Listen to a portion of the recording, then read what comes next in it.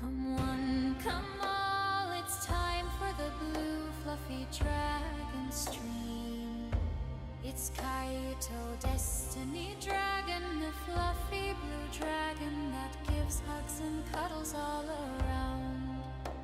Enjoy the chill vibes as he travels through the gaming world.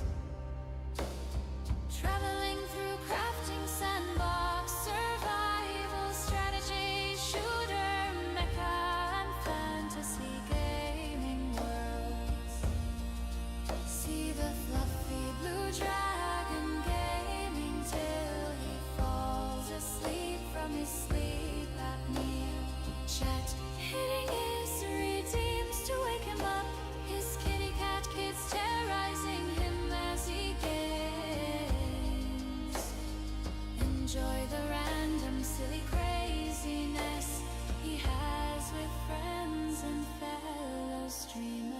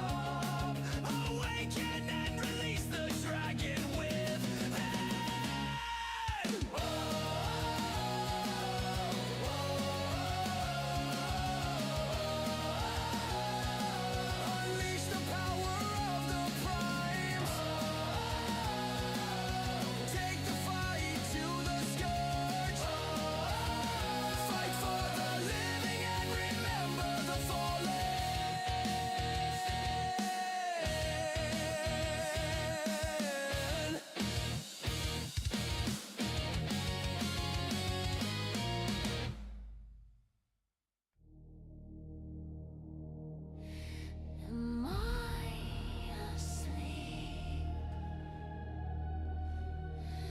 Is this a dream?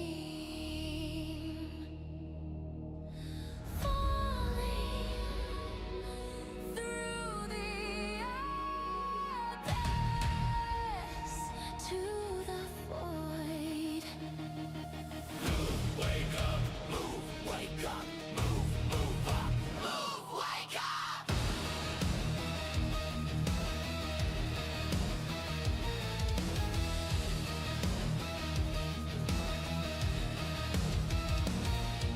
Awaken and release the dragon within. Unleash the power of the primes. Take the fight to the sky. Fight for the living. Remember the fallen. Never give up. Never surrender. Awaken, why ascends. Elemental dragon. Alrighty, stream's up. Well, for everyone who's just joining in, hello and welcome. My name is Kaito. I have my old friend Rek from one of my previous archives back in the Evolved coming in to play with me today. Say hi to chat, Rek. Hi, chat.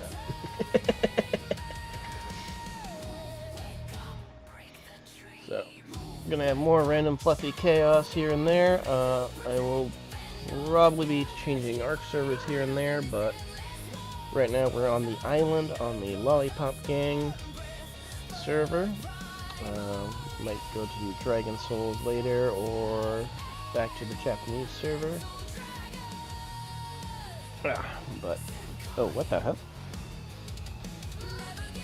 Oh, were you still messing with it? Oh, yeah. My bad. It's okay. I thought she was great.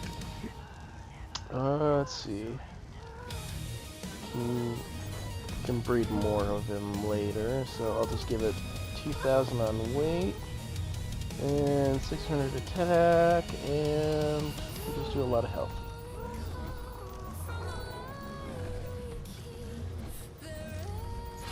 There you go. All set. Thanks, sir. And that is a no. Do the Carno as well. Ah, yes.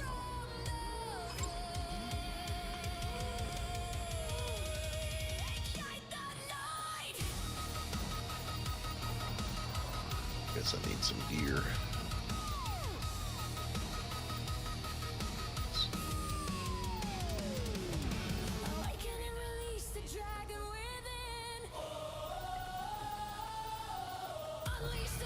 Well, there is movement speed here, because they allow it.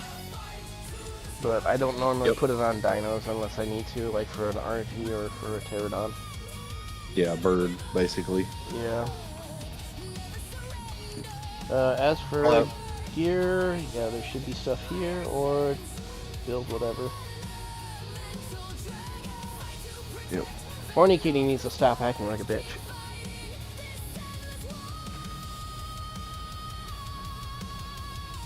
Yeah. The big area here, I normally use this as a breeding area.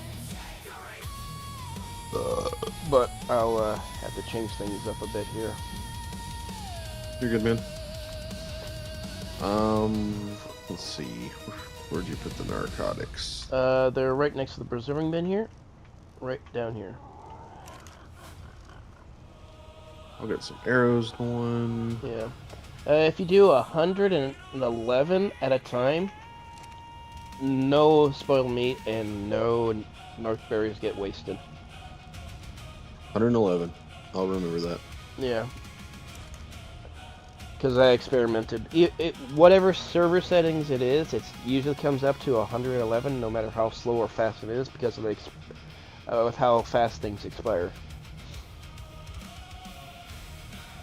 Alright. Carno needs to heal. Do dinos heal in these balls? Yeah. They should be. Alright, I'll take him with me. You should see numbers go up on them. And radar ducky, you're gonna get moved over here.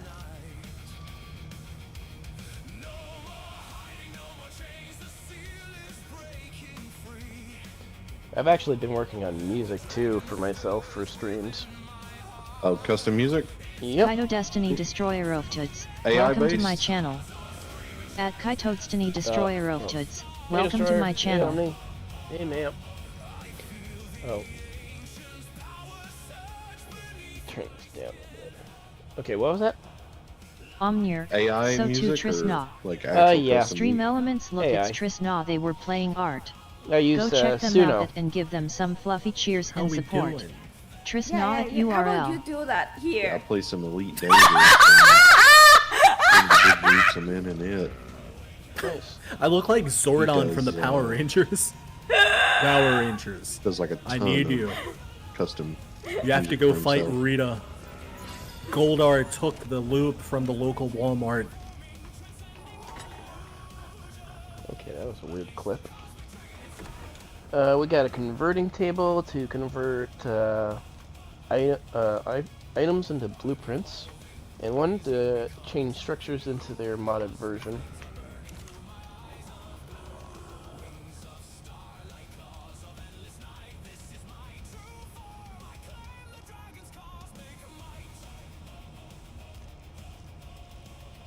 Let's see, we got a bunch of decor items it looks like in this one.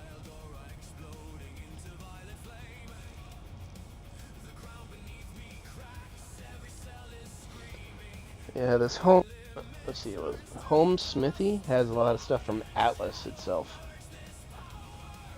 And other decor items from other game genres. Oh, god damn my nose. Oh.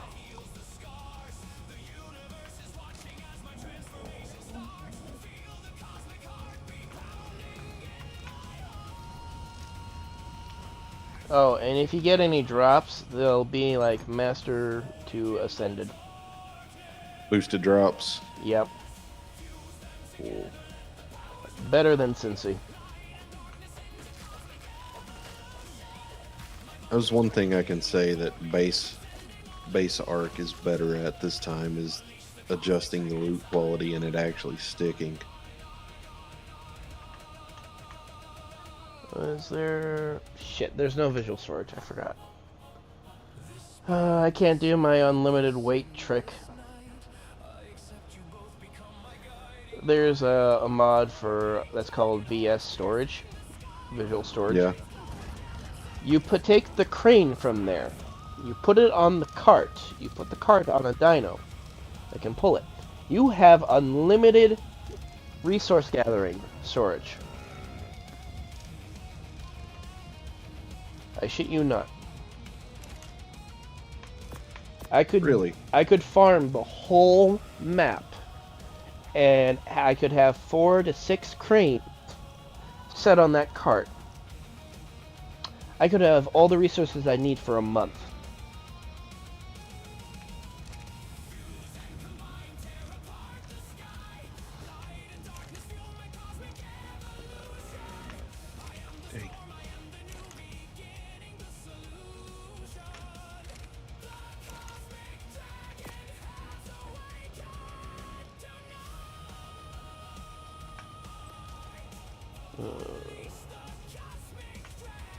Oh, are there any new metal gatherers? Currently, no. Enki and RG is still the best. Until you get to a Quetzal. Are you able to solo that?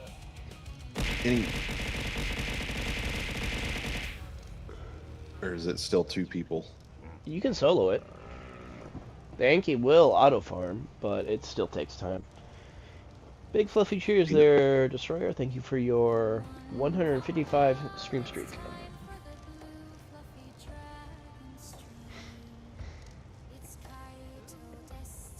But yeah, I normally just use an RG and Enki and just go with that. Get, like, if we can get, like, red RGs, best thing to do would be get one set up for nothing but weight and movement speed. Yeah, farm arch. Yeah. I'm headed to Irby right now. Okay. Go out there, get a good Anki. I'll drop resources in there.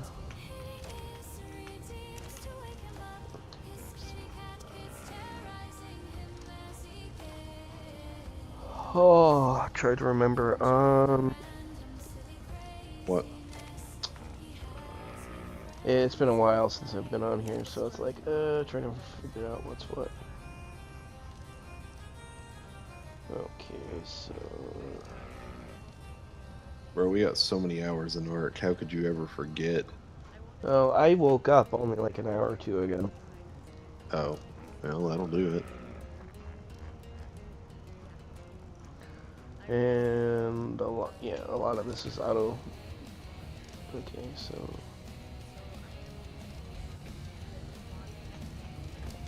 If you get an S variant one, it's usually better. Or get one of those named ones. Those dinos are the best to get to tame. So yeah, watch out for glowy stuff and things that have sparkles around them. What is glowy stuff? If they have glowy lights on them, like aberrant. Okay. But they are What not does that mean? aberrant. It means they're the special variant version. Is that good?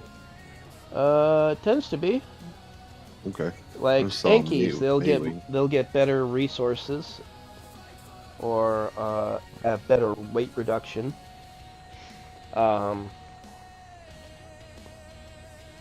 Let's see.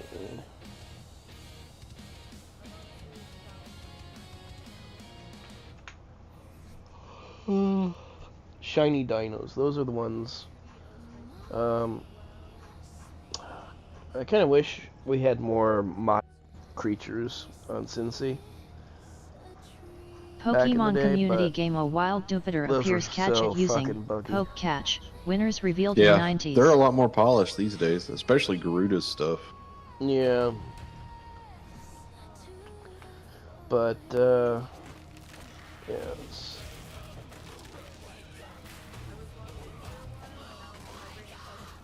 I mean, a lot of this stuff I could just farm by hand real quick to get stuff going here again. No surprise there, base on Irby Island. Yeah.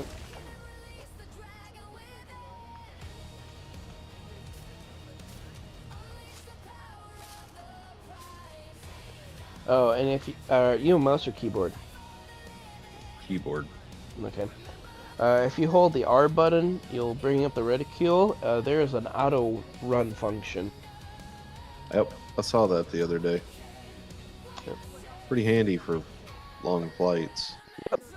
It feels great to go autopilot, and I can just pet my kitty for a while. Who decided to let me use him as a pillow for the back of my chair rest.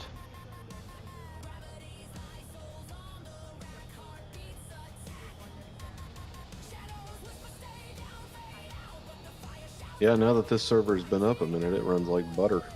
Yep. Pokemon community game Jupiter escaped. No one caught it. Somebody's sleepy. Oh no, I've only been up for like a few hours. I slept most of the day away because that stream was like a 25-hour stream. Oh wow, that's a long stream, dude. I used to stream longer. Did you? Yeah. Even back when playing with Strons and them, I'd be streaming, but when it came to a raid, I would never stream those. No, you can't stream a raid. Yeah. Unless you got a major delay to it. Yeah. Last time, when me, Bertha, and Star played together on a server, that Star phone, stupid kid decides to, hey, I'm gonna stream this. Okay. Your funeral. They're bitching and complaining. How the hell are they killing me in one shot? Oh, I don't know. I got a Fab sniper rifle that almost max damage. 2, I'm using Shadow Stake to kill you because it steadies my aim and my sight. And 3, I'm pot-shotting you with headshots when you're fucking naked. On your wyvern. Like, he's shooting me out of render edge. Yeah, I know how to aim. I am the best fucking sniper back in Cincy. Yeah, and Arc Systems, I mean, there's no bullet drop. Yeah. It's all laser. frame and leg. Mm-hmm. Oh, and the kids were bitching to the admin saying I was cheating. It's like, no. Shadow Stake. Sniper. I turn my gamma down or up, depending on what I need. That part I didn't tell them. Yeah, well, that's an old PvPer trick from ASE, man.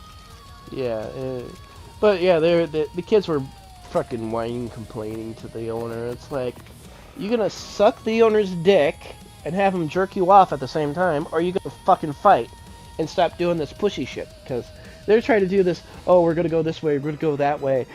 It's like, okay, I know how this plays. Okay, they're gonna come from this side. Get ready for them. Here they come, and shoot them down. Freaking taking turrets and rockets and blasting them.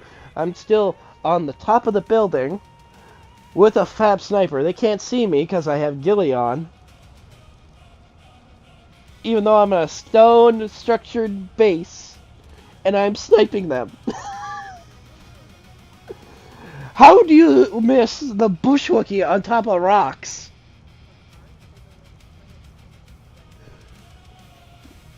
If I'm the definition of blind, they are blind.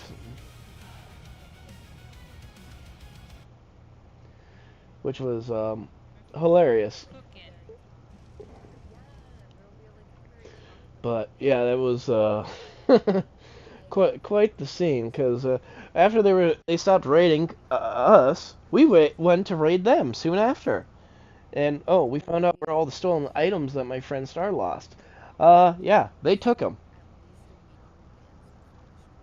Yeah.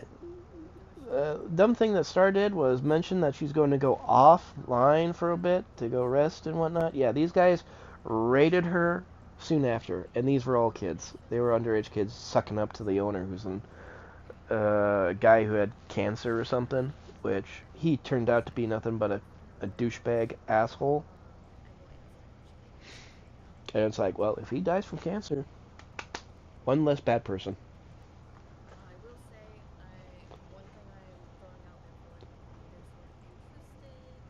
But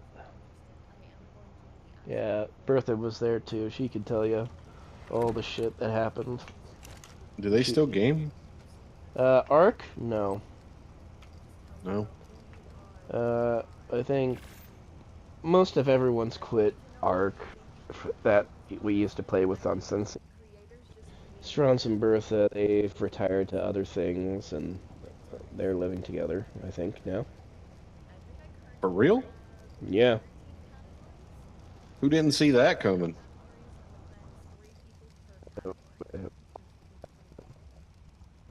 They were neighbors at one point, but then it's like, save money costs, so they'll live together. Uh, Are they together though? oh, yeah, they're together. I mean, Bertha went down to visit him once, and it's like, he was so protective of her, she was blushing. When Yeah. one of Strawn's relatives tried to hit on her. I mean, we could all see it, no matter how blunt or blind people are. It's like Oh, Strawn, Bertha, dude, or we coaxed it out of Bertha to get her to say something finally. yeah, I know, I remember that. It was when we were playing Atlas. Yeah, oh god, the time we played Atlas. Oh my god. When pigs fly. Okay, here's a clip. Pig fly. Oh. Oh, when pigs fly. Okay, Bertha, Strahd's kiss. Uh, they won't have kids though. Well, I can't blame them for that. Yeah, especially in this fucking how this world is nowadays. Yeah, no, no. I would love to have a kid of my own, but not with all the fucked up woke shit going on here.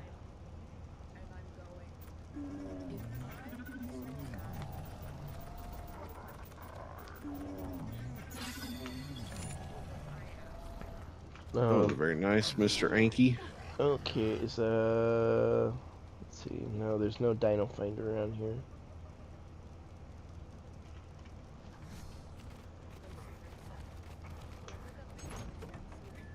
Uh,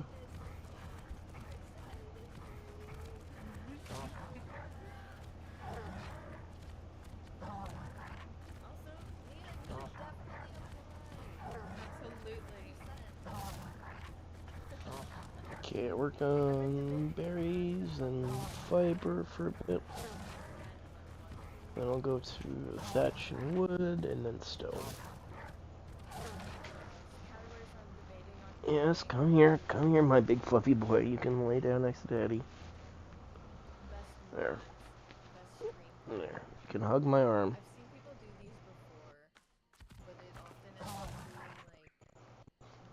Yeah.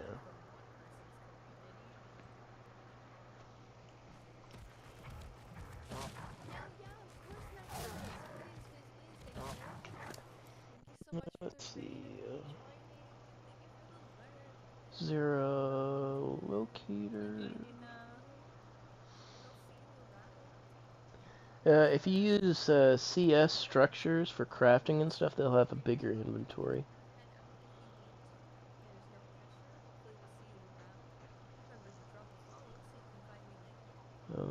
Anky down. GG, GG. When do your friends think they'll join? Not till tomorrow at the earliest. Okay. They both work, so. I'll give you adminship. Yeah, you know I ain't gonna mess with anything. Yeah. So you can invite them. That's what we didn't do last time, so that's why we have an extra body in the base. Yeah, if that guy gets on, do you want me to add him? Yeah, but he messaged me a week or two ago saying he probably won't be able to get on as much because his mother's being an asshole. It's like, well, can you do this? Can you do that? I was like, do it your fucking self. Let him rest.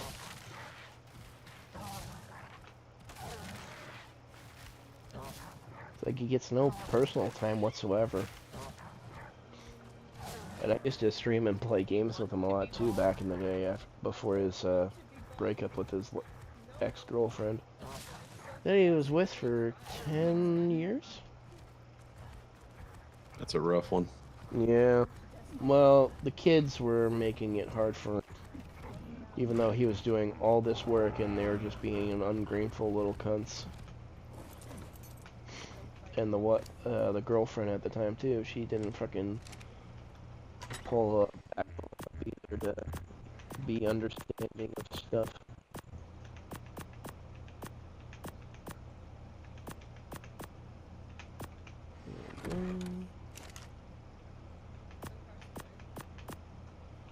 That should be a good amount of fiber for now.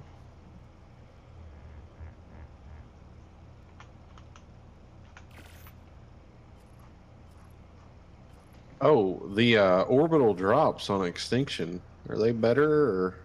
No, those are really good. I mean, everything on here is boosted, so it's, in a nutshell, 5 times probably better than Cincy. I mean, I got a ascended bow that is that I use for train king stuff, and it's 703.8% damage. Oh, that's really good. Yeah, I mean, I should have gave that to you to knock out the Anki. I mean, I even have a club here that's 270.5. And I got these just from one fucking drop.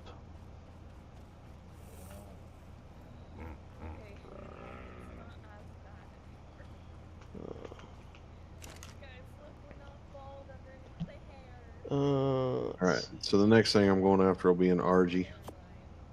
Yeah. I'll get the Lystro out so that can level boost everything.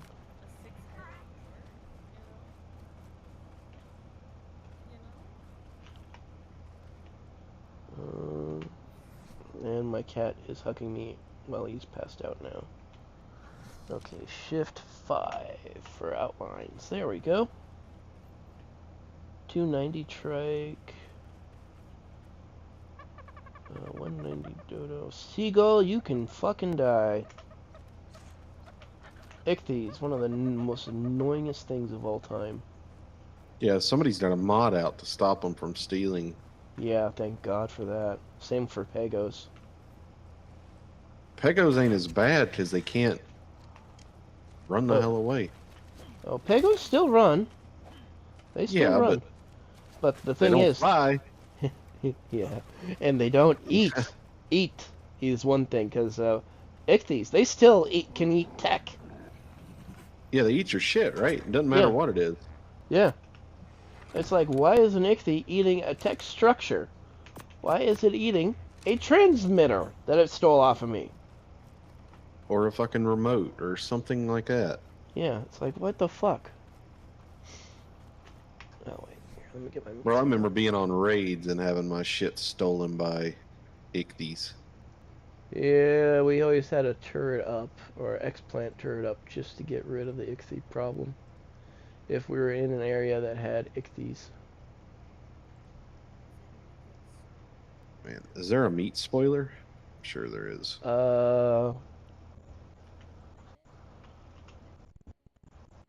Let me see. Maybe not. No, not for this one. This is the, we got RR, so...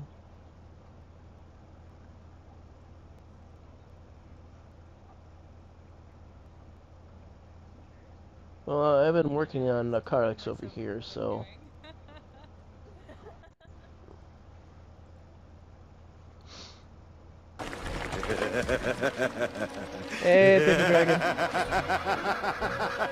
Pokemon community game or Wildkins appears catch it using Poke Catch. Winners revealed in 90s. See, shiny dino tracker to find the rare dinos. Paper Dragon, Poke Catch Ultra Ball. Kaito Destiny Paper Dragon. Electronics. Paper Dragon, welcome to my channel. At Kaito Destiny Paper Dragon, welcome to my channel. Yeah, we got cyber structures on here, so... Yeah. My cat is literally hugging my arm really tight. What is with you, buddy? Oh, the friend that I have that's part of the group right now, he got killed by Hesperornis. He got killed by a duck. A little quacker. A ducky duck. Would I consider that a duck? Hesperornis? Yeah, that is a duck. I'm looking at one right now.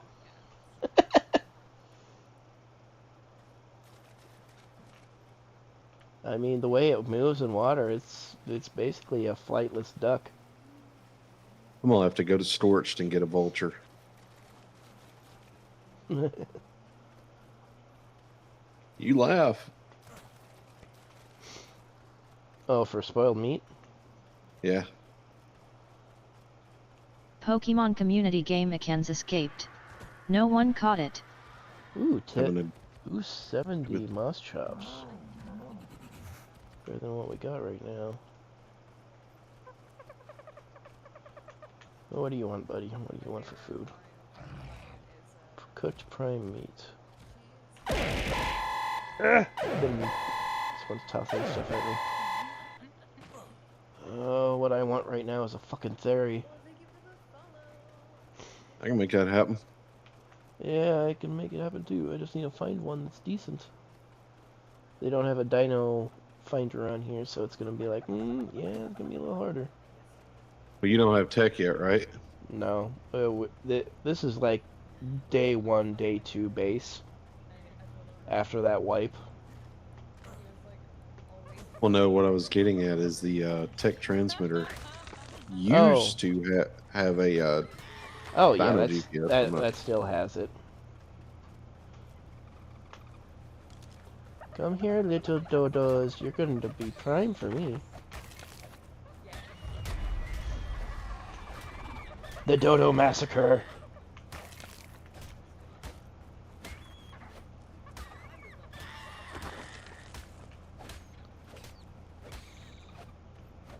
Ooh, taming is rough on here. Paper Dragon, is this the new Friends map? No, this is not the Japanese map. This is a Lollipop server. My friend Rex wanted a server to be recommended to him, and it's like, well, there's this cluster, Stream Elements, or feel there's free to the come in and join the Death fun Valley for one, crazy and adventures you pick through this the one. worlds. URL.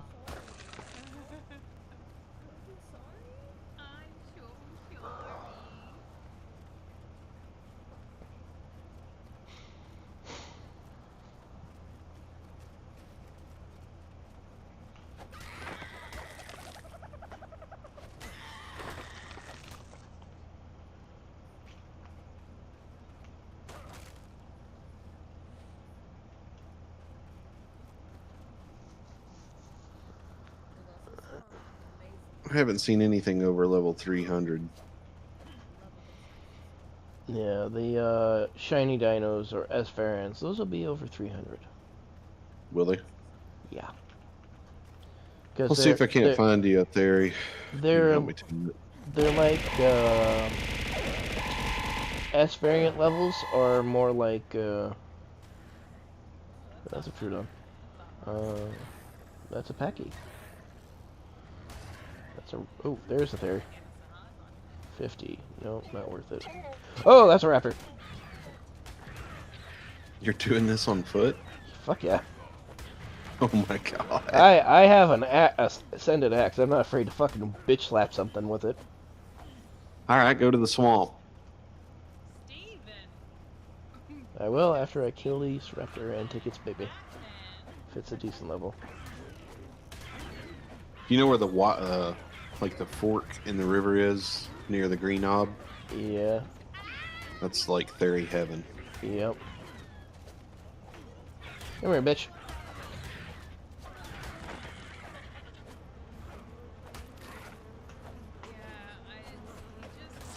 Pike. There we go. We got the shitting problem solved. For the most part. No. Come here.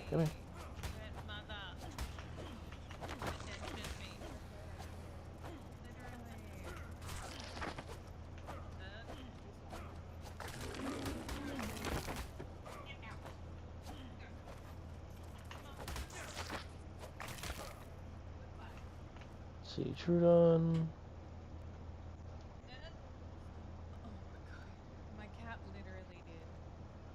Says, feed it your tames at night. Fuck no.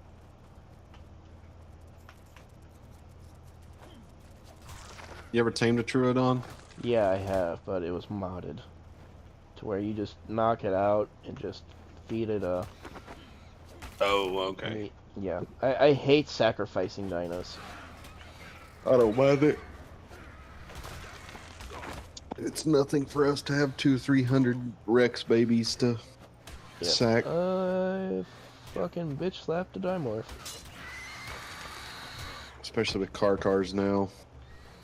Yeah. Yep, babies. Get the Diplos.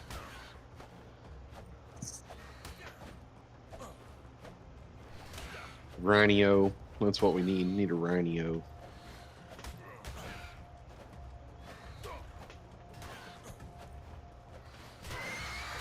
That's right, you bitey little bitch. Stay dead. Yeah, that's a little 50. I want better. Oh, he's twitching in his sleep on my lap.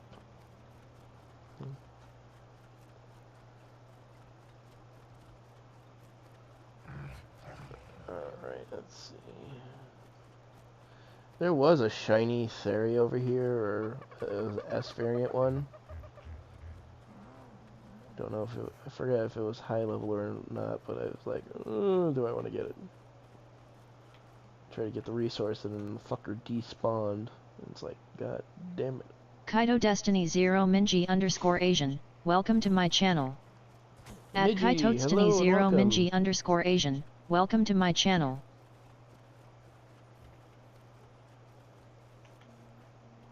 The flying fuck?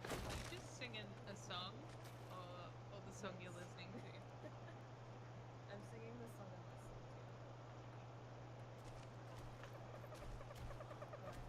to. I was just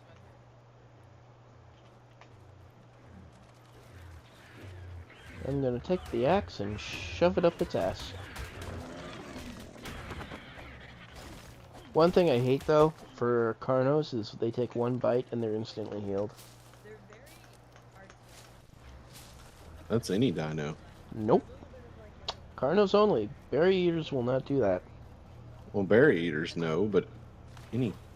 Any meat Oh, eater. you're saying, yeah. Fairies is the exception to that rule.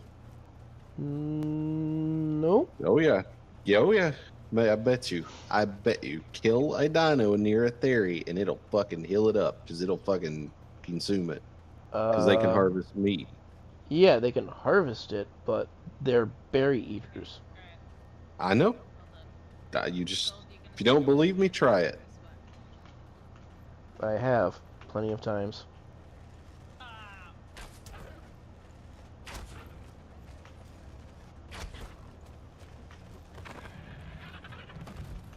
We're gonna have a squad of raptors.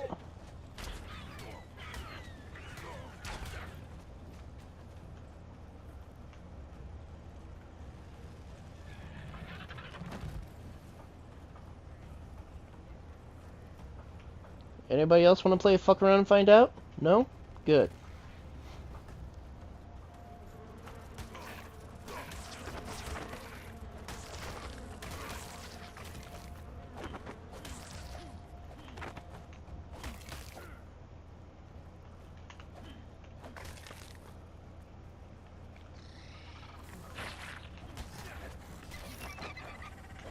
Fucking fucking spitter bitch.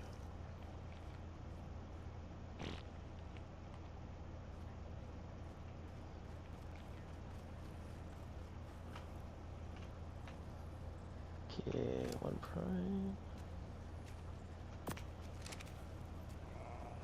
Oh, this one they have babies. Why is it not working the other way? I don't understand.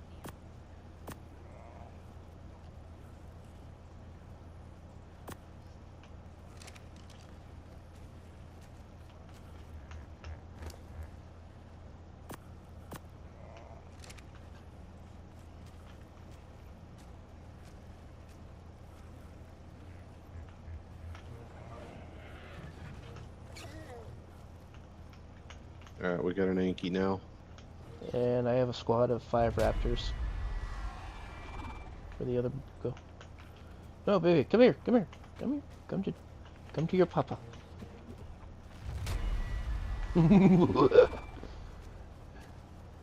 The assassin squad has arrived. I love it. I can just kill a baby dino and I can get all the freaking prime meat I need.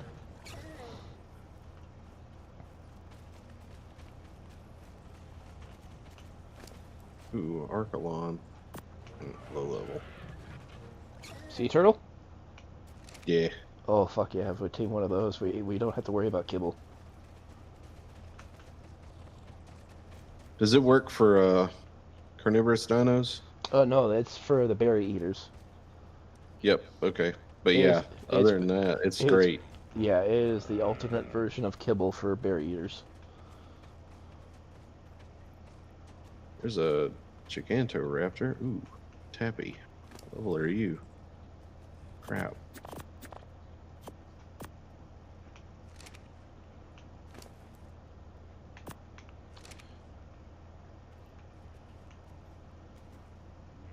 I do not know if the babies will grow in a cryopod.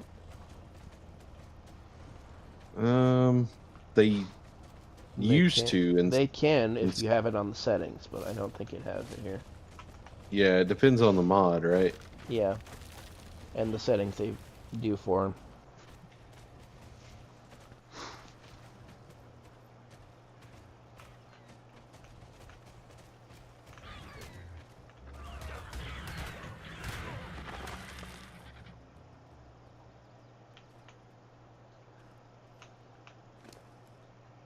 Ooh, got a treasure map. Is it a treasure map? Yep. Is that a thing? Thing they added on Scorched Earth for the Bob's Tall Tales. Yeah. Yeah, you can get a shovel and go treasure hunting now. Budgie Argentavis. Oh, that's a special one. Yeah. I think it's perfect. because What are these jackalope things? just sit and then Oh, that's a new dino that's been added. going at the same time. They can make a little burrow base, and they Cash can High air Kaito hike. 3. Oh, can they? Yep. They're like tech bunkers. They make a little portable underground base. Hey, Kaz. Welcome on, Kick. Hope you're doing well. Come on, kids. Come on. Everyone inside. Come on.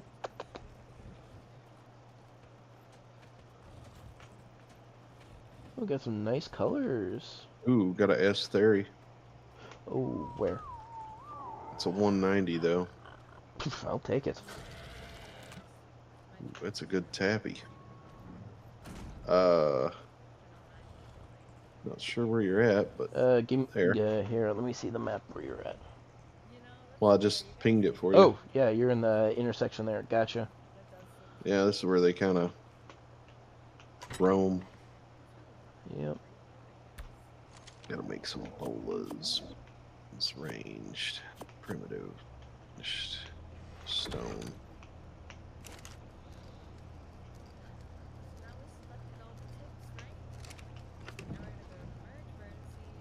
Okay, I'll leave the prime and the red flowers here. Pair my pants.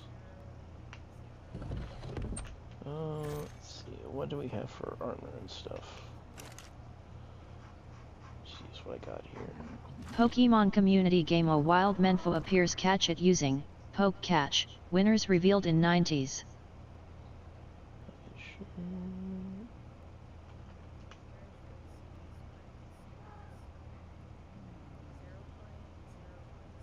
Take it easy, kitty cats.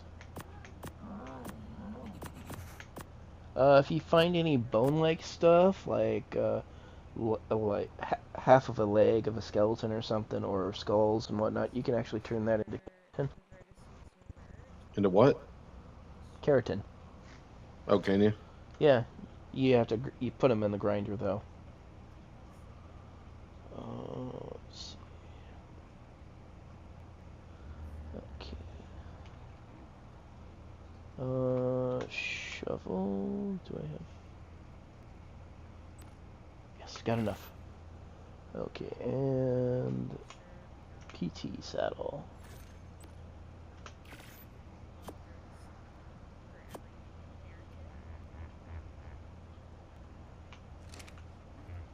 I do miss playing with everyone else, but after everyone went their own ways, it's just like, shit happens.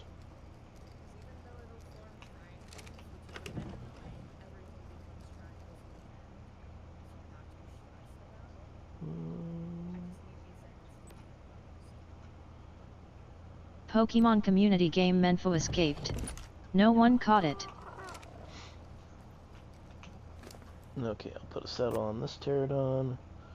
Oh shit.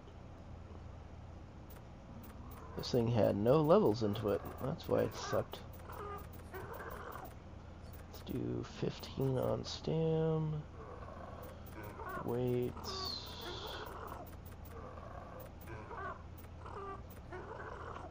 500 for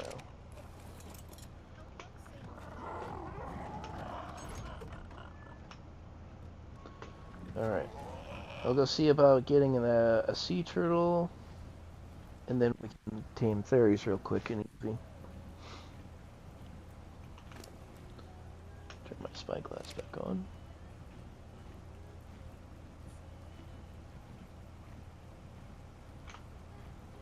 So control F5. Oh.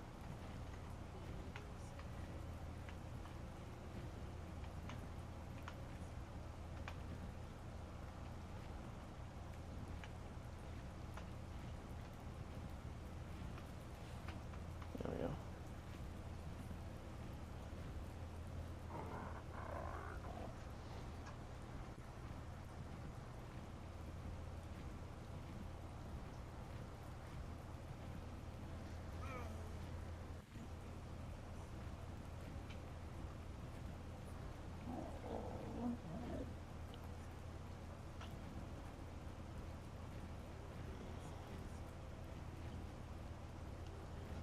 Some people's bases may be destructible, but I wouldn't really destroy someone's base.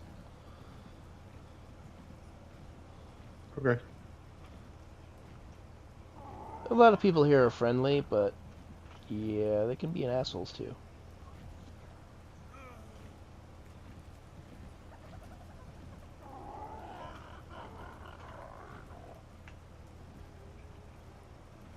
Okay, shift F5. There we go.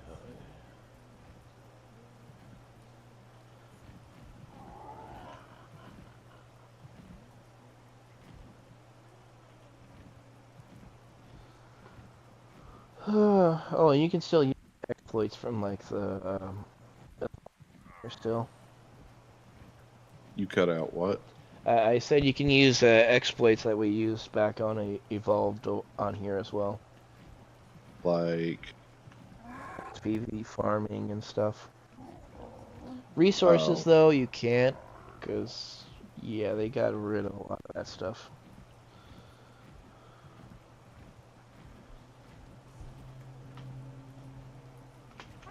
Let's see what we got here. We got wood structures, magnifying glass, and a hide shirt.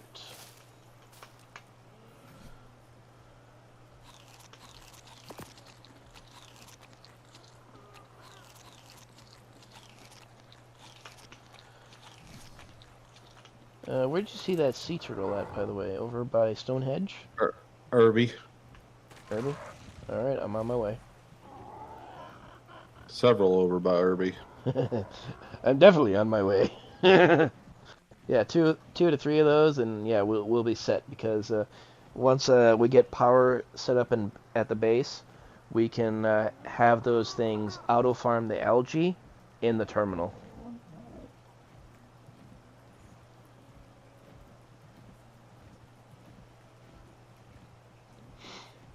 And if we get an Oviraptor and put it in the terminal, we can also get eggs. Oh, you can get an egg boost? Yeah, and they'll farm the eggs in the terminal.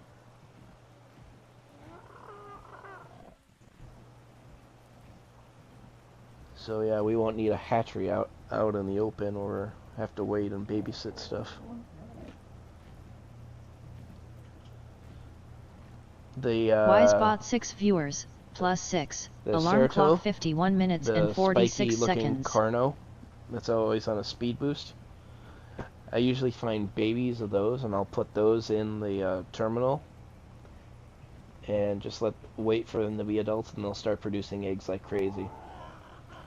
Just need one male and like 2 or 3 females,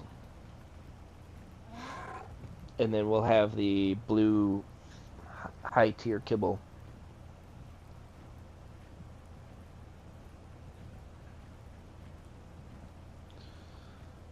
That is a megalodon.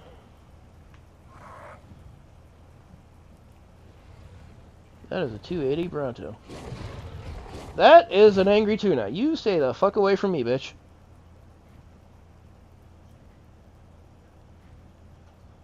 Ooh. S. Anki.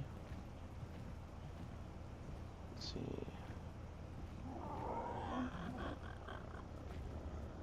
Alright, 290 Anki. 280? Holy shit. What was the level of Anki you tamed? 300. 300? Okay. Another 290. Damn. They must have had a nice dino wipe. No, you're doing great, Gold. Alright. Let's see, where are the jellyfishies? Everywhere.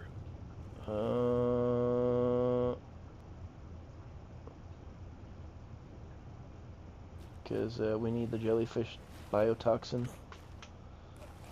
Yeah, I believe they're a passive team. Yep. Just gotta kill the jellyfish, take their toxin, and shove it in their mouth.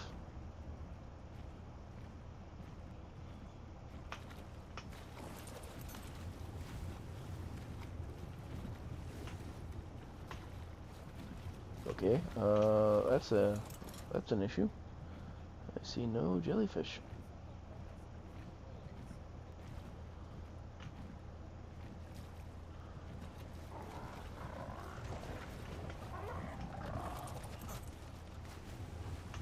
Oh, that's angry tuna right on shore.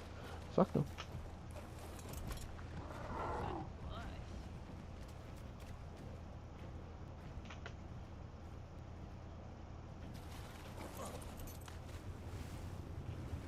I might have stuff to handle a angry tuna, not a fucking fish squad of 5.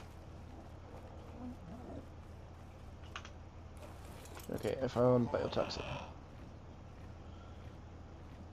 Ooh. Higher the level, higher the outcome. Ooh.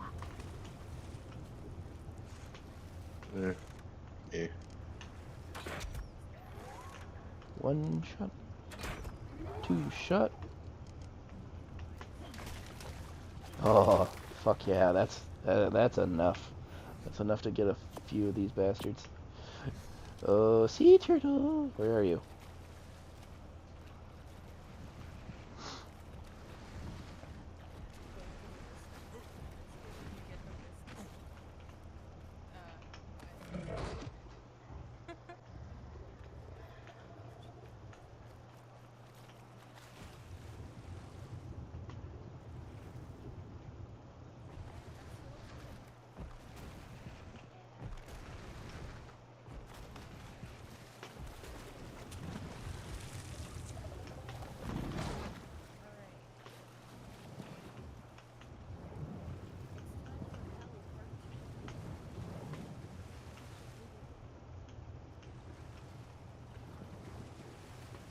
Why can't you just stay on shore, damn it?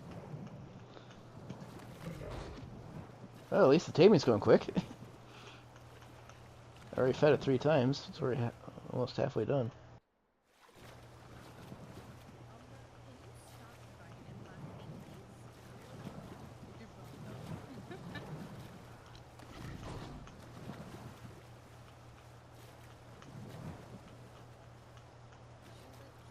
There's a car.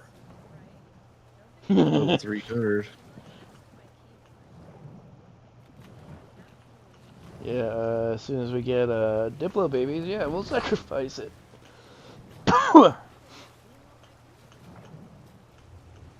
Rex babies work too. Oh yeah, but Diplos give off more health. Whatever has more health will tame it quicker.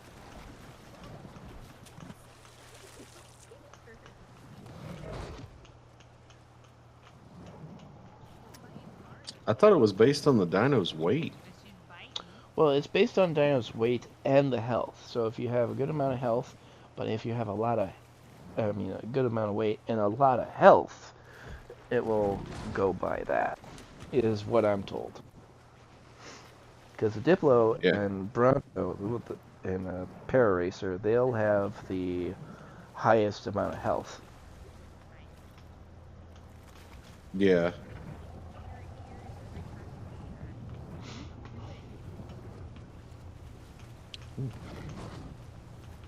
Okay. Almost done, almost done.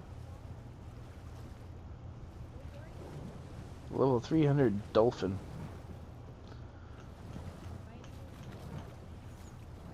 Ooh, that's low. 120 S variant. Okay, one more feed and this turtle's done.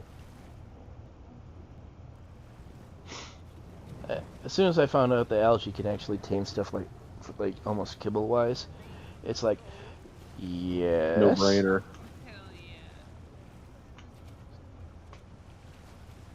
And once they start putting the frickin' jellyfish closer to shore now, it's like, okay, this made it so much easier. I don't have to go deep sea diving now.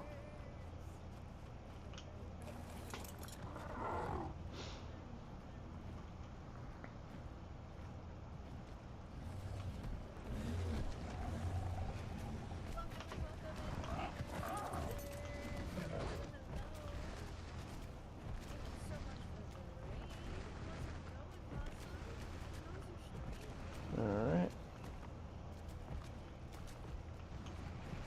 I am stuck inside the turtle's flipper.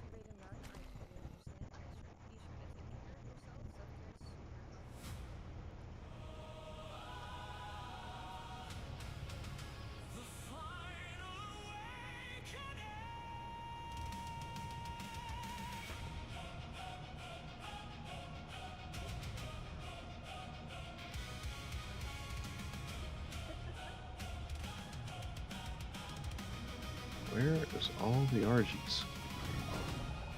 RGs will be... I know where they're at, man. But yeah, there's none on this peak. that's weird. One level 100. Yeah, take what we can get for now. I ain't taming that garbage. I've passed up 280s and stuff like that. Oh. Yeah, and I guess with 300 being max wild for basic dinos, yeah.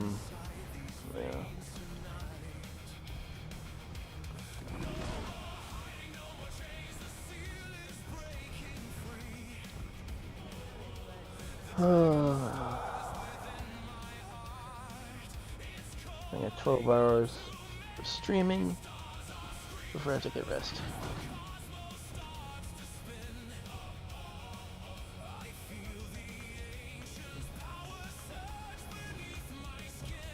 Pokemon community game a wild Kecleon appears, catch it using Poke Catch, winners revealed in 90s.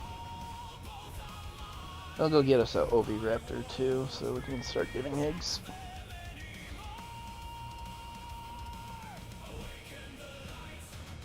Because Kibble will be the best thing for those shiny dinos and S variants that are max level. and that go above max level, like a wyvern.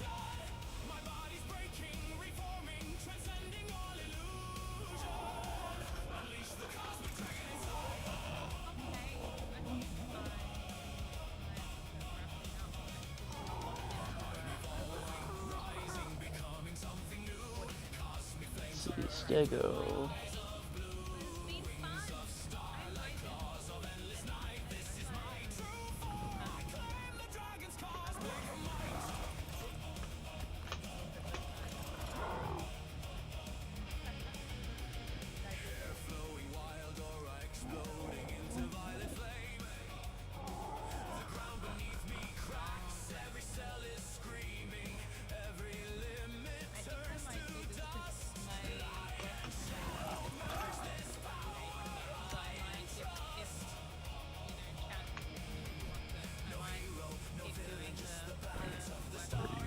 Pokemon community game Keklian escaped.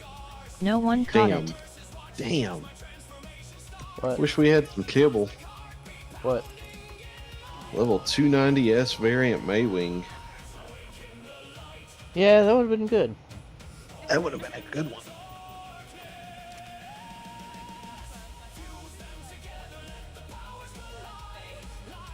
$270 Pelagornis. That'd be good for Polly. Good for Polly.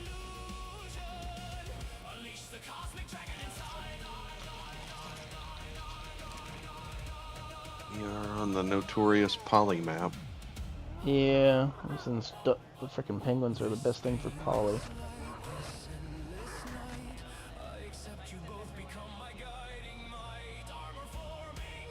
Yeah, it's pretty much the only limiting resource. Yeah. On the island. How'd that go? Next drop I find, I'll have to check on what other maps, because I can tell you the best areas. Oh, hello.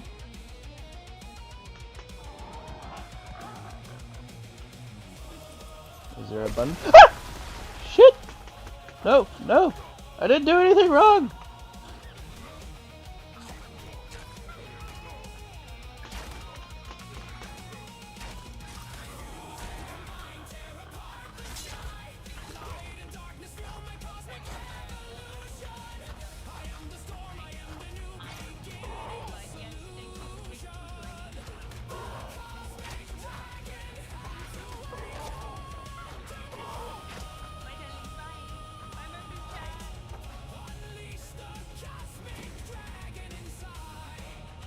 Fucking jackalope came out of nowhere. Oh wait, just wanted to check out its hole. Now it ran away. I don't know where the fuck it went to.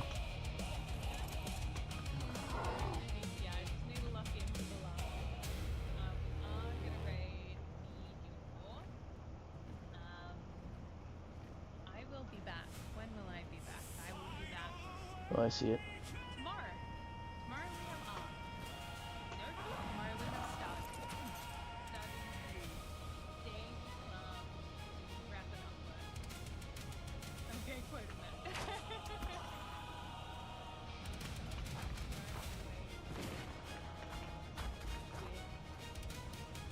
The Scuffy and Blue. There is a... No, what is that? Oh, it's a Fenrir.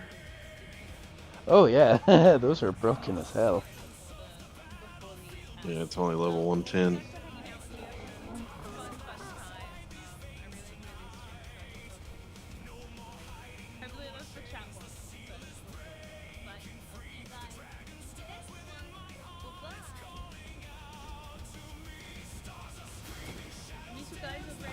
Another Karkar?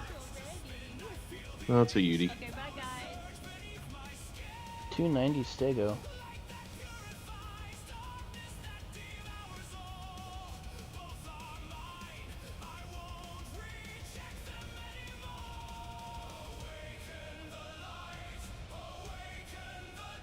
Ooh, 61 stamina is pretty good.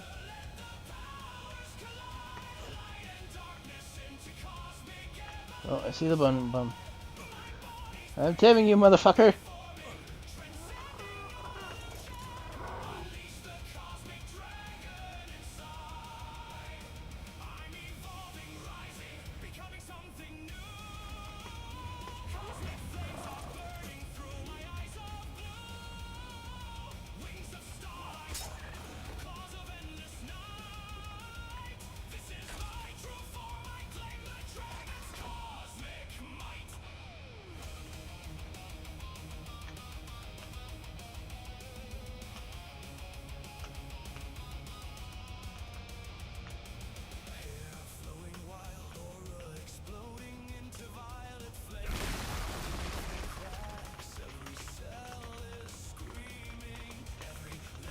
Oh, and it has a baby.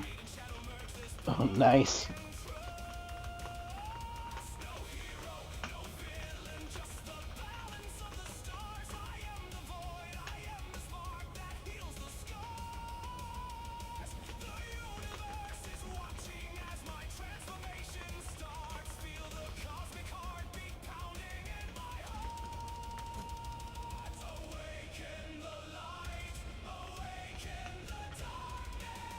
Okay, I'm gonna have to check on how to tame a fucking rabbit.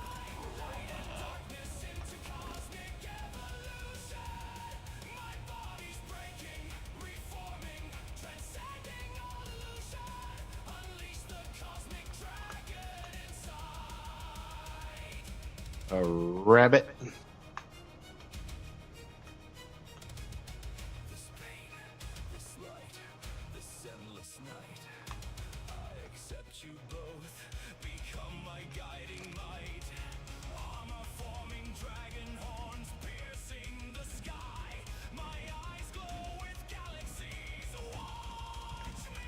Brodo.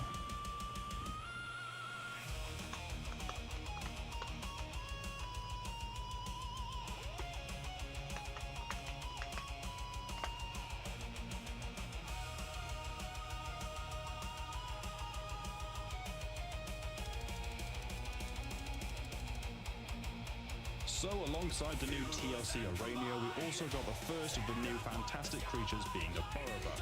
So today I'll show you how to tame it and what it does. First of all, you want to make sure you get the fantastic Tame Season 1 pass, as you won't be able to tame it otherwise. They can spawn on the following maps, most often in fields, forest and some redwoods, so keep your eyes peeled. There it is. The passive tame, so make sure you have a full ghillie suit, as they're really sensitive to how close you get.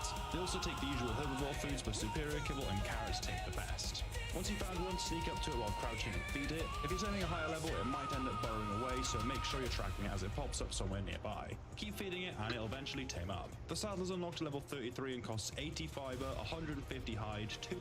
Oh, you have to sneak up on it. So...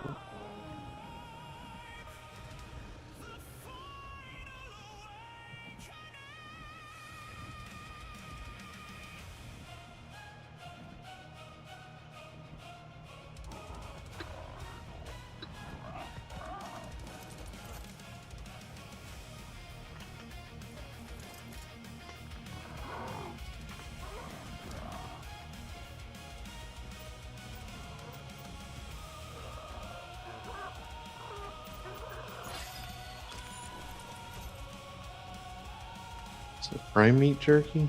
No, it's cooked meat jerky. Damn it. No, you can make a campfire right by you.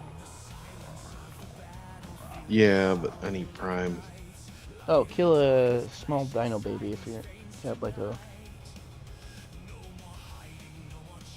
There's prime meat in the preserving chest. I ain't flying all the way back there. Oh. Let me see. Are you like... It says you're at base. I am definitely not at base.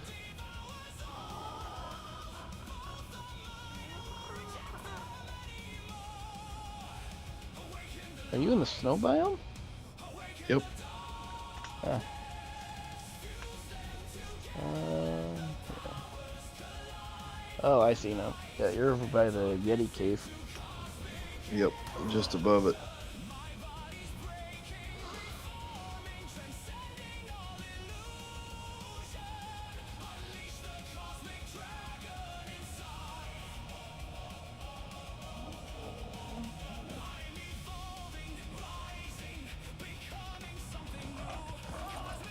level is that? 40.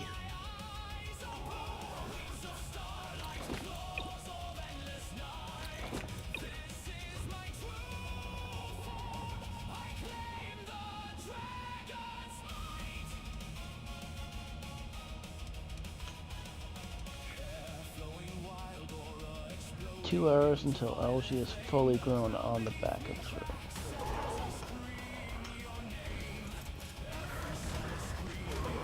Work.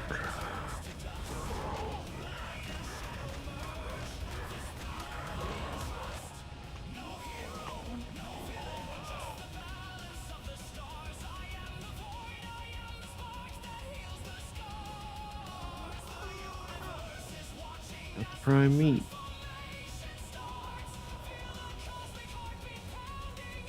This thing rolled crazy stamina.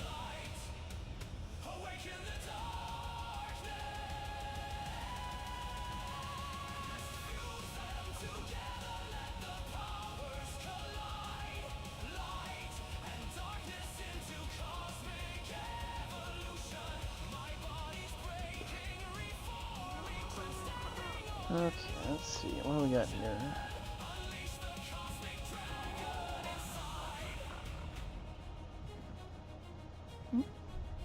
Well, if I get a Bronto, that would solve our berry problem. Theory would too. Yeah.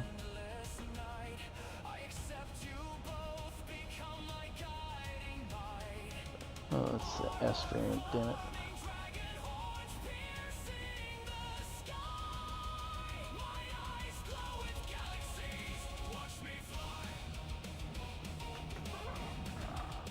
Sorry, little Bun Bun. I thought I could knock you out and tame you. Okay, Argy's tamed. nice. And it had a baby, so I'm gonna claim it too. Yep. As long as it stays on ground, I know those little fuckers like to fly away. Yeah, it literally just landed beside me. Shiny hefty Kraken is gone.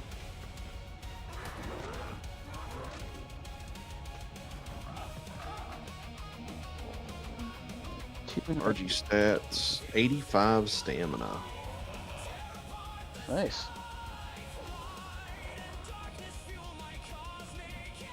Alright, that's the RG done.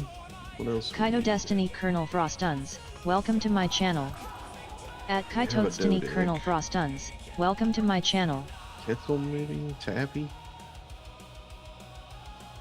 Yeah, I think a Rhinio's better than a Quetzal. All day long. Yeah, I'll take these home and get a generator up.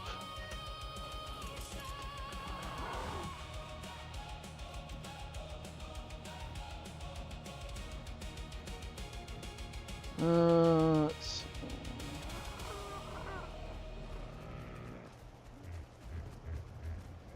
Yeah, 290 Yankee is apparent.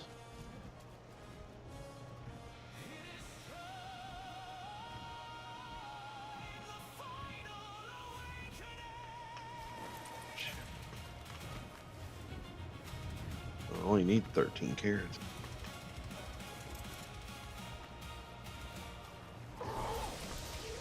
What the fuck?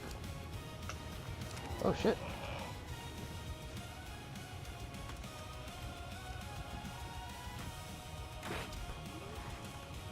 Oh, we're gonna have a little bit more biotoxin.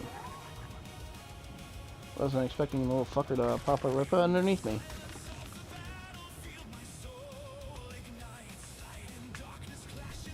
C prime.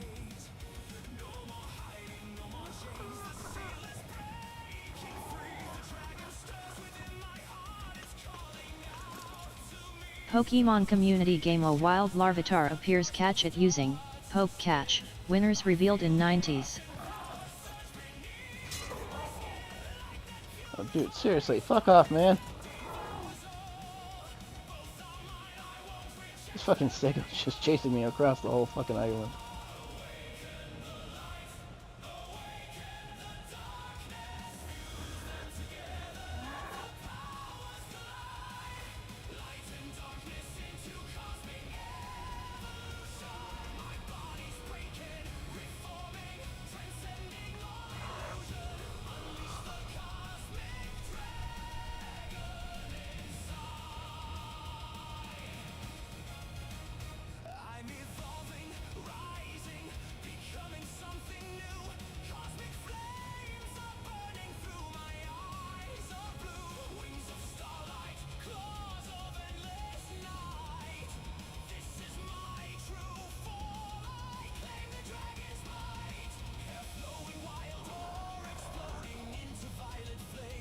Wait, what?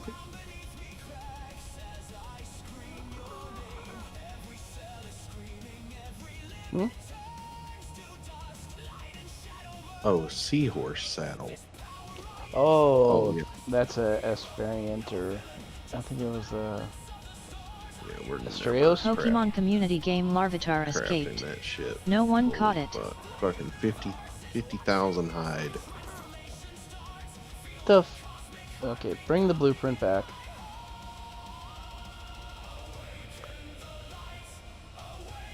But yeah, that sounds really stupid.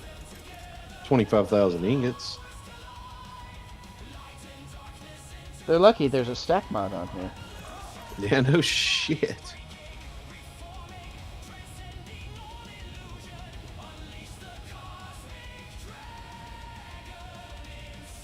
$290 shark.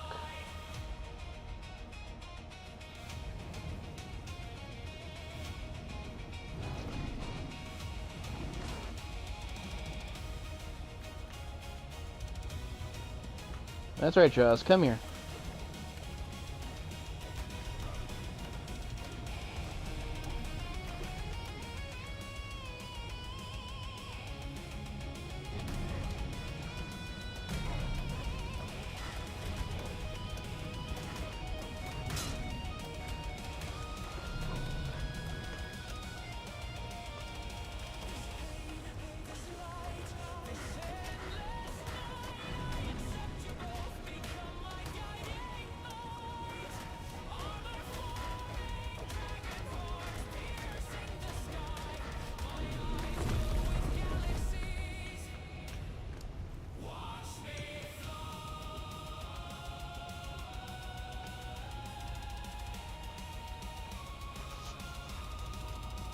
There's a Giga. Oh, 290. Does it look like a regular Giga? Yeah.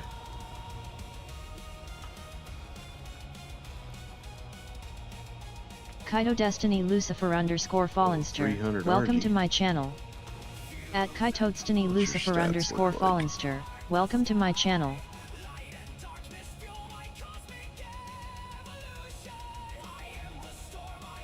No. Damn it. Good God, Sego, piss off!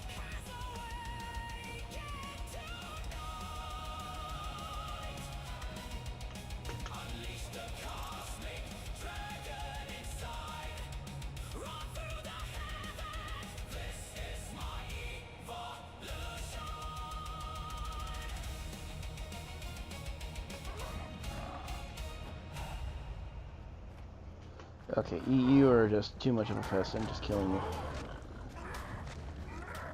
We got 190 now? Come on, come on. Come over here, bitches. Come say hi to the angry tuna.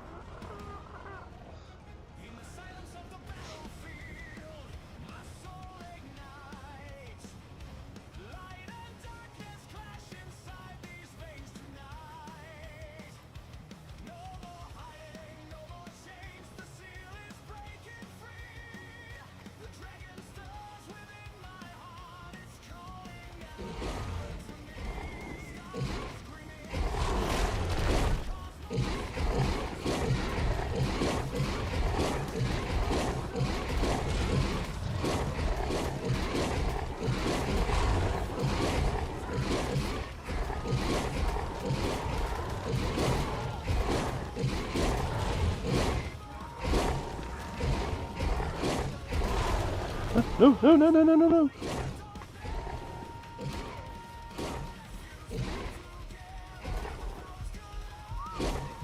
I'm dead.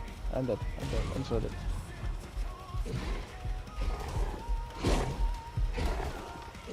I died. Fuck you, angry tuna. 280 theory. Nice.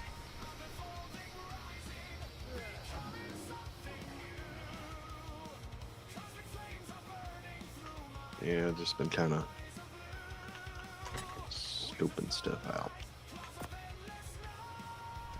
Alright, you gonna move there, buddy? Go ahead and move. Move.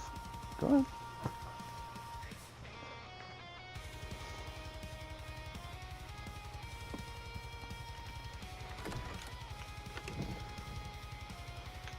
The RG set. Well.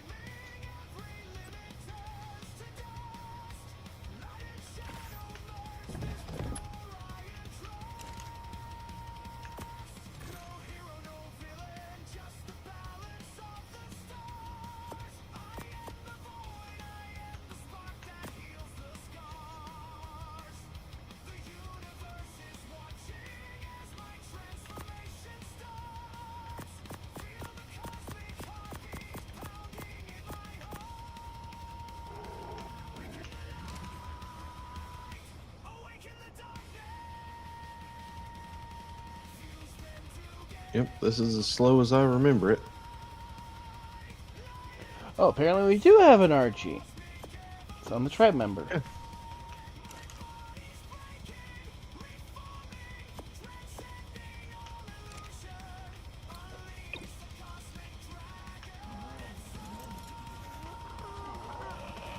Oh. I forgot about the cuddle.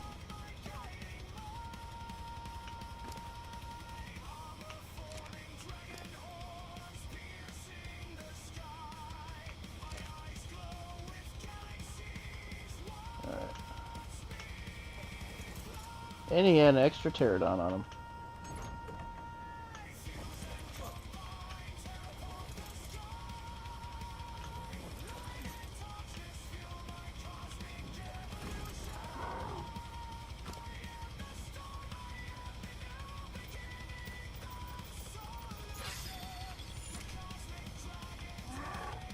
Now hopefully that other pterodon did not die either. Fucking angry tuna.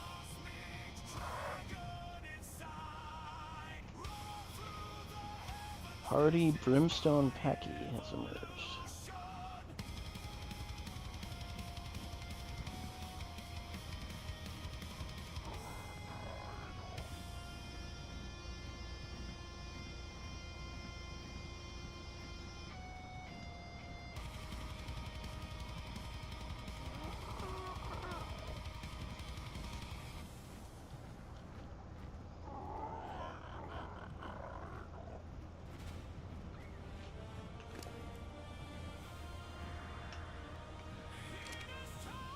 And apparently the treasure map I had is for the Herbivore Island.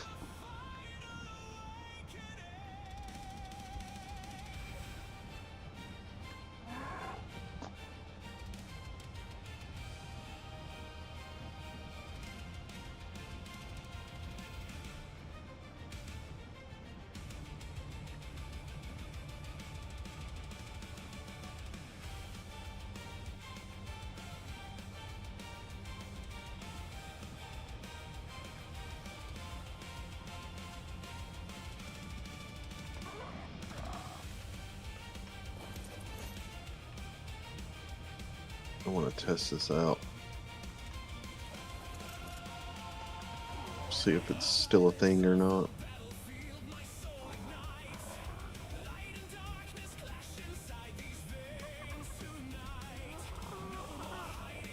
What? It's the Yankee farm. Oh yeah, it will. You leave it on neutral and just let the Yankee swing while it's being carried by the Archie.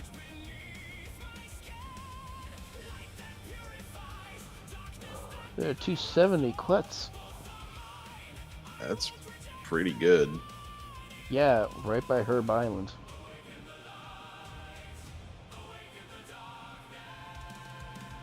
Can't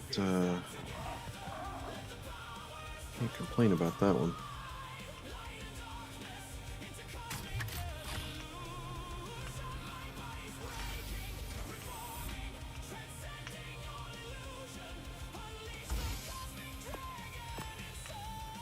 Extended Circle Saddle, Mastercraft Pike, Pelt. Well, it's not bad.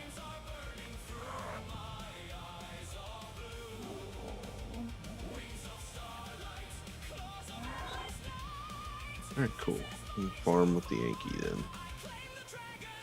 But he'll only farm till his inventory gets full, I guess. Yeah, leave the metal in the Yankee, take the stone and flint out, and put it in the RG. It has a better weight reduction for the stone and flint.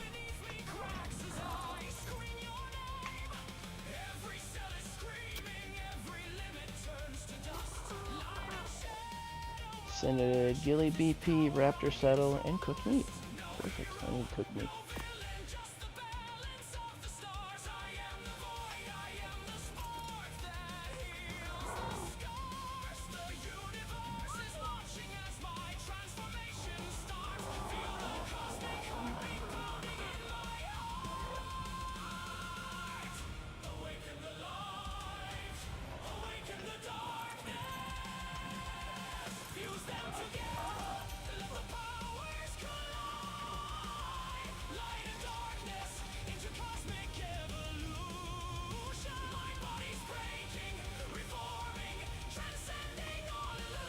Okay, do one brave sweeten and do stupid thing at the same time.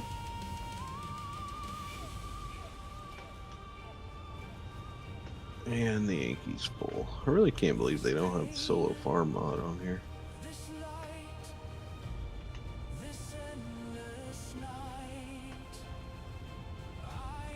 Do we want to make this a weight Yankee so it's soloable, or do we want to just go all melee? Well, if we can probably breed them out. I mean, there are like a few other Yankees over here that are in 290, and one has a baby. This one is a male. These are female.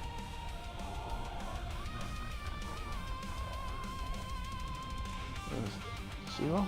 Is that over here still? Yes, got it. You have tame gear on you? Taming stuff? Mm-hmm. Yes.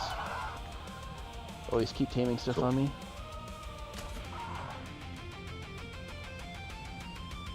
Come on, Yankee. Do your thing.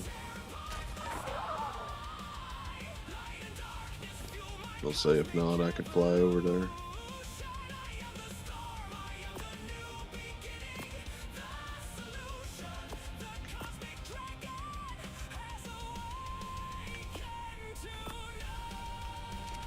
Well, I just took out a Pelagornis 270, so that should wake up soon.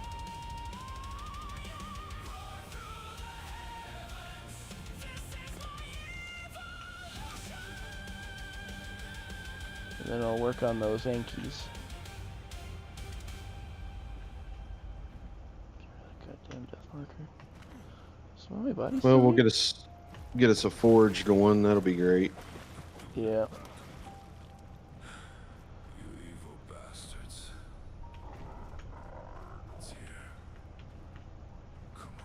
I'll take this one back to base. Pokemon Community Game A Wild Timber appears. Catch it using drop off this metal Poke that Catch. I've farmed Winners and revealed come in back over there 90s. with you, and then we'll farm all the metal around Irby. Yeah.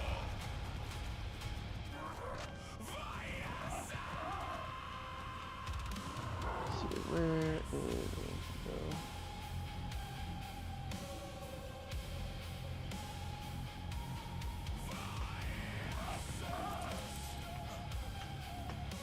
Okay, how is the button? Good, and that bunny's gonna be out for a while.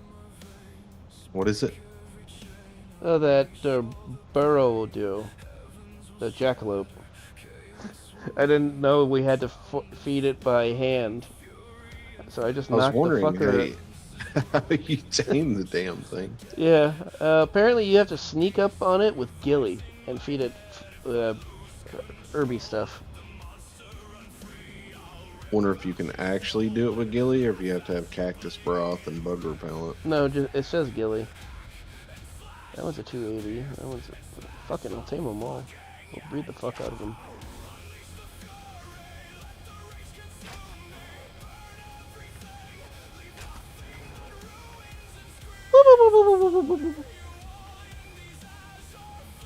Pokemon Alright, community Zoidberg, game calm Timber down. escaped.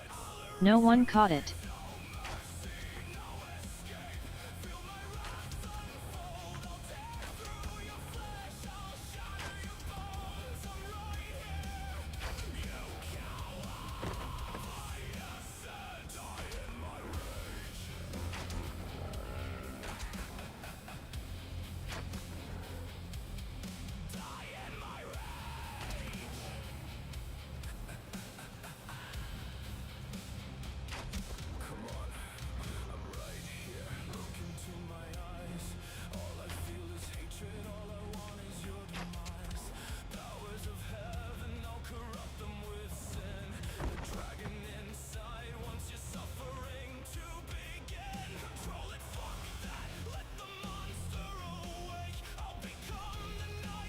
Why aren't you attacking, buddy?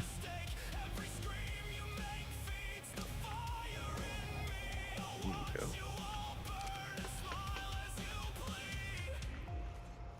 go. Okay, this is stupid. You take out a dino and then just having it fucking squishy is ridiculous.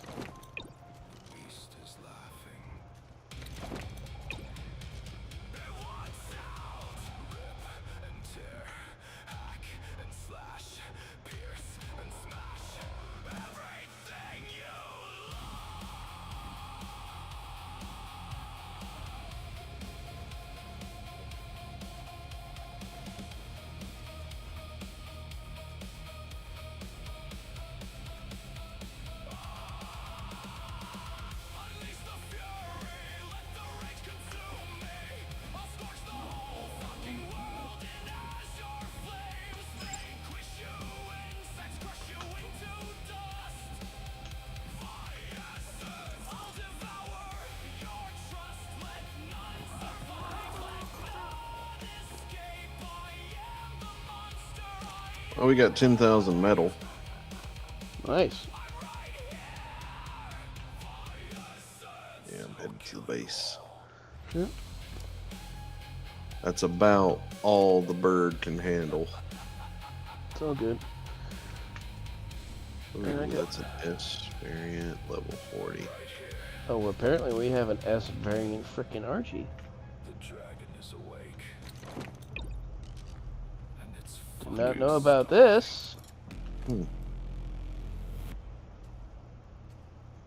Okay, this was tamed poorly, and the... Oh, this was Mendez's feeder.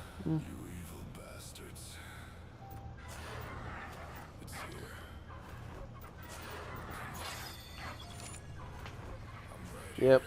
It's got 200 speed. Oh my god. Fuck.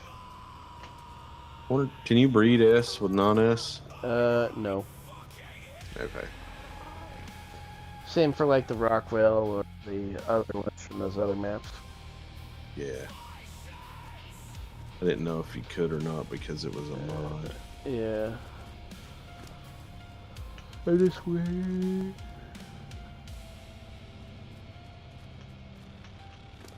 Now, the sea turtles, was it food or health that it produces more? I have no idea. They had just came out whenever I quit playing.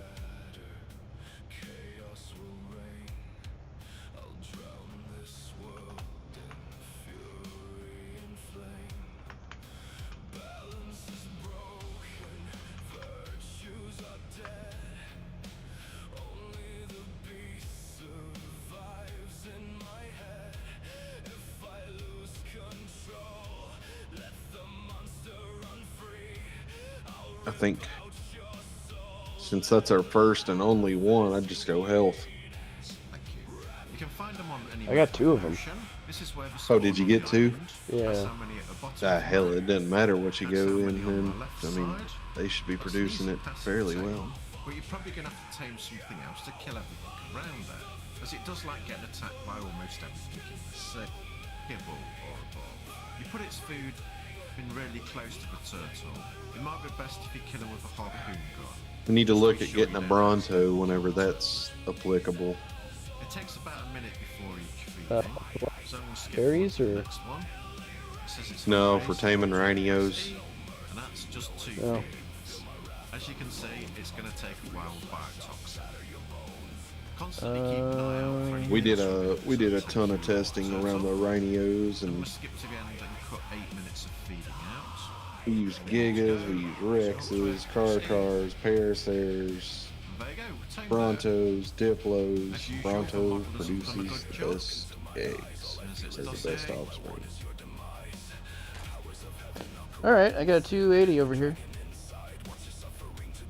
What's Now its we need to health? put its saddle on. You can make it have a smooth feed at level 26.1K. fairly cheap. It only needs No, 600 how many fibre, points? 200 metal ingots, Oh, 850 hide, 53. 250 wood. That's pretty solid. Probably gonna need help down in that, aren't you? You've got left mouse button to bite, which is its only maybe. attack, but it's got good defense. If I can get a Rotation. decent hit. Press C to descend really quickly, and space to go up, and it can turn on the spot, so it's very maneuverable. Okay, seriously, You can also that should have press hit. shift to give it a boost in speed. Well, I wouldn't You said say you got a it's good super bow, right? fast. Yeah, ascended bow that does 703. As you'd expect, it's quicker in the water than it is on land. Just get to the beach. Like all turtles, they slowly flap around.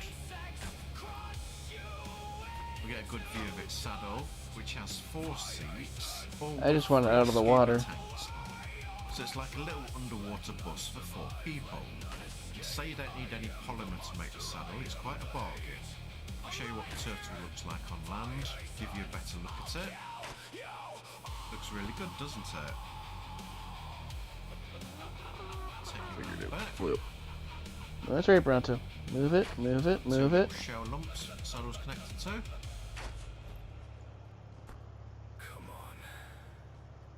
Let's get back into it and go into the ocean.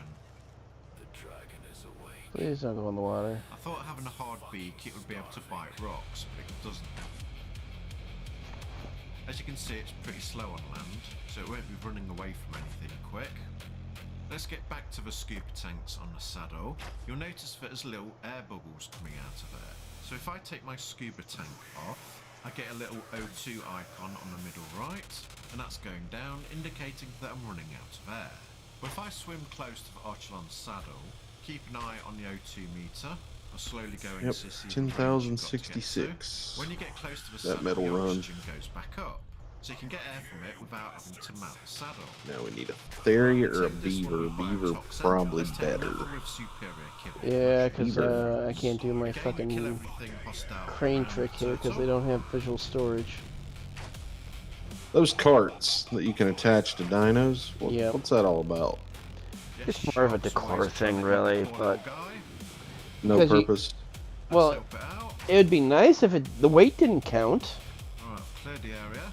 If the weight didn't count, then yeah, that'd be Change its perfect. Food to superior kibble. You could carry it whatever you want. You could have a portable base if you wanted Press to, E but feed it.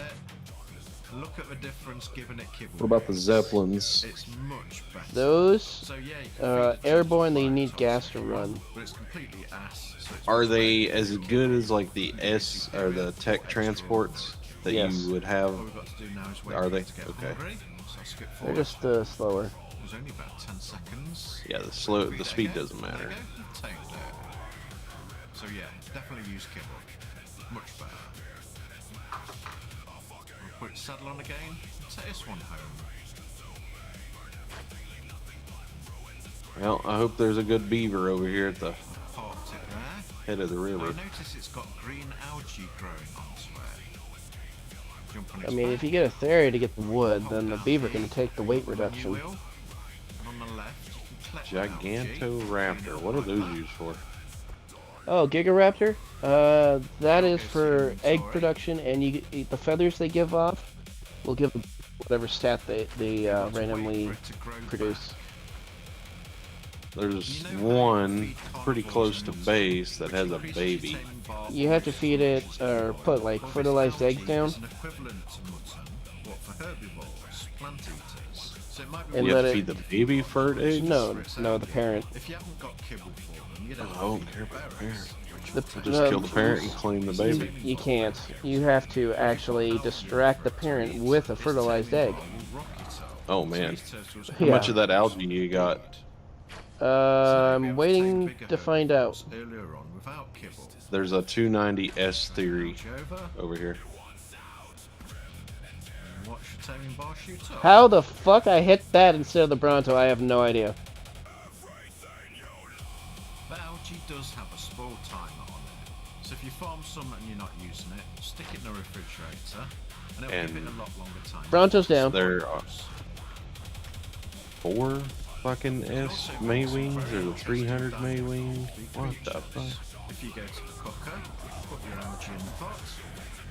Well, we got an extra radar ducky. You're looking for that algae sushi recipe.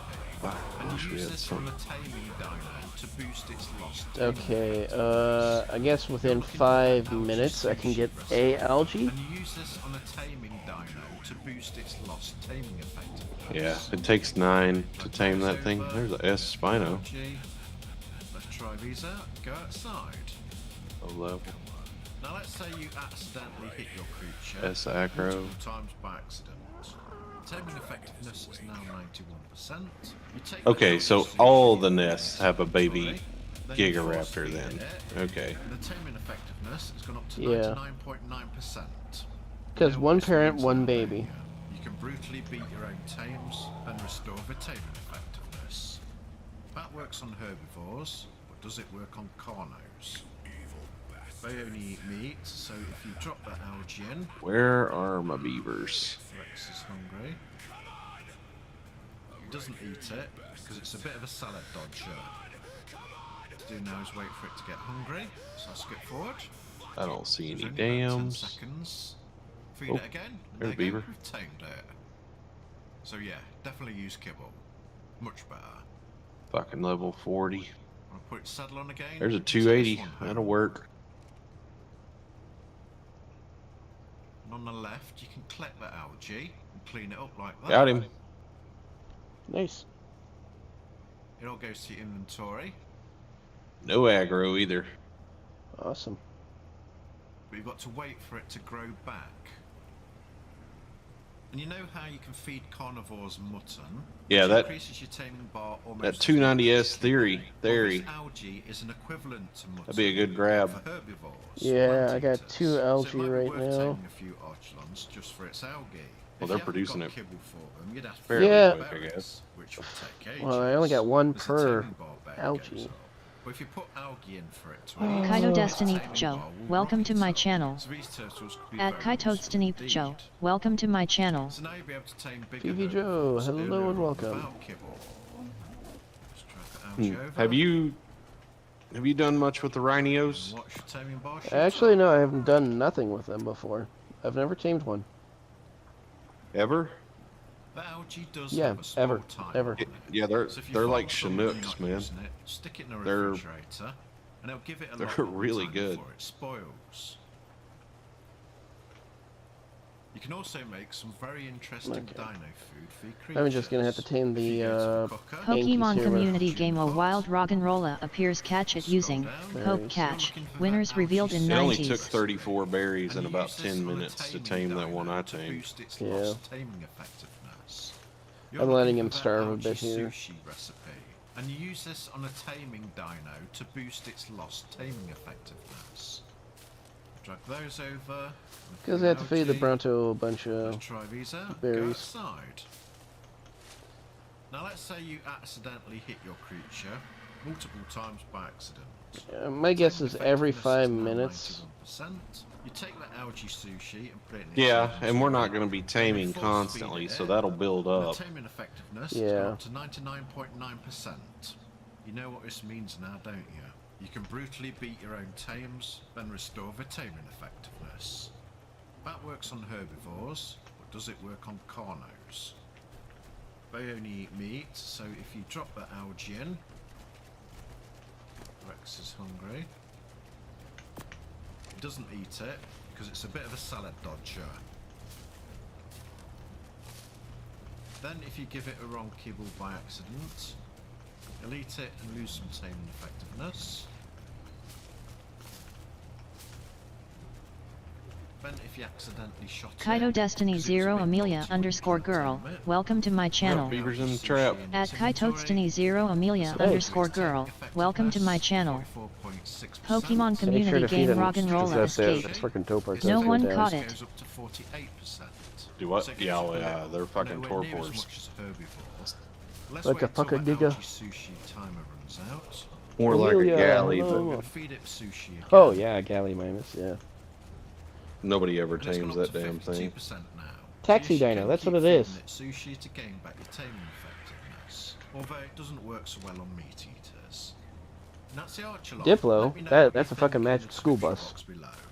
If this video was Car helpful, Racer I'd is the appreciate dick it horse. if you can click like and subscribe if you've not already, as it'll help out my Oh, yeah, channel. dickhead. Hit the bell notifications Yeah, and all to be dickhead. notified when I upload next. It's And the share this penis video with your racer. friends, please, as it helps Da-na-na-na-na-na-na-na. Thank you very much for watching, and I'll link other videos at the end. Goodbye.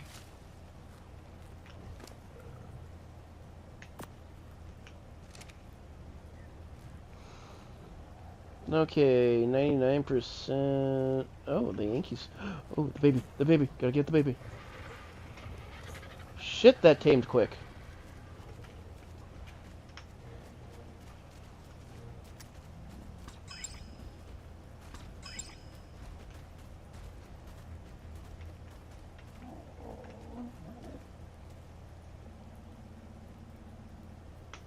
Okay.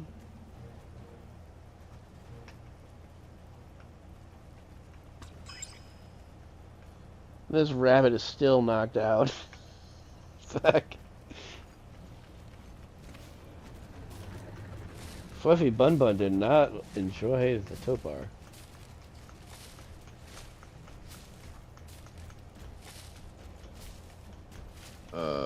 Raptors.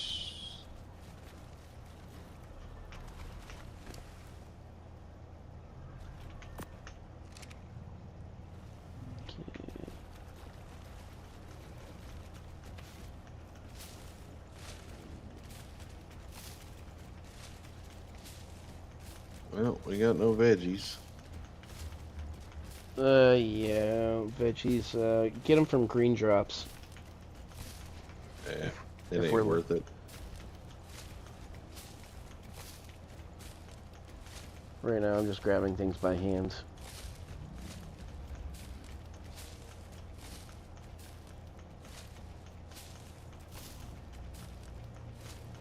They must have changed their torpor drop rate.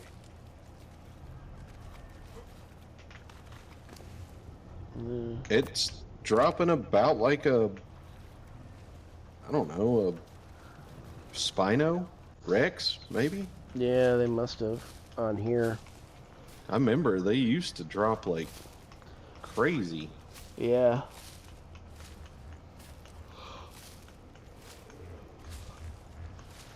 I'll bring some algae over. Just gonna wait for this Bronto here.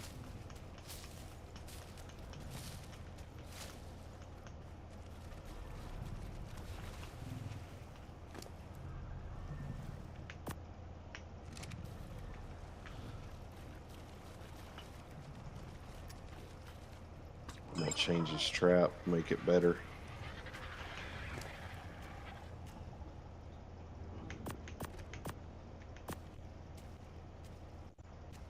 Shiny Lichen Pelagornis.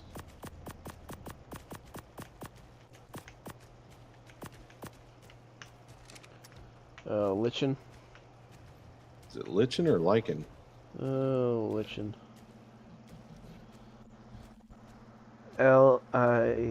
Lichen. Yep. Yeah, it's Lichen. Okay, might be 9 minutes per. Yeah, because I've been waiting for 9 minutes after I did a reset on them.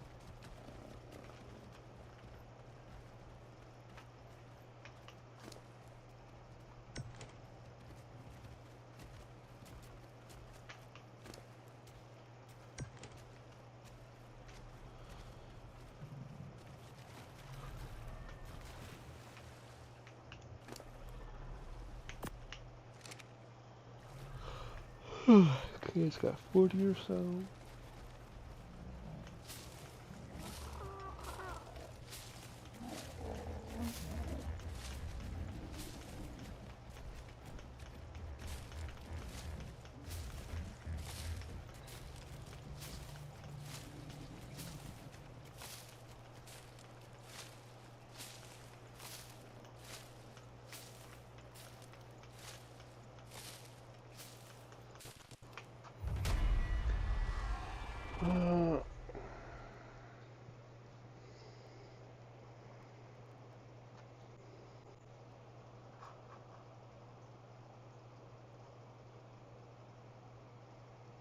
The IP address is your workstation. The account is in your name. How am I supposed to believe you? Daniel, you have disappointed me so much. Disappointed? I twist my lips.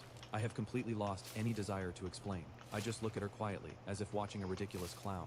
I say nothing. This extreme indifference only deepens the panic in Olivia's eyes. Say something, refute it! Olivia screams herself hoarse, reaching out to grab my collar. Just then, a sharp, urgent sound of high heels comes from outside the conference room. Bang! The door is pushed open again. Victoria leads several legal executives in sharp suits, striding in with thunderous force. She doesn't even glance at Brandon or Chloe. She walks straight up to Olivia, raising a blue folder in her hand, and slams it directly into Olivia's face without hesitation. The folder hits hard. Olivia's head snaps to the side. A red mark instantly appears on her pale face. Olivia, is your brain filled with water? Victoria looks down at her, her eyes utterly cold. You let yourself be used as 13 hours of and now you fuel. charge into my Actually, territory it's 1 throwing a day of tantrum? fuel. You're Holy so shit. stupid, it's laughable. Victoria, what are you For doing? what, gas? Brandon's face changes drastically. He In immediately the, rushes forward to protect Olivia. Get forge. back. The bodyguard behind Victoria steps forward and slams Brandon Probably against need the to wall. make a couple Miss different Sterling, you are forges. harboring a criminal, Chloe shrieks. We have evidence of him leaking secrets. Evidence? Victoria scoffs. She turns and walks to the main control panel, her voice sharp. Tech department, cut Bennett's internal network.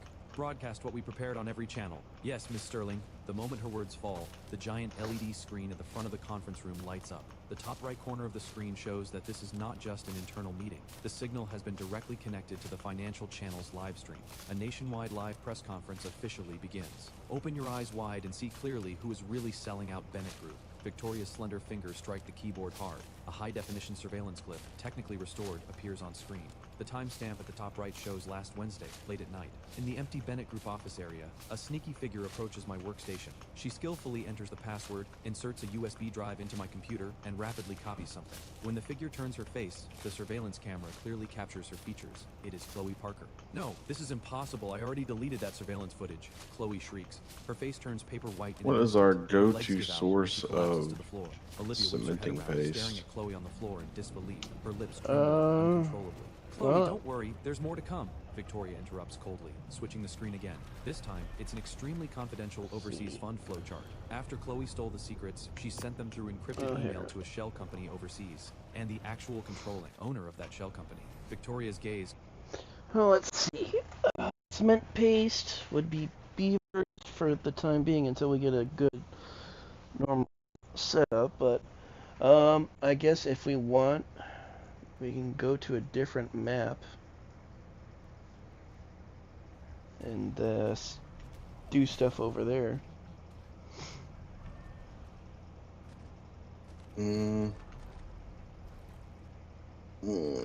Bronto's halfway done.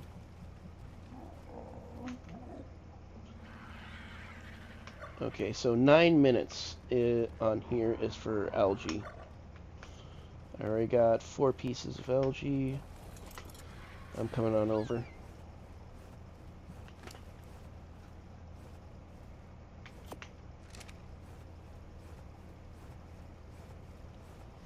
There's a radio.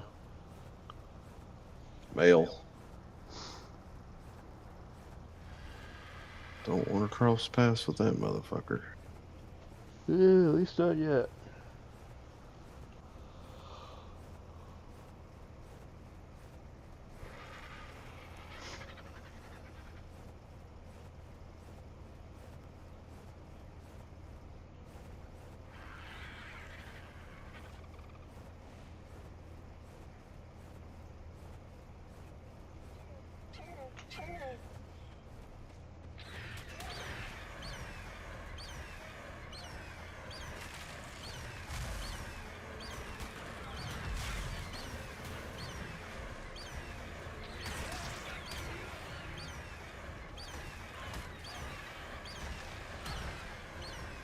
I mean, we could take, if we get an anteater, make Ethereum.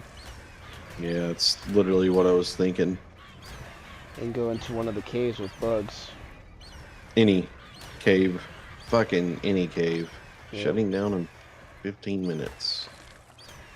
Oh, shit. Alright, I'm gonna go to the beaver real quick. Give it the algae, and then go back to the brown toe and pick it up. I would just give it, because the beavers will be done within 15 minutes. I would just give the algae to... brown toe. Yeah. Alright, and the Pelagornis is done. I'll go pick that bitch up too. Cuts like a blade. Not bad. We made some good strides. I'll get off, go to bed after this. Yeah. After going I'll through be 7 up, rounds of so money laundering, finally landed I'll be Brandon up Cole's private offshore for account. Victoria quite a slams few stack of hours. bank statements stamped with official seals into Brandon's face. Or I'll Forging be up in IPs, about 8 framing an hours, innocent and I'll man. be on Brandon, a your good trick portion of of the using day. someone else as a weapon is impressive. Too bad you ran into Sterling Group's top hacker team. The evidence is ironclad. Brandon's face turns ashen. His whole body shakes like a leaf. He can't even muster a word of denial. No, this can't be. Olivia stumbles backward 2 steps, as if all the strength has been drained from her body. The best friend she desperately defended, the ex-boyfriend she once loved deeply, were actually colluding behind her back. The lying scumbags who personally destroyed everything she built. And she, holding the Get that forged metal evidence from these smelted. That'll be scumbags, came like a 2,500 madman ingots. What's it interrogate take to the make only a person who never forge? betrayed her. Olivia stiffly turns her neck, looking at me, who has been sitting silently in the chair. In that moment, I clearly see her pride, dignity, and reason crumble in an instant, shattering into pieces on the floor. Daniel, 2,500 she trembles, ingots is reaching what her it'll hand take. toward me, her voice carrying endless regret and fear. I'm sorry. I didn't know. I really didn't know. The I fuck still is don't a speak. blood I just forge? coldly look away from her gaze. Now you realize you were wrong? Too late. Victoria mercilessly cuts off Olivia's confession. She opens the last folder on the screen. A set of extremely complex and rigorous crisis management plans and backup cash flow models instantly fill the screen. Olivia, do you know what this is? Victoria points at the screen, her tone full of mockery. Olivia stares blankly at the familiar data architecture on the screen, tears pouring out like a broken dam. This is what Daniel pulled 3 all-nighters preparing before he resigned, aggravating his stomach condition in the process. The last line of defense he built for you. Victoria's voice rings out powerfully, slamming into every corner of the conference room. He knew that deadweight Brandon would eventually cause disaster, so he encrypted this defense plan and embedded it in Bennett Group's main server. If you had trusted him even a little, if you had checked the backup email he left you when crisis hit, Bennett Group would never have come to this point. Victoria walks up to Olivia, her eyes full of pity and contempt. He took out his heart and gave it to you, and you threw it on the ground and trampled it. You would rather believe 2 snakes than believe the one person protecting you with his life. Olivia, you are truly pathetic. That sentence cuts like a sharp blade, piercing through Olivia's last defense. No, stop! Don't say any more! Olivia covers her ears, breaking down in tears. Her knees give way. Thump! She falls to her knees in front of my desk. Outside, sirens wail. Sterling Group's legal team had already called the police. Several officers rush into the conference room and directly handcuff the ashen-faced Brandon and the collapsed Chloe. Olivia, save me! I don't want to go to prison! Chloe struggles wildly, screaming for Olivia's help. But Olivia is like a soulless puppet, deaf to Chloe's cries for help. Her gaze is glued to me. Those eyes that once looked down on everyone, always carrying a cold detachment, now hold only extreme guilt, regret, and suffocating pain. She humbly lifts her head. Pokemon community game a wild Cubone appears catch it using Poke Catch. Winners revealed in You were 90s. asking if babies grow up in the burnt pods? I was truly wrong. Curse at me, please. Do they? Hit me, please. I'm begging. Yeah. Don't look Yeah, I at me with can those confirm. eyes. I stand up, looking down at this woman I once revered as a goddess. No anger, no complaint, only a dead, empty silence. Ms. Bennett, take your tears and get out of Sterling. That RG in my inventory is slowly going up. Ceiling window and never look back. In the conference room behind me, only Olivia's heart-wrenching cries remain, echoing for a long time in the cold air. She is just reaping what she sowed. This absurd farce has finally ended, but what she owes me has only just begun to be settled. The atmosphere at the celebration dinner reaches a peak. Victoria walks up to me with a glass Coming of back burgundy as red quickly wine. as I She can gently with clings her glass against the mine. She lowers her 290 voice, Anki her I tone just found carrying too, casual playfulness. and it's a Latest female. news, Bennett Group stock hit the daily Yep, limit so down we'll today. I go hear ahead and Olivia breed couldn't handle those. the blow and collapsed in her office Get this some afternoon. good The ambulance weight took her to a and private help hospital, very important attacking person them, and high fever of 40 degrees that won't go down. and then My we can hand just paused slightly focus on on the weight on Then them. expressionlessly, I drained the That's what I wine. did this one, just so we Sterling, other could people's solo family matters use have it. nothing to do with Yeah. this. I It sat got down 81 as cold as it's discussing today's weather. 11 weight p.m. base The social and event 85 finally health ends. base. The moment I walk out of the Nice. hotel, a fierce wind mixed with heavy Yeah, rain it's a hits really my good face. one. The rainy nights in this city always carry a piercing chill. I decline the driver's offer and take a taxi back to my luxury apartment in the city center.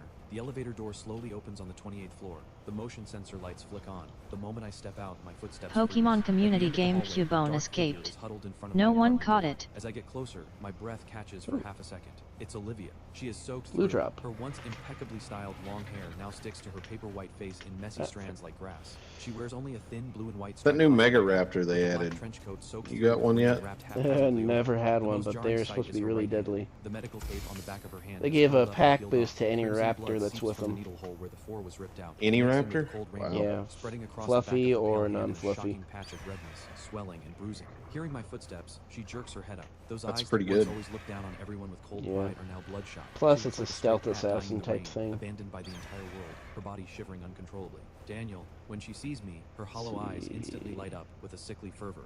Her voice is hoarse, like sandpaper scraping. She I struggles don't to see a stand beaver up, dam due up to the high here. fever and extreme weakness. Her legs give out. Thump. She collapses to her knees right at my feet. She lunges at me. Beaver without got restraint, 78 gripping me with my melee, suit pants tightly. Tears pouring out Nice. from a 74 broken dam, stamina, mixing with the 72 rainwater on health, her face. 73 Daniel, weight. I'm so cold. There was no one in the hospital room, so quiet it was terrifying. She Not looks up bad. at me, sobbing breathlessly, her voice carrying suffocating despair. I sat in that empty hospital room, my mind filled only with you. I remembered the contract we signed. The We start first getting clause some of clearly these said bred no crying out, we'll be alone doing late at pretty night. good. She bites her pale lips hard, her whole body. I guess a trembling mammoth with is fear. better, You but are my gone. God, it There is takes no one who will hand me a cup of warm milk in the middle of the night anymore. Daniel, 10 I'm truly times going mad. space. I pushed the doctor away, ripped out the 4, and ran out. I was afraid. I was afraid that if I were one step late, I would truly lose you forever. She humbles herself into the dust, her forehead nearly pressing against my shoes, tears falling in heavy drops on the hallway tiles. I look down at her. I cannot deny it. Watching the once unreachable goddess, now throwing away even her life for me, reduced to mud at my feet. A sharp pang does flash through my heart, but that pang lasts less than a second before being crushed completely by 3 years of accumulated humiliation and cold rejection. Are you done? I look at her, my voice carrying no warmth. Olivia stiffens. She looks up at me through tear-blurred eyes, her gaze filled with pleading. Daniel, I truly know I was wrong. Brandon blinded me. I was stupid. I was blind. Please come back, please. As long as you come back, I'll give you half of Bennett Group shares. No, I'll give you all of them. I'm begging you. Don't abandon me. I slowly crouch down, meeting her tear-streaked face at eye level. Olivia, I reach out, gripping the wrist that clutches my pant leg. Then with all my strength, I pry her cold, stiff fingers apart one by one. Daniel, no, don't push me away. Her eyes widen in terror, desperately trying to hold on, but no match for my unrelenting force. Stop disgusting me with this devoted act. I throw her hand off forcefully and stand up. I look down at her, my eyes filled with unmelting frost. Back when I gave you my heart, held it out to you, you found it an eyesore and turned to protect those 2 snakes. Now that you have nothing, now that you realize no one is left to serve you, you come crying to me? No, that's not it. I truly love you. Daniel, I love you. She screams in despair, reaching out to grab my leg again. I step back, dodging her touch. Ha! I scoff, as if hearing the greatest joke. Olivia, I will never be anyone's second choice. I stare into her eyes and pronounce the death sentence word by word. Your devotion is too late and too cheap. With that, I turn and press my fingerprint on the keypad lock. The door unlocks. Daniel, no! She wails my name behind me, her voice tearing through the air. I close the door without mercy, shutting her cries, regret, and that cold, violent rain completely outside my world. The next morning, sunlight breaks through days of gloom. The moment I walk into my director's office at Sterling Group, Victoria pushes the door open and walks in. Today she wears a sharp white couture suit, holding 2 elegant envelopes, her entire being radiating sharp energy and ambition. Did you sleep well last night? I hear a stray cat was crying outside your door for half the night, and the building management finally called an ambulance to take it away. Victoria walks up to my desk, a teasing smile at the corner of her lips. I shake my head helplessly. Miss Sterling, your information network is more terrifying than an intelligence agency. Don't call me Miss Sterling, it feels too distant. Victoria suddenly drops her usual What is dominance. it Her eyes detecting become serious and outside? burning. She pushes the 2 envelopes. That's the Yankee. Daniel, the Southside project is secured. Sterling Oh, Group it's is still preparing to down? enter overseas No, I markets just knocked next. it down The first here. stop is Wall Street. These are 2 first-class tickets to New York for next week. Oh yeah, Pause this slightly. RG wasn't very What do you good at mean by all, this? was it? Literally what it sounds like. Victoria places both hands on my desk, her eyes blazing as they Yeah. fix on me. Speedy, though. No attempt to hide the aggression Yeah. and admiration in them. Daniel, I admire your abilities, and I admire you even more as a person. Wiggle, wiggle, Come to wiggle, wiggle, America wiggle, with me. wiggle. Let's conquer a bigger empire together. She pauses, her red lips parting. If you're willing, not just as partners, I would much prefer that you board the plane with me as my boyfriend. She is officially confessing to me. No probing, no coyness.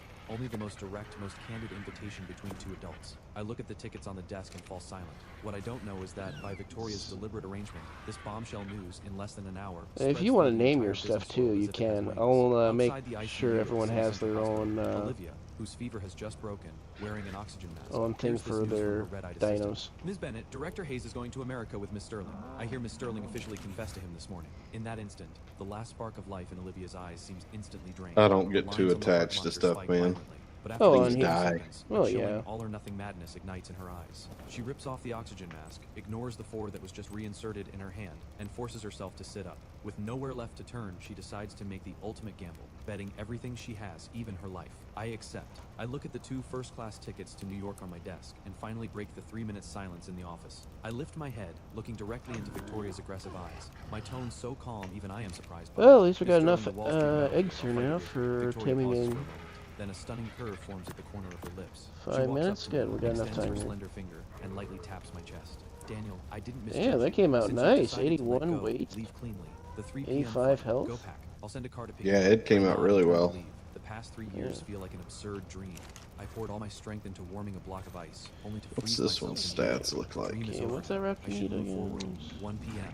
A black Maybach Cooked pulls prime up fish. punctually outside Fuck. my apartment building. Carrying a simple suitcase, I open the door and slide in. Victoria is leaning I can make against that the leather happen. seat, holding a glass of Yeah, champagne. you have Her to take eyes an fixed on axe the to live news on the car's screen. Looks like salmon. your former boss put on quite a Yep, show today. that's where I'm She doesn't going. turn her head. She just turns up the volume. On the screen is the lobby of Bennett Group, where a press conference is being held. I got a Olivia campfire isn't going wearing right her now. usual elegant couture gowns. Instead, she's in the simplest black suit. Her face is bare. Sushi! For someone just recovering from serious illness. Oh, Her eyes yeah, are be Holy up around. shit, that's a lot of sushi. Members of the press, today I'll take a moment of your time to announce 2 things. Olivia's voice carries. Oh, did you check the preserving bin? See if there's any in it? There's prime fish. Former Bennett Group project Or manager not Brandon prime fish, Cole and employee regular Tony prime Parker meat. were suspected of embezzlement and selling the company's core secrets. Just 10 minutes ago, the police officially filed the case and arrested both of them at the airport as they attempted to flee the country. All criminal evidence has been fully handed over to the judicial authorities. These 2 will spend the rest of got their lives in 4. prison. The Alright, reporters explode go into take chaos. and Camera flashes go wild. shove that on the I stare at campfire, screen. My and heart that beats should quickly work. involuntarily. Brandon and Chloe have been arrested. As soon as She one's actually made, recruited feed it to such that a raptor, then it's gonna have Immediately 100% Olivia drops the second bombshell. imprint. Second matter. Olivia presses both hands on the podium, looking directly into the camera, as if looking through the screen at a specific person. I hereby announce that effective immediately, I am resigning from all positions at Bennett Group. All Bennett Group shares under my name will be donated entirely and unconditionally to the City Charity Foundation. The room goes dead silent. Even the most experienced reporters gasp in shock. From now on, I walk away with nothing. The honor and disgrace of Bennett Group have nothing to do with me, Olivia Bennett, ever again. With that, she ignores the reporters and microphones rushing toward her and pushes past the security guards, striding out of the press conference. Click! Victoria turns off the screen, Ooh, looking no at me treasure with a map. half smile. Ruthless. To send those 2 snakes to prison, she stripped herself of everything in the process, walking away with nothing. She's offering you a token of loyalty. I lean back in my seat, forcing down the turmoil in my heart, closing my eyes. Drive faster. Don't miss the flight. Victoria laughs softly and slams the gas pedal. 2:30 p.m. The International Departures Hall. The announcement urges passengers for New York to board as soon as possible. Victoria and I walk side by side on the polished marble floor. Less than 50 meters remain to security. 100% A imprinted. piercing scream suddenly tears through the noise of the airport. I freeze in my tracks and turn Just my in head. time, The crowd too. is shoved aside violently. Olivia comes running toward me like a madwoman. She has even lost one of her shoes. Her pale bare foot these in the steps directly on preserving the bin. cold, hard tiles, scraped by debris into striking lines of blood, leaving shocking bloody footprints behind her. Her hair is a mess. Her black suit jacket is covered in dust. There is even a clear scrape on her forehead, obviously from crashing while speeding to get here. Daniel, you can't leave. She We already lunges got forward, Archelon blocking the path eggs? between me and Dang. security, panting Yeah. heavily, her eyes so red they almost bleed. I Oh, look at this male and disheveled woman female. before me, my tone hard as iron. Olivia, the show is over. You've had your revenge. What more do you want? I don't want anything anymore, she screams in 280 despair, mouse tears chops. bursting from her eyes. What do I you don't want? want the company. I don't want the money. I don't want the Tinto. status. I sent them to prison. I avenged you. What more do you want from me? That is your business, not mine. I step around her, pulling my suitcase Hoping forward. the ink It could is get your down business. before I got off. Olivia spins around, Yeah. her trembling hands pulling out a neat Well, Oh, piece well. of as A4 long as we're You'll bring teaming when it, comes it is back the up. original relationship. Yeah, Contract. as long as With the 2 we additional started the clauses I taming wrote with my own process, hand. In front things of won't Victoria and be me, she lost, grips both hopefully. edges of the paper. A crisp, tearing sound. The paper is ripped in half, then into quarters, then eighths. She tears at it desperately until the Come on, mouse contract that chops. carried 3 Come on. years of humiliation and degradation Be is something torn to good, shreds. be something Then she good, throws the don't pieces be something forcefully into the shitty. air. The white scraps fall like long overdue snow, settling What? on her shoulders and at my feet. Thump. Her knees give way. She drops directly to her knees in front of me. Let's The see, contract is we got gone. She lifts her head, 1 clinging minute. tightly Come to on, my come on, leg, come on. sobbing heartbreakingly, humbled into the dust. I am no longer your employer. You are no longer my stand-in. Oh my God. Daniel, I have nothing left. I only have Fucking you. mouse The chops, airport hurry hall up. is full of people coming and going, countless eyes watching us, but she seems to feel no shame. Bro, Before, the it was fucking you who walked imprint toward me bonus step by on this step, shit is suffering every nuts. grievance, enduring every hardship. Yeah, She well, presses welcome her face to against my suit Lollipop. pants, her voice broken beyond recognition. Now let me spend the rest of my life walking toward you. Please, Daniel, give me one chance. Let me get to know you again, please. I The freeze in flesh, looking RG, at the those eyes tamed filled with one, despair and pleading. only My heart has feels like it has been struck by a heavy what? hammer. The fortress I had 5,400 personally frozen health. over collapses with a roar Its in this baby moment. after Victoria stands to imprint the has side, watching everything quietly. She 9,600. looks at Olivia, kneeling on the ground after giving up everything, then turns to look at me, gripping the handle of my suitcase so tightly that my knuckles turn white. Damn. Suddenly, Victoria laughs generously. She reaches up and removes her Uh-oh. gold-framed glasses, Get to a safe spot. casually slipping them into her pocket. I'm She walks over to my inside the side and base. firmly pats Yep, my I'm shoulder. going by the Yankee. Enough, Daniel. Stop pretending. Victoria's tone carries the kind And of logged off free-spirited before it clarity shut that down. only the elite class possesses. Your eyes don't lie. Your heart never boarded that plane with me. I, Victoria Sterling, never force anyone. And I don't need a soulless empty shell. I turn my head in shock to look at her. Alright, Miss Sterling, man. go. Victoria waves her hand dashingly, picks up her own suitcase, Well, and turns towards security. I'll be on tossing in one a last few line over hours her and shoulder without looking tear back at Leave it. no regrets. Alright. I'll take Wall Probably Street go myself. one of the As other for you, maps, settle your probably, emotional if we can debts get first. Watching set up Victoria's enough. graceful departing figure, I take a deep breath, feeling the boulder that has weighed on my chest for 3 years finally fall. I lower my head. Olivia is still on her knees, trembling, looking at me with eyes full of fear. Terrified What is that this I might step through chameleon security looking in the thing next on second, this I suddenly let fantastic go of the tame suitcase. season Bang! 1? I The have no suitcase falls idea. heavily to the It's ground. one of the I new bend down, dinos. grab her wrist It's firmly, and pull her up from the cold floor with force. Then I crush her into my arms without leaving a single Just- gap between us. yeah. Olivia, you brought this on yourself. And the I clench my Cerberus? teeth, lower my head, and kiss her trembling lips fiercely. Her whole body stiffens for a moment, then breaks into long suppressed You know, sobs. camouflage She rises on her shit. tiptoes, her arms wrapping tightly around my neck, like a drowning Three-headed person finally dog grabbing designed both for driftwood, heavy surrendering and tribe responding to me without combat. reservation. Gasps and Yeah. applause erupt around And us. apparently you Over can the have airport 2 announcement people or system, 3 the people New York on it. flight has stopped boarding, but my flight, after 3 years of Probably turbulence, controlling the has finally heads. It's landed probably safely like a on the runway where it wyvern, like belongs. all 3 wyverns in one body. pretty much. That's what I'm thinking. Yeah. Well, that's pretty much what it is the Cerberus. I mean, they did a Devil May Cry here. I didn't play Devil May Cry. Yeah, Devil May Cry, the current one with Dante, Virgil, and Nero in there, where Nero loses his arm. But yeah, they basically did a Devil May Cry thing here, because that Cerberus is the same as the one that's on Devil May Cry, except for the poison. It had lightning instead of poison. And the chameleon, basically, it can change into different creatures. Yeah, for camouflage and sneak through people. Well, it says it gains all that creature's abilities. He questioned whether to keep an eye on Interesting. Masaru. So if it does that, then that means you can have it as an Anki, then have it as a... Damn, you need a good amount of health, weight, and attack on that thing. It says it stores the form, so it probably can only Botrix, store thank you one for the at a follow time. at Why I'm Not Pregnant assuming. Yet. Yeah.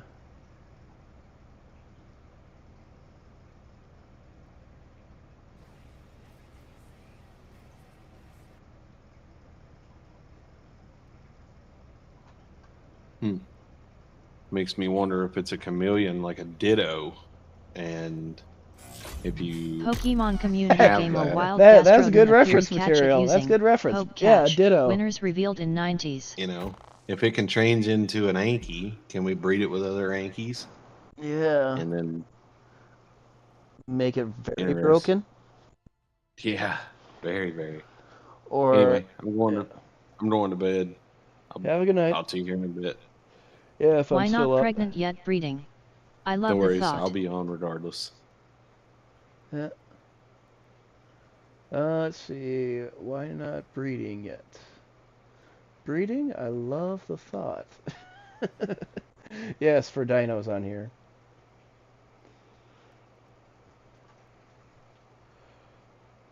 Oh, here, I'll add you to my Discord too.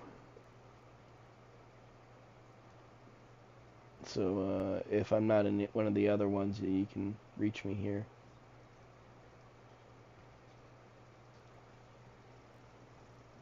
There you go.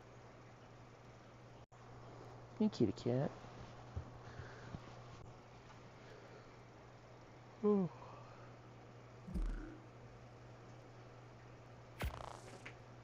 All right. Well,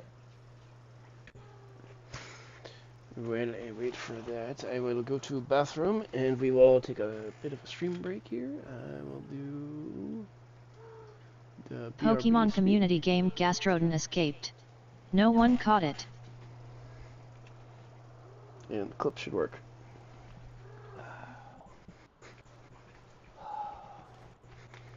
God damn! Stop knocking the basket over. Let's see.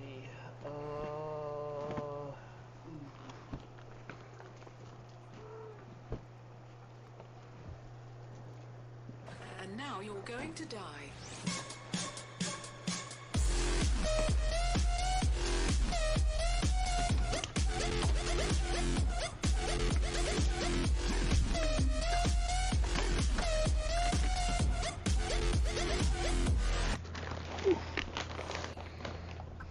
Oh.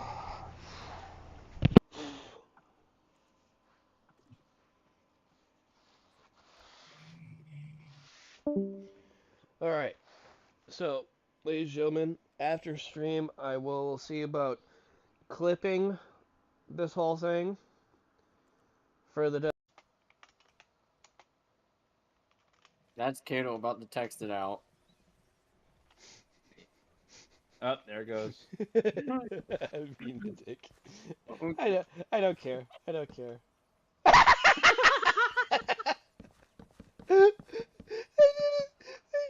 actually fucking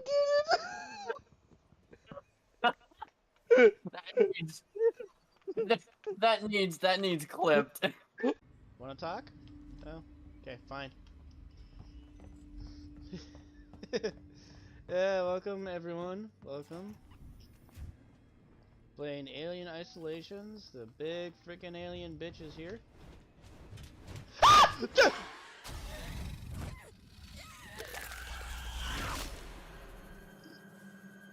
Fuck you, xenomorph cunt.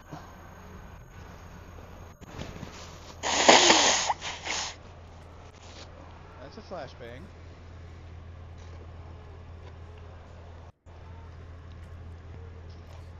God damn it, Oliver, stop jumping. Jeez!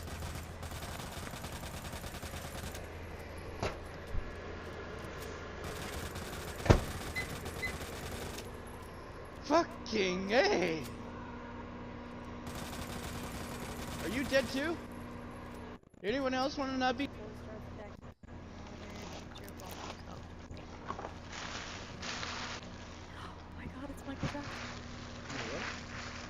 Oh my god! It is Michael fucking Jackson! And people who are alone? Oh, there's no kid here.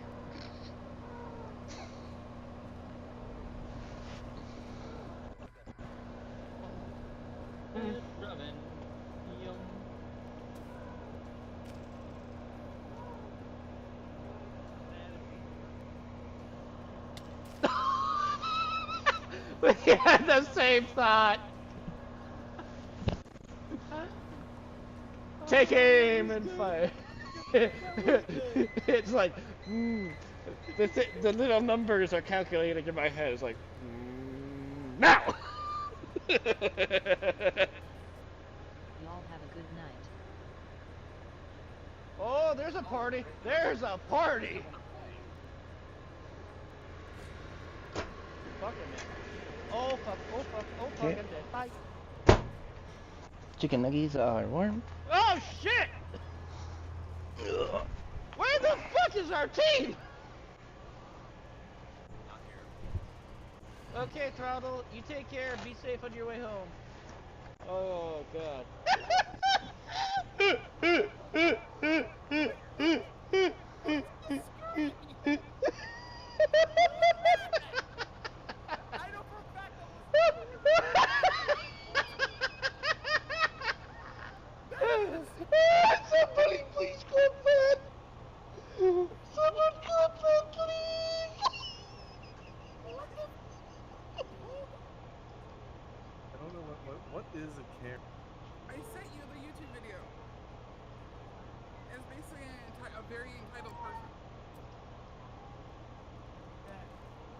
that a So it's basically a description of image.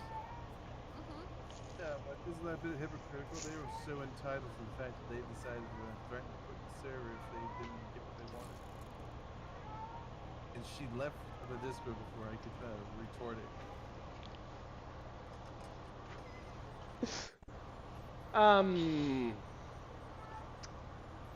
Yeah. Is no one here to see this? Are you guys all blind or something? I mean, look at that cake. Look at that dessert. I'm so dead. I'm just taking a quick. Oh.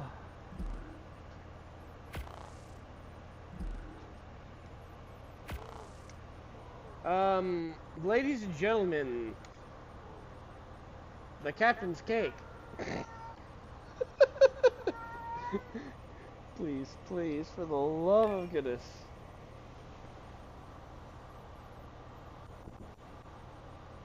Hello? I think it did. Like, seriously? Oh, fuck yeah, Strong. Jeez. And then, like, comes up at the very end, like, please consider voting for Cincy. Yeah.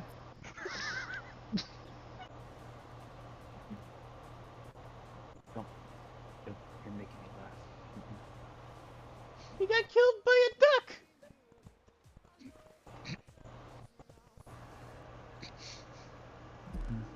What'd you do to piss off a little duck?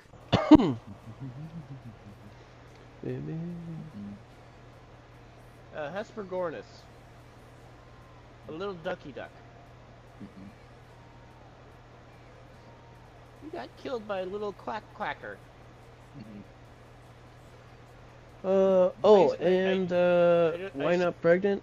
To answer your question too about the sleep apnea, I got sleep apnea due to trauma and health reasons. Also, I lost it because the manager at the time kept on putting me on morning shift when I was not supposed to be on morning shift. I am not supposed to be working in the morning because my sleep apnea affects my morning time period because I do not wake up easy.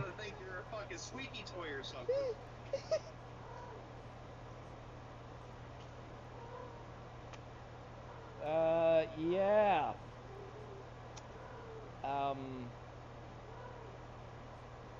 Let's see. I found you alone.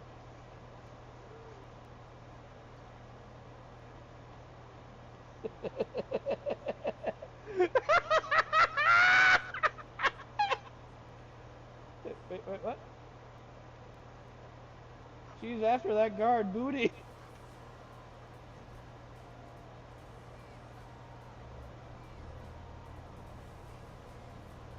Or got killed by a duck.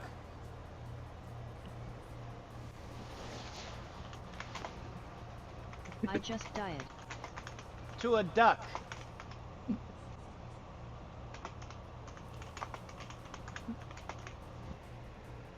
You got killed by a duck.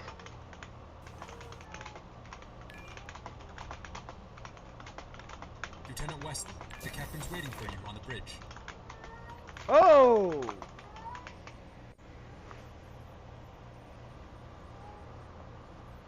Ah, lovely cake. Who wants dessert?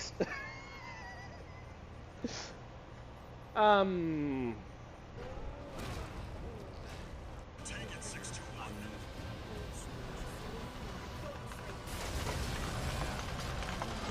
Yes!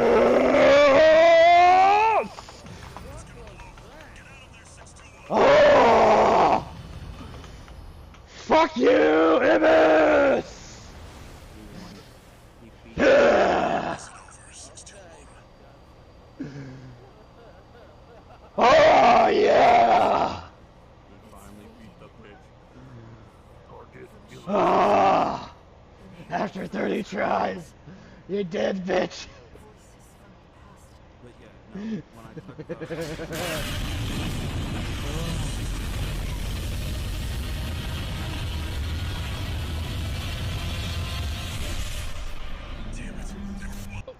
ladies and gentlemen, after stream, I will see about clipping this whole thing for the. Oh, I got freezing breath. Oh my god! Are you guys okay? No! The ghost finally cut face into Kaito and came at me! By her boyfriend that you can see in the window! I mean, it is not that hard to see. Reflection! There are two people. She's doing the motion of forward, back, left, right. Up, down, left, right, A, B, B, start.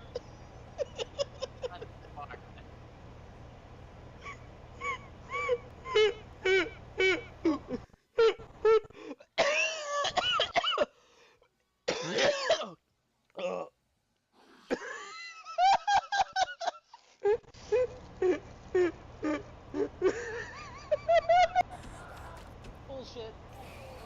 We've acted like this since I was 20. So it's been 10 years we've been acting like this. So ha! Is that really a warning? It's a relationship show.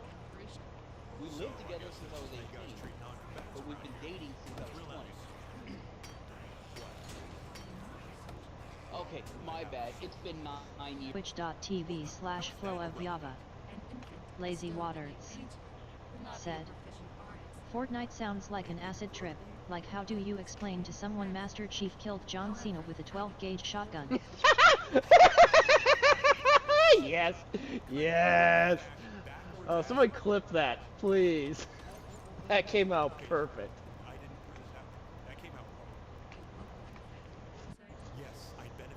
I'm a fluffy dragon, bitch. Kill the lumberman! Shove your blade up his ass! Do it! Do it now! He really enjoys people shoving shit up other people's asses. Oh, I'm sorry, I'm a little bit of an ass man. I have clips to prove it, too. Because even my art mom...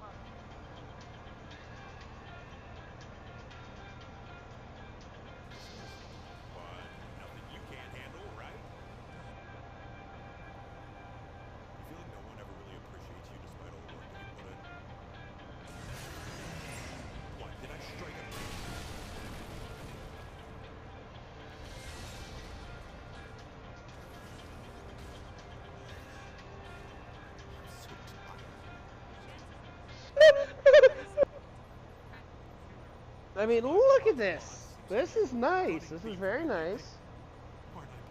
But the first impression is this. This is basically what we get to stare at when we walk in through that door. They want us to look at the cake. They want us to look at the cake. Somebody's clipping this, by the way. Somebody's clipping this. And look. Look at that cake. What? Pokemon community game A Wild Azurill appears catch it You using would stare too, Poke unless Catch. you're gay. Winners revealed in 90s. Pokemon community game. Oh, there's gonna be clips of this. Solosis escaped. Oh, great. Ooh. Oh, I know where Echo from. Who wants dessert?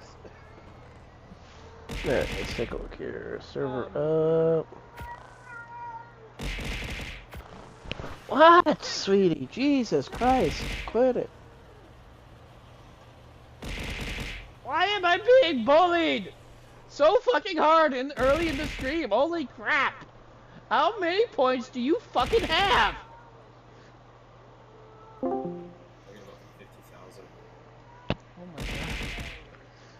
Hypno's abusing me! Mama!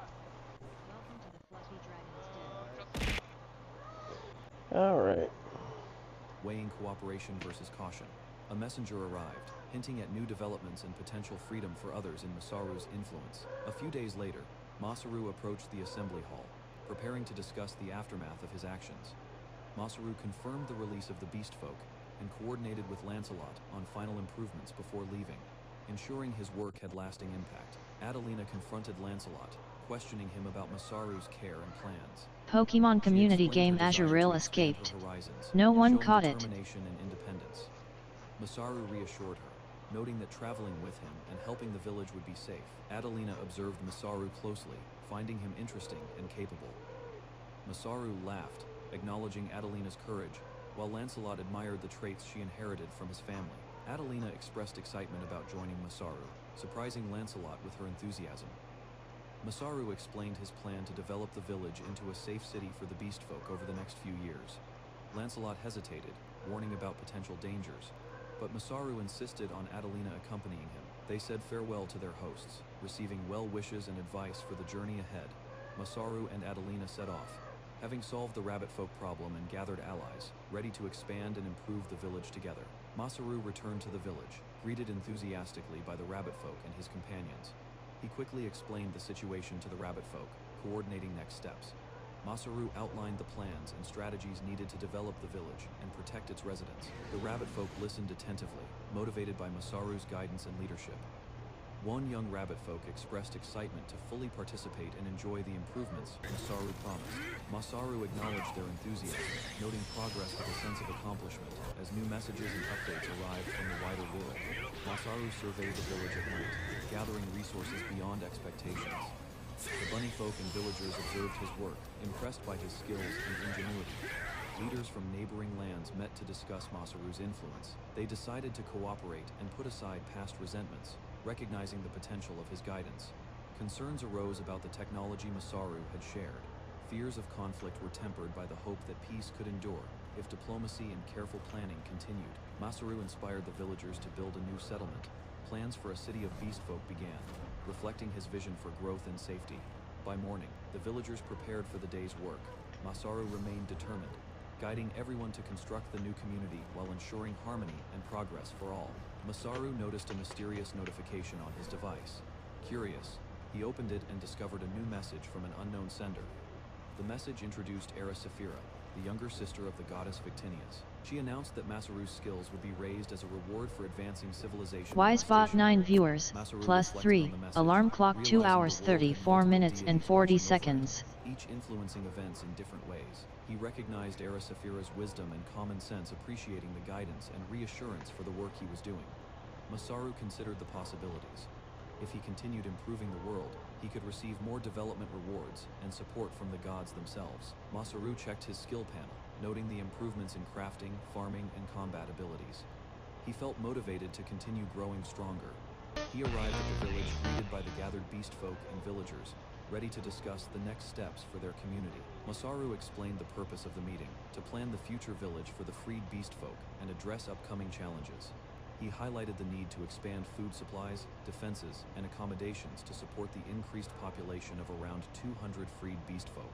Masaru proposed building a separate city, giving the growing community space and infrastructure to thrive, while ensuring safety and organization. Masaru explained that he had already discussed with the chief and found a suitable location for the new city. Some villagers questioned if it was really possible to build a city. He described his vision, a safe, inclusive, and cheerful city for the beast folk, designed to provide security and community. The villagers reacted with optimism and trust, willing to follow Masaru's lead and work together to make the project real. One villager emphasized the importance of cooperation and added encouragement, boosting morale among everyone present. Masaru began sharing more about himself, expressing his thoughts and intentions to foster trust and transparency with the villagers before work on the new city began. Masaru began to reveal his truth to the villagers, explaining that they had never known much about him. He shared that he, Narumi Masaru, had been brought to this world by the gods from another world, leaving the villagers stunned. Silence fell over the crowd, as none could easily believe the extraordinary story Masaru told. The villagers bombarded him with questions about the gods and his knowledge, trying to understand how he arrived. One villager reflected that Masaru's sense of detachment now made sense, realizing that he had always felt out of place in their world. Masaru discussed the existence of gods with the villagers, explaining that this world allowed divine influence and that they should trust him. A villager reassured Masaru that anyone who protects them and lives as part of the community is considered family, earning their trust. Curious, the villagers pressed Masaru to describe the humans and gods from his world.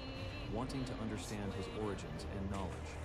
Masaru promised to share more about himself and the gods later, suggesting he would create a bronze statue of them as a reminder. He then shifted focus back to practical matters, guiding the villagers to begin the temporary setup for the city expansion, ensuring the project moved forward efficiently. Masaru addressed the two villagers personally, saying he had something important for them to help with. He explained that they were going to help him make slaked lime, a key material for construction. The villagers were unfamiliar with slaked lime and asked Masaru what it was and how it would be used. Masaru revealed it would serve as a secret weapon in building their city, entrusting the task to his most trusted companions. The three of them stood together, ready to begin mixing and preparing materials, setting the foundation for the city's construction. Masaru instructed the villagers on how to make slaked lime, beginning with placing seashells into a furnace. He showed them the bellows system, explaining how to blow air continuously to maintain the fire's heat. Masaru described how the air passes through a tube into the furnace, allowing it to reach temperatures over 1,000 degrees Celsius. The villagers expressed shock and concern, asking how hot that really was, and if it could be managed safely. Masaru explained that iron melts at 1,200 fathisan, 500 degrees, putting the process in perspective and demonstrating his knowledge of advanced techniques for city construction. Adelina asked Masaru how he measured the furnace temperatures and processes with such precision. Masaru admitted that even he didn't know exact measurements, emphasizing that practical work often exceeds theoretical knowledge. He explained that understanding and safety were more important than just knowing the theory, highlighting the need for care in handling materials. Masaru elaborated on proper usage, describing that replicating processes safely in real life was critical for success. He noted that the proper method varies depending on the technology, praising Adelina for thinking ahead and understanding the importance of practical execution. Masaru explained that technology comes with responsibility, emphasizing that its use can bring both fortune and misfortune depending on circumstances. He reminded Adelina and May to always consider how they use technology, whether they succeed or fail, teaching lessons beyond mere theory. Masaru stressed that reflecting on past experiences helps guide future actions, highlighting the importance of learning from mistakes. He gently patted Adelina and May on the head, encouraging them to internalize these lessons while preparing for practical work. With the instructions understood, Masaru directed the team to start heating the furnace and begin their work on the city, confident in their ability to follow his guidance. Masaru surveyed the leveled area he had prepared for the new city, noting how his skills had made the site appear almost perfectly flat. He observed the bedrock and high elevation, recognizing it as a suitable location, but requiring precise calculations for construction. Masaru realized that the work needed his processing skills alone, and couldn't rely on the rabbit folk for help. He decided to proceed, trusting in his abilities, despite the challenge and uncertainty of the task. After hours of careful work, he created a square area about 100 meters per SIDE, preparing the foundation for the city with confidence in his method and magical recovery time. Masaru considered the remaining tasks for city preparation, realizing that clearing the necessary land could take days if done carefully. He examined the terrain under the cliffs to the north, analyzing how best to work with the bedrock and high elevation.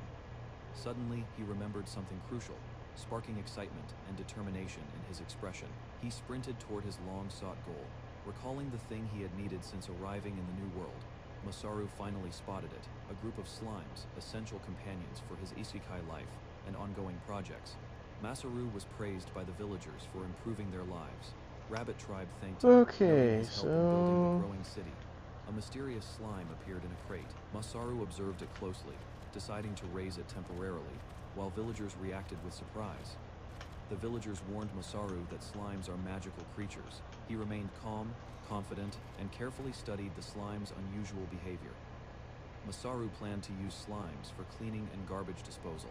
He wanted to research them further, while ensuring peaceful coexistence. Recalling his studies in Poutraim, Masaru explained magical beasts could coexist with humans and serve as useful resources, like wood or stone. Masaru announced he wanted to build a toilet, surprising the villagers.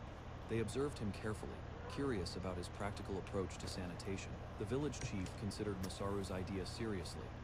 She had never thought of magical beasts as tools or resources before. The villagers asked if he intended to test the slime for waste disposal.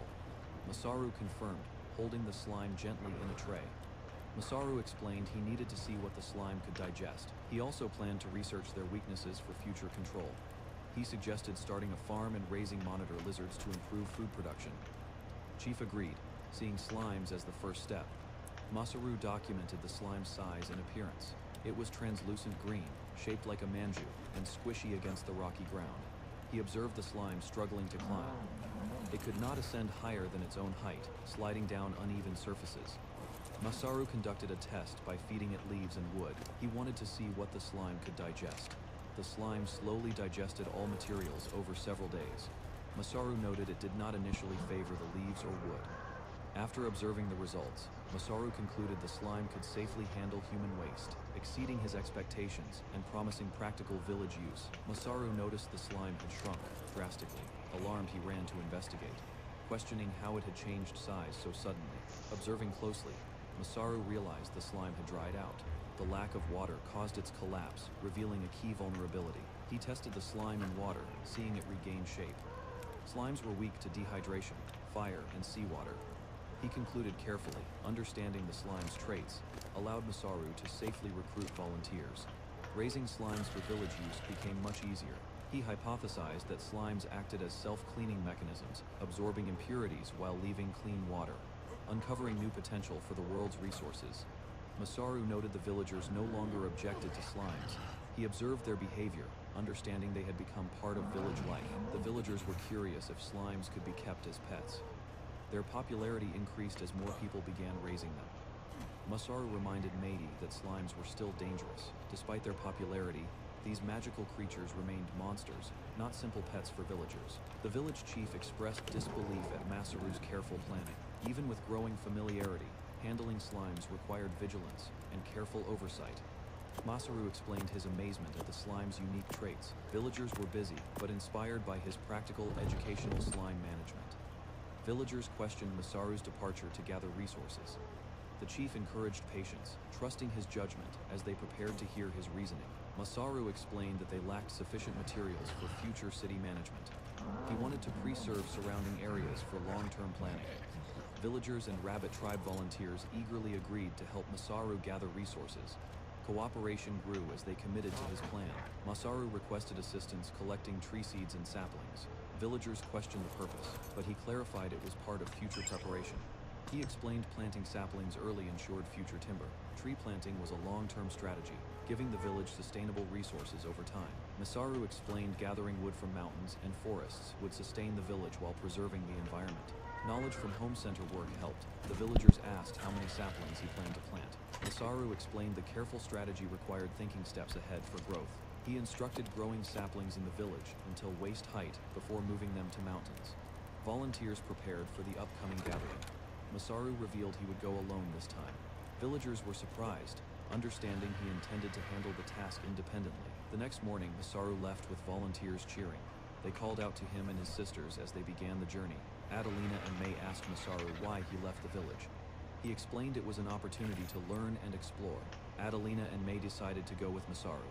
They had no other plans and saw the trip as adventure. Masaru noticed how close Adelina and May had become. He reminded them to follow his instructions carefully during their journey. Day 1 of scouting began in the afternoon. Masaru led the group, with Adelina and May following behind cautiously. Adelina asked if Pokemon community game A wild clefable appears catch it using Poke Catch. Winners revealed in 90s. Masaru suggested gathering seeds and Kaito Destiny, a 190, welcome to my channel. At Kaito Destiny, a 190, welcome to my channel. Macy reflected on Masaru's words. They acknowledged his ideas were complicated, but appreciated his long-term thinking and foresight. Masaru shared his past world experience. Humans had caused extinctions, and now he wished to live in harmony with nature. Masaru admitted he might have sounded overly serious. He scratched his head, trying to simplify his ecological message. Adelina and May laughed gently, understanding his intentions. They appreciated his passion and guidance in teaching sustainable village practices. Masaru received a playful whack from Adelina. She teased him, showing their comfortable sibling-like relationship while preparing for gathering materials. Adelina and May encouraged Masaru to join them. They hoped to find interesting plants and resources during the forest expedition. Masaru led the group into the woods. Together, they began gathering materials efficiently, combining teamwork and knowledge for sustainable resource collection. Adelina stacked logs expertly. She felt satisfied with her contribution, demonstrating the importance of careful handling and planning in resource management. Meiri noticed Masaru was absent. She decided to call him, ensuring everyone stayed coordinated while keeping track of their gathered resources. Meiji and Adelina heard swords clashing nearby. Curious, Pokemon community game Clefable escaped. Rabbit ears helped No them one detect caught it. sounds efficiently. Adelina called out to Masaru. Concerned about his safety, she rushed forward, ensuring he was all right amid forest gathering activities. Masaru swung his sword, skillfully cutting a large object flying toward Adelina. He acted decisively to protect the group.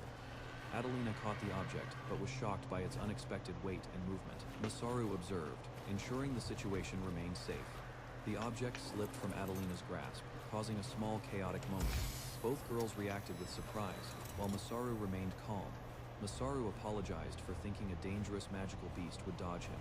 Adelina threatened playful retaliation, showing their familiar sibling-like teasing relationship. Mei revealed a large worm in the area. The group observed it carefully, considering its potential role in the forest ecosystem. Masaru explained worms aerate soil and help plants grow. Similar creatures existed in his world, improving fertility naturally for crops. Meiri asked about the holes the worm dug. Masaru examined it, unsure where it entered or exited the ground. Adelina noted worms shift earth as they move, leaving no holes. Masaru was surprised, realizing these worms could use magic. Meiji explained, worms' muscle can be used to make bows. Masaru realized their value, noting they fetched good prices in Poutrain. Masaru examined the worm closely. Its muscles were elastic and durable, usable for bowstrings, armor, and other crafting purposes. Adelina questioned the practicality. Masaru explained only a few people could hunt worms, emphasizing the rarity and usefulness of the material. Meiji praised Masaru, impressed by his foresight and skill in recognizing the worm's value as a resource for villagers. Masaru considered adding hunting magical beasts as an extra activity. He noted these creatures could provide useful materials sustainably. Masaru considered hunting magical birds for food. Mei listened carefully, noting the unique sounds of the birds to locate them efficiently. Suddenly, a large creature appeared. Mei's reacted in fear, ducking instinctively, while Adelina and Masaru observed the threat cautiously. Masaru compared Mei's reaction to the first encounter with a stray goblin. He analyzed her fear to ensure safety. Masaru noted the danger was closer this time. He carefully positioned himself to protect both Adelina and Mei. The creature grabbed something. Masaru considered intervening, knowing Mei's strength, while preparing to react to the unexpected forest threat. Mei warned Masaru not to fight. She pleaded, fearing he would die if he engaged the dangerous forest threat. Masaru promised Mei he would not fight. He prepared to move carefully through the forest, keeping Adelina and Mei safe. Masaru gripped Mei's hand and discussed confirming the threat's nature. He ensured safety while cautiously approaching the mysterious forest creature. Masaru pulled Mei and Adelina forward. He scanned the forest environment carefully, maintaining alertness for any sudden attacks or dangers. A massive bear appeared. Masaru and the girls reacted with shock, realizing the forest contained even more dangerous creatures than expected. Masaru walked through the forest when a massive bear charged from the shadows, teeth bared and claws digging into the ground. He scrambled behind a tree, heart racing, narrowly avoiding the bear's rampage. Relief washed over him as he caught his breath. Masaru examined the creature closely. It was unlike any magical beast he had encountered, terrifying yet fascinating in its size and form. Nearby, an enormous horse lay on the forest floor. Masaru analyzed it with his appraisal skill, noting its strange anatomy and 6 legs. He discovered it was an assault savanna horse, a mutated species with copper hard horns, evolved for survival and hunting in the wild. Masaru examined the dead horse and noticed the bear-like creature that had attacked it was gone, leaving him puzzled and cautious. He stepped outside as rain began to fall, feeling the wetness and realizing the forest was changing around him. Masaru decided to stop his gathering for the day and thought to report his findings to Mei and Adelina. He reached the village, noticing the rain intensify, and reflected on the bear's unusual strength and sudden disappearance. The chief explained it had been a demon bear, a rare magical beast, and that the giant horse was also a mutated species. The chief reassured Masaru and Adelina that they were fortunate this time, avoiding a direct encounter with the demon bear. Rain began to fall steadily, and Masaru observed that the demon bear's hunger was likely satisfied, prompting its retreat. The chief explained the rain signaled the coming rainy season, which reduced the threat from the magical beast. Adelina illustrated how forests and plains would flood, creating a giant lake that limited the bear's mobility. Masaru realized they had ample time to prepare defenses safely, as even the demon bear could not move freely in the flooded terrain. Masaru asked the chief about how rising waters would change animal habitats, thinking about aquatic creatures spreading across the area. Feeling restless, he decided he could not wait any longer and planned to explore the flooded regions himself. Masaru expressed frustration with the village diet, craving different food, and dashed off to seek something new to eat. He ran across the flooded plains, delighting in the abundance of water and the untouched terrain to explore. Suddenly, he encountered a giant crab, leaping to defend himself and using his items to hold it down while strategizing. Masaru explained to the chief that rising waters would shift animal habitats, particularly aquatic creatures spreading across the flooded plains. He rushed out, eager to explore and find new food. Frustrated with the village diet and craving variety, Masaru caught a giant crab, thrilled with the abundant resources, discovering many unusual creatures like poison toads, giant eels, and moss crayfish. Suddenly, the goddess appeared, surprising Masaru as he fumbled with his latest catch, caught off guard by her presence. She playfully claimed some of his finds, showing that even in a magical world, Masaru's adventurous spirit and hunger created lively interactions. Victinius questioned Masaru about his intentions with the crabs, curious if he planned to eat them or experiment. Masaru teased her, explaining that anyone seeing the abundant creatures would naturally be interested, enjoying the playful moment. He invited Victinius to taste the food with him, sharing the catch and savoring the rare treats together. The two admired the temporary base Masaru had constructed, appreciating its simplicity and effectiveness amid the rainy landscape. Masaru prepared the crab, smiling as he encouraged Victinius to eat, showing a light-hearted bond between the two, amid adventure. Masaru boiled the crabs over a fire while Victinius watched, curious about his cooking and the aroma in the rainy air. He flinched as something soft landed on his head, realizing Victinius had placed a fluffy towel there to help him. Victinius gently adjusted the towel, making sure Masaru stayed dry while he continued preparing the food, showing care in her actions. Masaru struggled slightly as she fixed the towel, moving under her guidance while appreciating her assistance. She reminded him to stay still, teasing gently, while Masaru expressed mild frustration, but he was thankful for her attention and support. Victinius told Masaru to stop worrying and just watch the fire, explaining that her actions were selfish but personal. Masaru acknowledged her reasoning, realizing she was showing appreciation for his work helping the village and surrounding towns. Victinius gently adjusted Masaru's towel, keeping him dry while they shared a quiet, tender moment by the fire. Masaru proudly presented the boiled crab, finally ready, feeling satisfied with their teamwork and efforts in the rainy weather. Victinius instructed him on how to properly eat the crab, guiding Masaru with care as they prepared to enjoy their meal. Victinius tasted the crab and exclaimed it was delicious, showing genuine delight and appreciation for Masaru's cooking. Masaru enjoyed his own portion, noting the rich balance of flavors and umami, carefully watching Victinius eat. Victinius requested some food to bring back for her sister, and Masaru prepared extra, making sure it would stay fresh. Masaru recalled a previous note from her sister, realizing she was the one who had sent it, and smiled at the thought. He placed the leftover crab in his item box, noting it could be kept safely, planning to deliver it later. Victinius told Masaru that watching him work was fascinating, whether he made food, tools, or weapons, appreciating his skill. Masaru reminded her that she had granted him the skills, noting that abilities alone aren't enough without creativity and knowledge. Victinius explained that skills are the most basic foundation, and without imagination or experience, they would not be effective. Masaru reflected on his time at the home center, explaining how he learned to make things and help others. He described managing plants, seeds, and saplings throughout the seasons, showing how practical experience combined with skills shaped his abilities. Masaru explained how he learned to build and dismantle coops, sheds, lay bricks, and handle various items from woodworking to electronics. He told Victinius that having so much knowledge was essential because he worked with countless products and managed information carefully. Masaru vented about lazy managers, needing to constantly learn new products, while lacking enough staff, showing his frustration and diligence. Victinius admired his efforts, surprised and proud, noting Masaru even made a bronze statue of her, expressing joy and pride. Despite all his skills, Masaru knew they still had to address the threat of the demon bear to protect the new city. Masaru admitted he came out hunting to distract himself from thinking about the demon bear, revealing his inner conflict. Victinius refused to acknowledge that he was running away, asserting that he faced challenges bravely despite his fears. She expressed frustration at the thought of Masaru being weak, praising his achievements and growth since arriving in the new world. Masaru recalled his own bronze statue and laughed, acknowledging her admiration while considering how far he had come. Victinius declared she would never forgive him if he gave in to fear, showing her firm encouragement and expectations. Masaru, embarrassed, reacted to her words, realizing the goddess's high standards pushed him to keep improving and not slack. Masaru's team worked tirelessly to strengthen the village walls. Tents and wooden stakes dotted the area. Workers mixed lime, dirt, and seawater. Masaru observed the progress from above. Villagers and allies reported completion near the entrance. Masaru's guidance ensured the fortifications were precise. The palisade stood tall, with pointed stakes reinforced at the base. Masaru inspected the structure, satisfied with its durability and design. He discussed lookout posts with his team. Platforms were added for archers, providing full coverage. Masaru ensured all defensive positions were effective. Masaru requested more stone for traps outside the town. He coordinated material distribution smoothly. Kaito Destiny Fugus 619, welcome to my channel.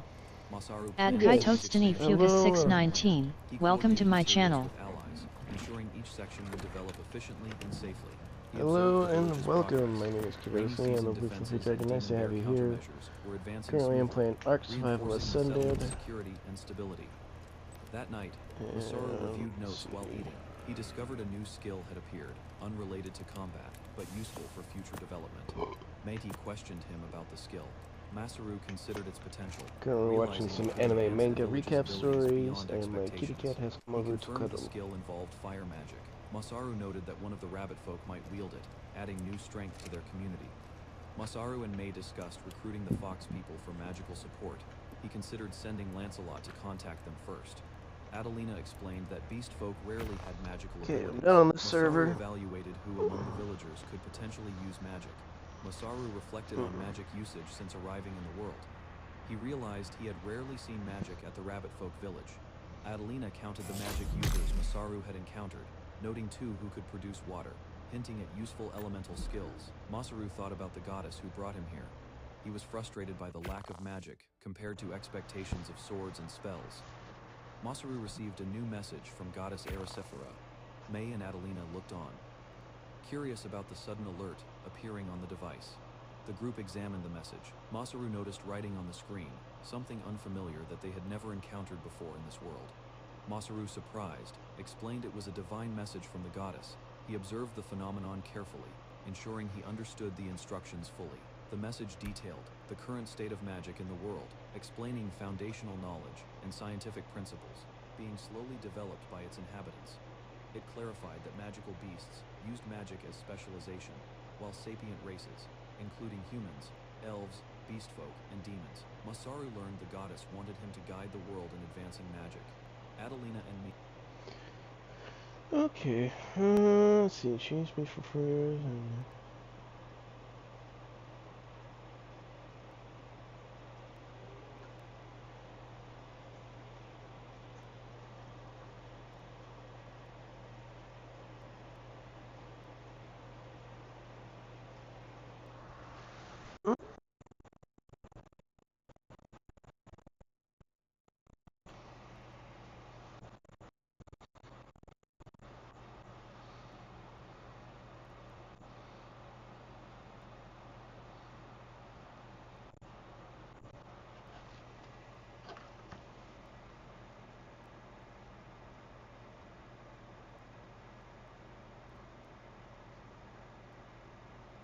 Pokemon community game A Wild Morlul appears catch it using Poke Catch, winners revealed in 90s.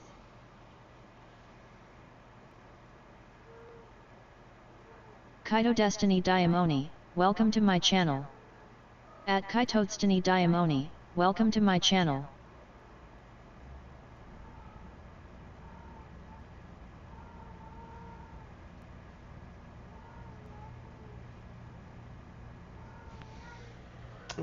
Diamoni, hello and welcome.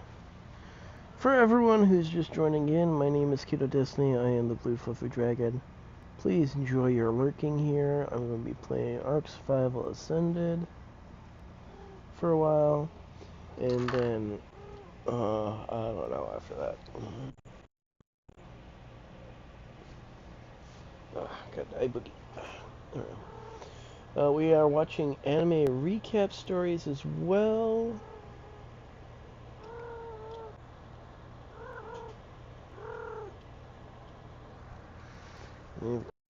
here who has come over for cuddles. Are you coming over here for cuddles, or are you coming over here to terrorize Oliver, huh? Because we want to cuddle. We don't want bullshit. We just want cuddles. Come on. Alright. So I'm on a Pokemon map community right game now Morlul called escaped. Apathy. No one caught it. It is a modded map made by a Japanese couple who is acquainted with the person who invited me to this community server. And, ooh, sorry. I burped. And the kitties are moving. Okay. Go on.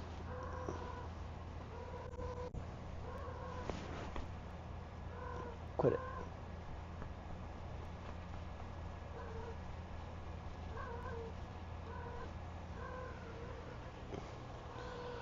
I swear that cat is just gone.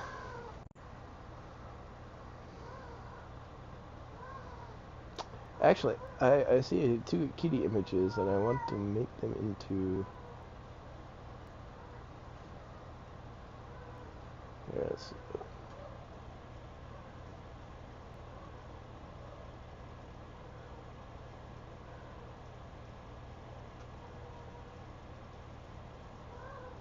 Okay, open media. Alright.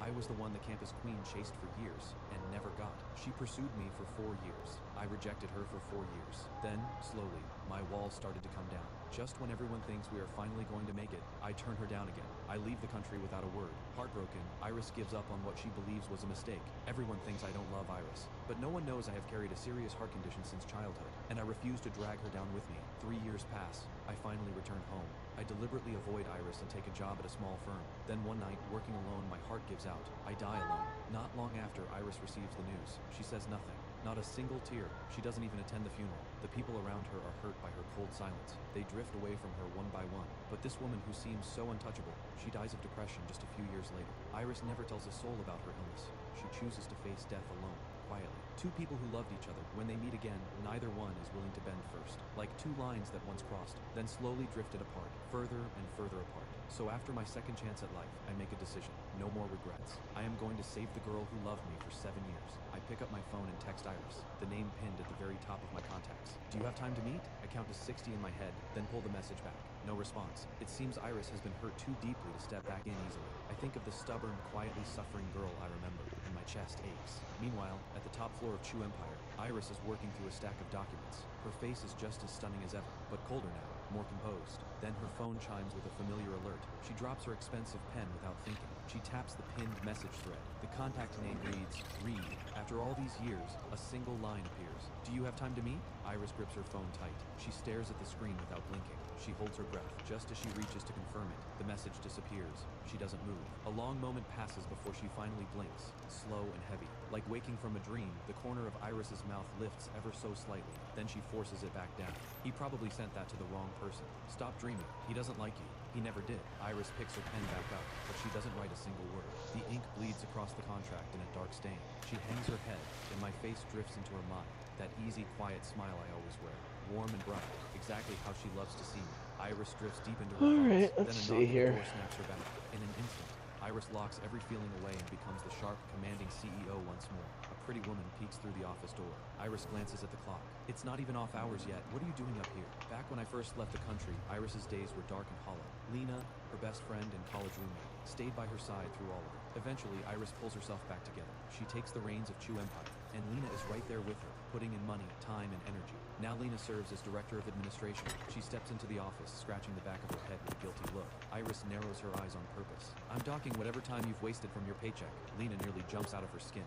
She slaps a sheet of paper onto the desk. Just look at it yourself. Iris glances down and freezes. Her eyes lock onto the top right corner. It's a resume, and in that corner, a small square photo. In the photo, I'm grinning, wide open, like I own the world. Iris reaches out without thinking and touches it. For a brief moment, it feels like I am really there, looking back at her. Iris stays silent for a long time. Lena sighs quietly inside. She already knew. So much time has passed. Iris never says a word about it, but she has never truly let me go. Iris, Lena starts carefully. If this is too hard, I can just turn him down. Why would you do that? Iris looks up. Her voice is ice. If he applied through the proper channels, I respect that. But Lena hesitates. She knows better than anyone how much I still affect Iris. Iris doesn't give her a chance to say more. She hands the resume back. Process it the normal way. Don't go out of your way to update me on him. She looks Lena dead in the eyes and says clearly, I have no reason to pay special attention to an ordinary colleague. Lena holds her gaze for a moment, then sighs and walks out. When the room goes quiet again, the tension slowly drains from Iris's body. She drops her gaze. Her face falls into shadow, like a frost that never fully thaws. Soon after, I am standing outside Chu Empire in a sharp business suit. The junior staff in the lobby cafe are laughing and chatting. Then the elevator opens, and someone steps out, heading straight toward me. The whole lobby goes quiet. Every pair of eyes shifts to watch. The woman walking toward me is guarded and careful. It's Lena, Iris's college roommate. In my past life, she was the one who attended my funeral in Iris's place, and she cried, genuinely and hard. But I know those tears were never for me. They were for Iris, because she knew that losing me meant losing the last piece of Iris's heart, and that Iris would eventually become an empty shell. I glance at the name badge on her chest. I give a slight bow. Hello, I'm Reed, here to interview for the legal department. Lena ducks her head, and her discomfort grows. I was the campus king of the law school, top of my class, the kind of person people put on a pedestal. One look at me and her nerves spike, especially since I'm the man her best friend never stopped loving. She forces a smile. Follow me. I follow Lena into the elevator. Behind us, the staff erupt into whispers. She came down personally to get him. Could that be your boyfriend? Without a word between them, everyone quietly slaps the same label on me, deeply in love. The interview room door swings open, and I stop dead. Sitting front and center is a woman of breathtaking beauty, radiating cold elegance. Just 3 years, and she is completely transformed. Barney Kitty, The shut up. shy, sensitive girl she once was has become a legend in the business world. Everything about her is sharp and untouchable now. Nothing like the soft girl I used to know. Iris flips through the documents, turning the same pages over and over. She looks every bit the meticulous interviewer. I pause for just a moment, then sit down in the center chair, calm as ever. Hello, I'm Reed, here to interview for the legal position. Iris doesn't look up. She keeps flipping through my resume. Since she isn't talking, I don't either. For a moment, the only thing in the room is the soft rustle of pages. Then she sets the resume down and looks at me. Your qualifications and experience. I've reviewed them. Her tone is flat. No questions there. I only have one thing to ask you. Why did you turn down the position at the National Court? That's the dream for every law student. She pauses. Her eyes darken. Or maybe what I should really be asking is, why did you come back? I hear the question, and the corner of my mouth lifts. No hesitation. For someone, Iris's expression stiffens. She forces herself not to read into it, but her eyes drift to me anyway. She suddenly thinks of the message from yesterday. Was it really meant for her? She hears her own heartbeat quicken. A wave of buried hope and tangled emotion presses against her throat, leaving her completely speechless. I keep going, still smiling. For my mentor, he's getting on in years, planning to retire this year. I came back mainly to help him guide his graduate students through their research. I keep my smile easy. Things aren't too hectic on that end right now, so I figured I'd find something to do. The interview room goes dead silent, like time itself has stopped. Iris stares at the resume in her hands, saying nothing.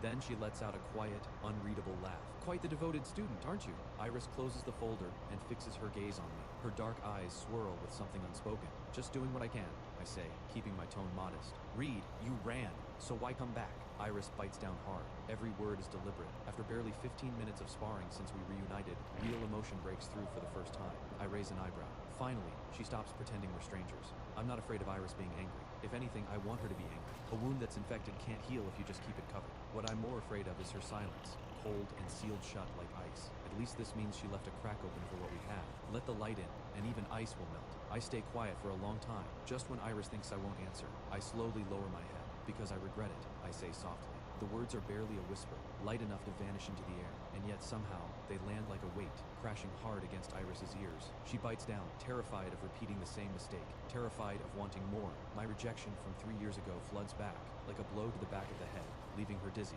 She is afraid of losing herself again, that pitiful, desperate version of herself who begged for whatever scraps of affection I let slip through my fingers. That was never really her. Quickly, Iris pulls herself back together. She becomes the cold, detached interviewer again. She doesn't look at me, doesn't take the bait. She stands, brows slightly furrowed. The interview ends here.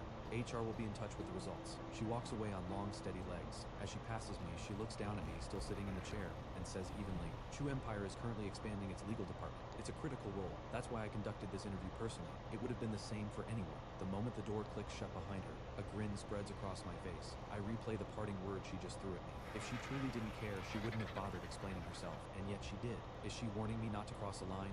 or trying to prove she feels nothing for me anymore, warning me to keep my distance, or convincing herself she's moved on. During the days waiting for the results, I keep myself busy, eat when I'm hungry, have fun when I feel like it. In the afternoons, I jog around my neighborhood. I make a point of not checking up on Iris. The place I live is a high-end residential complex, private, secure. You rarely see anyone around. So when Iris appears just a few meters away, she's impossible to miss. She's walking straight toward me, and beside her is a man in a sharp black three-piece suit that makes him look every bit the power player. I glance at him and immediately meet a cold, cutting stare. Iris says nothing, but watching me gasp for breath, she frowns. Because of my heart condition, I haven't been pushing myself hard during these workouts, still within what my body can handle, but my lips have gone faintly pale, and it shows. What are you doing here? Iris stops a few steps away. She pauses, then asks. I look up, still catching my breath. What a coincidence. I live here. Before the words are even out, the man who had been ignored steps between us and thrusts out his hand. Hello, I'm Marcus, project lead at Grand Reach. He turns to Iris with a look of mild offense. Aren't you going to introduce us? I don't react. Marcus's eyes narrow. He's about to push harder. Then I break into a sudden coughing fit. He stumbles back 2 steps. Iris cuts in immediately. Marcus, you can head out. We're done for today. But we barely even started. Marcus starts to object, then turns around and finds Iris staring at him with eyes completely devoid of warmth. I'll say this once more. I don't appreciate business partners contacting me outside of work. One sentence, and she shoves him right back behind the professional line, killing every last one of his illusions. Marcus goes pale. He cannot understand why a man like him, capable, attentive, successful in every way, still can't get a second glance from her. Can you walk? I look up and realize Iris is talking to me. I glance at Marcus. His expression has curdled. I straighten up. I can walk, even though Iris always wears that cold, indifferent face. Anyone watching could feel that the way she looks at me is just different.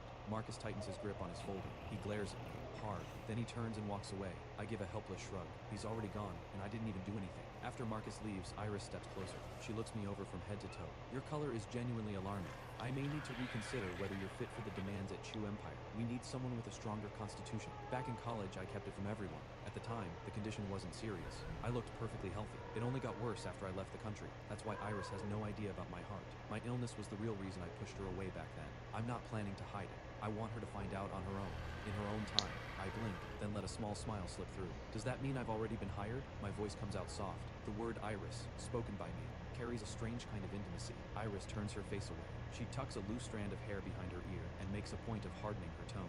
I said, it needs to be reconsidered. I hear that, and I stand up straight. My eyes go straight to her face. Even after reconsidering, I'm still the best choice you've got. The confidence in my voice makes her turn back. She thinks to herself, strange. This is already the second time they've crossed paths since my return, but only now does it really hit her. The man who made her heart race more times than she can count is standing in front of her again. Her heart pounds, beating hard against her ribs. I open my mouth to say something more, and a wave of dizziness crashes through me without warning. Before I can even process it, a small, pale hand catches my elbow just in time. I look down and meet Iris's eyes.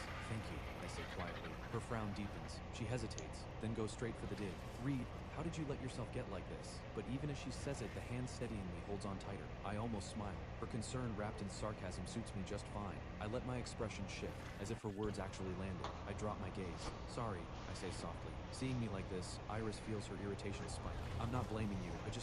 She stops herself. Her words come out rushed, but the hand letting go of me is slow. Next time I see you, I'm not getting involved. Iris turns and walks away. She leaves me staring after her, but she said it. Next time. Iris isn't nearly as resistant as she pretends to be. I still have a chance. The very next morning, I show up at Chu Empire to start. Right this way, counselor. This is your desk. I'm in an all-black suit. Tall, pale, clean-cut, radiating the kind of presence that's hard to place but impossible to ignore. The HR assistant sneaks a glance at me, screaming internally. How can someone this attractive also be one of the sharpest lawyers in the field? I nod, and I'm about to ask something else, when the office door swings open and Lena walks in. The assistant looks between Lena and me, reads the room instantly, and slips out, stealing a few extra glances at Lena on the way, which leaves her thoroughly confused. Pokemon community game A Wild Illumis appears catch it using Poke Catch. Winners revealed in 90s. She rushes to add, it's about Iris. Something flickers in my eyes, just for a second, then I pull it back. I let out a slow breath. You want me to leave, don't you? I drop my head, eyes full of something unspoken, and yet it feels like I've said everything. Lena doesn't quite know what comes over her. She came in here ready for a fight, fully prepared to tell me to stay away from Iris at work, but seeing me like this, she finds herself softening. wanting to speak up for me instead, because I don't look anything like the kind of man who walks away and never looks back. I give a quiet smile. I know she can't stand me. Don't worry, I won't bother her. I look up at Lena as I say it, my eyes hollow, drifting. Lena's face creases with conflict. If she doesn't help pull us back together, how can she just stand by? Is she really going to let Iris grow old alone? She bites down and throws out every warning Iris gave her. I give up.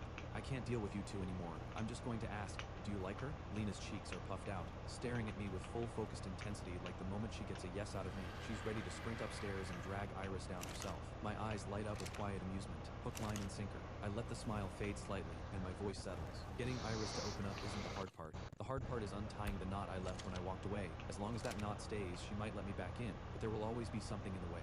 I don't want to leave any more regrets. So for now, I have to take it slow. I go quiet. Lena immediately opens fire like a rapid round barrage. I've seen inside Iris's desk drawer. It's full of pictures of you. Every single year on your birthday, she vanishes completely. No one can reach her. My birthday is the same day I left the country 3 years ago. The same day I coldly rejected and humiliated Pokemon Iris. community Lena's game voice Illumis rises as she escaped. keeps going. No These one past 3 caught years, it. There's been no one else. She never forgot you. I cut her off. I was sick. So you left because of your illness? Lena's mind immediately fills in an entire dramatic story on its own. The look she gives me turns soft with pity and pain. My eyes drift downward. I don't want to use it as an excuse. Walking away without a word, that was on me. Lena shoots to her feet. Then I have to tell her. I have to tell Iris. I shake my head. My eyes are steady. I don't want her pity. Okay, then I won't say anything, and suddenly feel something complicated stir inside her. She is Iris's best friend. I hurt Iris badly. Broke Okay, something let's in her. see. Changed her completely. By every right, she should despise me. She should be blocking me from getting anywhere near Iris again. But looking at me right now, she can't bring herself to hate me. There's even a voice inside her whispering. It wasn't her fault she was sick. And the two of them, they really are perfect for each other. Lena feels the weight of it settle on her shoulders. Something clicks, and she makes up her mind. She is going to get us back together, no matter what. For the first half month after I joined Chu Empire, I don't catch a single glimpse of Iris. She seems to be avoiding me on purpose. Even the work she assigns me is deliberately light. I don't mind. I've been through enough to know what this means. She probably hasn't figured out how to face me yet, or how to face what we used to be. But this breathing room has gone on long enough. I take out my phone and put my best asset to work, my inside contact, Lena. If Iris won't come to me, I'll go to her. I make plans with Lena to grab lunch together. The two of us walking into the staff cafeteria instantly draws stares from every direction. We order our food and settle into a corner by the window. Oh my, is that Lena and her boyfriend? I heard he's actually a lawyer here. No way, seriously? They look amazing together. I keep my eyes low, quietly taking it all in. The corner of my mouth lifts. Across the table, Lena has her head down, eating with full commitment, occasionally looking up to nudge food toward me. Try this one, and this. Good for you. Not far away, Iris is heading toward the elevator when the words boyfriend and lawyer drift into her ears. She stops and glances toward the cafeteria. By then, most of the crowd is cleared out. The place is nearly empty. Just the two of us. Impossible to miss. I'm leaning against the window, glancing down at my food between moments of looking up to listen quietly to Lena go on and on. The whole scene is warm and easy, the kind of closeness no one else can step into. Iris frowns. She turns on her heel and walks straight into the cafeteria. Lena, do you have nothing better to do? She's here. I look up from my chopsticks, and for a second I can't move, but Iris only looks at Lena, her voice low and measured. The Grand Reach case has been sitting for a while now, and you're here flirting? Lena's eyes go wide. The Grand Reach deadline is nowhere near. Why is Iris suddenly in a rush? Flirting? Lena blanks, then glances at my silence, and the penny drops. She immediately cries foul. I would never dare. Not before. Not now. Lena's clumsy defense catches me off guard, and I almost laugh. Iris's frown tightens instantly. She glances at me without thinking, then snaps her gaze away. I don't need an explanation. I get to my feet. I'm sorry. I've taken up enough of your time, Lena. I turn to leave, and Iris reaches out without thinking and grabs my hand. The moment she catches my surprised expression, she lets go immediately, flustered. What is she doing? Iris's frown tightens, then slowly releases. In the end, she says nothing. She quietly looks away. I watch her face for a long moment, then smile, sad and small. I turn and leave. Lena, who knows everything, is dying inside, but she doesn't dare say a word. She lets out a long, heavy sigh. Iris, Reed didn't do anything wrong. Iris snaps her head up. A bitter smile curls at the corner of her mouth. I'm the one who did something wrong. When has Reed ever done anything wrong? I'm the one who had no sense. Loving him for that many years. In love, Iris has always been a coward. She was only brave once, and it cost her everything. Iris, Lena was going to drop it, but then she thinks of the grief in my eyes when I left, and the way Iris only ever shows up for me. She curls her hands into fists. She throws caution to the wind. Why won't you give Reed a chance? Iris starts to answer, but Lena cuts her off. Iris, you know what I mean. This is also a chance for yourself. Something flickers in Iris's eyes. A trace of exhaustion creeps across her brow. For the past half-month, not a single day has passed in peace. But just now, the moment she saw me, something settled, unexpectedly. She has been running, but she cannot deny that she never forgot me. Put Reed on the Grand Reach Project. She leaves it at that, and walks away. Put Reed on the Grand Reach Project. One sentence, and she's gone. Lena stands there frozen for a moment, then it hits her, and she claps her hands together in delight. Grand Reach is the biggest project Chu Empire has right now. Iris is leading it personally. Putting me on that team means I'll be seeing her constantly. I'm standing at the elevator when Lena's message comes through. I raise an eyebrow and smile. Then I sense someone beside me and pocket my phone. Good afternoon. Iris glances at me standing far off to the side and steps into the elevator. She notices I haven't moved. Are you getting in or not? Don't you have your own private elevator? I grip my hands at my sides and don't move. Am I really that intimidating? Iris leans forward, one hand holding the door open, her eyes steady and unreadable, fixed on me. I take a slow breath and step in. I stand beside her and steal glances when I think she isn't looking, but Iris has noticed from the start. She stares at the changing floor numbers and suddenly speaks. A top lawyer, and you can't even say a word? I pull my gaze back fast. My breath catches. The elevator doors slide open. I push myself forward and step out, then turn back with a smile. I'm sorry, but seeing you again makes me happy. The two sentences, abrupt, with no setup and no follow-through, hit Iris somewhere she wasn't braced for. Her whole body softens for just a moment. A split second before the doors close, a slender, pale finger stops the door. Reed, I haven't forgiven you. Something that has been locked down for a long time breaks open with those words, rushing through her like a current she can't control. Okay, let's see. Iris exhales, long and heavy. Since the moment we found each other again, the restlessness and pain that has been clinging to her heart fades, almost all at once. I spin around, eyes wide. Through the narrowing gap of the closing doors, I catch a look in Iris's eyes I haven't seen in years. That campus spark, bright and young, mixed with the faintest trace of a smile. She's actually smiling. My mind jumps back to the Iris I knew back then, like she's saying to me again, hey, you promised you'd come watch my show. Where were you? I haven't forgiven you, unless you make it to the next one without fail. And then, your punishment is watching you perform for the rest of your life. In that instant, the girl I remember and the woman in front of me collapse into one. I blink. The smile pulling at my mouth just keeps growing. She's exactly the same, proud on the outside, soft underneath. I was right. With someone as stubborn and self-possessed as her, no amount of pushing from my end would ever work. She had to be the one to step forward. Grand Reach is the largest restaurant group in Hillport, with dozens of dining chains under its name. On the first day, Iris clears me to join the project. I'm standing outside the building with a stack of files, when a black Panamera rolls up and stops right in front of me. The window glides down. A face, cold and breathtaking, appears. Iris checks the time. I'm joining the site visit. Get in. I don't make it a moment. I just say yes, but pause when I reach for the door. Front or back? She catches my hesitation. Sit in the back, she says flatly. I'll be your driver. I'm speechless. The sarcasm lands clean. The small smile Iris let slip that day in the elevator. It might as well have been a hallucination. Right now, she is every bit the cold, unapproachable CEO. I pull open the passenger door and slide in. Thank you for the ride. Warm sunlight pours through the window and falls across my face. I half close my eyes and let it settle. Iris glances over. Her grip on the wheel tightens. The soft music in the car barely covers the sound of her heartbeat. Alright, let's see what we got here. There is so much she wants to ask. Why did I come back? Why did I choose Chu Empire, who I meant when I said I regretted it? Whether there is still any part of her left in my heart. The thoughts pile up too fast. She has decided she needs to sort through their past carefully, but once she makes that decision, she has no idea where to begin. Hillport has changed so much. I don't know when I opened my eyes, but now I'm pressed against the glass, watching the skyline drift past. I let out a long, quiet breath, part longing, part loss. I'm back. It feels like a dream. Iris turns to look at me. I thought you had nothing keeping you here. That's why you left without looking back. I sit up slowly, eyes on the cold line of her profile. I smile at myself. I thought so too. Clearly I was wrong. I turn back to the window and keep watching the city slide past. The traffic light ahead turns red. Iris hits the brakes, hard. Both hands clench the wheel. Enough. Iris wants the answers. But the moment Omnier just gonna head to bed now. Have a good night there, Omni. That pain is still too sharp to risk a second time. Omnier, so too Envy Draven. Stream Elements, look, it's Envy Draven. They were playing Windrose. Go check them out and give them some fluffy cheers and support. Envy Draven at URL.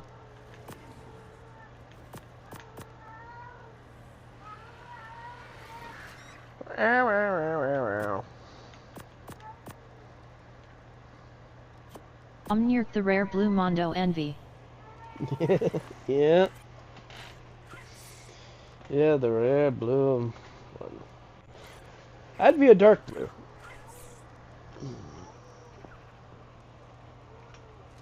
Wisebot 7 viewers, -2, alarm clock 3 hours 25 minutes and 48 seconds. Oh. Sweetie, you need to stop. You're gonna run yourself ragged.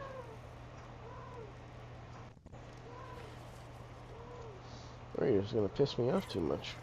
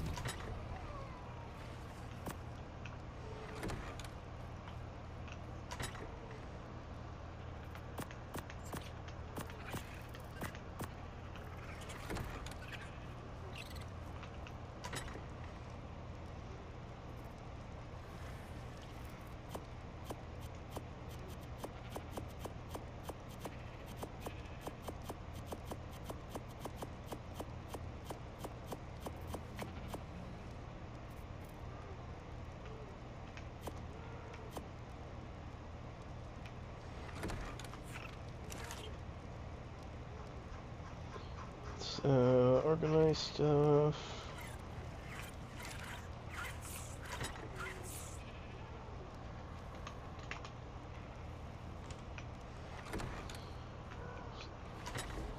Leave the words hanging with no explanation. Then I go quiet, turn back to the window, and let the silence settle over me. The car fills with a long, unbroken quiet. A soft piano piece plays low in the background, gentle and unhurried. Iris still says nothing, but she reaches over and turns the music off. Her mind is a mess. Iris wears the same blank expression she always does when she's tense, and forces out a few words. Do what you want, but if it affects your work, I'll fire you myself. That is permission. Permission for my testing, my moving closer. I study her profile for a long moment, until her palms are sweating from the tension. Then I break into a wide, shameless grin. Let's make a bet. I'll become the best lawyer Chu Empire has ever had. Iris's brow furrows slightly, and she understands the real meaning underneath immediately. I change the subject. Beautiful weather. Mind if I open the window? Iris's thoughts are spinning. She mutters something vague in response. Then the image of my pale face from the other day flashes through her mind. She hits the lock button. No, why not? She turns her head away and softens her voice just slightly. We have a meeting soon. I need a partner who can think clearly, not one who got himself frozen. Right on cue, they arrive. Iris pulls to a stop, eyes forward, and asks, as if it just crossed her mind. I've been meaning to ask, what's going on with your health? I don't remember you being this fragile. I cover my panic fast, and flash a sudden smile. Iris blinks, caught off guard. I lean in close, almost nose to nose. I tilt my head slightly, and my voice finds its way into her ear before she can brace for it. You're awfully concerned about your employee. Don't tell me you like me. Iris goes completely speechless. And then there's my scent, a faint trace of sandalwood, and it makes her head swim. She thinks of who I used to be, that boy who stood under the sycamore trees at school, looking at her with warm and bright eyes. While she's still lost in that memory, I've already opened the door and stepped out. Don't worry, I won't let it affect my work. Iris leans back in her seat, listening to my footsteps fade. Each one lands like it's stepping straight onto her heart. Iris and I arrive at Grand, reach for the site visit. Marcus is there to handle the handoff, the same Marcus from before. The moment Iris walks through the door, his eyes lock onto her and don't let go, openly coveting the empty seat at her side. Iris acts like she doesn't notice. She turns to me instead and pulls out the chair next to her. Sit here. I smile slightly, settle in without a word, and focus on the Grand Reach case materials. Then I see it. Velcro. 2 words, and my hand moves to my chest. Pokemon community game A wild Pupitar appears. Catch it using Poke Catch. Winners revealed in 90s. It was while working late on Bell Peak business that my heart gave out, and I died. I narrow my eyes and read through the file carefully. Sure enough, listed among the targets for this Grand Reach campaign, Bell Peak. It seems no matter what path I take, I end up back at the same point. I'm still turning that over in my mind, when a sharp, sudden contraction seizes my chest. I touch Iris's hand and force my voice to stay even. I'm sorry, I'm not feeling well. I need to step out for a moment. Iris is fully locked into the proposal, but one glance at my face drained of color, and she pulls me out of the meeting room without a second thought.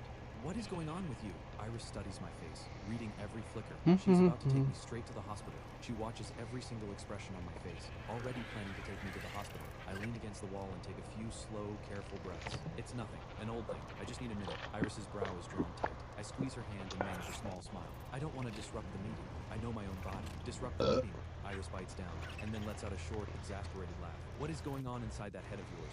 The worst has passed. Color slowly returns to my face. I take the rare opportunity to tease her. You're what's in my head. I sneak a glance at Iris. Her expression is dark, a shadow falling across her face. Then she catches my eyes, sees the color coming back, and quietly lets out a breath of relief. She watches me, so careful, and doesn't know whether to laugh or be annoyed. She releases her grip and says flatly, "Fine, you're not worth the energy." I lower my voice. The company trip is the day after tomorrow.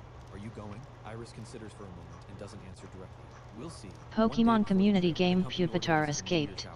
No one caught it. In the original timeline, this is where Iris meets Evan, the young heir to the Joe family empire. He falls for her the moment he sees her. He pursues her relentlessly after that, using his family's power to pressure her into an arranged marriage. But Iris never gives in. After I return, his presence darkens things for a while. To cut this off before it starts, I join the trip. But Iris herself doesn't show, and I'm pretty sure she's avoiding me on purpose. More importantly, the man I casually pull back from the edge of the walkway turns out to be Evan. I say lightly, "Here for the meteor shower?" Evan shrugs. "I heard you can make a wish. That's why I came." The sky deepens. Moonlight drapes itself across the dark veil. Evan asks with bright curiosity, "What would you wish for?" A flash of grief moves through my eyes. Gone before it lands. Evan leans in, eager. "So, what's your wish?" Something sad crosses my eyes for just a moment. I smile and answer, "There's someone I love. My wish is her." Evan goes still. The love in my voice is overwhelming and aching all at once. Vast as an open ocean, bottomless, perfectly silent. It hits him somewhere deep, and his chest tightens without warning. He stares at me, unable to speak. I'm the one who breaks the tension. The meteor should be starting soon. Time to make that wish. Right, the wish. Evan snaps back. Quietly, he makes a decision.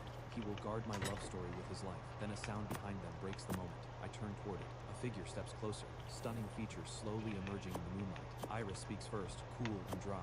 "Looks like I showed up at the wrong time. Sorry to interrupt." She's in a long black coat that makes her legs look endless. A gray knit scarf hangs at her neck. Her hair falls loose across her face, unmanaged, effortless. The skin, pale as carries a pink flush. The usual coldness softens just slightly. When she sees I'm fine, she finally stops walking and lets herself breathe. Every time I look at her, it hits the same way. No wonder Evan fell for her the moment he saw her. I glance back at him, but his face doesn't carry any of that desperate infatuation. Instead, he looks cautious. "Who are you?" Iris glances at him briefly and doesn't bother answering. She turns to me. "What happened to you? Lena said she couldn't find you." I blink, and under the urgency in Iris's eyes, I feel suddenly restless. "I just found a spot to watch the shower," I say without thinking. Iris looks at me sitting on the dry leaves, working hard to hide how panicked she felt when she got the call, how she ran up the mountain in a rush. She holds out her scarf without a word. When I don't take it, she finally speaks, slowly. "Put it under you. The ground is cold."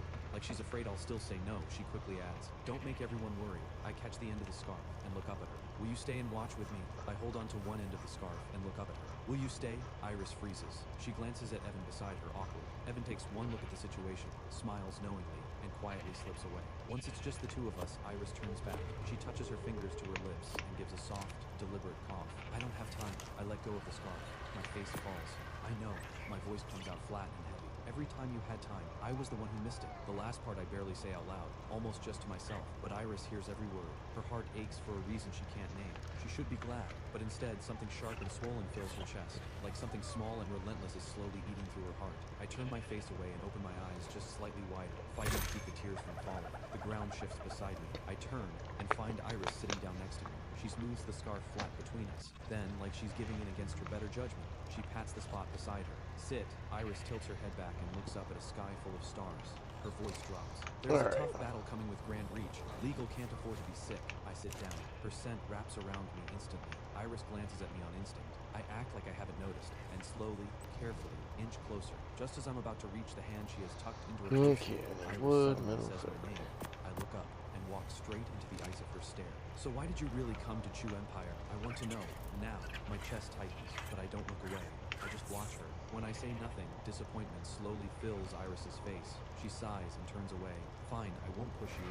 Then, a streak of light cuts across the sky. Then another, and another, trails of light spilling down toward the horizon, one after the other. In seconds, the whole sky is ablaze. Iris thinks of the wish she made on her 19th birthday. She wished to stay by my side forever, but her forever ended the year I left the country. My wish is... My voice comes out low, Iris. She hears her own name and frowns slightly, starts to look up, then stops cold, because I am placing a silver ring into her palm. I repeat myself, slow and steady.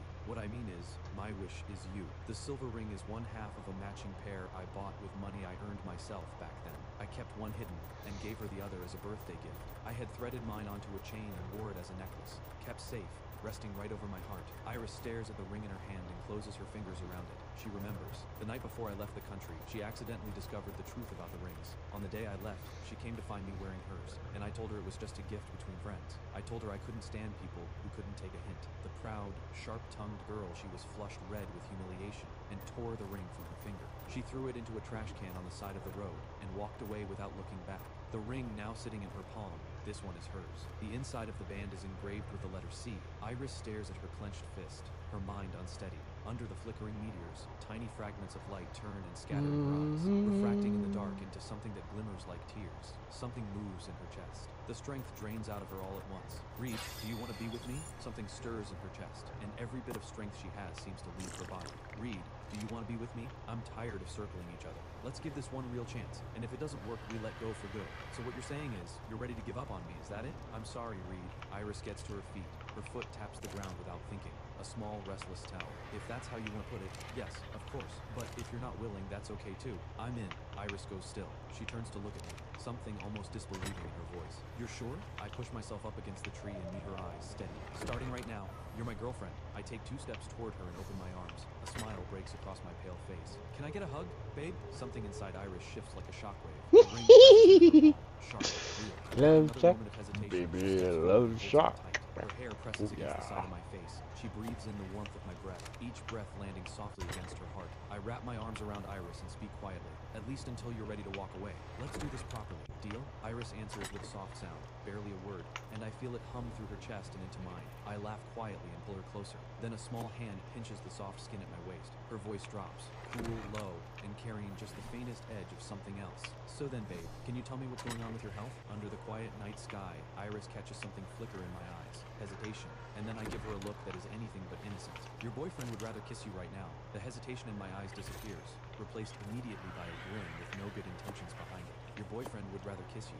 Iris's eyes go wide. The tips of her ears flush red in an instant. She has no idea how to handle me when I'm this direct. I lower my head. The moment my lips meet hers, everything about her, that soft, singular warmth, floods into me, filling every corner of my mind. The only thought left is how badly I want to keep going. Just as Iris sinks fully into me, I pull back. My breath, still warm, falls against her face. Anything else you want to ask? A finger presses gently against my lips. Iris's voice comes out soft. Not asking anything right now. I'd rather kiss you. And then, a kiss like a wave that doesn't ask permission, pulling tight around my heart as it rises and falls. Wrapped in Iris's unguarded love, I feel something inside me go quiet for the first time. The Grand Reach meeting is winding down. From the moment it started, I felt Marcus's hostile stare locked onto me. I don't flinch. I meet it head on.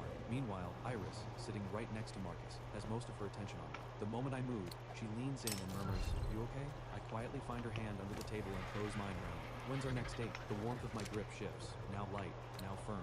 Iris's face doesn't change.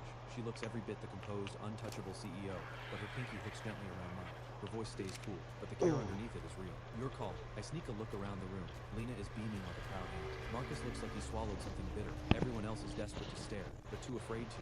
Jaws are practically on the floor, and yet right out in the open. Her favoritism is so easy, so unguarded, it leaves me quietly stunned. Something feels different about Iris. Something feels off about Iris. Right there in full view of everyone. Her affection is bold and completely natural. It honestly catches me off guard. I keep getting this feeling that Iris is up to something. This is not the girl who used to blush the second you tease her. Is she holding something back? Before I can think further, Marcus stands up across the table. He straightens his tie and aims a loaded look at Iris. That wraps the meeting. And Reed, could I have a word with you alone about the project? Anyone could see what he's up to. Iris doesn't even 42, 41, 30. And I can't be there? Marcus grits his teeth, clearly stung. I let the corner of my mouth lift. Marcus, shall we? Iris's brow dips slightly. She gives me a look that says she's not entirely on board. I wink at her. My grin is all confidence. Iris turns her head away stiff. The tips of her ears go red. Downstairs at the cafe, Marcus wastes no time. What exactly is your relationship with Iris? The amount of attention she's given you lately is a lot. Before, Iris was always so controlled, so guarded. Now she's this open with her feelings. How is he supposed to just sit with her? I let the faintest frown cross my face. When I speak again, the warmth is gone. I don't think I owe you that. Marcus stops himself, and here's how sharp he sounded. He forces a smile. Sorry, I've known her a long time. She matters a lot to me. I have strong feelings for her. I pushed too hard. I lost my composure.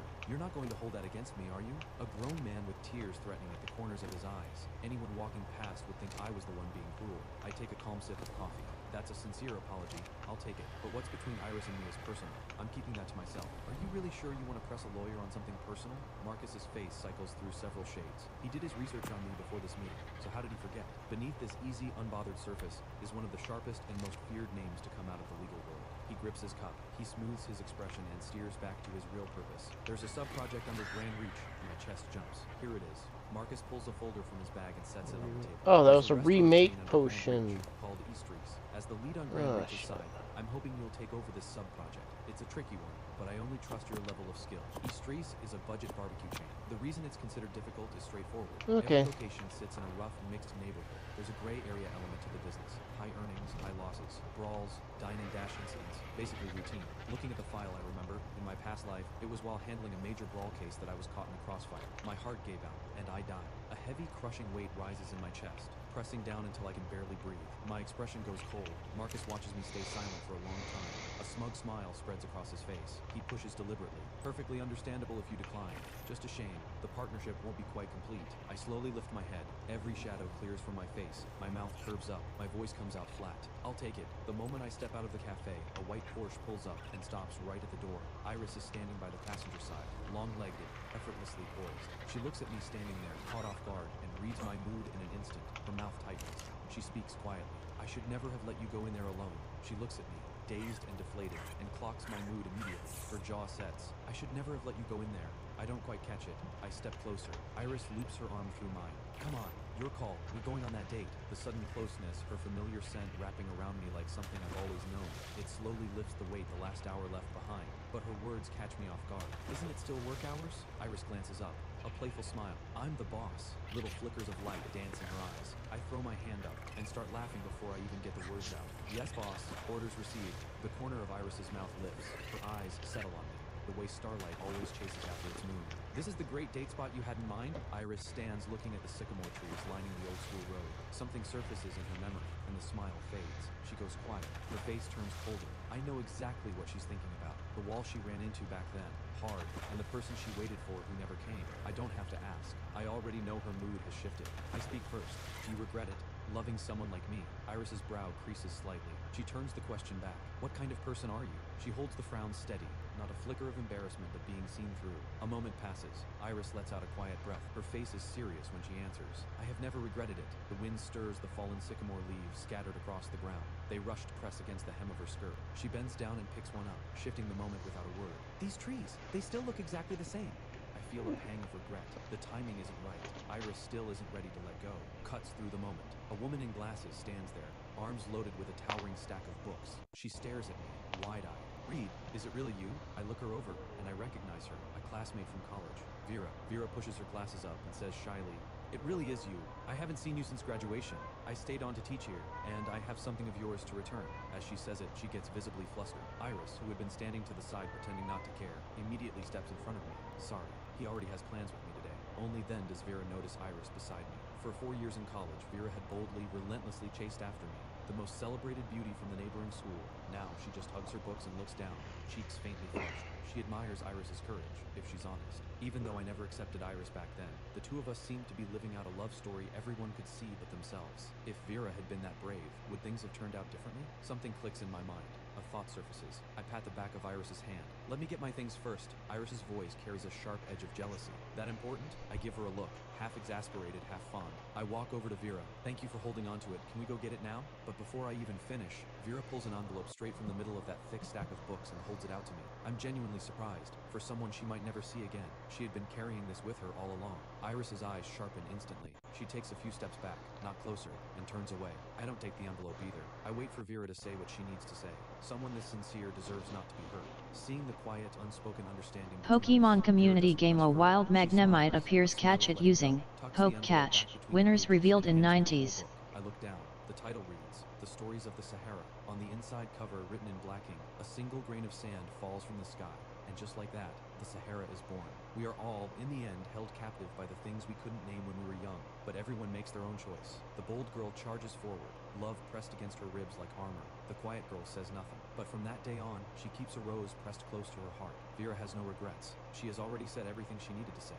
When Iris sees it's just an envelope, the tension in her eases just slightly. She probes carefully. What is it? I watch her trying so hard to play it cool, and I almost laugh. I slip the envelope out of the book and hold it between my fingers. It's not a love letter. Iris's gaze locks onto the envelope immediately. Her eyes go dangerously still. Before she tips over the edge, I press it into Iris's hands. It's for you, Sonny. Her expression doesn't change. Still cool, still composed, but I can feel the shift, like clouds breaking apart after rain. She clears her throat softly and takes it. Her slender fingers unfold the letter, only a few lines inside, but her eyes grow softer with every word. Before I take you to see the next show, let's be together. A reply to a promise made long ago. The words I never got to finish that year, under the sycamore tree. The feelings hidden in the small moments she never noticed. I lower my head and speak quietly. Something came up. I left the country, so I never got to give it to you. Too late. I've just dropped a bomb, and my heart pounds as I wait for Iris to respond. But the moment doesn't play out the way I expect. Iris wraps her arms around me, tight, and presses her face into my chest. I can't see her expression, but I can Pokemon community game. Magnemite escaped. No one caught it. Finally, it goes slack. She was afraid of me getting too close, even more afraid of me leaving. Now that string goes slack. She was afraid of me getting close, even more afraid I'd leave. That push and pull inside her, wanting me, then punishing herself for it, is probably why in my previous life, the news of my death sent her spiraling so fast into depression with no way out. So I have to give Iris something firm, a clear choice, and a love she can hold on to. Otherwise, she'll drift right back toward that same fate, scared to hold on, scared to let go. That evening, I sit on the couch drinking my herbal medicine, turning things over in my head. She must have gone and looked into it that very night. She found out about my heart condition, and probably pieced together why I left. Ever since then, her whole attitude has been off, so she actually means to start over with me. No wonder she's been so guarded about this, and yet now she won't back down even an inch. Backfired a little. Now she's the one feeling guilty. I mutter to myself on the couch and take another bitter sip. I narrow my eyes. Things have shifted in ways I didn't plan for. I had wanted to keep the office romance going a little longer, but maybe this isn't so bad either. Speaking of which, my visit to Eastries. The place sits at a crossroads. To the left, a stretch of abandoned construction, the kind of place all sorts of people drift through. Nearby, an active construction site. Bodrix, thank you for the follow at Dilderfurster. It's the only restaurant in the area, and honestly, business is decent. Once I get a feel for the Thank you place, much for your I head inside follow. for lunch. It's The greatly moment I step through the appreciated. door, I take it all in. I walk Hope you're in, doing and well. immediately You're having a feel great, stare wonderful hit my time there wall. on Kick, Hostile, Twitch, direct, locked on me. I Blaze, meet it and without YouTube. flinching. The man is built like a tank.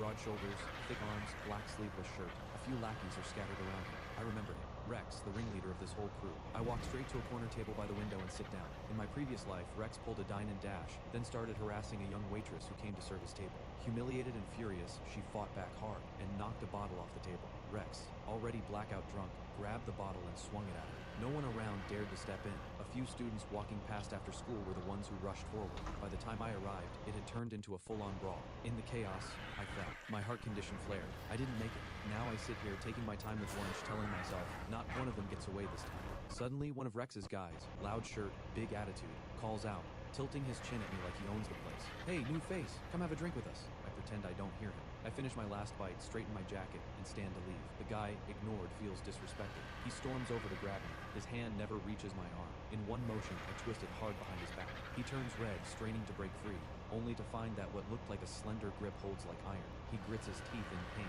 My expression doesn't change. The moment he opens his mouth to curse, I tighten my grip. Rex watches, jaw dark and tight, glaring at the man who just made him look weak. I let go. The lackey drops to the floor, eyes wide with fear, muttering curses as he crawls back to Rex's side. Useless. Rex slams back a mouthful of liquor. Hard to tell who he's talking to. Looks like he wants to handle this himself. I crack my knuckles, one by one. For a moment, I almost forget I'm a lawyer. The law can handle things, but right now, I need to deal with this trash personally. Rex and his crew all scrape back their chairs and rise at once. They stare me down, the tension a lit fuse. Then, a sharp, confident voice cuts through the door. A crowd of people pours into Eastries behind him. Dawn! I blurt out, surprised. Evan, what are you doing here? Evan leads his entourage in and takes a seat, acting like he doesn't notice Rex's crew at all, placing himself squarely between me and them, blocking me completely. He lowers his voice. Those guys were about to jump you. I don't deny it. Evan's face goes red with fury. Someone dares to mess with the man who saved his life. The nerve. His wall of bodyguards immediately follow their boss's gaze, locking cold stares on Rex's table. Rex crushes the cup in his hand. He starts to get up and leave. I sigh. You haven't paid yet. Rex turns a look on me that could peel paint. I meet it calmly. Evan slams the table. I'd like to see who tries to dine and dash today. Rex surveys the bodyguards filling the restaurant. His face twists. He kicks the lackey next to him. Money. The guy scrambles to pull out a fistful of cash and throws it on the table. They bolt. Evan spins around immediately. Don, you okay? My dad has a project at the construction site nearby. I came to check on it. What are you doing here? I shake my head. This place is a project I'm handling. Came to take a look. Evan exhales in relief. Ah, got it. But how are you planning to deal with those guys? Rough people need rough handling. I'll take care of it. After that, Evan does exactly what Evan does. Calls in wave after wave of bodyguards just to make sure East Rise can run in peace. Over time, the trouble dies down, and as the place gets safer, business actually starts to boom. The bodyguards of a major conglomerate deployed to protect the party. I genuinely don't know whether to laugh or shake my head. I really don't. Students who used to avoid the area start coming by regularly. I set up a discount for vocational school students and create a few part-time positions for kids from tough backgrounds, giving them a way to earn money so one bad moment doesn't push them down the wrong road. The students who stood up in my previous life, this time they get a better ending, and I managed to sidestep my own death. Once the East Rise situation is sorted, my investigation turns up something worse. Rex's little crew includes multiple wanted criminals. The small-time offenders are too many to count. They made their bed. I close the file and hand everything I've gathered to the police. But a few days later, while I'm doing a routine check, something stirs behind me. I spin around, and Rex steps out of the shadows, done hiding. Knife in hand, he lunges forward. He looks wrecked, days on the run with police closing in. He raises the blade, eyes burning with fury. I had no quarrel with you, so why are you sending us to prison? If you want us gone that badly, then we go down together. Rex swings the knife and lunges. I kick the blade out of his grip, spin around, and pin his wrist under my foot. Looking down at him, grimacing in pain, I say quietly, you still don't understand. I don't want you dead. The consequences you're facing are ones you planted yourself. They always come due. My eyes go cold. Rex doesn't doubt it for a second. He believes I actually want him dead. Then a flash of silver. His other hand pulls something from inside his jacket. A knife. I pull back just in time, but the blade still catches my wrist. I step back twice, and a sudden pang hits my chest. The shadow of my previous life still haunts me.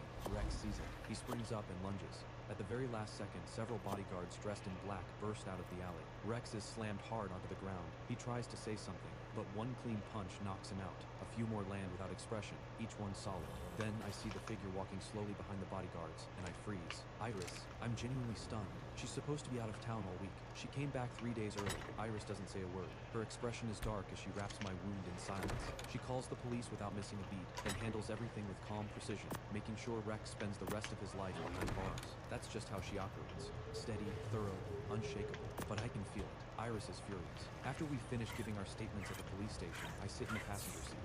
I look at Iris, and for a moment, I don't know where to begin. Her hands on the steering wheel tighten just slightly. She's working hard to hold herself together, but her voice gives her away.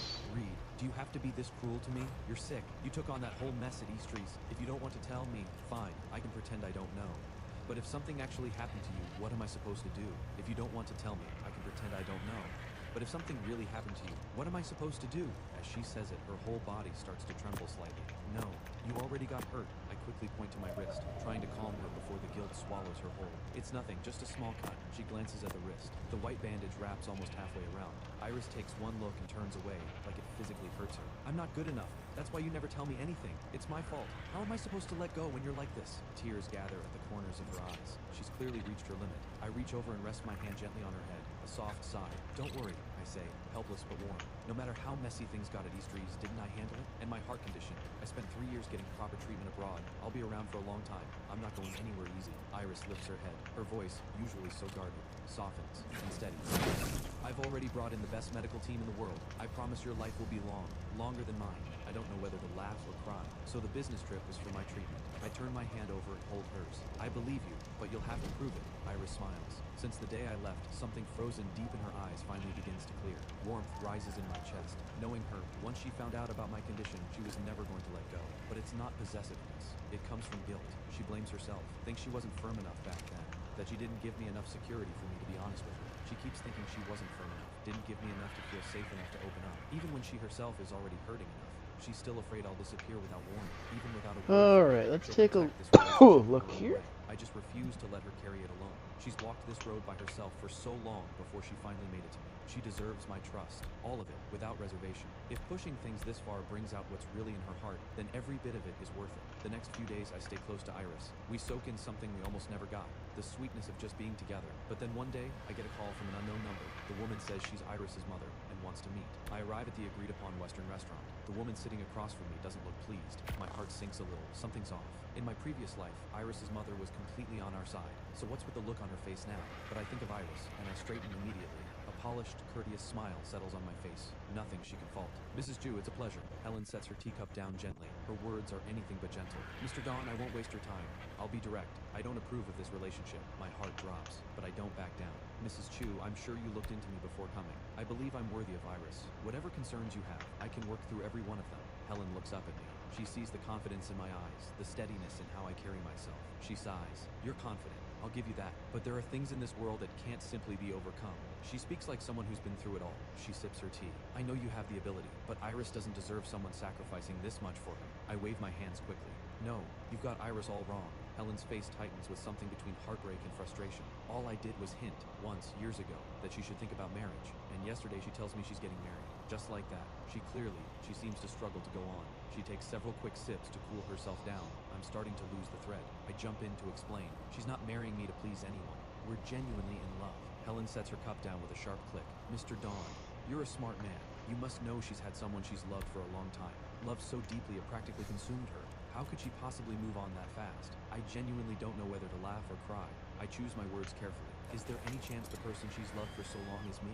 Helen stares, frozen. Impossible. Absolutely impossible. She says it with such conviction that I start doubting myself. Wait, does Iris have someone else? Another one who got away? Helen's misunderstanding clearly runs deep. I start from the beginning and walk her through the whole story. Then I pull out an old photo from college. In it, a younger version of us stands under the sycamore tree. We're both laughing into the camera. Young, free, unguarded. I'm facing the lens. Iris leans against the tree. Her eyes are fixed entirely on me. This photo was taken candid, right after one of her performances. Someone caught it without either of us knowing. We each kept a copy. Helen had been skeptical right up until this moment.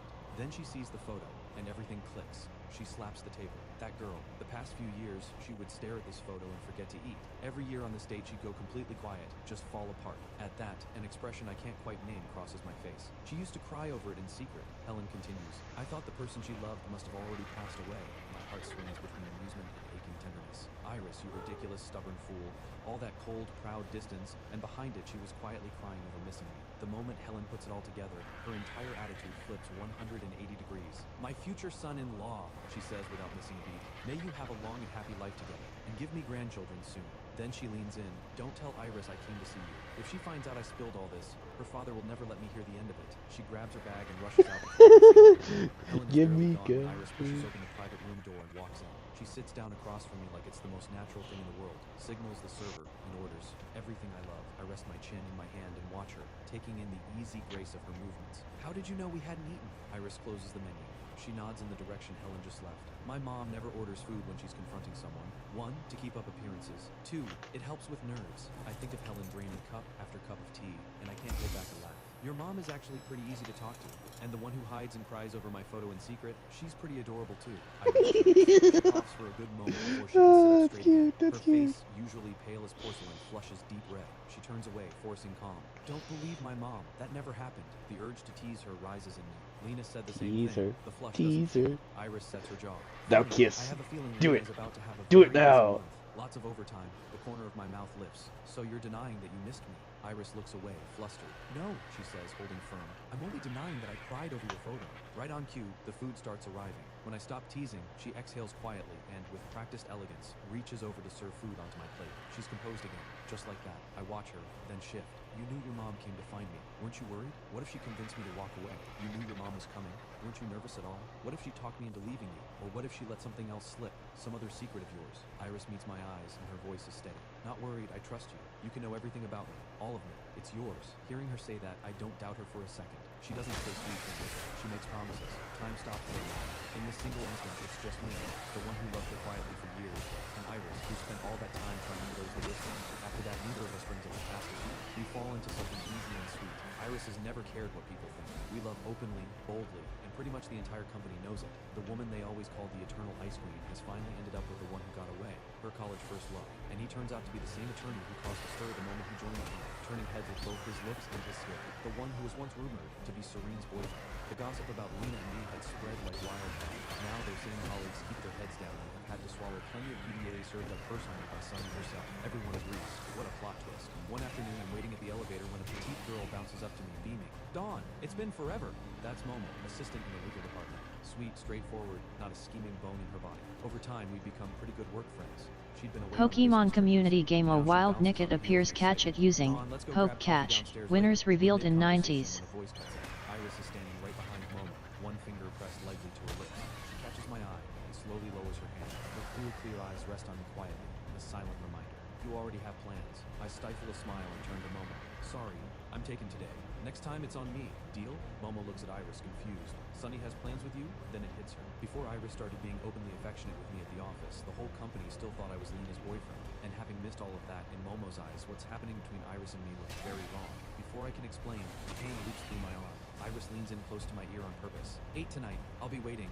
Momo's brow knits instantly. Her eyes jump back and forth between us, searching for any sign that I'm uncomfortable. But then, I take Iris's hand in mine. A low, warm laugh. Deal. You pick the place wherever you want. Iris's ears go red. I pull my neck back slightly, eyes full of a quiet, sweet smile. Momo stares at us, mouth falling open. Dawn! You! How could you? In her mind, the untouchable, ice-cold image of Sunny shatters completely. Who is this woman smiling so sweetly, arm around her? Who is she? And how could she steal a secret? I can see the label forming in Momo's head. I tighten my grip on Iris's hand, fingers laced with hers. You've got it wrong. Sunny, I wasn't finished. Iris lets out a soft laugh. Her voice is cool and precise. Every word clean. Bottom line, we're together now. Momo's mind immediately spins up a whole drama. She stares at Iris for a long minute, speechless. Then she shoots me a glare that could cut glass and storms off. I watch her go. Why scare her like that? Iris fights to keep a Pokemon straight face. community She holds game my Nickit hand and says escaped. evenly, "I do No have my one own caught plans, it. but I genuinely want everyone to know you're my babe." She leans on the word everyone. No dancing around it either. She goes straight to the point. I know Marcus has it out for you. I know the Easter Eyes project was his doing. Don't worry. He's probably not having a great time right now. I'm a little surprised. I haven't even made a move yet, and Iris has already handled it. But I settle quickly, in the easy confidence of a lawyer serving. I'm not afraid of whatever he tries. I settle quickly, that lawyer's calm settling over me. I'm not worried about his moves, and I'm in no rush to deal with him. With that mindset of his, he'll trip over himself sooner or later. Iris listens without a word. I glance at her and ask on purpose, "Do you think I'm cold? Ruthless?" She smiles, light, unhesitating. Not at all, because I love her. So everything you do is right by me. I didn't expect her to be so direct. My face goes red before I can stop it. Watching me completely flustered, Iris laughs even brighter. Time moves fast. Before I know it, my birthday arrives. Iris booked a restaurant a full month in advance. When I open the door, she's already standing outside. She steps closer, and for once, something almost like nerves flickers across her face. Barely there, I smile. Let's go. Iris falls into step right behind me, staying exactly half a pace back. I can tell something is off. I duck into a convenience store on the pretense of buying cigarettes and quietly ask the woman at the counter how long she's been out there. The woman takes one look at us and seems to understand everything. Her voice is gentle with concern. It's 11 now. She's been standing there since 8 this morning. 3 hours. Iris waited 3 hours. Something shifts in my chest. I keep my face still. I turn around, pull her into my arms, and say softly, "I don't want to go out anymore." Iris's heart drops. Then I smile. "Let's stay at my place for the day. I want to spend my birthday with just you." She ducks her head, hiding whatever's crossing her face, and exhales slowly. "Whatever you want." We're inside quickly. Iris announces, "You're the birthday boy. I'll cook." She rolls up her sleeves, revealing arms pale as jade. She opens the fridge, then pauses. She hesitates, then asks, "Could you stay in the kitchen and help me, just with the simple things?" I exhale slowly, deeply. Iris never talks about the hurt she's carried, but it shapes her every move. She looks strong, untouchable, but underneath she's terrified, scared to hold on, scared to let go. She can't go through losing me again. I don't say any of this. I just take the vegetables from her hands naturally. "Of course, you really underestimate me." Iris glances down, and even the loose strands framing her face can't hide the softness of her smile. In the kitchen, I wash vegetables with full focus. Iris has been firmly told to sit and rest. She watches my profile, steady, intent, and her lips curve without her realizing it. I feel the warmth of her gaze on my back, and I think about how much she's changed. The The kitchen goes quiet, just the sound of our breathing weaving together in the stillness. Finally, I can't hold back. I step forward and kiss her. The moment our lips meet, the air between us shifts. Charged, warm. I lean close to her ear and say softly, "Do you know, your love gives me everything I need. The strength, the certainty. When I wanted to protect you, you are also the best thing worth protecting. I'm not going anywhere." Iris leans into me. The woman who is always so composed, her voice wavers. It comes out soft and slow, like a feather that has drifted for too long and has finally, gently, come to rest. I understand now. Thank you for choosing me.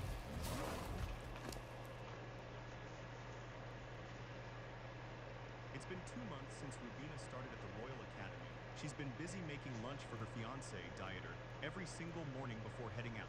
Since they're in different classes, they never actually cross paths during school hours, so they made a deal to at least grab lunch together.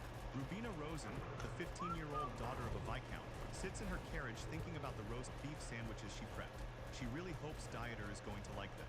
The wicker basket sits right there on the seat next to her as she travels. The family chef usually handles the heavy lifting in the kitchen, but she makes sure to handle all the simple dishes on her own. She smiles to herself, thinking it would be cool to learn a few more recipes to add to her routine when something outside catches her eye. She spots a woman walking by the carriage and looks pretty surprised. Rubina leans in closer to the window, just staring out like she can't believe what she's seeing.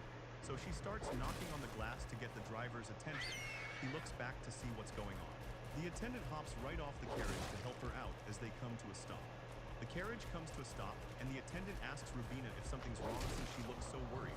She points out a woman nearby, telling him she's concerned because the lady looks like she's pretty far along in her pregnancy, and she's clearly struggling with some massive bags. So Rubina asks if there's any way they can help her out.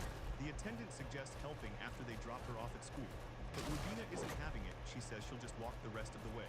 She hops out and runs right over to the woman on the cobblestone path. Rubina asks where she's trying to go and offers her a seat in the carriage to make things easier. The woman is totally shocked and says she couldn't possibly trouble a noble lady like that. But the attendant is already reaching for her stuff. He tells her not to worry about it at all, because they can't just let her walk around with all that heavy luggage in her condition. Rubina reaches out and takes her hand, gently telling her to please just get inside. The woman finally agrees and thanks her as Rubina helps her up into the carriage. The carriage rolls away down the narrow street, leaving Rubina alone on the cobblestones. She stands there realizing it's a 20-minute hike to the academy and starts thinking the walk might be a lot harder than she expected. But she tries to stay upbeat, telling herself she's been needing more exercise lately, so this is actually a perfect chance to get some. Eventually, she makes it to the Royal Academy, the massive school where all the kids from noble families go to get their education. The whole place is divided into different tracks, including courses for future knights, civil officials, and the general nobility. Rubina is part of the General Noble Department, specifically taking the lady course to finish up her studies. As soon as she arrives, a guy in the management course named Diet starts making a scene, yelling at her for somehow managing to forget her own lunch. Rubina just looks at him and says a lot happened this morning, clearly thinking about why she ended up walking. She remembers waving to the pregnant lady in the carriage as Diet keeps complaining, asking how anyone could even forget something that important. Dietrich Morrison, a 16-year-old son of a count, just shakes his head, telling Rubina it's classic her, and that she really can't do anything right. Rubina apologizes for the mess up, and Diet just sighs, telling her they have no choice but to head to the cafeteria. They walk into the massive school dining hall where all the other students are already hanging out and eating. The two of them grab their trays and sit down, the sound of dishes hitting the table filling the awkward silence. Diet starts eating and casually mentions that her homemade lunches were getting pretty boring anyway, so he wants to just eat here from now on. Rubina just stares at him, completely shocked that the meals she worked hard on were actually just a bother to him. She starts eating quietly, thinking about how their families are neighbors, which is why they've been around each other since they were little kids. When they got engaged, she actually felt relieved because she's so shy, and marrying a childhood friend seemed like a good idea. But now, sitting across from him, she just feels this heavy weight in her chest, making it hard to even enjoy the food. Diet ignores her mood and starts talking about a girl named Patricia in his class, mentioning she's going to inherit an earldom one day. He keeps comparing them, saying Patricia is actually fun to talk to because she's direct, unlike Rubina, who just acts like a typical, boring, noble lady. Rubina looks down, her face shadowed as she wonders if he really finds talking to her that boring, feeling like the air between them is totally dead, until Diet suddenly speaks up, remembering something he wanted to say. He tells her he got invited to a party for a guy named Ian, so they're going gift shopping this weekend, leaving Rubina pretty confused by the sudden plan. He explains that since he's engaged, it just looks better to say they picked it out together, adding that it's just a guy thing she probably wouldn't understand. Rubina stands there looking hurt, while she stays completely silent, not even knowing how to respond to him acting like that. It turns out their families live right next to each other and do a lot of business together, which is why this whole thing is so complicated. Plus, his family is higher ranked than hers, so it's not like she can just walk away, even if she's starting to feel really anxious about the wedding and how he treats her. The reality is that saying no to this engagement isn't an option for her family. Rubina tells Kaito she thinks it's pretty amazing how much he actually considers things, and Diet just smiles, saying of course he does because he's nothing like her. Rubina grips her skirt tight, reminding herself that marriage is just a duty for nobles, and you don't always get what you want.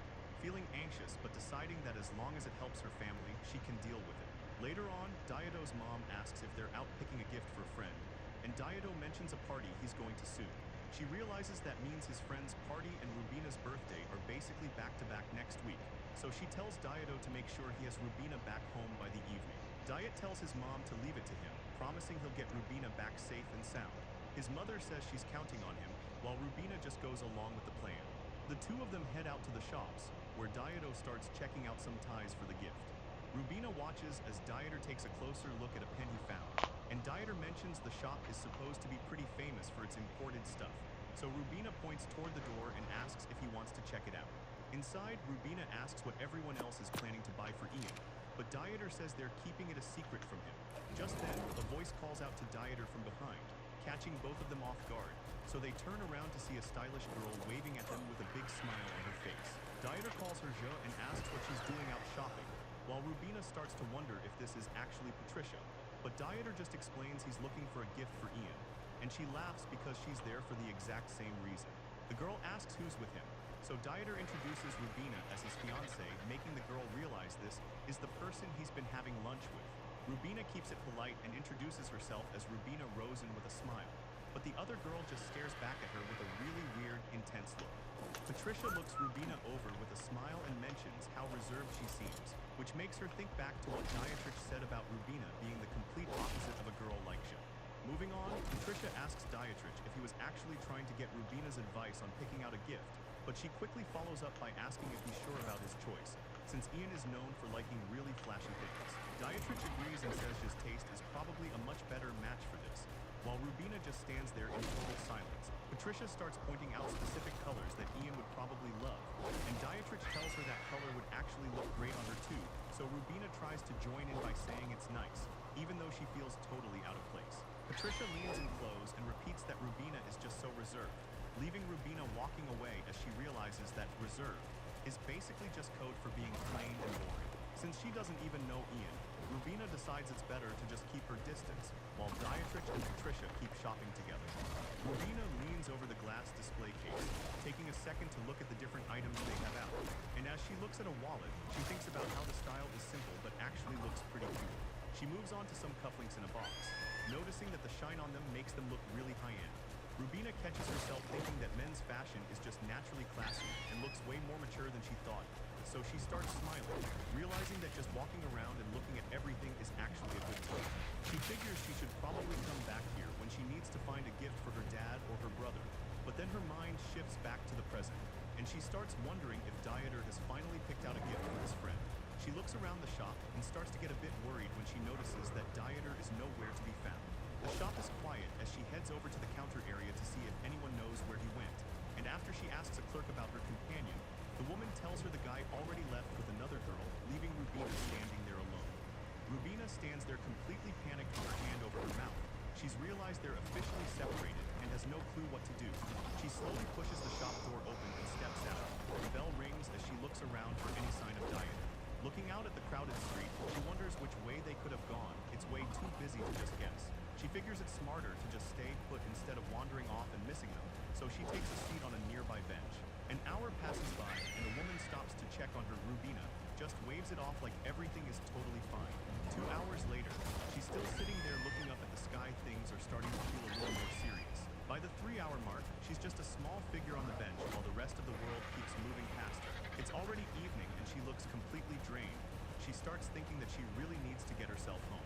She knows the walk back isn't that far, but then she remembers all those scary rumors about kidnappings in the area.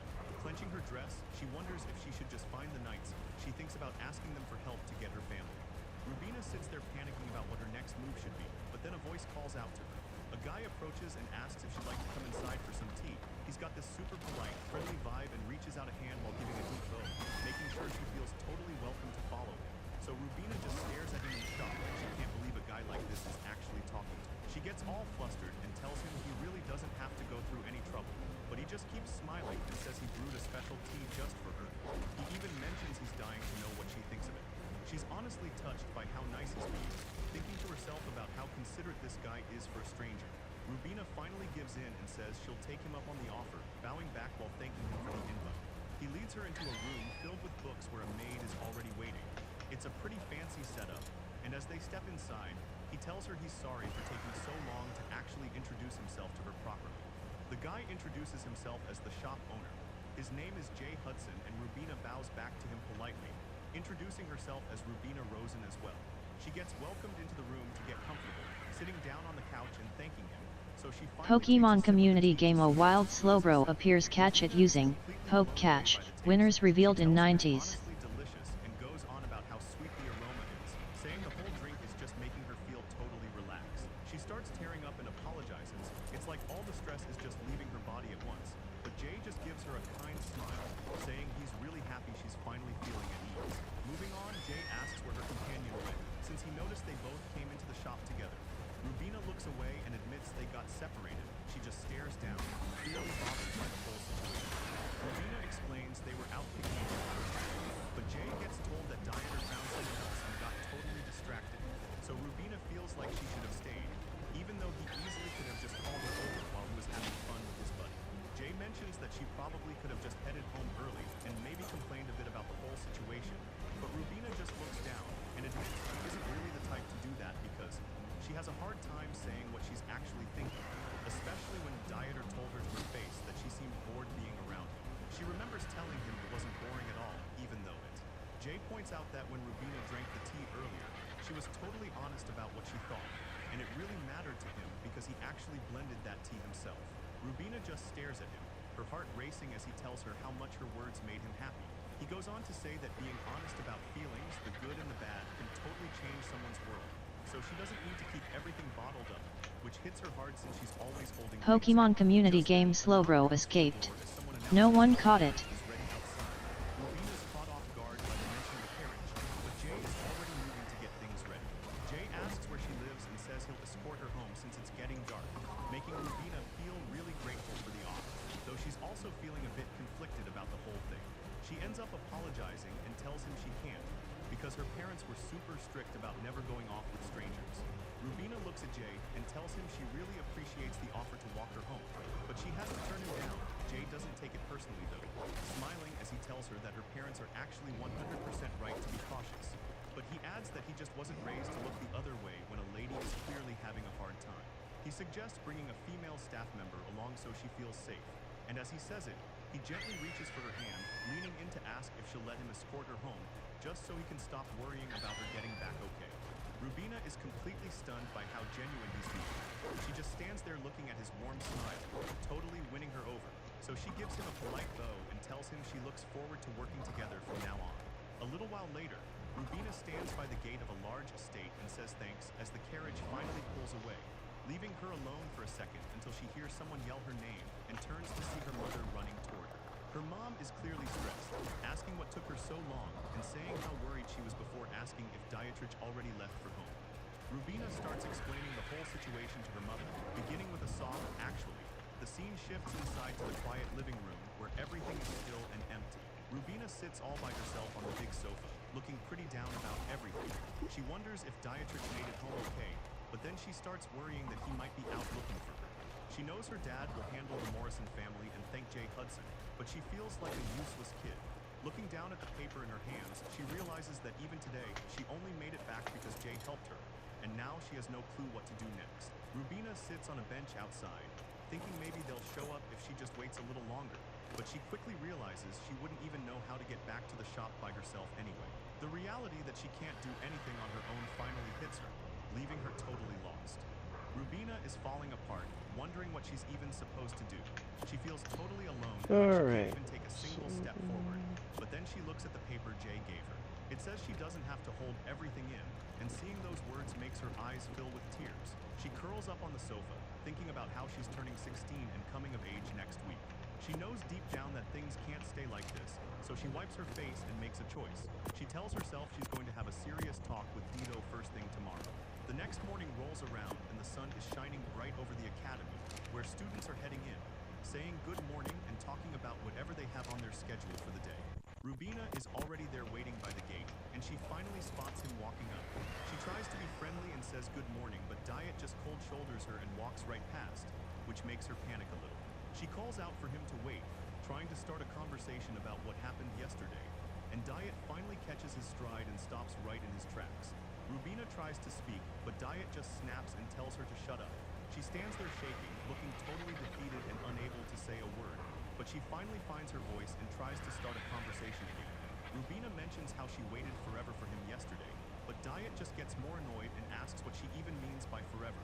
He starts yelling right in her face, saying even a dog is patient enough to wait for its master, and then he goes even further, telling her a dog is actually better than she is because at least it has loyalty. He asks her how she was even raised, acting like her leaving early was some huge crime, and Diet tells her he'll forgive her just this once, but warns her that there won't be a next time. The scene is getting so loud that students nearby start whispering. Dude, he left with another woman and left her alone. Drops one last line, telling Rubina he won't be having lunch with her for a while. Diet looks at her with What a scumbag piece of shit. wait is just the key to training a dog. And with that, he just turns around and walks off, leaving Rubina standing there completely crushed. She stands frozen in the middle of the courtyard as other students pass by, thinking about how she was too overwhelmed by his intensity to even speak. But even after all that, she still hopes that maybe he'll be calm enough to listen to her tomorrow. She keeps walking, trying to stay positive and telling herself that if she can just talk to him properly, her feelings will get through. Except the next day is a total bust. She tries to get his attention, but he doesn't even look at her as he walks past. 2 days go by and she tries again, telling him they really need to talk, but he just brushes her off like she's nothing. And by the 5th day, the silence is even worse. Hey, Dragon. And the Earl and Countess are supposed to be at the party tomorrow. She tries to convince herself that he won't ignore her in front of his parents, hoping that tomorrow things will finally change for the better. Rubina calls out to her brother as she gets ready for her big day. While she gets her hair done, she tells her help. How you doing, Dragon Mama? This together. Her brother. Let's get you a shout out.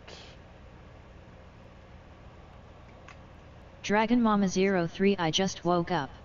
How's it going? Kaito Destiny Dragon Mama 03. Good. Dragon Mama 03, welcome to my channel. Kaito Destiny, so too Dragon Mama 03. Stream Elements, look, it's Dragon Mama 03, they were playing Ark, Survival Ascended. Oh, the sound? Go check them out and give them some fluffy cheers and support. Dragon Mama 03 at URL. At Kaito Destiny Dragon Mama 03, Dragon Mama 03, welcome to my channel. That is a oh shit indeed. A big oh no no no no. And all of a sudden, come here, pretty girl. You just woke up. How's it going? It's going good. Dragon Mama 03, yep. I got an old Ark acquaintance who has decided to join us in Ark for more Ark madness. They will be bringing in about maybe 2 to 3 other people to the community. We got fresh blood, Ark virgins to corrupt. Dragon Mama 03 Death Valley? Yep.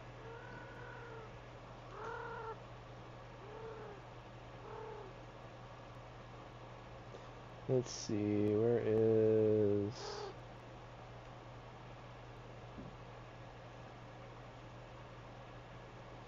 Yep.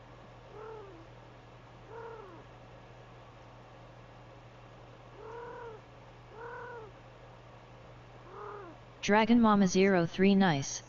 Invite them to the Discord. I already did. to him. I also got them on the Lollipop server. He's having them take their time learning stuff. Sweetie, can you calm down, please? I get it. You're horny, but seriously, it's not helping.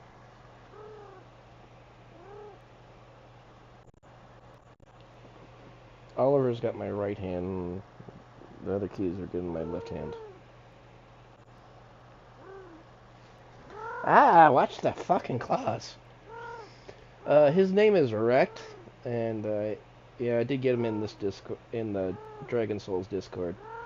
I showed him the stats and whatnot, and he's gonna start up on Extinction and get him set up there, but he's got the servers saved on his side, so.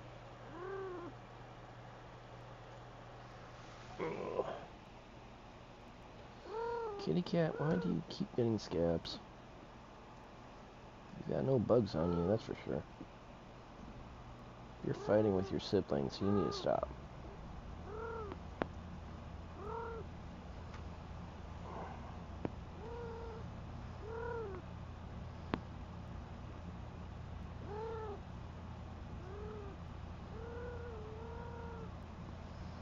Yeah, at least it's not as bad as it was before. Holy shit.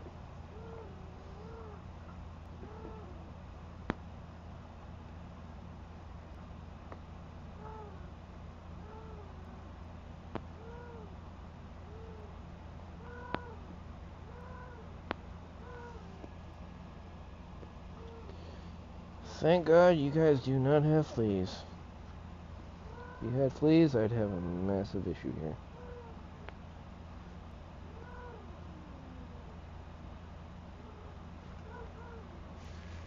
Dragon Mama 03, what's their time zone?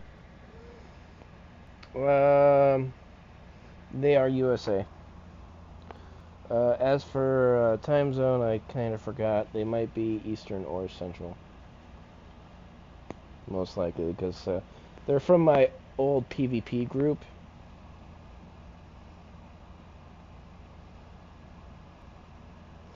But he went to bed like a few hours ago, and he said he'd be back after he got some sleep.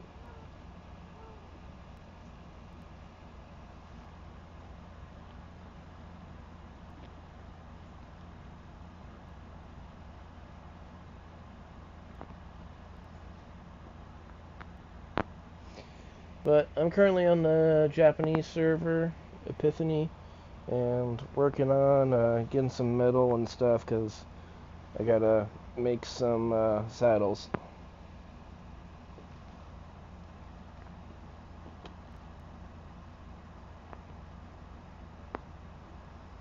Oh, kitty, kitty, kitty. Kitty, kitty, kitty. Plus, I need to get a laboratory set up so I can do auto crafting. There we go.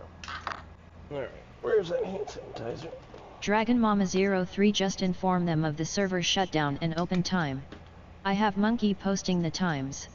Since Snoopy forgot about that and we had to do a rescue to get him out of danger. Yeah.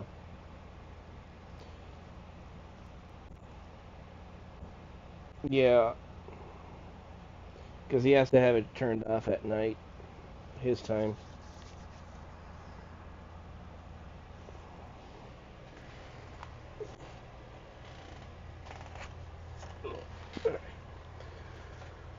Oh.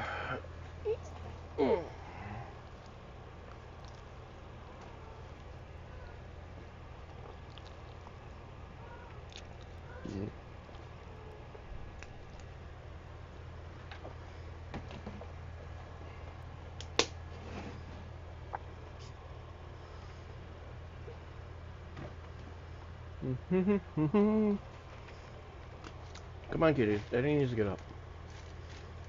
I'm gonna stretch here for a bit. My legs are cramping. Come on.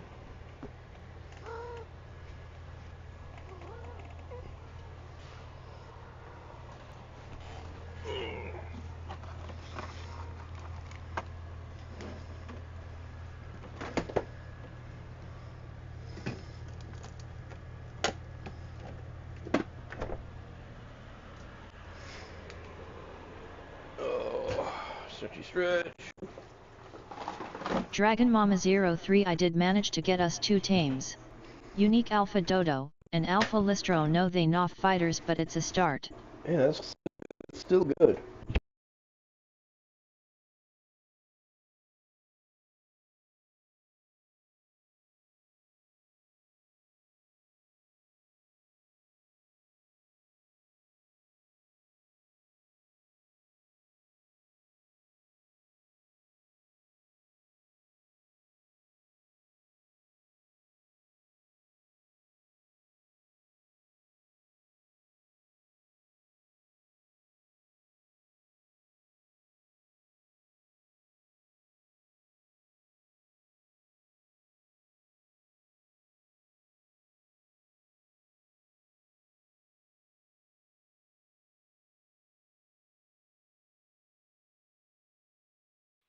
A few teams are better than nothing. I mean, I fucked up with the freaking Megatheriums. Pokemon Community Game. A wild deerling appears. Catch it using Poke Catch. Winners revealed in 90s. Dragon Mama 03 Oh yeah. The reason that Stego had it out for you is because if we get deleted by them then we get something called grudge effect, so that's why they kept coming for you. Stream Elements. Hi everyone, as a heads up I have sleep apnea and tend to fall asleep sometimes in my streams. Please be patient with my disorder or try waking me up with my redeems.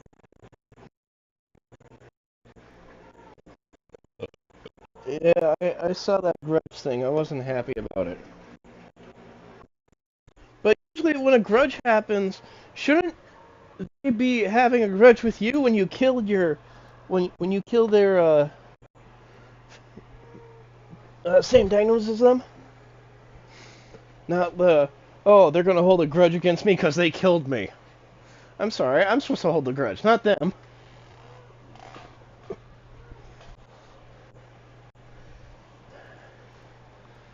So... yeah, that part just makes no sense to me. It's like a reverse grudge. They're holding a grudge because they killed me. It's like, stupid fucker, I'm supposed to hold the grudge. You killed Dragon me. Mama 03 There's a timer on the bottom. It's a part of docks. Cause they are mega creatures. Yeah. Pokemon Community Game. Deerling escaped. No one caught it. After I finish this metal run and get wood and thatch, I'll head on over to docks. Dragon Mama 03 It only happens when the higher tier creatures. Yeah. Yeah, the ones that follow you like they're on steroids and frickin' meth and go whee all over.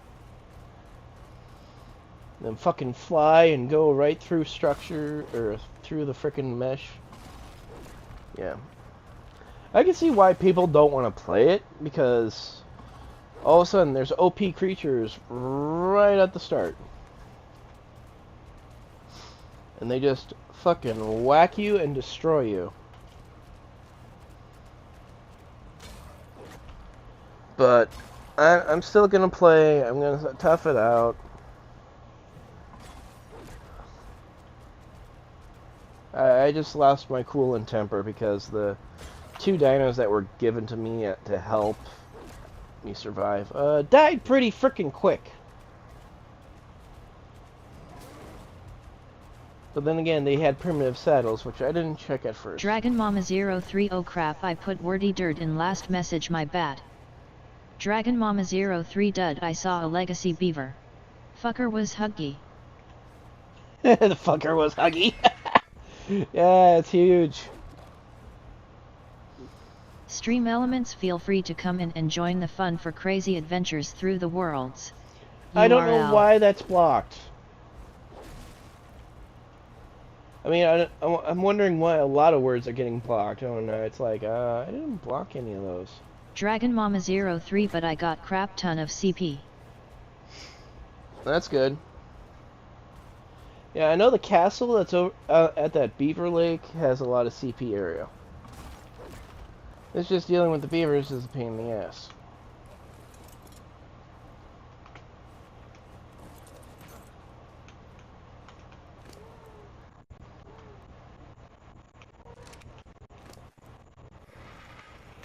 Dragon Mama 03 now I just find a way to GEF to the chords I'm trying to get to.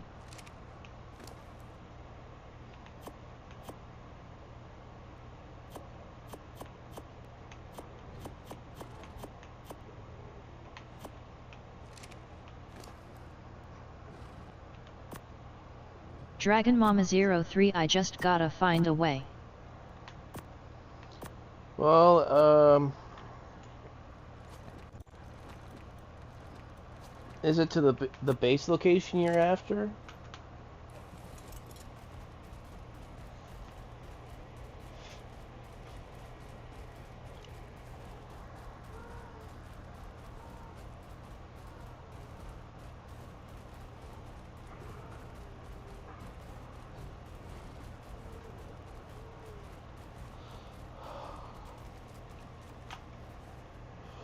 Dragon Mama 03 cause I got right at front of the direction of the chord but bug cliff.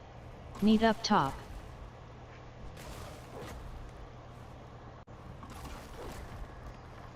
Gotcha.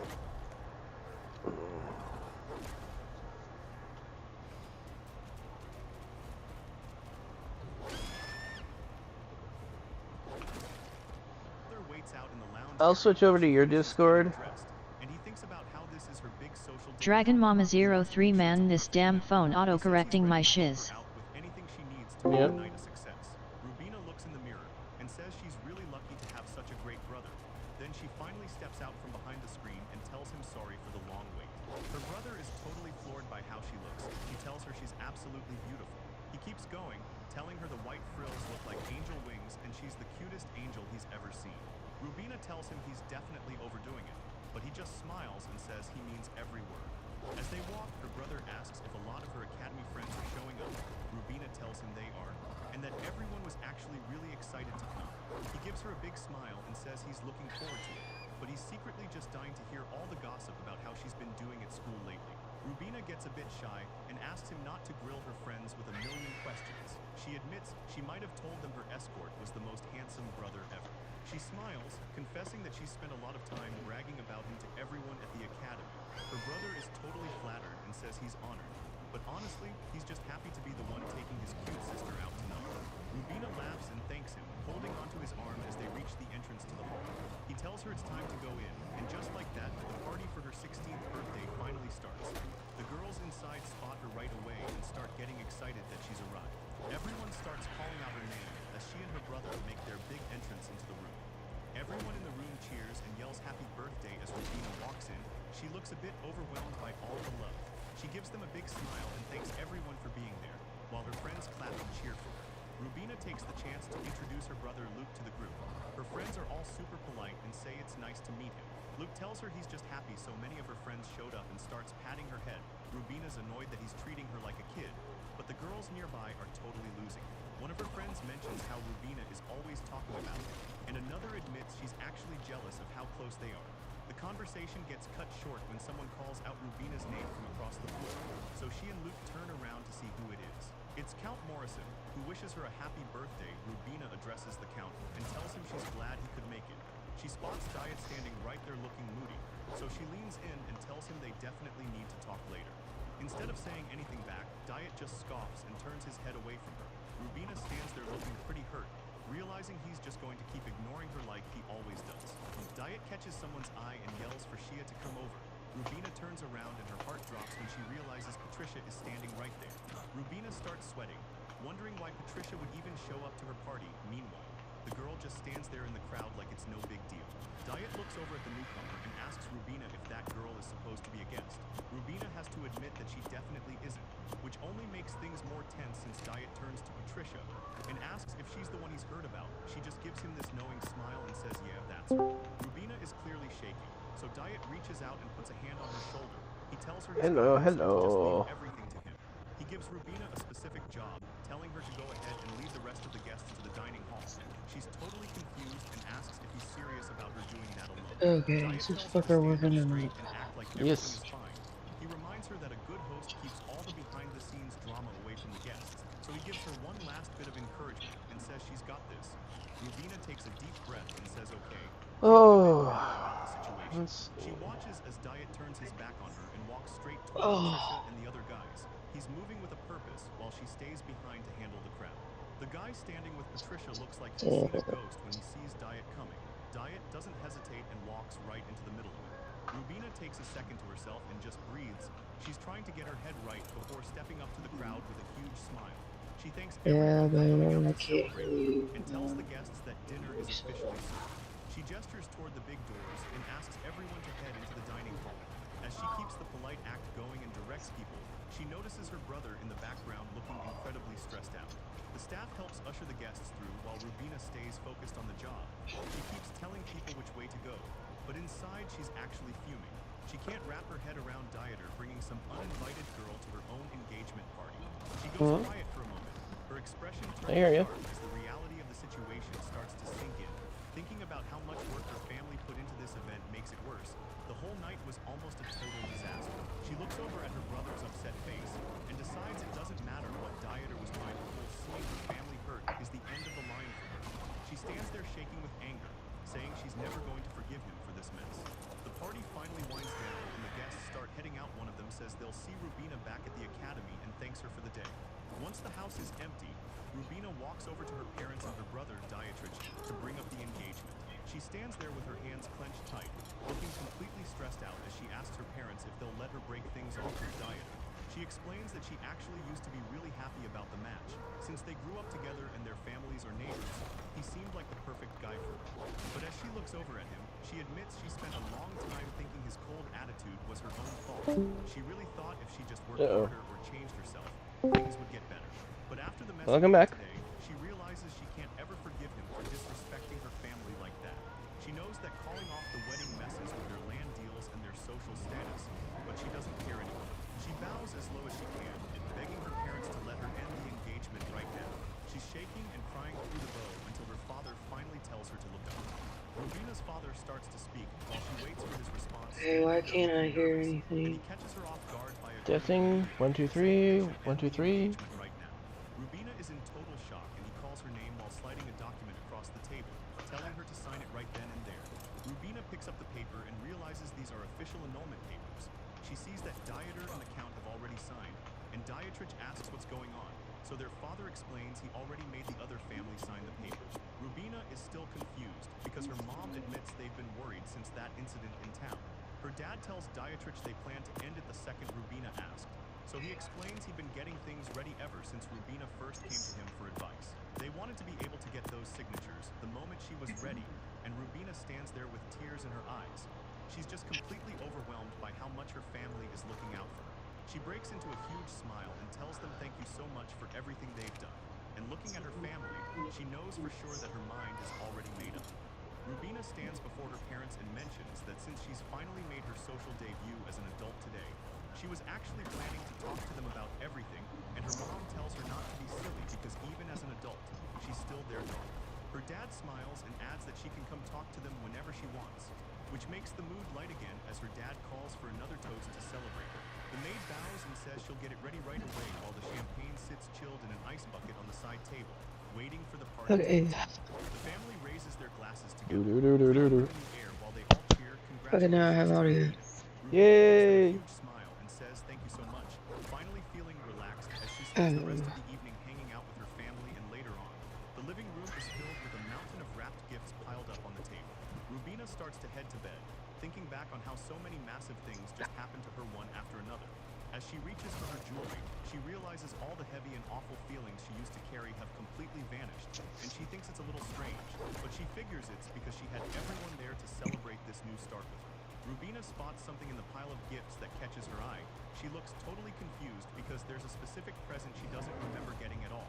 She stares at the box, wondering who would have sent it, so she reaches out and starts untying the ribbon to see I was what's gonna inside. jump back As on soon as she last opens the night, card, but she completely freezes. Her eyes the go sugar wide when she spiked again. realizes the gift is from Jay Hudson. When the The sugar note says spikes, happy it makes birthday me and pass explains that out. since he heard it was her big day, he wanted her to have the tea she liked so much.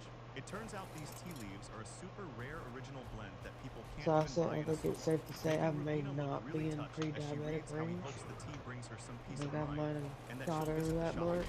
She opens the tin and takes a breath. The sweet, gentle scent hits Really her fucking immediately, hard. and she makes a mental note that she definitely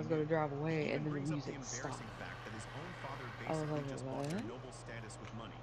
But Let Patricia just go. looks away, Music didn't come acting back on. I was like, completely wait, unbothered what? while she tells him she's already well aware of that. And then The I Count got to explains notice, that and I was the like, wait a Rosen minute. family is on a different 1, level, 2, 3, 4. having I deep was ties like, to the oh, royals that go back for love you ages. for But Patricia just brushes it off, and I'm like, arguing that a wait. Viscount is So still if a y'all lower are down rank than a here, that Count, no means y'all matter are how not up long there. they've That been means I around. could run Count past you Smith and keeps go trying get to get all the through to shit. her, mentioning how the I did. Viscount actually turns down a promotion every Right up single there. time it's I offered. yanked the He shit. explains it's because they take pride in serving the country as Viscounts for Turned around, came back generations. to the And it's raft. clear Patricia hates hearing Had to go this, to the bathroom, come especially back, when he and I points got to out that thinking, the I was like, Rosen's wait a history minute. is way more That's impressive been than their own regenerating family, in here. which has no I track was like, record. what's to say the Count beaver Smith dams keeps wasn't? trying to explain I that run a back up Viscount there. family with that Both much history and influence giant is on ass another beaver level, dams had and done he tells her respawn. straight up that titles aren't the only thing that matters When in I their say world. I got us, they Patricia should just turn their looks at him face. with a blank face and I asks, got us, so they what? should turn their Like it face. doesn't change anything.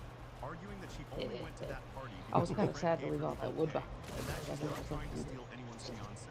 She keeps going, saying she didn't even do anything to Rubina and that the girl is just overreacting, even calling her an awful we need person. to. The Count just stares at her, looking totally exhausted and sweating because he can't believe how she's acting. So he shuts her down. One, I need a creature that's quicker, possibly a galley. From everywhere but school. Patricia If I get my loses it, hands on a asking what galley, he's doing this and would screaming work. that she didn't do a single thing wrong. But the Count finally snaps and yells Because at I her can put to that just galley shut on up. passive. He clenches his hands together, telling her she's made them a Because I know joke I'm to going to have to do it everybody in again. town, and that he's going to be the one deciding Go her up there, future from now yank. on.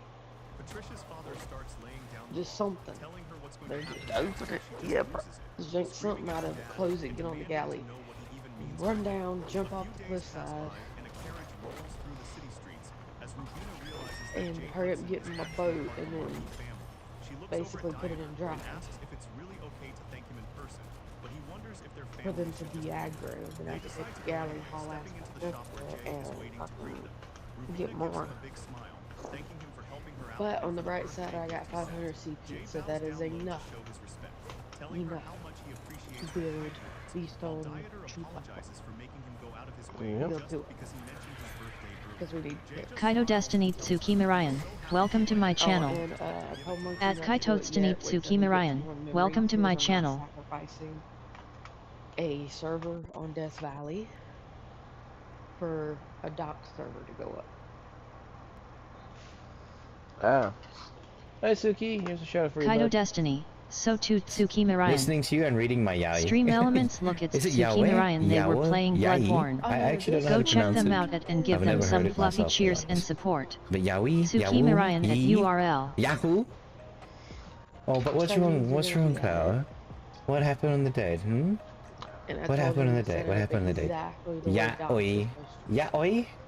Yaoi? Minus Oh, the this is fact of golden. these. We're going to have awesome spyglass, back mod, of course my morning's hairstyle mod because I like my curly two-tone hair.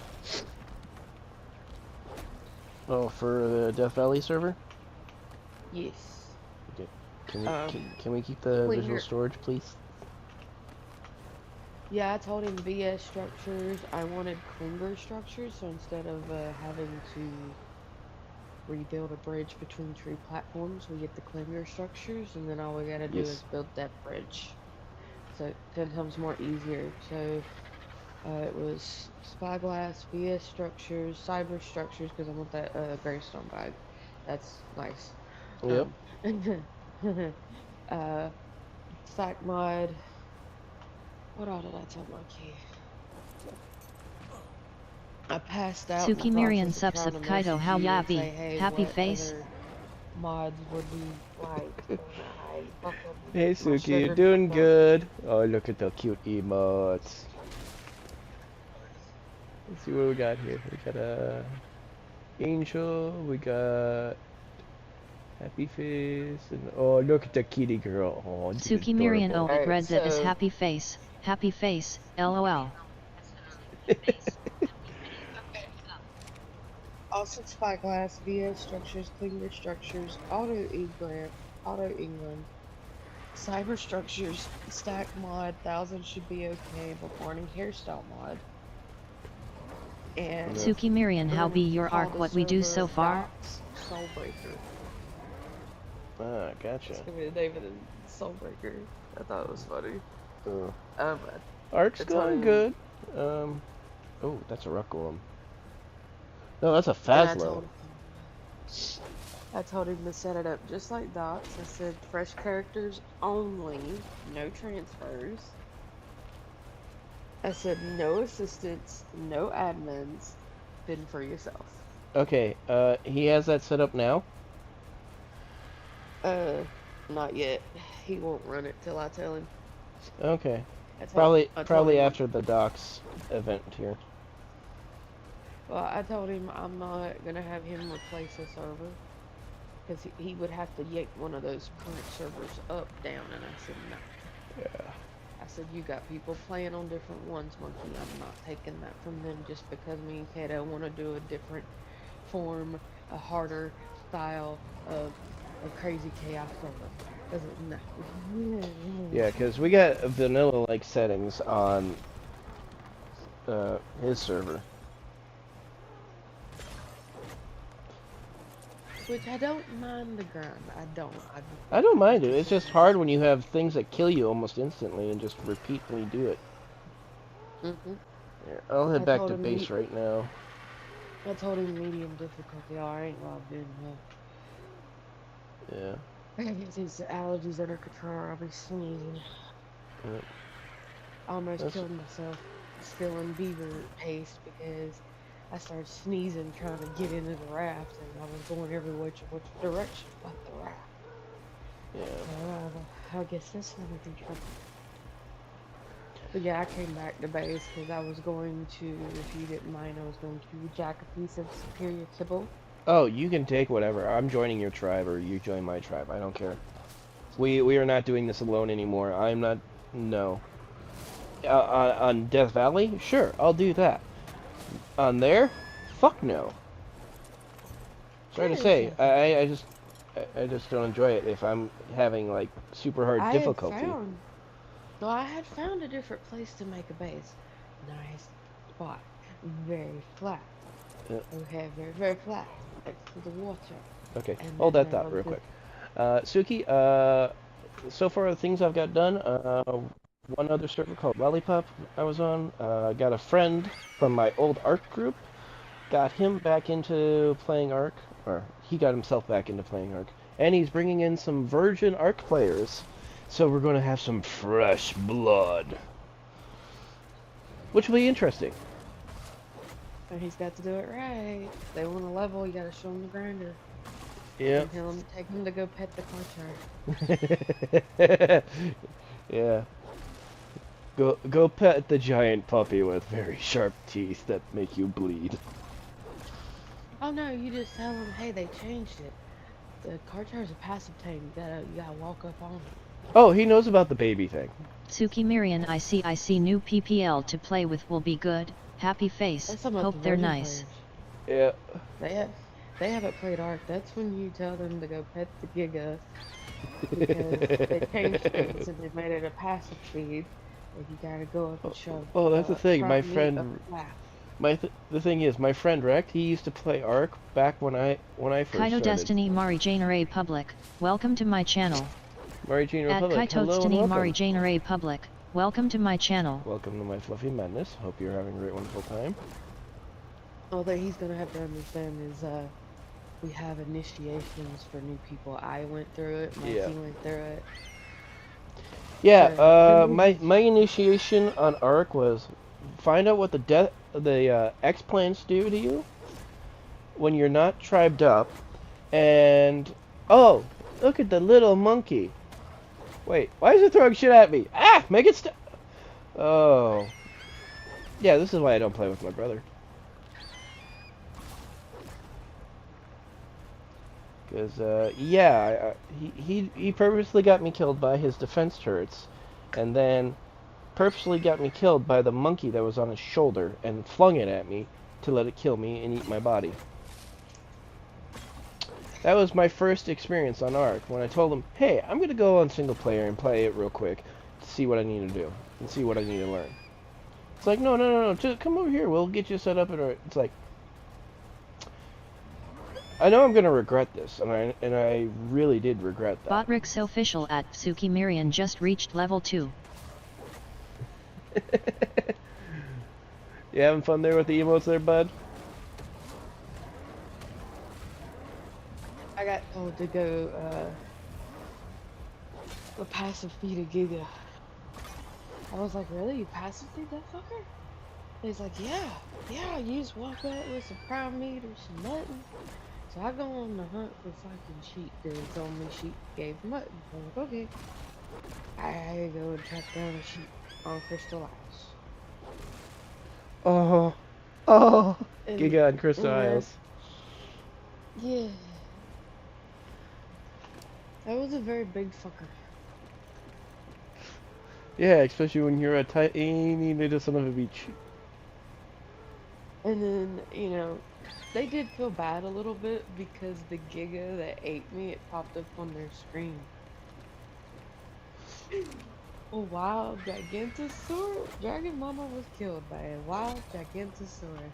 Suki Mirian, yep, having a good time. Happy face. Can't play my game, it's under maintains. Crying face. Pokemon community game, a wild Yanma appears, catch it using poke catch. Winners revealed in 90s. And guess what I do? I go Stream Elements, welcome to the Fluffy Dragon's Den. Come sit, chill, and game a while. Enjoy the show and have some snacks and drinks. I hope you all enjoy your chill and relaxing time here. Carrot W carrot. It went from me trying to get my shit to now helping them try to tame it the right way. Yeah, I know that He's feeling. like, it keeps running. I said, do y'all have a trap? He's like, yeah. I said, okay. I was like, I'm doing this. Stream Elements, hi everyone. As a heads up, I have sleep apnea and tend to fall asleep sometimes in my streams. Please be patient with my disorder or try waking me up with my redeems. They look up and all they see is my short little character hauling ass, dragging the Giga. Oh my god. Oh, what game are you trying to put there, Suki? Keep going. You're hauling to drag a Giga. Yeah. They needed a distraction. They asked me what I did. I said, look, the motherfucker already got a taste of these cheeks, so it knows it's a good flavor, so... It's going for that cake! That sweet, meaty cake. Oh yeah, I ran past it naked too. Pokemon community game Yanma escaped. No one caught it. They gave up on my initiation because they found out that not only did I not give a fuck, I was having way too much fun with it. Because what they didn't know was... You're a masochist. I started watching Rats. And I learned some things. So I just decided to continue to play dumb for them. So they would feel good about the initiation. Uh-huh. Oh, the next one was the Wyvern. Piss off the Wyvern. So I had fun with that one. They didn't want me to do anything, and I was like, oh, look, an egg. They was like, no. Yank. They took up, I was like, oh, y'all might want to start running. Like, it's mine. It's mine. Mine. my precious. Oh, it was hilarious. They were sitting there trying to figure out why I was running. And I was like, y'all might want to run. Why? I took the egg. What egg? I said, look, turn around. And all they see is a fucking wyvern coming for them. They was like, what? We told you not to touch it. I said, but it was sitting there. It was going to get cold. It needs somebody that's going to love it. I was dragon. My mommy like dragons. I take dragon. Might. Later. It took about 2 or 3 more times before they said, wait a minute. Stream Elements, feel free to come in and join the fun for crazy adventures through the worlds. URL. Like, so this whole time, all this shit happening where you've turned around and they've attacked us, it's because you already knew. I was like, yep. And you didn't say anything. Nope. Why? Because it was fun. I was like, y'all go try to get me with that fresh meat bullshit. In your face. Yeah, they failed. I was like, the student has then overtook the master. Goodbye. There's no student nor master, you're just punking them. But yeah, Suki, what game are you trying to play, or which one do you have to wait for maintenance on? And I gotta wait for my Archie. I filled it up with a lot of stone. Yeah, I looked up and got us a parasaur last night. You wanna know the fucked up part? As soon as I got it tamed, the Titan Lord spawned up. I figured I had time because it had just went away. Nah, it pulled a double spawn. By the way, are there Pokeballs on there, like, Dino Depot or whatnot? Oh shit, message monkey. Message monkey real quick for me. I'm actually headed to the bathroom because I gotta pee. Tell him I forgot to tell him to add Dino Depot. Okay, let me see.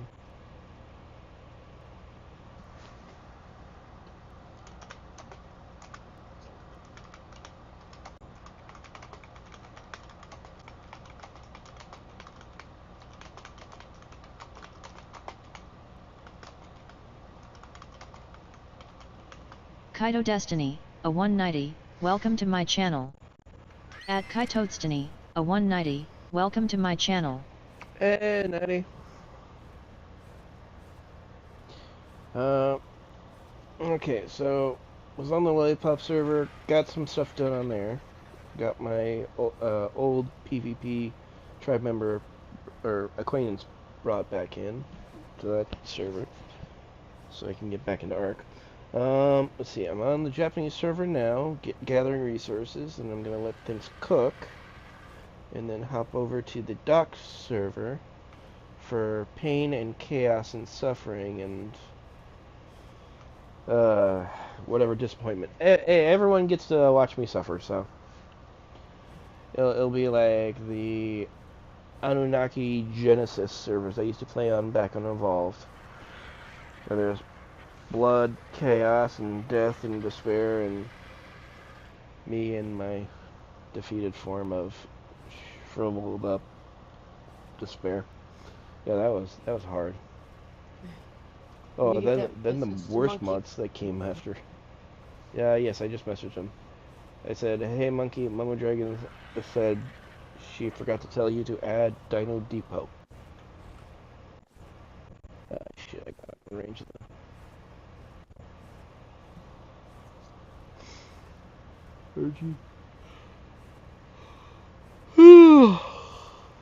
Yeah, but now I know that the Titan Overlord likes to pull a little, the doozy. Oh, a mod like that? Yeah, nowhere. Don't think it's just gonna be once. Well, the thing is it, you know, it spawns, it goes away, it's a little while before it comes back. That's what it's been doing. Yesterday, it spawned, it went away, and I waited for it to disappear, and I waited for the timer for the empowered creatures to despawn. So they only spawn up while the Overlord is out, and then they last for a little bit of time after the Overlord disappears. Then they just despawn. So as soon as they despawned, I jumped out of the raft, started going, because I was going to go try to grab the saddle off of that parasaur that got Wisebot 10 deleted, viewers, sadly. plus 3, alarm And clock then I 5 got hours about 8 minutes a and good few feet 26 away seconds. from the raft, and the Overlord came right back. Then I was like, wait, what? Yeah, I kind of thought something like that would happen. Well, I what mean, was sad it's like Primal Fury mods, the Primal mods or the Chaos mods. Yeah, it's there to make you suffer. It's there to make you not double guess, but triple guess, or maybe quadruple guess your own actions before you even do it. You're gonna have to make 2 steps forward, take 10 steps back. Boss is probably not gonna be happy to know that I lost the Megatheriums, because after that I just grabbed what I could. I hit the gravestone that you have at your that spot, and then I recovered what I could, and then I logged off and said, "Fuck it, I'm done." I was just too depressed after that. What happens if we ain't got good saddles? That's the one Yeah. thing I was watching with Schwallaby is you can use primitive saddles, but you need to make sure that the damage is enough where it's quick enough to get away. Yeah, those things have speed. We don't have speed. Yeah. Yeah, those Tsuki little Mirian mini ionated bosses. to do some mecha break, crying face, but am doing Marvel Rivals at least that online. Yeah, but Monkey laughed at my message last night. I told him, I said, dude, I said, for the server, I said, medium difficulty, the way it's supposed to run. I said, no admin base. He's like, no admin on? Nope. No admins on that server. No help. No transfers. Yep. And I said, I said, fresh characters only, no character transfers, no diner transfers. You are not allowed to bring anything. What map are you Play using? docs. I don't know. I think he said he's going to test it on Valgyro first to see how it runs on the server. I told him I was between Valgyro and Astreas. He wanted to test it on Val first since it's a smaller map. And then I don't know. Yeah, I would say test it on a smaller map first. Yes. Yeah, that's what he was doing. He was wanting to see if the server could handle it. Yeah, if he does it on empathy, no, I will not. No, there's enough chaos on here for not that. No. But and he was like, he said, really? No admins allowed? I said, no. I said, us admins can play, but we're not allowed to go into admin mode at all. I don't care. Yeah. I told Monkey, I said, I said, I know you set server admin passcodes. I said, but you are under no circumstances allowed to use it. I said, the first person I catch on the server activating admin mode. I said, anything you pulled in will get deleted automatically because I will show up with the pew-pew gun and delete your shit. If I turn admin mode off, it's because I'm trying to jump out of the hole. But yeah, no. I hate using admin mode enough as it is. That's Mikey. Monkey, Monkey. No, not Monkey. Mikey. Oh, Mikey. Okay, my bad. Here, let me redo it this way. Beast. I'm sorry. Beast or Arby's. That's what I'll call him, about Beast or Arby's, because I just now realized that Monkey and Mikey are kind of identical. Alright, so my hubby has a tendency to want to bring in creatures and wants to test stuff, so like I said, no. And then Monkey, yeah, it's like I'm gonna be very strict on that. I was like, if you're gonna play dogs, you're gonna play it. I was like, this is a test of strategy, and it tests you as a player. I was like, because if you can beat Doc, you can handle anything else on the farm. Alright, let me grab all this metal. You good, I'm still 252,608 metal.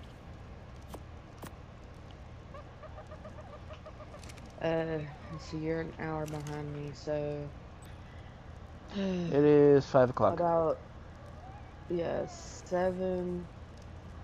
No, 7:50. You're gonna have to help me remember when it says 7:50, because that'll be about 10 till 9, 10 till 8 for me. I need to get Mikey up. Alright. So 7:50? Yeah. So 6:50 my Because I time. know no, 7:50 your time, because I said it'll be 10 till 9 for me, or Gotcha. 8. Yeah. 7:50 my time, 8:50 yours. Gotcha. Yep. I'll just say it's 7:30. I got him an emergency dental appointment. He's even though this man has got one of the best hygienic care things about him that I've ever seen growing up around other boys, this man has took perfect care of his teeth. But unfortunately, his family has a genetic issue of bad gingivitis and teeth rotting, and that is what he's going through again. He's already had 7 teeth ripped out because of it, and now he's got some other ones doing it again, causing him unbearable pain. He's having trouble eating. Anything sets it off. Hot, cold, neutral. I tried giving him taters, mashed taters, and as soon as that, just that little bit of mashed potato, just grazed that tooth, kick-started his pain. So he's got a nerve exposed, and I found a dentist that would do emergency visits. And he's got to be there today at 10 o'clock on my time. Gotcha. I said I'd like to get him up around 10 to 9. Pokemon community game A Wild Beheim appears So he's catch got it using about Poke Catch. a good 40 Winners minutes revealed to in wake 90s. up, and then he'll still have enough time to try to get to this doctor's office. Go see what's causing the issue and if they can do anything right then and there. Yeah, I got too many memories, and one sentence I always, or a few sentences I always say to a dentist. I brush and floss. It does nothing. It's genetic. Just deal with it and stop asking me the question. And do your job. Just get it done. I don't care. That is their job, though. That is their job, though. I mean, they have to question you because it could be something else at the same time entirely. It could be a medication. Well, for me, city water. Yeah. City water has a chance of damaging your enamel because of the chemicals in it. Well water can also damage your teeth because it could potentially have too much iron in it, and iron will eat away at the enamel. So that's why they question you about, you know, hey, how many times do you brush? What kind of toothpaste do you use? Because not all toothpaste is the right kind of toothpaste to use. And I didn't know that, and then he showed me. He said there are 2 different types. He said you've got one kind that has stuff in it to counteract chemicals in the city Pokemon water. community game Beheim escaped. No one caught it. But there's another kind that counteracts the iron in the water and the minerals in the water of well water. He said you have to pay attention to that. He said if you're using city toothpaste and you're on well water, he said it's not going to do nothing for you. I think, okay, that makes sense. Yeah, what well water Kaito or Destiny Mo Levis. Welcome to my channel. Was back in the time. It was just At Kaito Destiny Mo Levis. Welcome to my channel.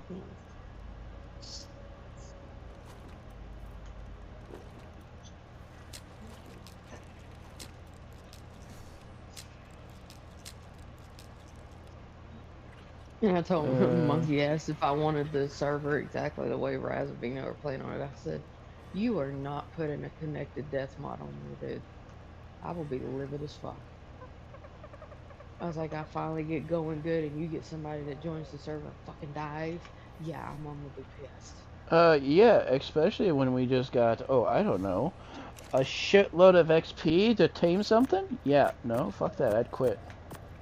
Oh yeah, I done the smart thing yesterday. I logged out with 800 XP.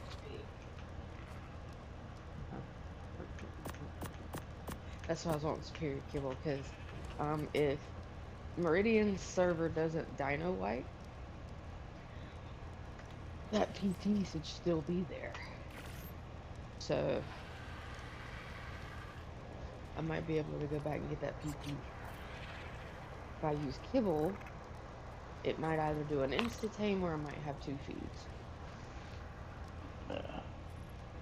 And it's superior kibble over regular kibbles, so it should do it what, 1 to level 85 PT. Yeah, it should be about 1 byte.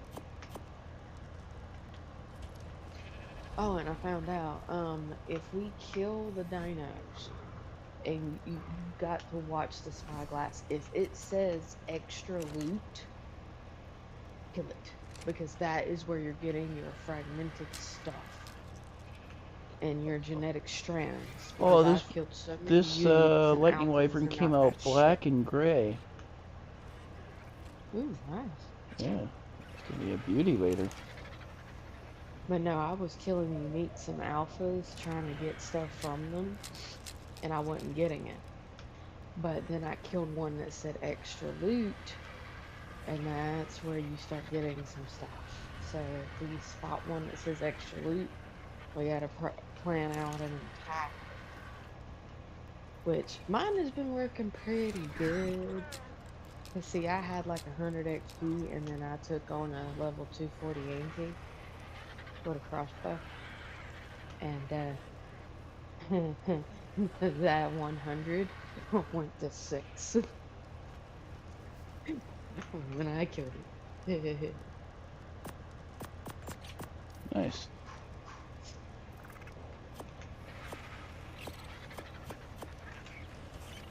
Alright. Got a 160 ice wyvern. I'm just gonna cryo it for now.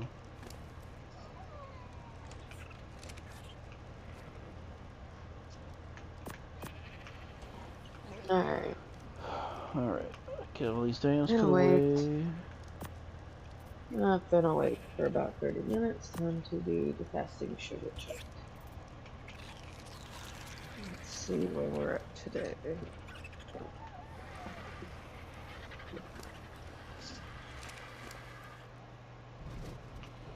This medieval potions mod, I love it to bits right now. I don't have to worry about leveling up. I can get shit done.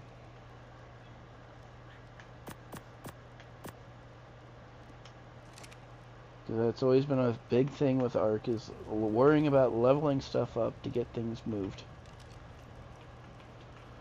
Alright, let's make sure I got nothing that expires on me.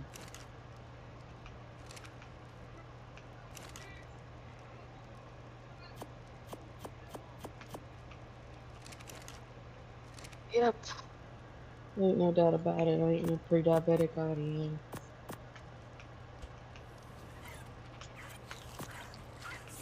Okay. I ate dinner around 7. Had nothing else to eat. Fasting sugar is 165. Alright.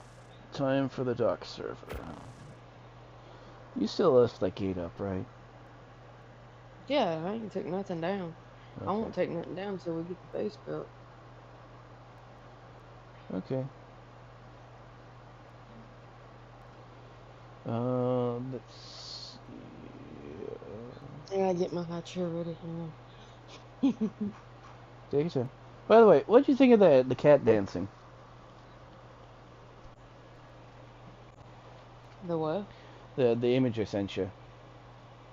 Oh, I haven't gotten an image yet. I'm not in my phone anyway. On Discord, it's in your DMs. I'll have to look. Because I'm gonna make a new redeem here in a bit. I need you to send me that cat one you have too. Because I'll put them together.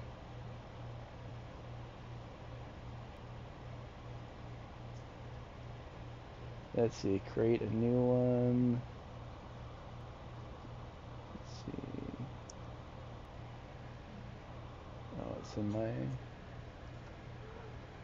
I might switch. This one, this story's actually getting boring.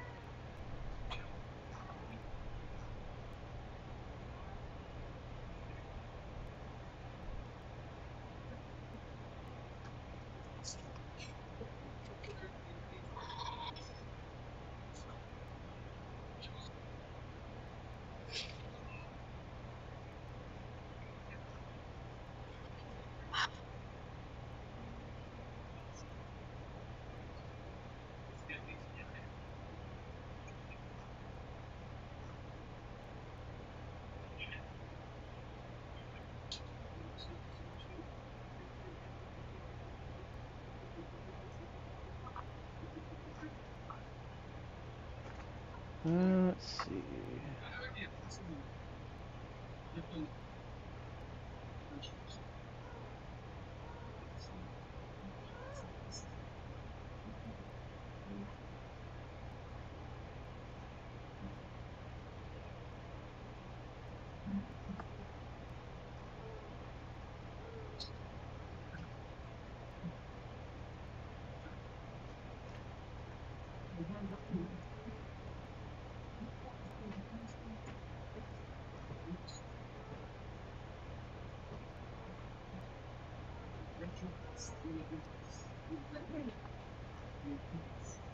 Let's see, a bunch of revenge manga stories, rom-com life stories.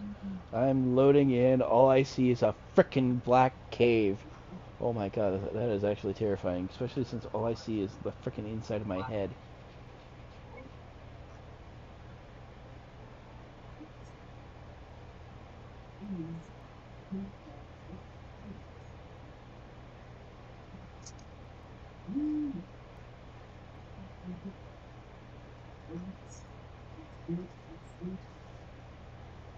Let's try this one. Here's a new updated sketch that Ooh! I want to see, I want to see. she sent me. Ooh, lovely. No claws on the boots this time. No, I didn't want that. She drew, these are a pair of boots, not with the head on the kneecap, but I actually own a pair of boots that look like that, and I told her, I'd sent her a reference image, and I was like, look, I was like, I used to own a pair of boots kind of like this. Kaito Destiny Paper And I was Dragon, like, I don't welcome need to all my that channel. other extra crap on it. I was like, but Yeah. I was like, the belt, the straps and the belt buckles. At Kaito Destiny Paper Dragon, welcome to my channel. Hey, Paper Dragon. I'm currently on the dock server loading in. Yeah, the one with the claws, that one would suit better for me since, oh, I got dragon feet. You're more human-like, I'm more beast-like. I'm a dragon, it don't mean I have to look like him. Yeah, I know. And just want to make sure I got that. Alright, let's see.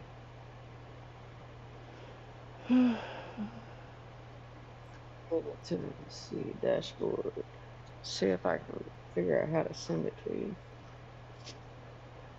Oh, I got the image. And yes, Paper, I will be on server with him shortly. He just wants a certain redeem that I had. Oh, did you start your stream? Not yet. Oh, I see Vino's on. Let's see, what's he? Can we find the rarest potion?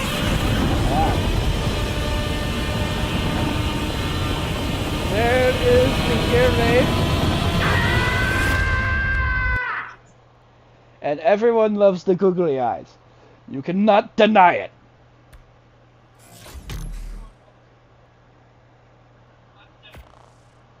Paper Dragon LOL.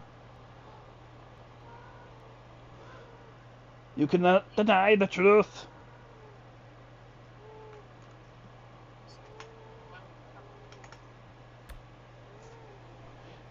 Are you wanting the song or the kitty? The kitty. I already have a sound redeemed for it.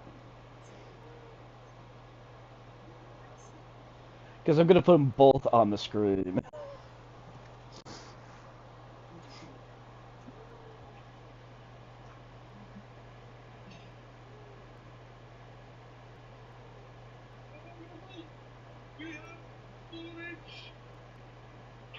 How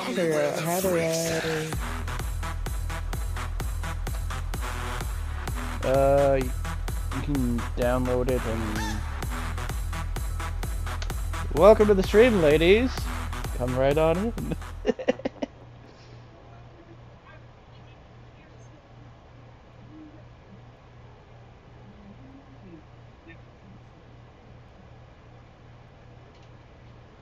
Okay, let's take a look here. You're gonna have to tell me how to do that, because I don't see an option to save that or not. Because it was in the library. Yeah, well, I right-click mine, and I can, or not right-click, I left-click, then right-click, then it says Open Media Link or Copy Media Link. That's fine. The scene opens in another world. Let's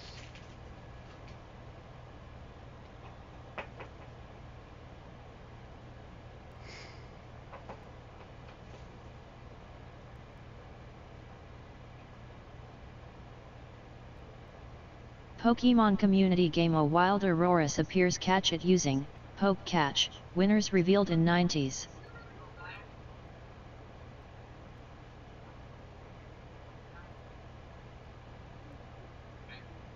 Paper Dragon, Poke Catch Ultra Ball. Alright. Let's see, what do we got for stories? Okay. Go with Cloud this. streak sky.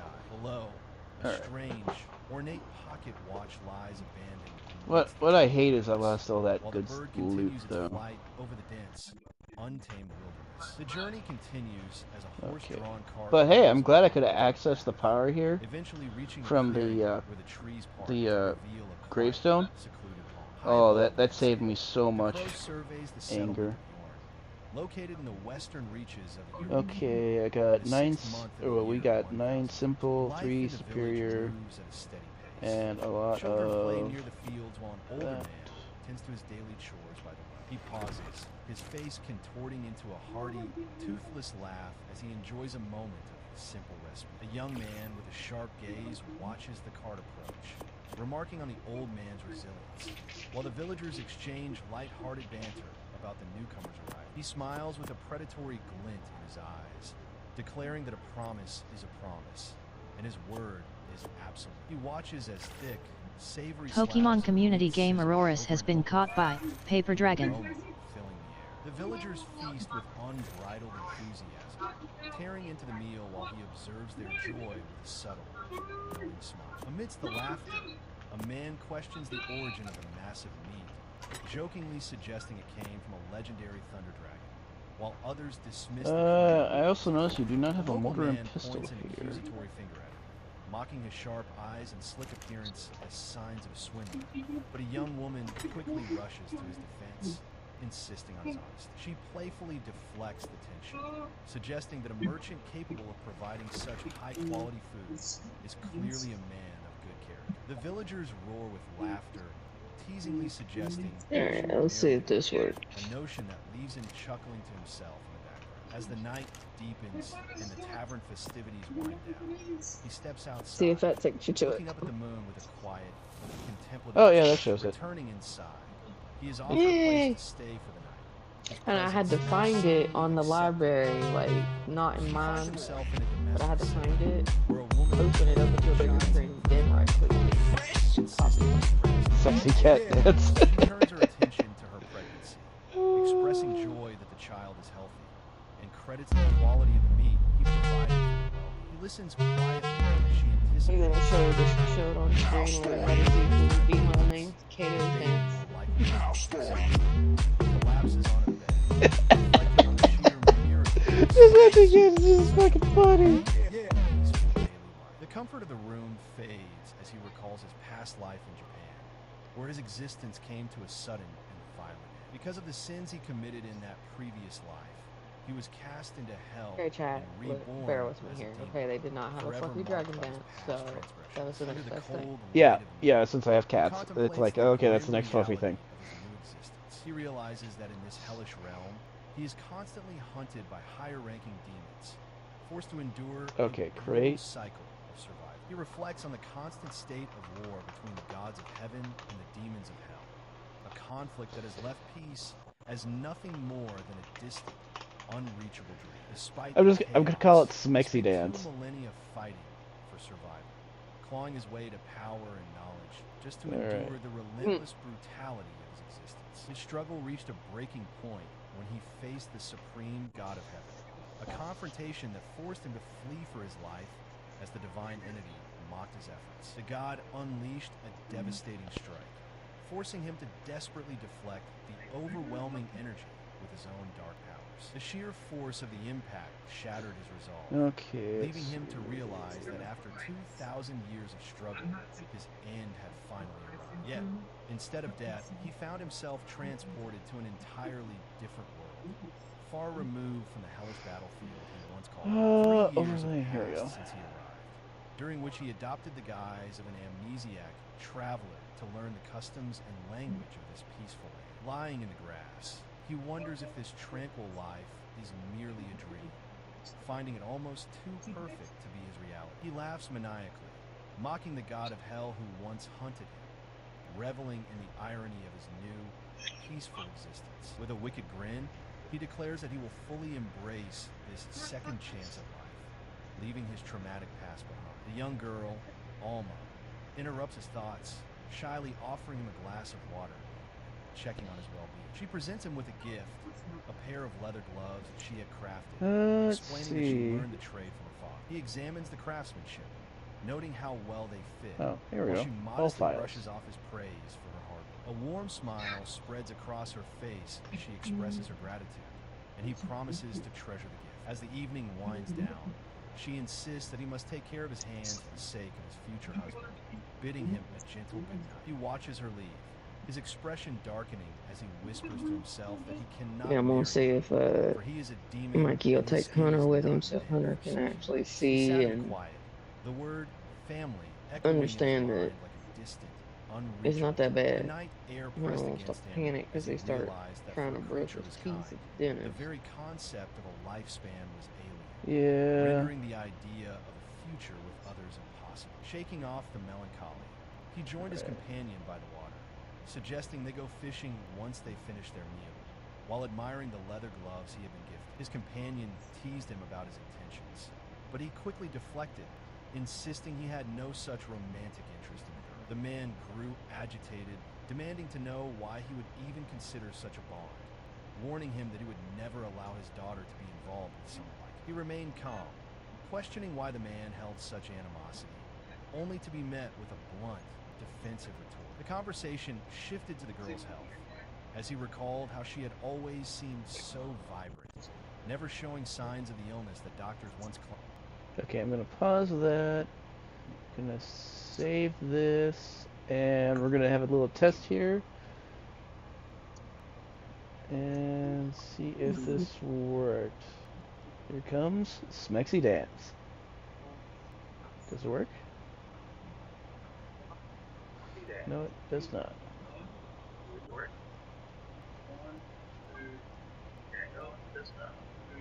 Yeah, it does not work.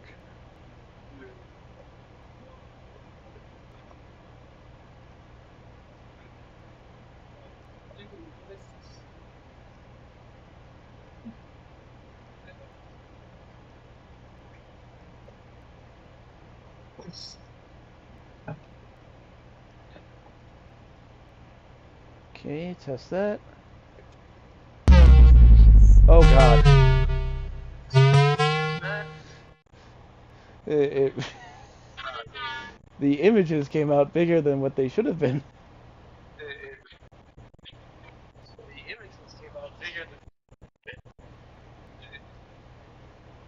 Alright, this one, let's do 10 seconds.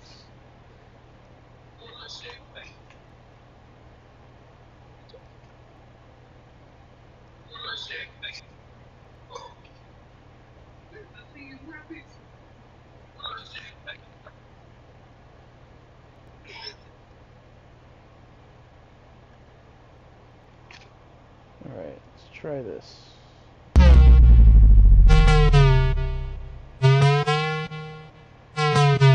House party.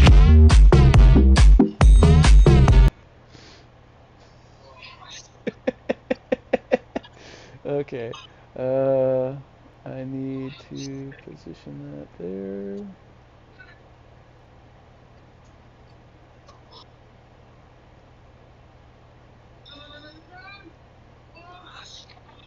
The sound of Razquark going no no no no no no no no.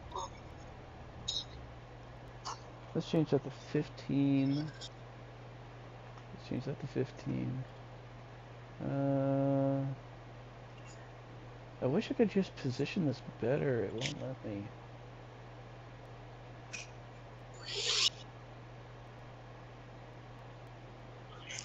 If you're trying to do it across the screen, I'd take another image of the white cat and put it on the right side. Let's see if I can.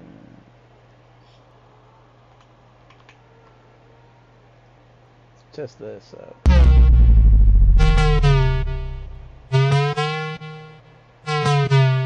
House story.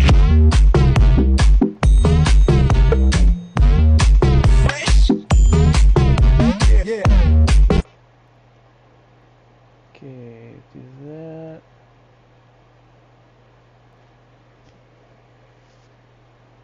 Okay, I moved that one over. Hopefully that does better. There we go. House story.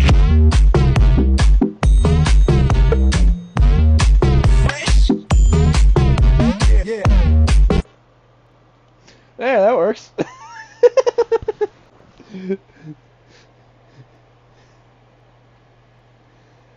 Oh, that's fucking funny. Actually, let's see. Can I move this? Here, let's see. Minimize that. Minimize that. Okay, switch. Okay, let me see if that's positions. Nope. House story.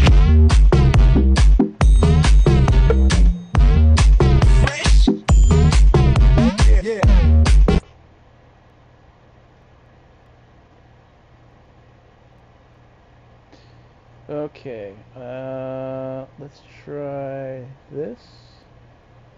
And I have two of the black cats and one white cat in the middle. Oh lord. There we go. House story.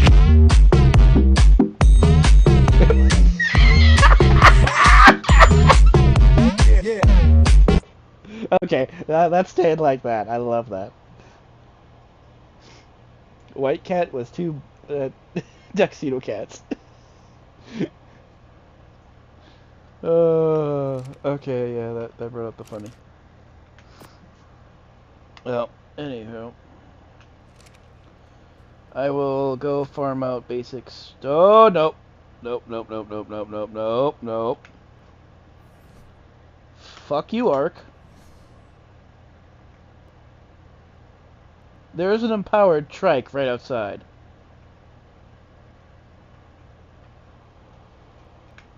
Oh, for the love of fucking goodness. Paper Dragon, look at the one in Dragon Mama 03 server chat.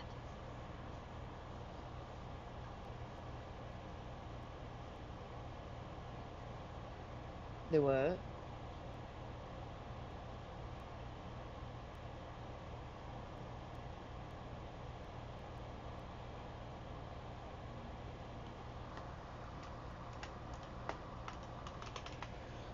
Check the ones in Discord.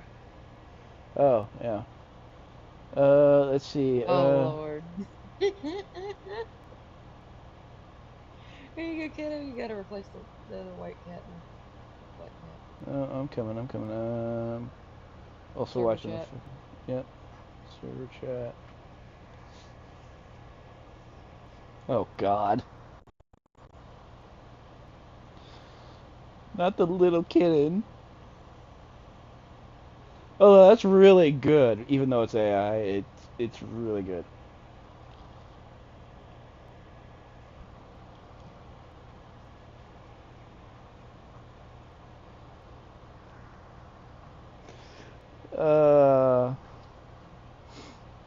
Okay, I will save that because it's cute. Okay, it's saved.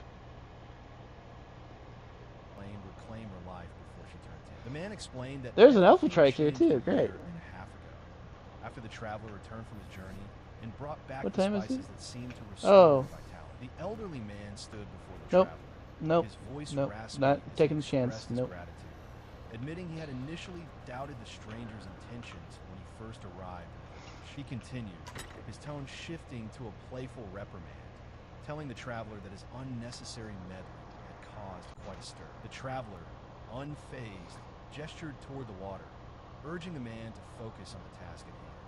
Either fish or speak, but not both. With a sudden shift in demeanor, the man revealed that a summons had arrived from the central authorities, mandating his departure to join the military. He explained that his background as a former reservist made him a prime candidate, especially given the recent surge in demonic activity near the Ural region. The traveler listened intently as the man confessed his true worry. Pokemon community game A Wild Finison appears catch it using Poke Catch. Winners revealed in The 90s. conversation turned to the pregnant woman nearby, with the man speculating on the gender of the child she carried, wondering if it would be a boy. The traveler accepted the responsibility, his expression hardening with resolve as he acknowledged the danger, noting that the girl's father had been killed by demons and the future remained uncertain. He tightened his grip on the hilt of his blade, the metal cold against his palm as he prepared for the journey ahead. Sitting before the vast, open fields, he refused to make any empty promises about his return. The sound of a cart rattling against the stone path signaled the start of the departure. He bid them farewell, confirming the payment for his services and promising to return by the end of the next month to check on the boy. Turning his attention to the young girl, he knelt down to speak with her, their eyes meeting in a moment of quiet understanding. She received a dragon scale necklace as a parting gift, her face lighting up with gratitude as the cart began to pull away. He watched her with a faint, knowing smile, I know. witnessing the genuine joy radiating from her as she waved goodbye. With the final preparations complete, he stepped toward the waiting the only one that's on right ready to now. face No one the else is road here. that lay before him. He presents his credentials to the guild officials, securing Okay, the Alpha necessary documentation for his upcoming travels. With the paperwork finalized, he departs the city. Fuck you! Fuck you, Trudon! Fuck you! Pokemon community game Finison escaped. Suck a No dick! one caught granting it. him access to trade and travel within the Wyvern Kingdom, a milestone he acknowledges with an oath. He inspects a new acquisition, a dark-colored item that catches his eye, noting its quality with a satisfied smile. A local warns him of the dangers in the Ural region, specifically mentioning the presence of holy knights, a detail that sharpens his focus. The map reveals the geopolitical landscape, highlighting the Ural region, where holy knights are currently conducting sweeps. That's right, bitch. Fuck you. He reflects on the Your weakness, water. false accusations and raids. His My expression weakness, hardening low as fucking he level. contemplates the true nature of the threats he faces. As he prepares to leave, a woman offers a final word of caution regarding his return to Europe, leaving him to ponder the path ahead. He watches as a dark, magical energy dissipates from his hand, the remnants of a purification spell fading into the quiet street. A grimace forms on his face as he mutters to himself, lamenting the necessity of Okay, using let's see. teleportation magic in such a populated area, a decision that leaves him with a Hide. lingering sense of dread. He leads his pack animal away from town, moving toward the dense, overgrown edge of the forest. The cart rattles along the path, disappearing into the thicket as he continues his journey. He pushes through the tall, sharp grass, his hand instinctively reaching out to clear the path ahead. Moving with urgency, he scrambles up a grassy incline, his eyes scanning the horizon before he dives into the cover. Okay, I He just stops need to kill a abruptly, staring dodo. in shock as a plume of thick, black smoke And not run rises into from the some distance, jackass steaming glowy clear sky. bitch. The realization Yeah, I'm talking to you, you his empowered fuck. expression Fuck off. hardening into one of intense focus and cold apprehension as he stares at the devastation. He stood frozen, his boots planted firmly on the ground Caregiver as the and realization big struck guy. him. The smoke and fire in the distance could not be mere coincidence. A cold sweat broke across his brow, and he let out a sharp, ragged breath, his jaw tightening as the gravity of the situation took hold. He sprinted across the Okay, open question. his heart For hammering against his XP per ribs drop as he feed, urged is himself to that's remain the calm. recommended amount of Hoping the XP smoke they in the require, distance right? was nothing more than a harmless fire. The young man I reasoned think that it drop could feed's simply when you be drop someone the cooking food. or perhaps a controlled burn.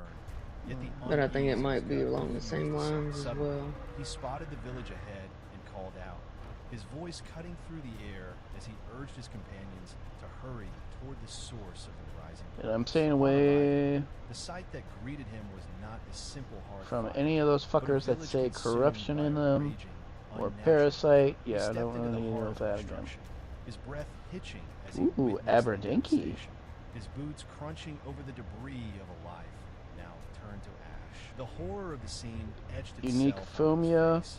His teeth gritted in a silent scream as the reality of the massacre I am fully unable dawned. to He rushed run. forward, finding the villagers sense lying death nearby. motionless amidst the wreckage, their lives extinguished in the wake of the brutal assault. Falling to his knees, he whispered the names of the fallen, Alma, the old man, and the others, realizing with crushing finality that he had arrived too late to save them. He stood amidst the silence of the dead, his mind reeling as he questioned who could have committed such a horrific act. Desperation fueled his plea as he begged for any sign or remnant of the truth to reveal itself. Suddenly, his vision shifted, manifesting the soul observer and the devil, supernatural senses that allowed him to perceive the lingering echoes of the departed. Through these spectral visions, he witnessed a group of armored knights who defiantly claimed they knew nothing of the demons. The vision intensified as one knight accused the others of lying, pointing out the presence of dragon meat, a substance only those with demonic attributes could consume. He watched as the confrontation escalated, with the knight demanding to know who had truly orchestrated the slaughter. The tension snapped into violence as the knights turned on their own, and he realized with a sinking heart that he was witnessing the same tragedy repeating itself. Returning to the grim reality of the present, he wept for his failure, lamenting that he had been unable to save them once again. He grit his teeth, his face contorted in raw fury as he refused to accept the tragic reality unfolding before him. Driven by desperation, he tapped into his inner power, manifesting the soul observer and the devil eye to pierce through the veil of the world around him blurred. No, that does not do enough damage.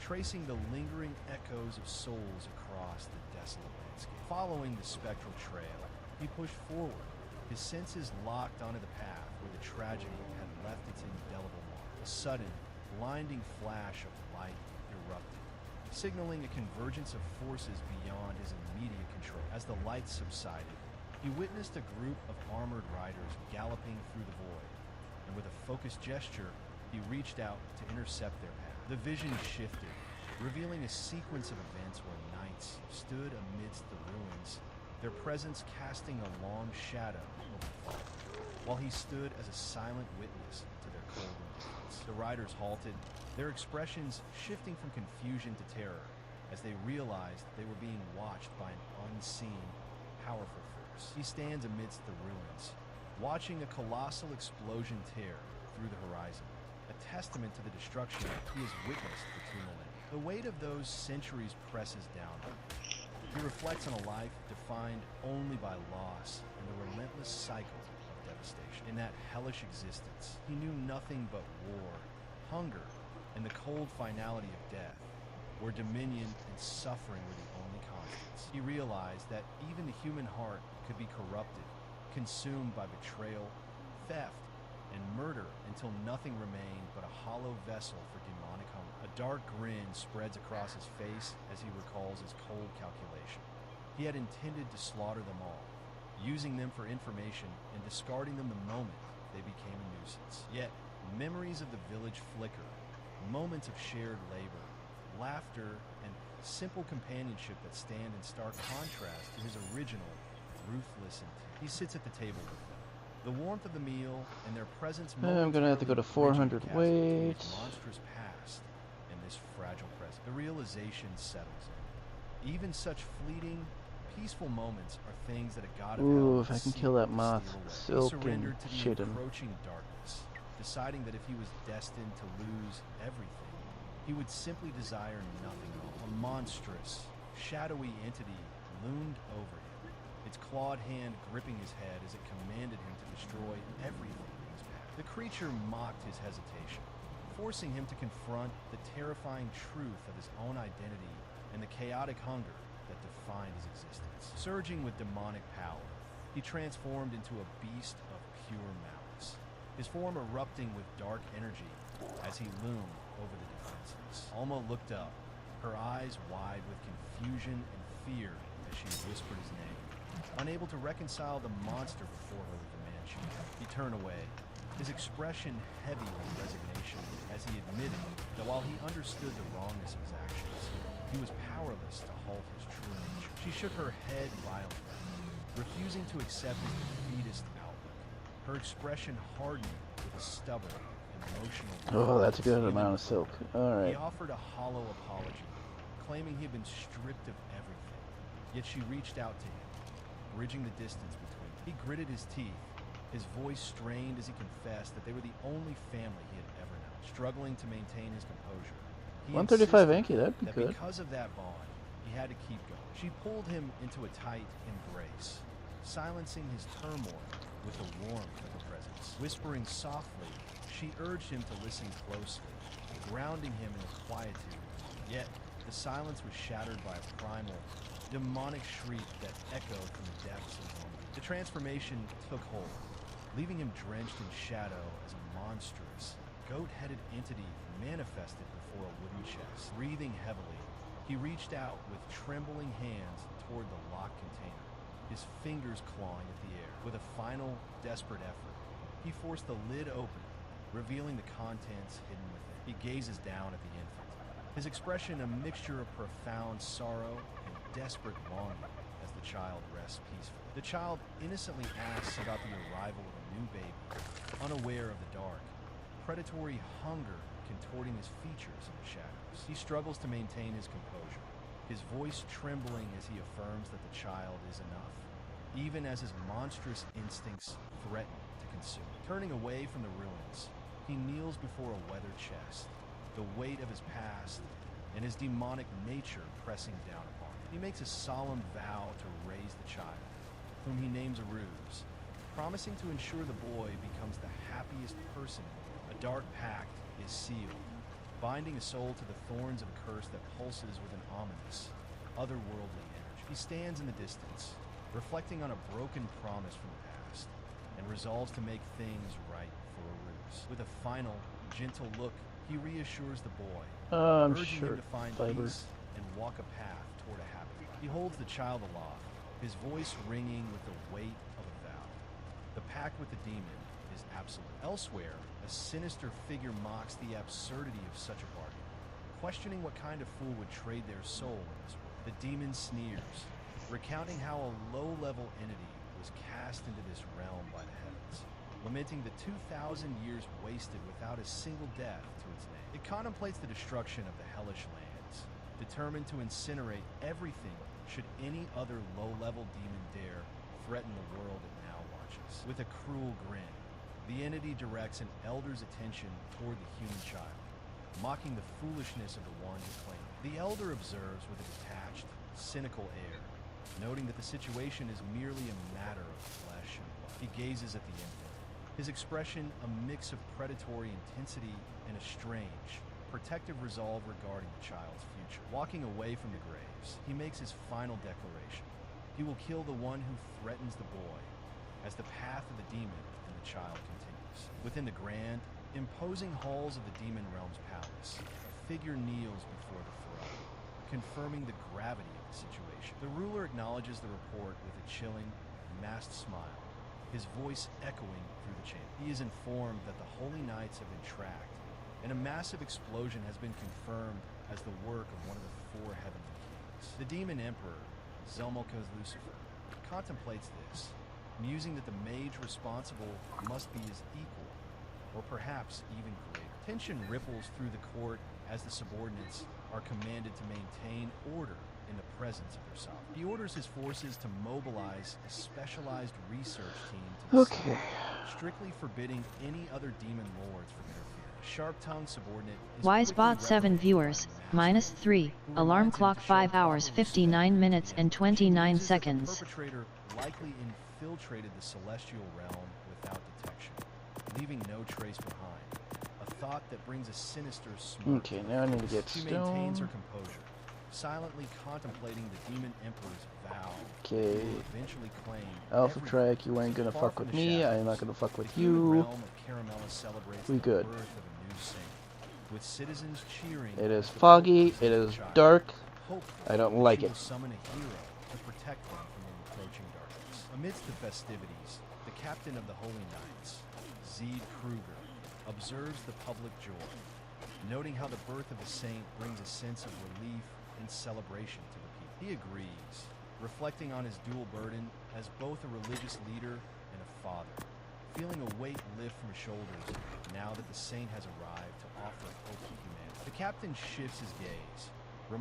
Oh, and ladies and gentlemen, there's a little something here we have from Dragon Mama that she has made for this arc mod that we are currently, that I'm currently playing on.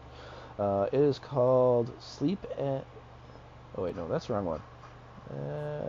It's mine. Oh, that's Monkey's Chat. No, I need the other Pokemon one. community game. A wild Chinjo appears. Catch it using Poke Catch. There we go. Winners revealed in Welcome 90s. to Docs, it's called. So, enjoy. Warning. Dox is unstable. Side effects may include screaming, panic, and spontaneous death. Enjoy your stay.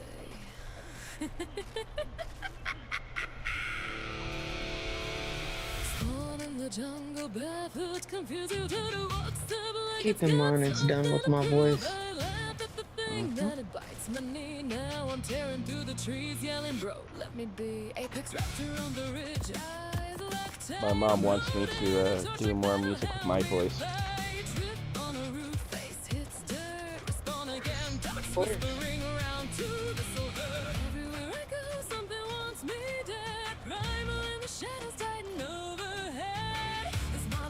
By a demon with a grin, but I keep coming back. Let the suffering begin. Welcome to Docs, baby, where the noodles bite back, where the reapers run marathons, never losing track, where the sky turns red and the buzzes descend, and I'm laughing through the panic as I almost meet my end.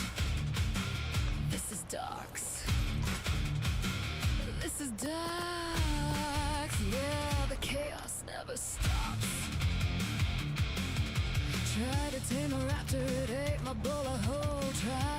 Pokemon community game. Chinjo escaped. No one caught it. But I'm stubborn, spiteful, fueled by rage. Craft a slingshot like it's relic from an ancient age. Throw one rock, miss, hit a tree instead. Raptor sneaks up quiet like, guess what? You're dead.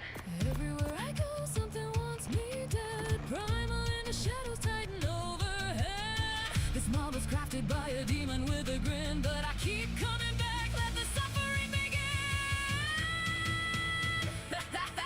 245 Stego? Sky turning green, apex dodo charging in like it wants my soul. I'm laughing, I'm crying, I'm losing my mind, but Docs is my toxic little Valentine. Welcome to Docs, baby, where the dodos bite back, where the reapers run marathons and stay on track, where the sky turns red and the bosses descend, and I'm laughing through the panic as I almost meet my end. Whoa. That's death number 47. Somebody clip it. I'm about to make it 48.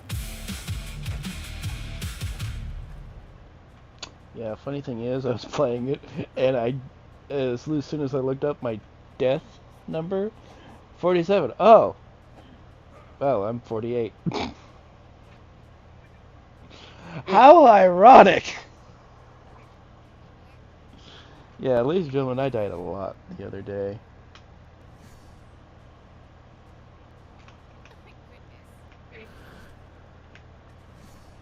I hear you, motherfuckers. I hear you, I see you. I don't want to do anything with you right now.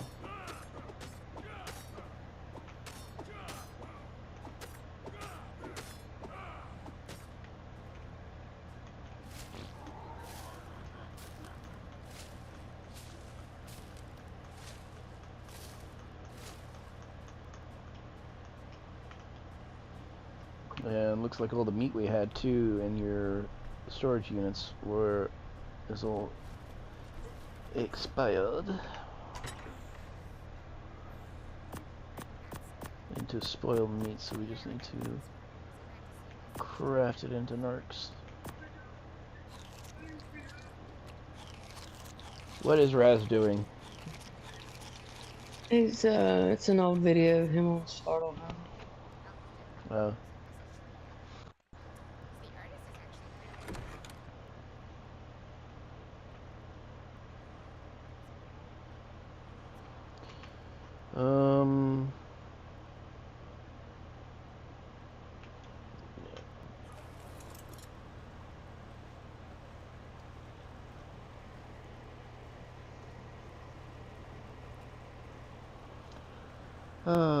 I'm gonna take my boat and start moving elsewhere.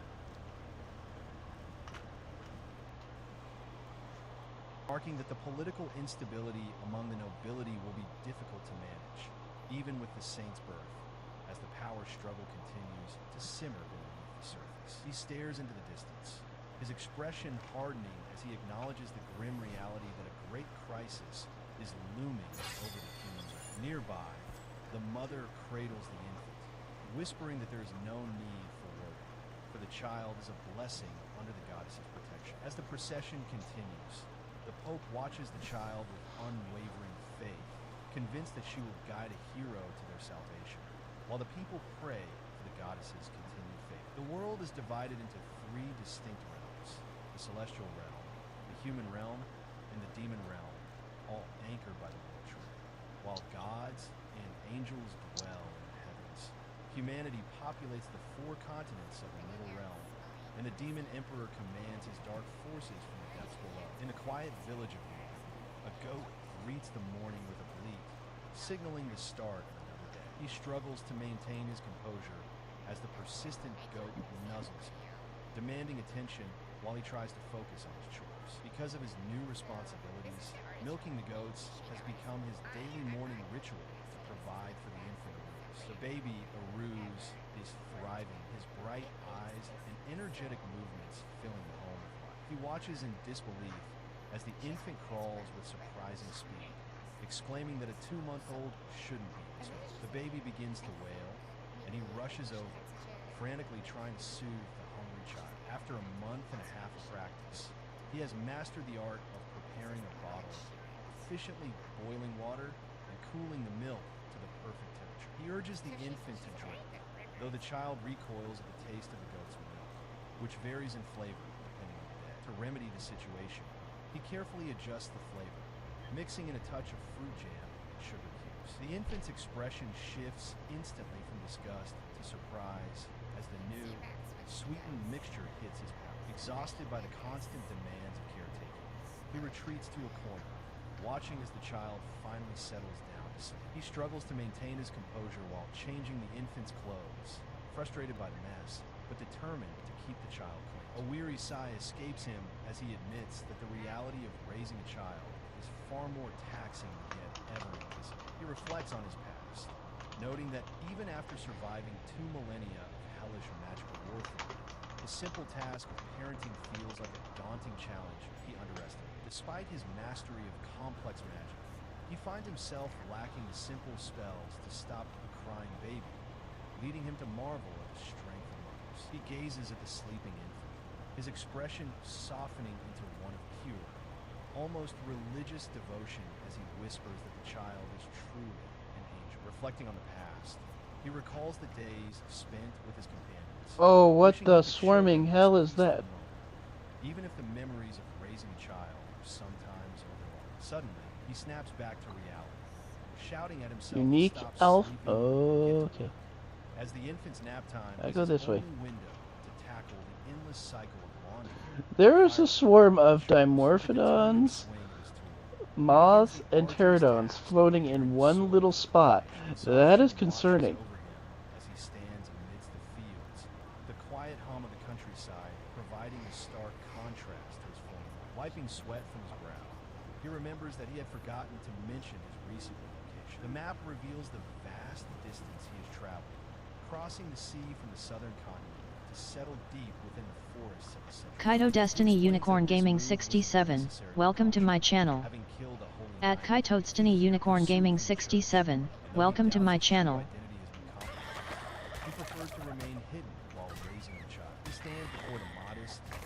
structure. Unicorn Gaming, deciding hello it is and finally welcome. time to introduce this dwelling, a repurposed ancient elven ruin, has been meticulously renovated to serve as a sanctuary, complete with a well, a garden, and a secure interior for his child. To ensure total privacy, he has erected a magical barrier, masking his presence from keen senses of holy knights who might still be home. He recalls the ruins of his past life, musing on how he once dreamed of building a castle, only to find himself content with this humble, hidden refuge. With a sense of pride, he admires the structure, determined to cherish and maintain this dream home he has finally secured. Suddenly, a violent tremor shakes the ground, accompanied by a deafening roar that shatters the tranquility of the sanctuary. He rushes to the child, a ruse, relieved to find the infant unharmed despite the chaos that has just erupted within the walls. Looking up at the ceiling, he notices a gaping hole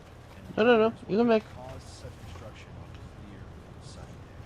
Suspecting the presence of magical force, he looked down at the infant in his arms, his brow furrowing in confusion as the child began to stir and emit a strange, glowing energy. Suddenly, a violent burst of magical power erupted from the baby, engulfing the room in a blinding flash. Fuck you, bitch. Shockwave tore through the sanctuary, leaving only dust and debris in its wake. Amidst the settling dust, the infant continued to wail, his small body crackling with residual magical sparks. He realized the truth. The dragon meat he had shared with the villagers had been a catalyst, imbuing the unborn child with immense, unnatural power. The mother had unknowingly consumed the essence of the dragon, and in doing so, had birthed a child who now carried the soul of the dragon within him. Overwhelmed by guilt, he watched the child tremble, realizing that his actions had condemned the boy to a life that would never be normal in society. The young traveler stands over the infant, a ruse, realizing that he's the only one capable of protecting the child. He channels his energy, transmuting the earth to create small, doll-like constructs, confident that these creations will be useful for household chores. With a focused gesture, he directs the constructs to perform simple tasks, though he quickly realizes the precision required is greater than he anticipated. Frustrated by the clumsy results, he clenches his fist, acknowledging that his control over these magical puppets demands far more practice. He pauses, looking around the quiet room, and resolves to continue raising the child on his own, just as he had originally intended. Looking down at the sleeping infant, he vows to raise a ruse well, even as the world outside remains a chaotic, dangerous place. 2 weeks later, the traveler finds himself Kaito Destiny Dragon Mama 03, welcome to my channel. At Kaito Destiny Dragon Mama 03, welcome to my channel. Leaves him with no time to repair the house. It's the Dragon Mama. For everyone who's watching and lurking, I hope you're all doing well. Please enjoy your time. Kaito Destiny, so too Dragon Mama 03. I'm currently in a Stream Elements look it's Dragon Mama 03 they were playing Ark, Survival Ascended. Go check them out at and give them some fluffy cheers and support. Dragon Mama 03 at URL.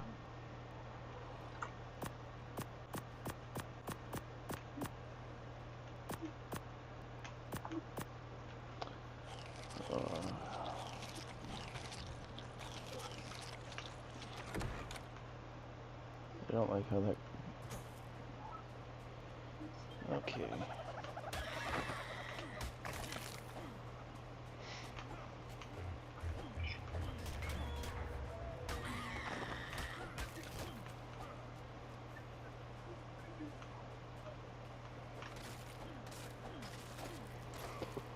Oh.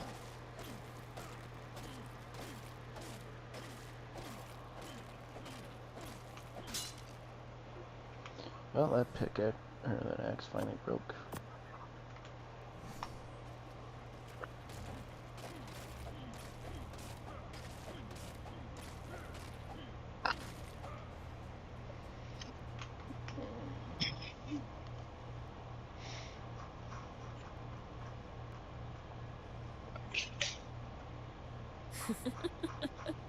Warning.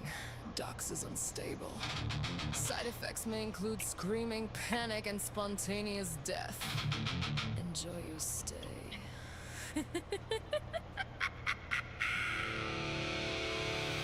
Spawn in the jungle, barefoot, confused, you don't know what's up, like it's got something to prove. I laugh at the thing, then it bites my knee. Now I'm tearing through the trees, yelling, bro, let me be. Apex wrapped around the ridge, eyes locked tight, I'm holding a torch like that'll help me fight. Trip on a roof, face hits dirt, respawn again, ducks whispering around to the silver. Everywhere I go, something wants me dead. Primal in the shadows, tighten overhead. This mob was crafted by a demon with a grin, but I keep coming back, let the suffering begin. Welcome to Ducks, baby, where the battles fight back, where the reapers run marathons, never losing track, where the sky turns red and the bosses descend, and I'm laughing through the panic as I almost meet my end.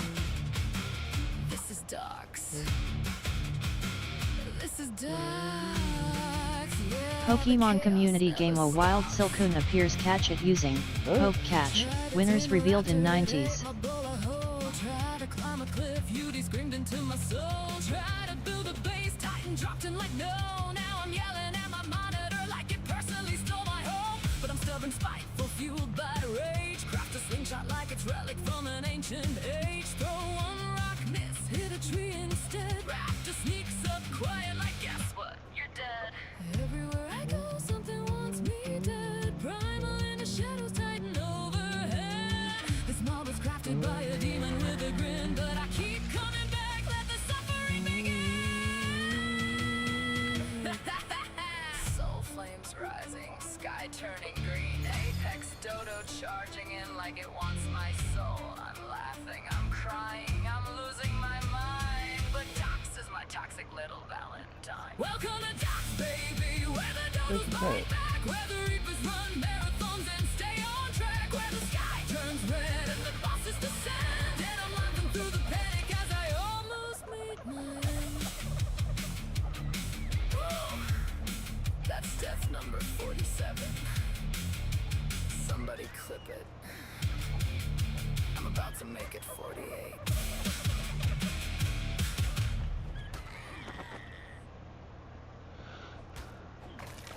Pokemon community game. Silcoon escaped. No one caught it. I have tamed a baby. I've killing the parents.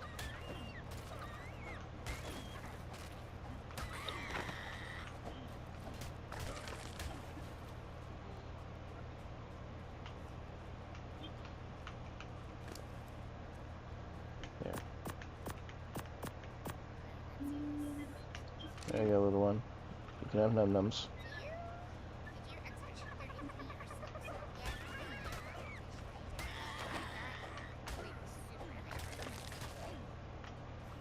Okay, so claiming a baby after killing the parent takes no XP.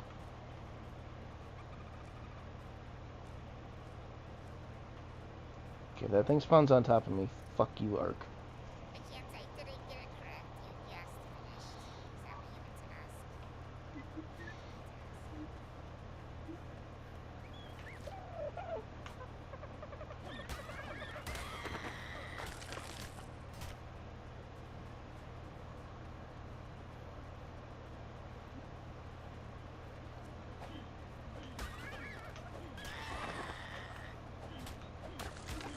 I have come for the blood of dodos.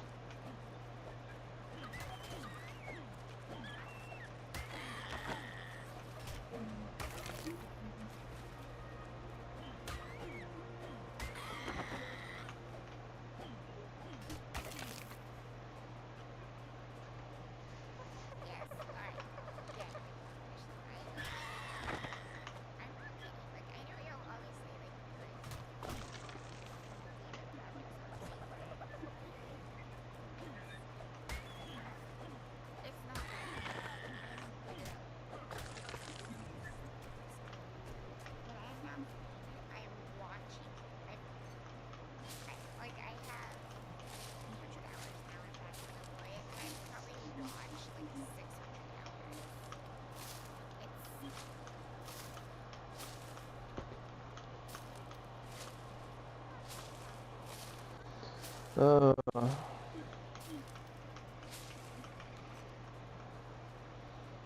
you are a female dodo.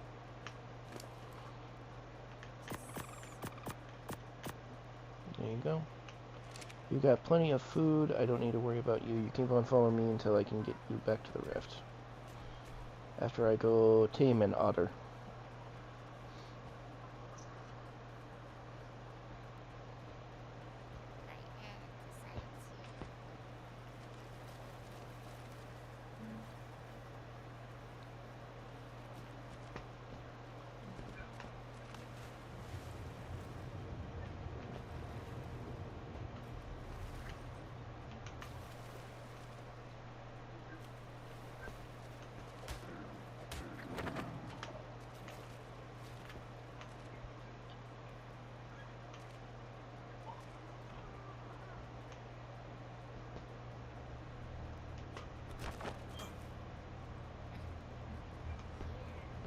What, do you not want...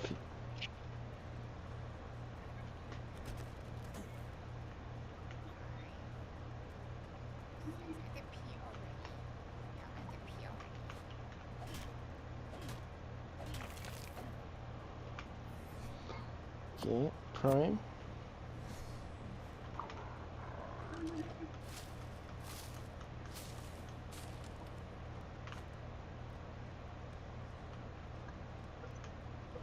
Drag a fish. So...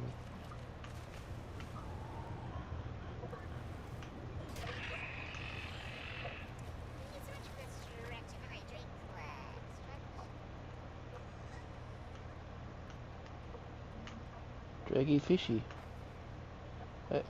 I can't tame an otter?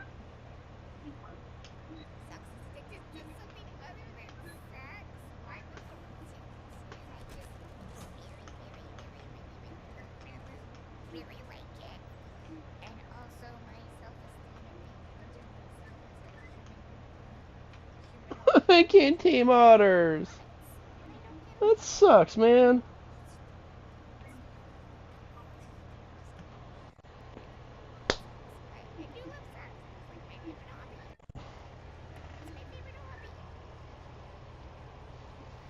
And again, I have ants again. Right. Crawling my arm.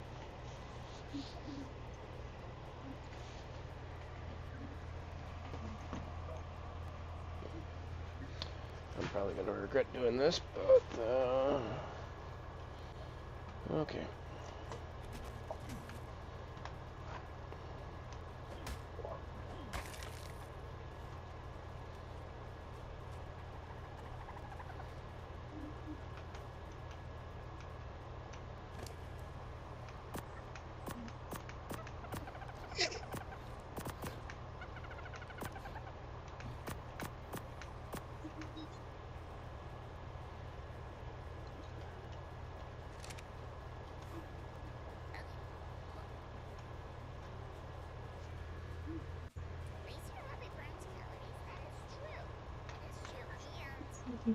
Okay, I have no idea if this is going to keep me safe long enough. I need kitties off me. And what is this on you?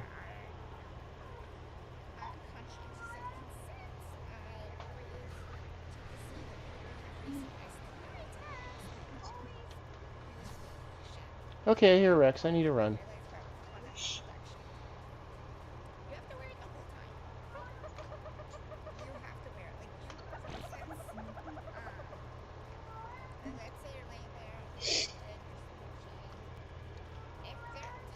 Wait, can I not? Oh, I can't auto run.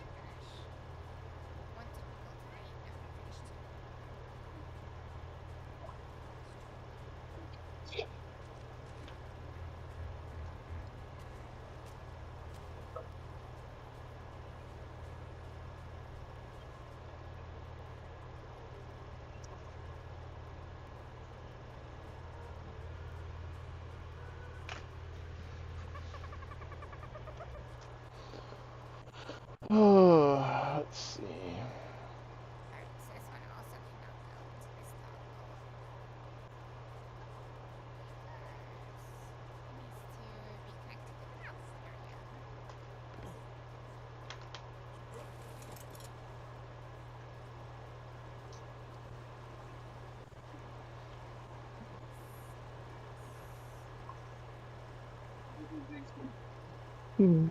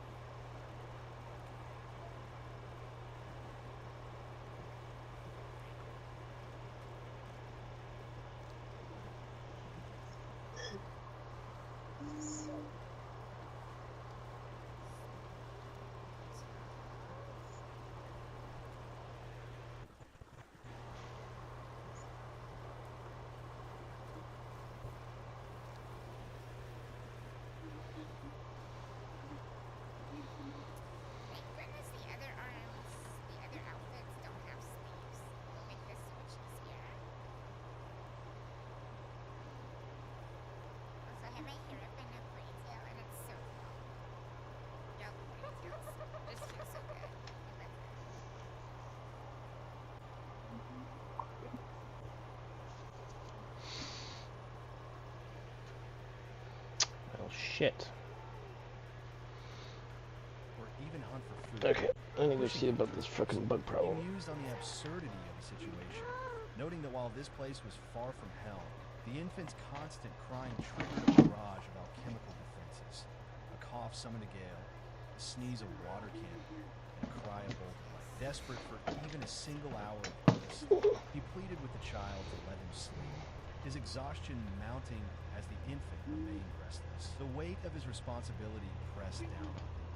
He realized that he was the sole guardian of this life, a burden that left him visibly shaken. He stood in the doorway, confronted by the persistent demands of his new life, muttering that he had no choice but to continue working. A voice from his past echoed in his mind, insisting that he focus on his studies rather than part-time work, claiming it was for his own future happiness, a directive he resented as an unwanted intrusion. He snapped, shouting that he never asked for such interference, his frustration boiling over into a raw, tearful outburst. The sudden silence led him to a small, somber altar where the reality of his loss stood starkly before him, marked by a framed photograph and offerings. Gazing at the image of his mother, he felt the crushing weight of her absence, a memory that anchored him to the pain of his current existence. He stirred from his slumber, a low sound escaping his throat as he blinked against the dim. The haze of sleep vanished instantly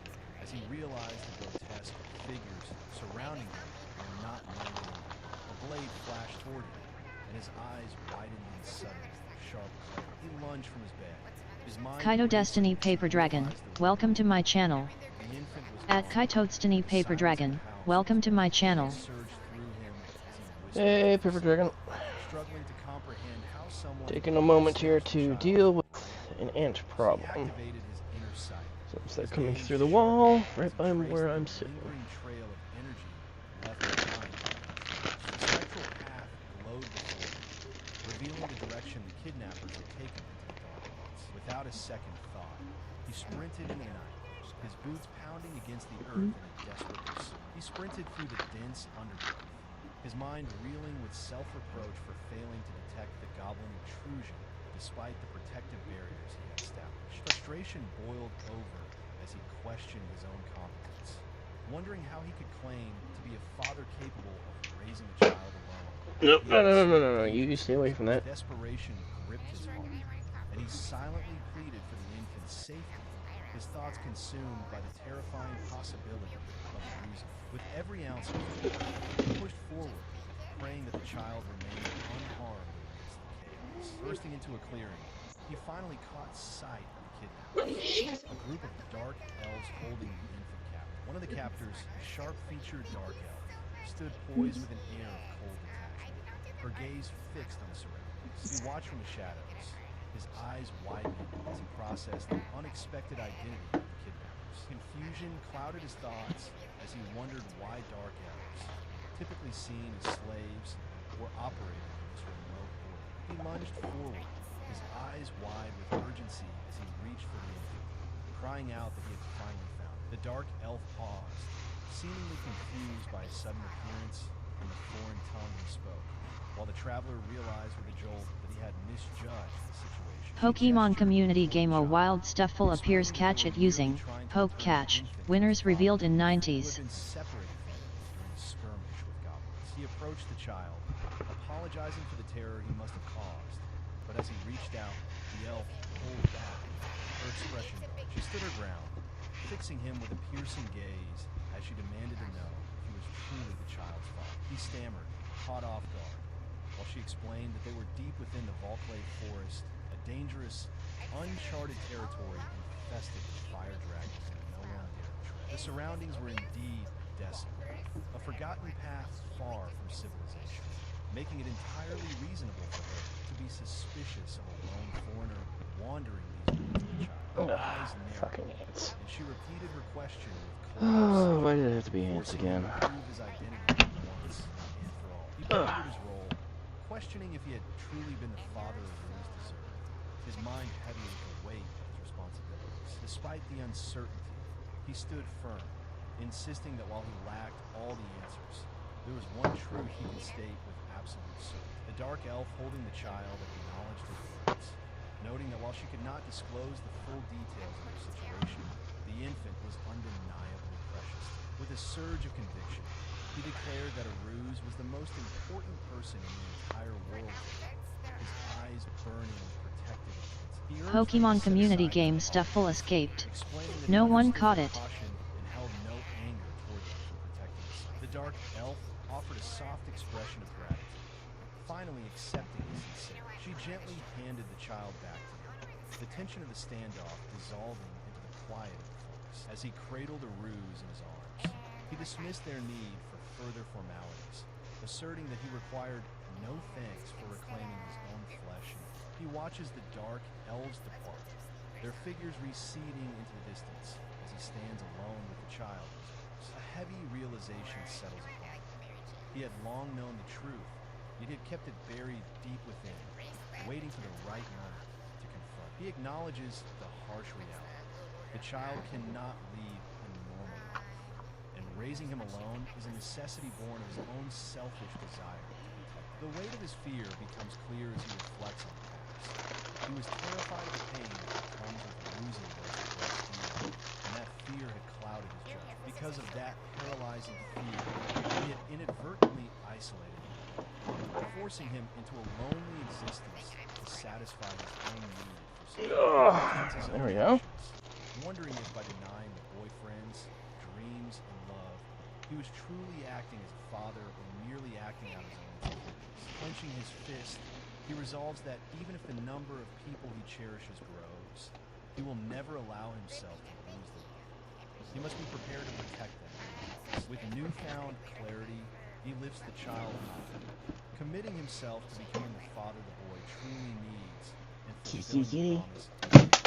He gazes tenderly at the infant, whispering a soft question about what the child truly desires. The small family shares a moment of pure, radiant joy, their faces pressed together in a display of deep affection. With a gentle nod, he acknowledges the child's silent response, his eyes softening with newfound clarity. Lifting the baby high into the air, he declares his resolve to be the best father he can possibly be, met with a cheerful, enthusiastic cry from the child. As they travel through the lush, tropical landscape, he decides it is time to actively seek out a partner to complete their family. He speaks with firm conviction, announcing the starter's quest to find someone who will become a true part of their family. His expression set with determined optimism. A massive dragon descends upon the city, its presence heralded by explosions and destruction. Amidst the chaos, a hooded figure leaps onto a heavy chain, anchoring themselves as they observe the devastation below. The hooded warrior draws their blade, eyes locked on the beast with cold, calculated intensity as they prepare to engage. They launch themselves into the air, closing the distance with lethal speed to strike at the dragon's arm. The blade connects with a resounding impact, Dead bugs. forcing the creature Change to recoil masks. as the warrior maintains their relentless assault. With a powerful beat of its wings, the dragon attempts to shake off its attacker, but the warrior remains undeterred. You guys gotta stop trying to open windows. Yet the agile fighter dodges the strike, drive their sword deep into the dragon's scales. The force of the blow There you sends go. shockwaves Windows all through set for you, the kiddies. as the dragon roars, it unleashes a torrent of fire, forcing the warrior to retreat momentarily as the city burns beneath them. He narrowly evades the dragon's crushing claws, the beast's massive form tearing through the city's architecture with terrifying ease. Landing with a heavy thud, he finds himself momentarily grounded as the creature looms nearby, its presence casting a long, suffocating shadow. From his vantage point, he observes the devastation below, the dragon's wings blotting out the sky as it continues its relentless assault on the urban landscape. His gaze sharpens, eyes narrowing as he fixates on the source of the chaos, his mind racing to calculate a path to victory. Turning his attention to the streets, he spots the dragon descending upon the city, realizing the scale of the threat is far greater than he initially Okay, Suddenly, haunting memory take a look at over here flashes with before his these eyes, heat. a reminder of a past encounter that mirrors the current destruction. He contemplates the dragon's motives, wondering if the beast acts out of mindless rage, or if there's a darker, human-driven malice behind the carnage. All while he prepares to buy time for the exit. With a surge of resolve, he channels his energy, activating a powerful body-strengthening magic to confront the dragon head-on. He lunges forward, his blade carving through the air. Looks like you kitty's strikes gonna the mess over dragon here. with a flurry of precise, magically enhanced Literal over the floor. though the What the creature fuck's wrong remains with that? largely unfazed by the assault. The beast roars in defiance, forcing him to realize that his current efforts are merely a distraction. He shouts for the others to flee immediately, sensing the true danger is far greater than anticipated. As the dragon lashes out, the ground shatters, pinning a young girl beneath the heavy debris.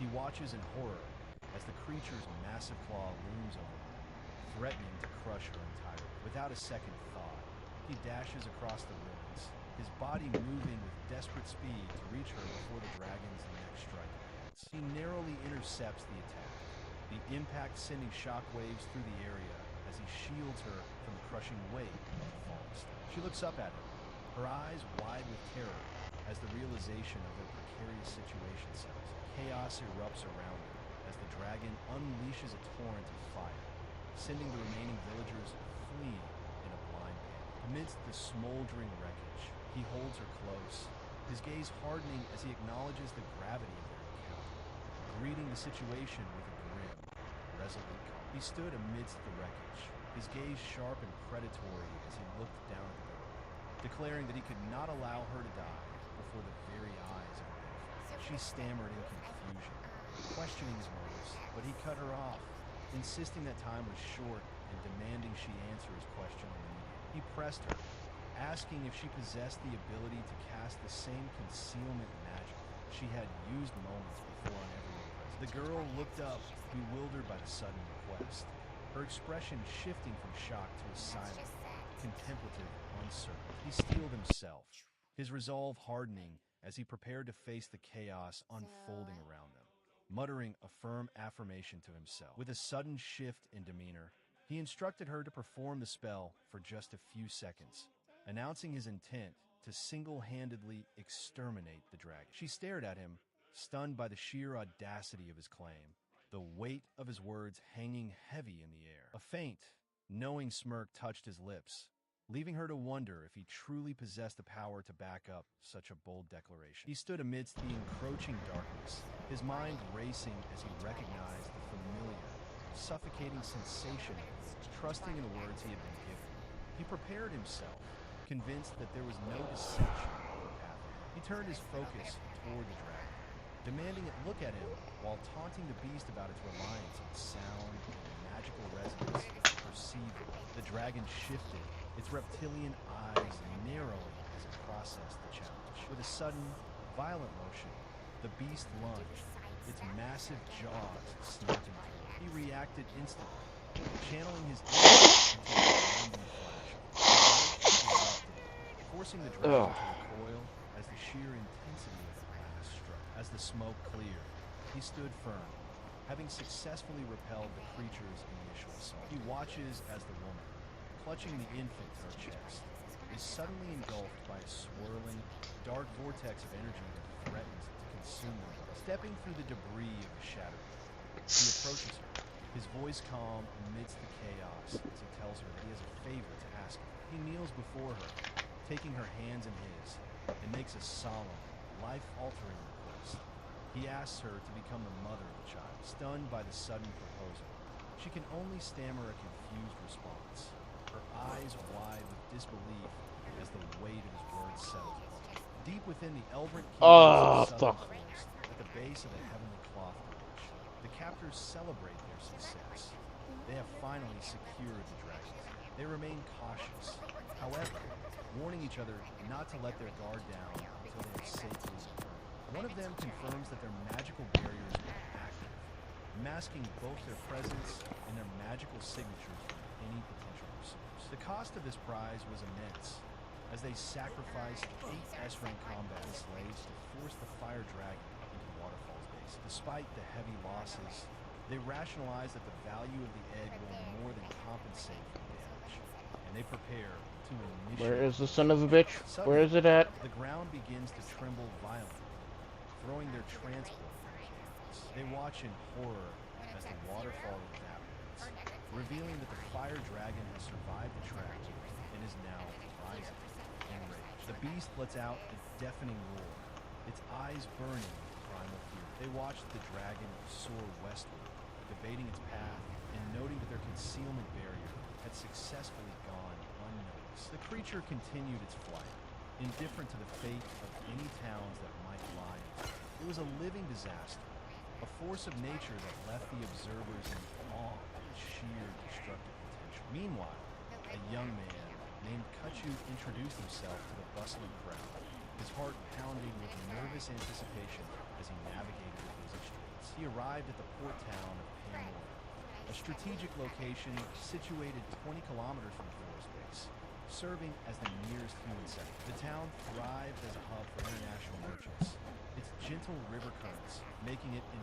easily accessible trade route for commerce travelers. Because of its isolation from major kingdoms and its reputation for illicit slave trading, the area remained largely avoided by those who prefer to stay clear of such dangerous deals. He walked through the streets of the port town, questioning why he had brought the infant here, of all places. The reason was clear. He needed someone to help care for the child, and in this place, that meant purchasing a slave. Reflecting on the recent kidnapping, he realized he could no longer raise the royal line. He needed to find a family.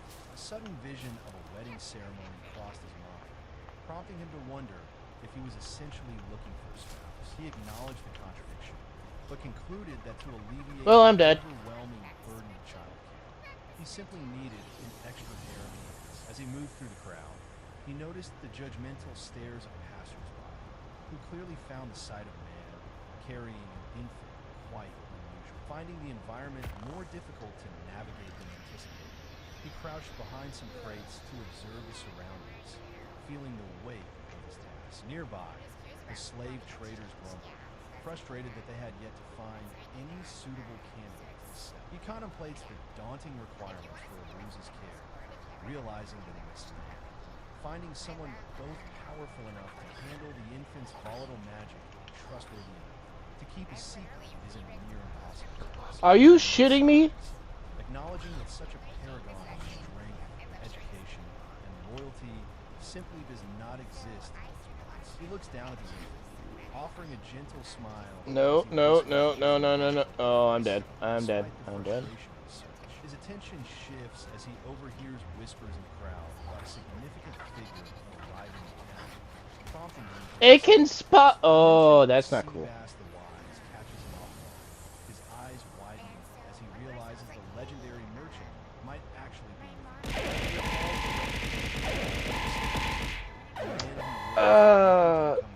I feel the love, but I feel more pain. the Titan of Commerce serving the world. A spark of hope ignites within him. If this man is as capable as the rumors suggest, he might be the only one qualified to help Aruza. She finds herself held captive within the crumbling, vine-choked ruins located on the opposite bank of the El Bottom River. Bound by shackles, she sits amidst the debris, lost in the heavy silence of her confinement. A haunting question lingers in her mind. Why did she allow that moment to unfold as memories Pokemon surface community game a wild Nidoran appears catch it using Poke Catch. Winners revealed in 90s. leaving her to wonder how she could have been so naive. Her captor interrupts the reflection, coldly informing her that the ship is prepared for departure, dismissing her internal struggle with a callous disregard for her faith in others. She looks up, her eyes wide and piercing, reflecting the sharp edge of her resolve despite her current predicament. With a submissive nod, she Alright. acknowledges the order, rising to follow the dark elf who looms over. Nearby, the legendary merchant Louis Sebaster watches the proceedings with a knowing, gentle smile. He stood amidst the chaos, clutching the infant tightly as the elderly man erupted in a furious, booming roar, his face twisted in absolute rage. The young man offered a flustered apology, claiming the child had accidentally sneezed fire, though the destruction of the shop remained undeniable. Surveying the smoldering ruins of the establishment, he braced himself, fully aware that the consequences of the outburst were only just beginning. Nearby, Oh, that's not fucking cool. their cold, calculating gazes fixed on the unfolding scene as they prepared to intervene. He attempted to de-escalate the situation with a nervous smile, suggesting a calm discussion to settle the damages. But his internal anxiety betrayed his outward composure. The old man refused to be placated, his voice rising in a sharp Pokemon community game Nidoran escaped. No one caught it. She sighed, realizing the difficulty of navigating a town filled with such volatile individuals, especially when his own movements were so restricted. Suddenly, the atmosphere shifted as a frantic command to flee toward the ship echoed through the streets, leaving him stunned by the abrupt turn of events. He braced himself as a massive, winged beast descended from the sky, its presence casting a long, terrifying shadow over the town. The creature unleashed a torrent of flames, and he looked down in shock to find the infant in his arms had somehow triggered the inferno. He frantically checked the child, questioning why the infant would cause such harm, only to realize the boy's hand was glowing with residual heat. Realizing the dragon's arrival had inadvertently provided a distraction, he decided it was time to retreat before drawing more unwanted attention. Surrounded by the encroaching wall of fire, he clutched the infant tightly, his expression hardening as he navigated the burning ruins. A flicker of doubt crossed his eyes as he questioned the wisdom of fleeing, yet the urgency of the situation left him little choice. He reached the harbor. Hello? The ship prepared to depart. Can I get a ride, please? On deck, the dark elves watched the horizon in disbelief, realizing the fire dragon had appeared and that their young captive had not yet. They surged forward, their pursuit relentless. Thank you. As they spotted the vessel Thank you. drifting toward the horizon, desperate to intercept their target before it vanished. The ship bobbed gently on the water, a solitary sight that prompted a quiet. My body and Raft are on the other side of the river over by the Abbey tree. The traveler weighed the consequences of their venture, fearing that defeating the dragon would inevitably expose his presence. To your right. He wrestled with his conscience, questioning if saving a stranger was worth the risk of exposing the infant to the holy knights, ultimately convincing himself that fleeing was the only logical path. Despite his resolve to remain detached, a surge of frustration gripped him, his fist clenching as he realized things were not unfolding as he planned. The dragon descended with predatory grace, Oh, its nice. massive claws tearing through the air as it prepared to strike. Deep within the royal castle of the Willans Magic Kingdom, the dark elf operative receives a clandestine mission from her superior, Probably near those, tasked yeah. with serving the royal family through shadows. He explains that tonight, at the old knight's dormitory, a secret meeting between a merchant and a noble will take place, involving the illicit trade of forbidden magical artifacts that threatens the safety of the I turned back The and looked masked like you just superior sneezed. commands her to infiltrate the site and assassinate the That's not my merchant boat. before the Further that way, transaction can be towards Green complete. Abbey. She accepts the order without hesitation, driven by the conviction that this sacrifice is necessary for the future of the Magic Oh. Kingdom. With a swift motion, the mask is discarded, clattering against the floor as she prepares to depart. She slips into the shadows, moving silently toward the designated location to carry out the lethal assignment. Upon arriving at the scene, she is struck by a sudden, paralyzing shock as she recognizes a familiar presence. presence. The Yeah. voice she hears shatters her resolve, forcing her to confront an impossible reality that she desperately wishes to deny. They stared in disbelief, recognizing the figure before them as the king himself. His presence commanded and unexpected. A sinister grin spread across their faces, revealing a hidden, Wisebot 9 viewers, behind plus 2, alarm clock 6 hours 51 minutes and 8 seconds. branded as slaves, their crimes deemed unforgivable by the crowd. Desperate, they pleaded for mercy, identifying the man as Prince Eliud of the Lawrence Magic Kingdom, insisting that his presence at the Merchants Guild was a grave misunderstanding. He remained unmoved by their pleas, warning that the situation was a dangerous conspiracy that could threaten the kingdom itself if left unchecked. Turning to his brother, he urged him to conduct a thorough investigation. His expression hardening with resolve. A sharp, sudden sound cut through the air, leaving them momentarily stunned and silent. Left in the cold confines of a cell, they pondered the king's condition, noting that while he remained in a coma, the rumors of the dark elves seeking vengeance for their cursed kin continued to spread. They stared into the shadows, their mind reeling from the betrayal. Yeah.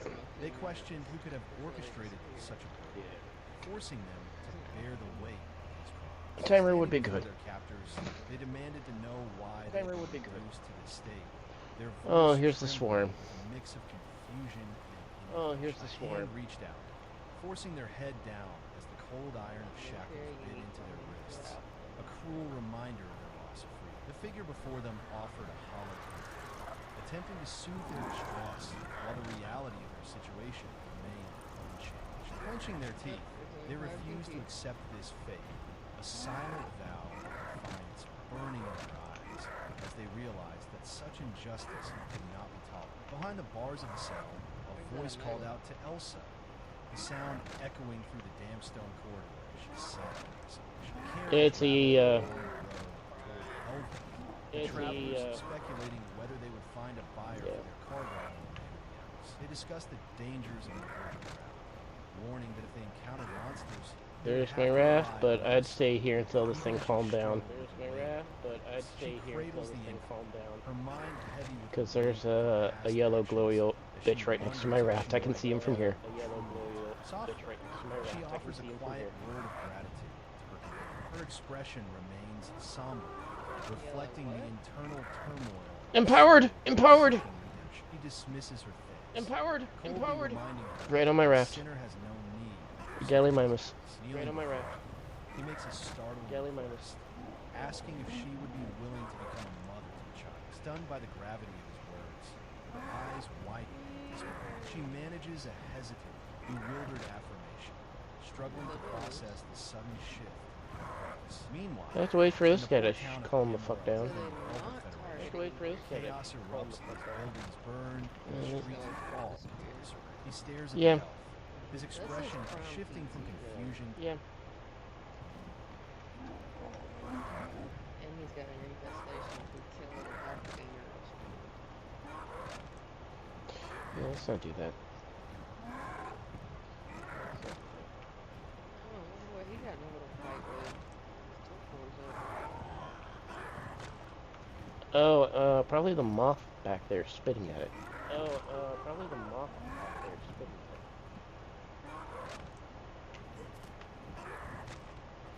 This makes me laugh. This is trying so hard.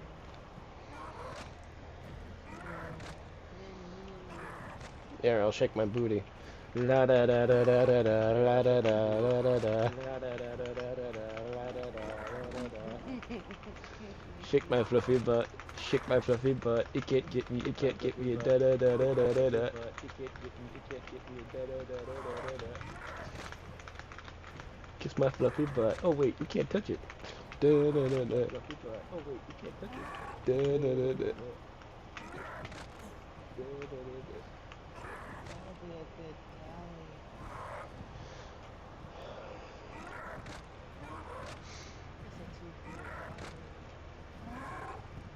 Man, I'm trying to look at the galley. Will you go the hell on, you stupid ass PT? If we got one of those sea turtles, we wouldn't have to worry about kibble.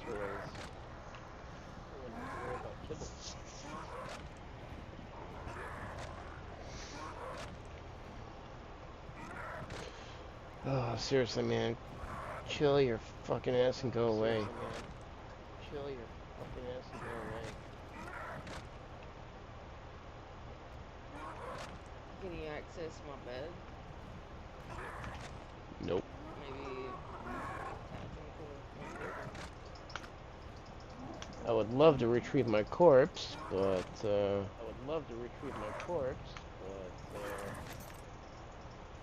it's not letting me access the gravestone like it did the other time. Okay, where's my body?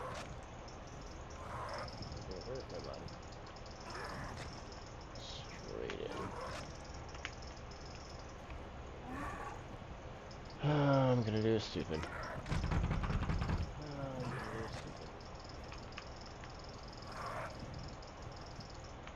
Oh, I cannot get out. Wait, they don't do merge tribes over here? Yeah, I can get you closer. Recruit.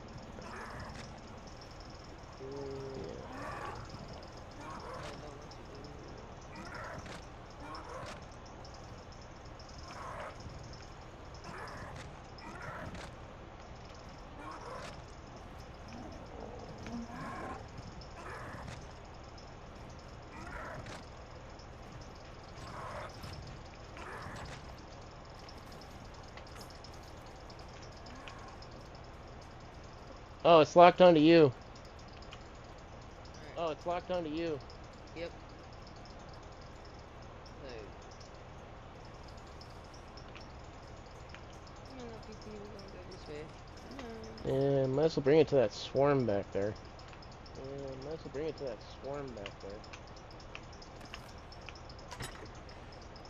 Thank you for the lift. Oh, I got exceptional kibble, superior kibble, and DNA string, and 2 arc fragments. Right in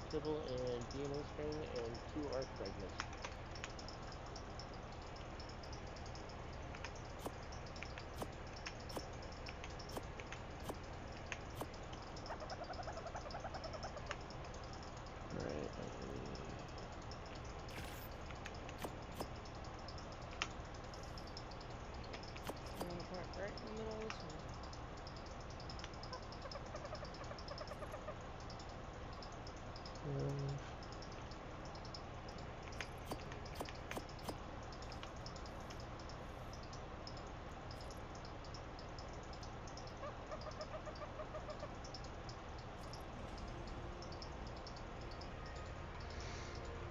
To his sudden, flustered realization as steam seems to rise from his head. Flustered, he snaps back, shouting that while her logic might hold, her phrasing is absolutely disastrous and makes him sound like a common swimmer. Nearby, the others watch the exchange with growing bewilderment, struggling to make sense of the bizarre misunderstanding unfolding. Their attention is suddenly diverted as they recognize a familiar figure approaching, prompting a collective gasp of surprise. The elderly merchant arrives, offering a polite greeting and inquiring if his presence is an unwelcome intrusion upon their private life. He quickly dismisses the concern, assuring the man that everything is perfectly fine as they stand by the quiet, expansive sea. Looking out toward the horizon, they spot a ship, and the conversation shifts to the shocking sight of the dragon's remains they encountered previously. The merchant recounts the terrifying experience of the darkness and the inexplicable destruction, his voice trailing off as he describes the unnatural. He observed the children, noting that despite their status, they bore no marks of magical enslavement, a detail that left the young girl in tears as she cried out for help. The traveler offered a gentle, reassuring embrace to the weeping child, his presence providing a momentary anchor in the midst of distress. He turned his attention to the merchant, inquiring about the fate of Elsa, who stood nearby, listening intently to the discussion regarding the children's future and their safe passage to the Holy City. The merchant confirmed his intent to purchase Elsa, though he paused, noting there were still matters he needed to verify before finalizing the arrangement. Stepping forward, the man introduced himself as Kaito, a merchant hailing from the Valyria kingdom across the northern seas, eager to establish his credentials. He then shifted the tone of the conversation, expressing his desire to have Elsa as his wife, a provide a mother for the infant. The traveler listened as Kaito spoke. Pokemon community game A wild Helioptile appears. Catch it using Poke Catch. Winners revealed in 90s. He proposed a new arrangement. If the traveler accepted his offer, Kaito would dissolve the slave contract, shifting their relationship from master and slave to partners on equal footing. He listened as she spoke, her voice trembling with the weight of her request. She needed his strength to ensure the child's happiness. The merchant observed the exchange, his eyes narrowing as he weighed the gravity of the situation unfolding before him. With a firm, composed expression, he declined the proposal, his decision final. She lowered her head, her voice barely a whisper as she confessed her past crimes, insisting that she lacked the standing to be a mother. He laughed off the tension, brushing aside her self-reproach with a casual, disarming smile while holding me. The merchant interrupted, noting that he had preparations to make for his departure, though he offered his assistance before me. He directed his attention to the logistics of Elsa's care, confirming the arrangements with the merchant as they walked toward the outskirts. He offered a final, curt farewell, his expression hardening as he turned away to continue his own path. He carefully wraps the bandages around the injured leg, his movements precise and practiced as he tends to the task. After finishing the dressing, he sits amidst the ruins, the quiet atmosphere of the desolate landscape surrounding him. He decides to reveal Pokemon community game Helioptile escaped. No one caught it. into the truth of the situation. Through this vision, he perceives the heavy burden of the past, the deep-seated regret, the lingering guilt, and the betrayal that continues to haunt her spirit. He observes her internal struggle, noting that while a normal person might succumb, Sweetie, her innate capacity for love keeps her anchored despite the turmoil. Driven by this realization, he becomes even more determined, his desire to win her affection intensifying as he contemplates her resilience. With the medical care complete, he stands up, expressing his gratitude and entrusting the infant Aruz to her care once more. She watches him depart, a sense of quiet trust beginning to take root in her heart, wondering why she feels so inclined to believe him. She reflects on the traveler's unwavering trust, recalling how he entrusted his son to her care both in the past and in this very moment. A gesture that speaks volumes of his faith. He stands firm, his expression hardening as he dismisses the notion of betrayal, asserting that such a bond is far too precious to be dispelled. The realization hits her with sudden intensity. People are inherently prone to betrayal, and placing one's trust in others is a dangerous, foolish endeavor. He gently challenges her self-doubt, dismissing her claim that she lacks the qualifications to be a mother, his gaze steady and reassuring. Because of this, he insists that regardless of the sin she has committed, her hands have also saved countless lives, a truth that cannot be ignored. He admits that while he cannot fathom her true feelings toward him, his own stance remains absolute and unchanged. She listens intently as he emphasizes that her past experiences, however painful, have forged a strength that is vital for both her and the child. He concludes by redefining her atonement, arguing that instead of suffering through endless servitude, she must choose to live and protect what matters, effectively rejecting the rigid, cruel systems of the past. She trembled as the traveler questioned if this path of suffering was truly achievable. Biting her lip, she struggled to find the words to justify her self-imposed burdens. She retorted that if she could not have happiness, she would choose to bear the weight of her punishment instead. With tears streaming down her face, she cried out that someone as strong as him could never understand the turmoil. A sudden outburst startled the infant, but the traveler quickly calmed the child with a gentle touch. He laughed off her accusations, admitting his own incompetence in raising the boy. I'm gonna see about running to my body. She listened intently as he recounted how he had once been saved by another. His expression softened. He concluded that since they were both flawed, they must rely on one another to survive. She listens intently as the traveler insists on helping her raise the child. I got a pygmy pterodon right in front of me. What she truly believes atonement. The conversation shifts toward the fundamental nature of justice. Level 20. Suggesting that true righteousness must be rooted in the well-being of the innocent. gaze. He questions the now I got monarch about the corrupted, orphanage, empowered. prompting an explanation that such care is a form of penance for the crown. The monarch reflects on the heavy cost of his reign, Mr. Prime noting how the Prince's children not are the that true way. future of the nation, despite the tragedies of war that orphan. He turns his gaze to her, Oh urging her boy, to serve the kingdom, that's not good. but to remember that her past actions do not. I got my body back. Realization I'm hits running. her with overwhelming I got my force. body back. Her power is running meant to protect the as quickly as I future can. of his children, and that is the only penance she truly needs to pursue. Tears welling in her eyes, she accepts this new purpose, understanding that creating a future where children can smile is the ultimate legacy. With their goals now aligned, the traveler invites her to begin their work immediately by bringing joy to the children. He reaches out, his hands trembling slightly as he bridges the distance between them, offering a silent gesture of solidarity. With a gentle touch, he clasps her bandaged hand, offering a reassuring promise that everything. He pulls her closer, his gaze steady and unwavering as he vows that he will never betray her trust. Standing together, he declares that I'll come give you a lift. his loyalty, setting the stage for the path they must now walk as brothers. The young traveler frantically demands an explanation for their sudden appearance in midair, his panic evident as he questions the mechanics of such a long-distance teleportation. He brushes off the concern with a casual welcome, insisting that the method is safe despite the disorienting nature.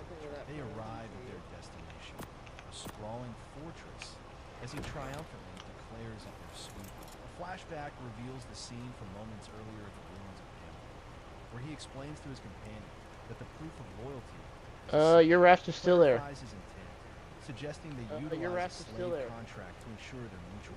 With a sharp hiss, I'm looking at your raft right now. It is still here. I think it got you underneath the boat. I think it got you underneath the master-servant relationship. He confirms with a predatory grin. Yeah, because you have a hole in the floor behind where you His eyes glinting with a predatory intensity as he explained that from this moment they would both be each other's masters and slaves, ensuring neither could ever betray the other. Stunned by the revelation, she could only stammer in disbelief, struggling to process the weight of the mutual slave contract he had just imposed. He dismissed her confusion with a casual way, comparing the arrangement to a marriage, and urged her to provide a drop of blood to finalize the binding seal. With no other choice, she extended her hand, allowing him to complete the ritual that would forever tether their fates together. Moments later, he led her to a secluded fortress hidden deep within the forest, explaining that he had renovated the old structure to serve as their private base of operations. The interior of the hideout was cluttered with crates and books, a dusty sanctuary that now stood as the backdrop for their new forced partnership. He chuckled, noting the lingering magical residue from the dragon bones he had harvested, while she looked on, visibly shaken by the dark aura permeating. As he turned his attention to the infant in the crib, she watched him with growing trepidation. Okay, I lead the PT, and apparently there was a stego chasing me.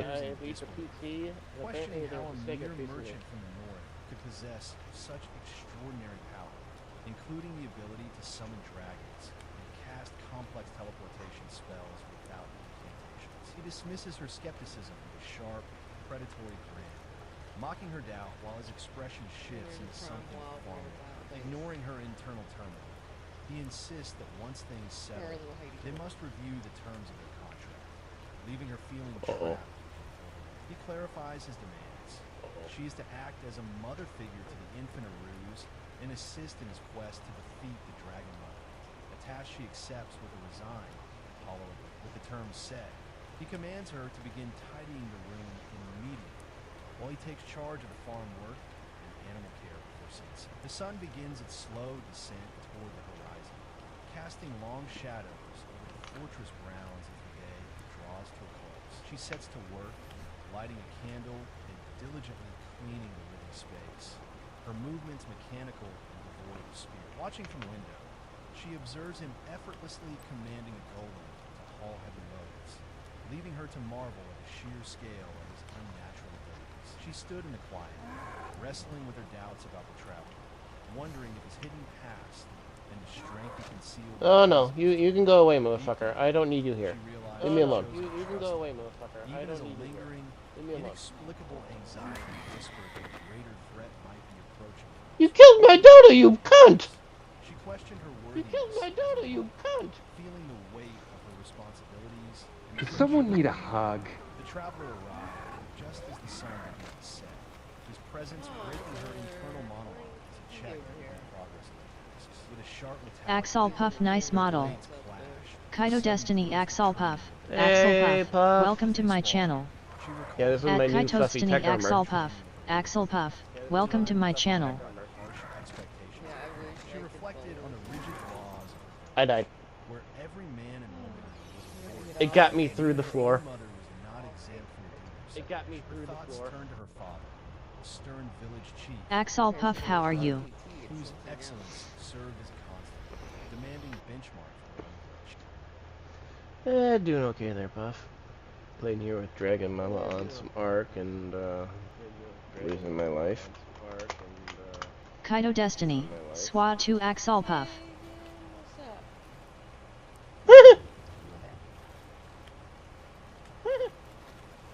Oh, that's a fuck you right next to me. Okay. Oh, that's a fuck you right next to me. Okay.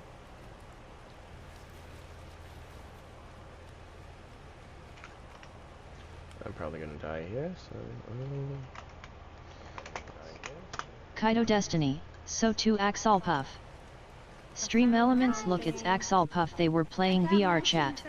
Go check them out at and give them some fluffy cheers and support. No! Axel Puff at balls, URL. not balls, balls. Puff, do you need some balls? Puff, do you need some balls? No, I've got a Axel Puff LOL. 38 in it.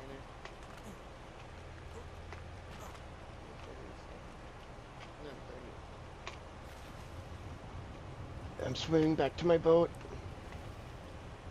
Swimming back to my boat. I didn't even get a notification the Overlord was here. What the fuck? I didn't even get a notification the Overlord was here. What the fuck?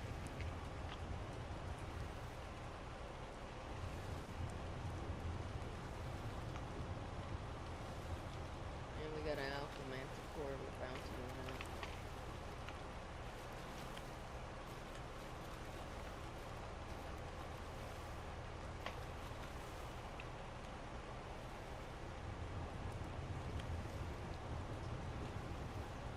I'm swimming, I'm swimming, I'm swimming, I'm swimming, I'm almost to my boat. Swimming, I'm swimming, I'm swimming, I'm almost to my boat.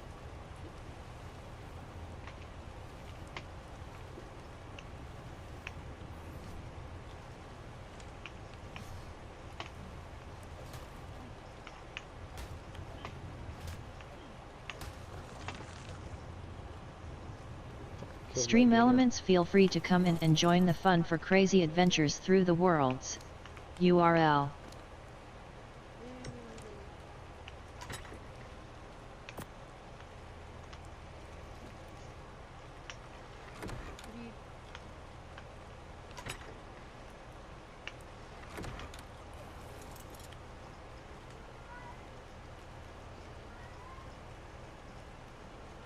Can't believe... Sweetie, I can't... Get over here and cuddle, goddammit! Crazy cat. Get over here and cuddle, goddammit! Crazy cat. I believe I'm at your base. I believe I'm at your base. I kind of ran out the door and went to the right. There's a Prime PT over there.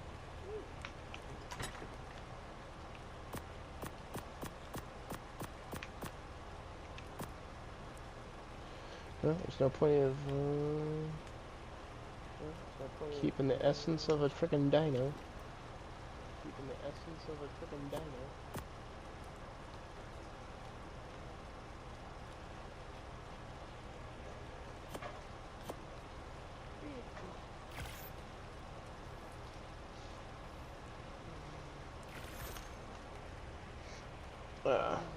But yes, Puff, just so you know, this is my new Cosmic Dragon armor. Just so you know, this Cosmic Dragon Army. Prime still got it stuck out of there. Look, Dolphin, if you ain't gonna help me fight this thing, I'll go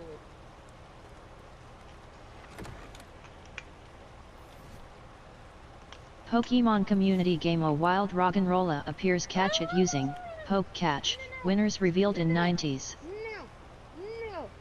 Go away! Go away! It wants your booty? It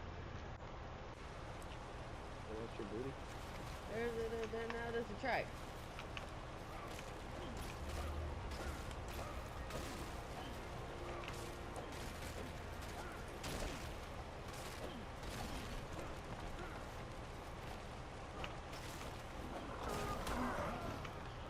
Really? Really? Don't even hear it coming. And it teleports right behind you. Don't even hear it coming. Oh no. And it teleports right behind you. Empowered. Wait, empowered? Yeah, there's an overlord. Yeah, there's an overlord. It come back? Yeah. No notification whatsoever. Yeah. No notification whatsoever. Yeah, you might want to tell him to lower the issue with them. Lower the issue with them. Oh, come on! Oh, come on! Where's the song? By the way, you're muted this. Pokemon community game Roggenrola escaped. No one caught it.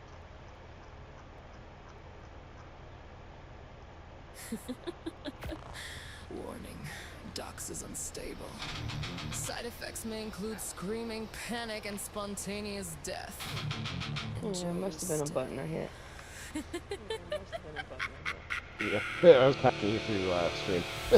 In the jungle, barefoot, confused you to the walk step like it's got something to prove. I laugh at the thing that it bites my knee. Now I'm tearing through the trees, yelling, bro, let me be. Apex wrapped around the ridge, eyes loctite. I'm holding a torch like that'll help me fight. Trip on a roof, face hits dirt. Respond Oh, look what's waiting for me right at my door. Prime DT.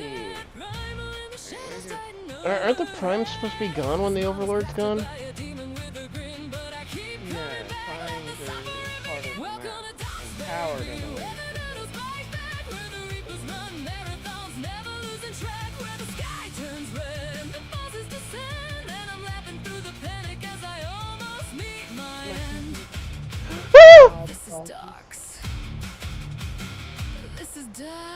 We have a problem.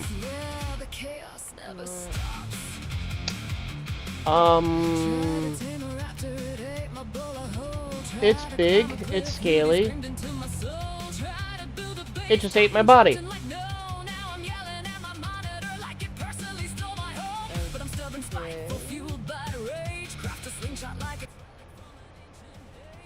It's staring right at me. What is it? Acro? Oh. Yeah. It's right outside your gate. What the fuck? Uh-huh.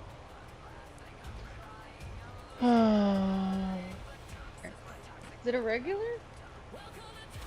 I have no idea. I'm gonna give it a tap. Nope, nope. It pissed. It pissed. It pissed. It pissed. It don't want cuddles.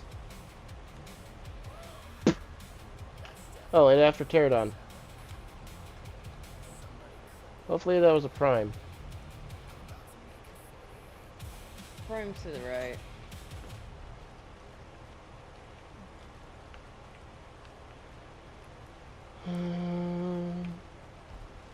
Hey, buddy.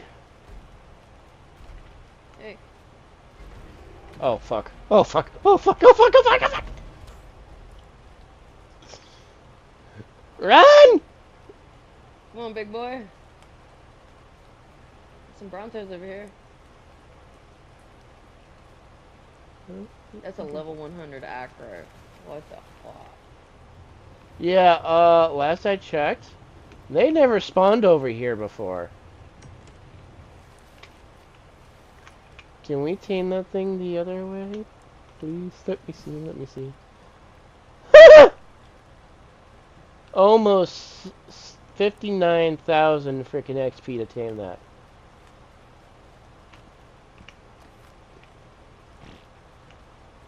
I'm gonna do something dumb. I'm gonna spawn up where my raft was. See if I can get to it. Well, I just got over here when you went to go commit suicide. Well, we needed it out of the way. Yeah. I just need to see if that prawn PT is still at my raft. It shouldn't be anymore. It started chasing me.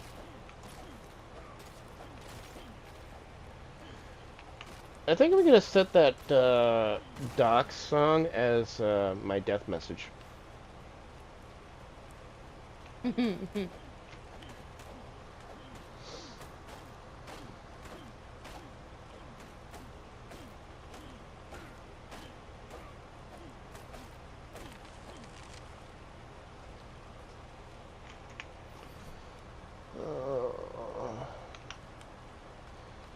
Wait, how many do I need for walls? I need 3, then I need 3, 6.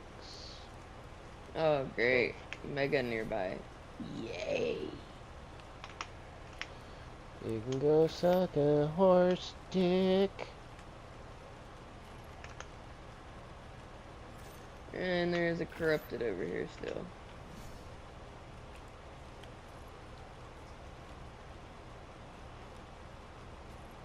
Mega Pterodon has left.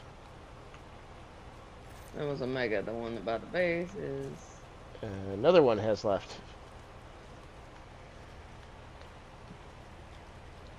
The one over by your boat was also a mega. Yeah, but the corrupted's still there.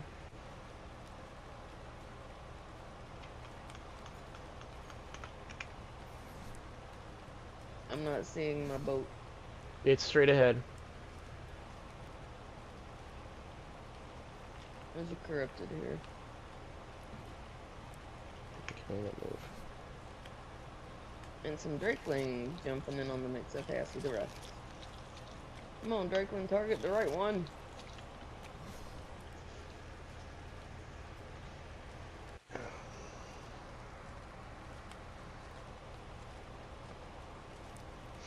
Yeah, I see where the Pterodon got us.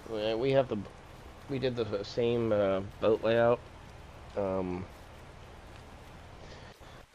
Yeah. That's the only best way you can do it. Yeah, it's the floor part where we drive. Yeah, that's where it got us.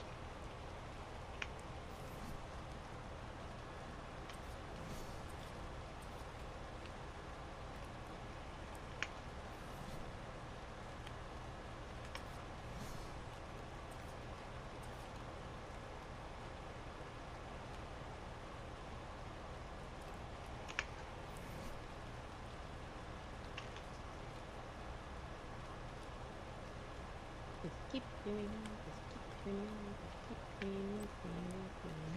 Give me this one. This one. Okay.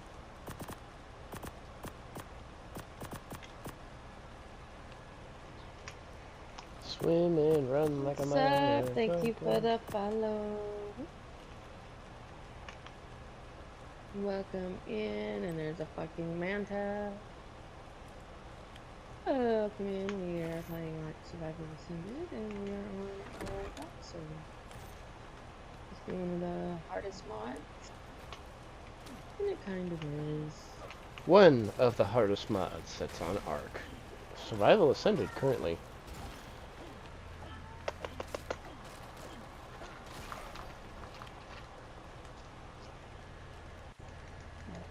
Okay, so my raft isn't completely busted.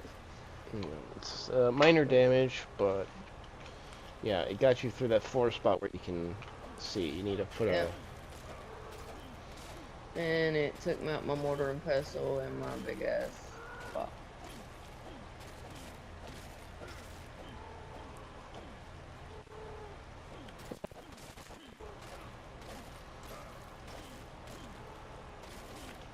I didn't destroy my... Oh, there goes the acro. What do you mean? It's fighting the Brontos now. The Brontos are losing. The acro has a trait called diurnal. Diurnal. More active during the day. Okay. Yeah, the thing is barely losing any health.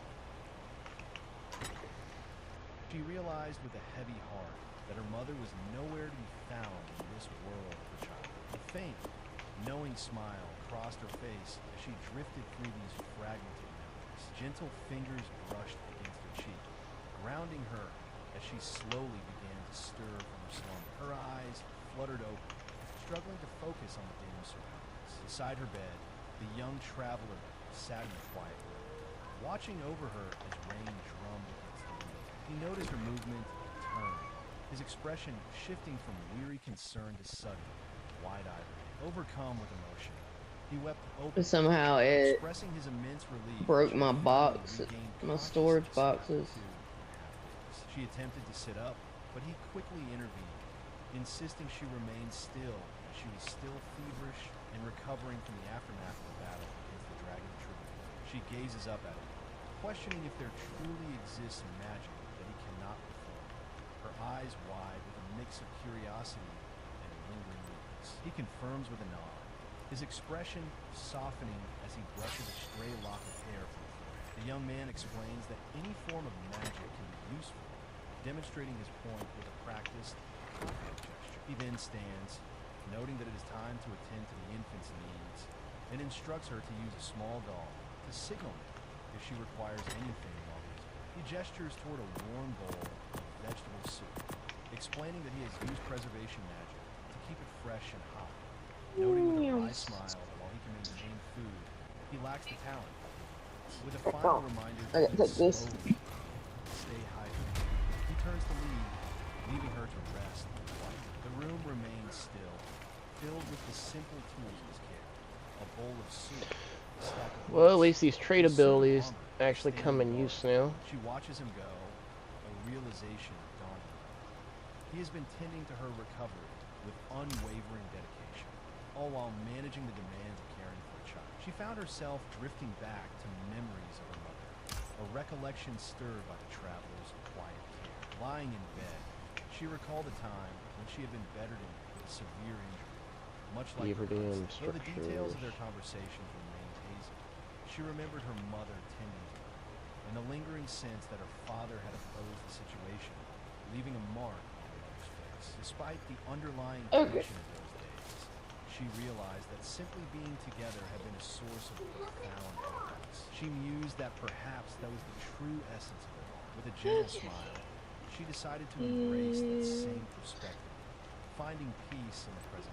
Her attention shifted to the warm cup of tea placed before her, the steam rising and quiet. As she reached for it, a sudden, sharp sensation jolted her, causing her to spill the drink and react with startled confusion. She gasped, her eyes widening as a sharp, sudden pain radiated through her body, forcing her to clutch her bandaged hands in distress. The morning calm was shattered as a maid greeted the nest, while a young boy scrambled to clean up a mess.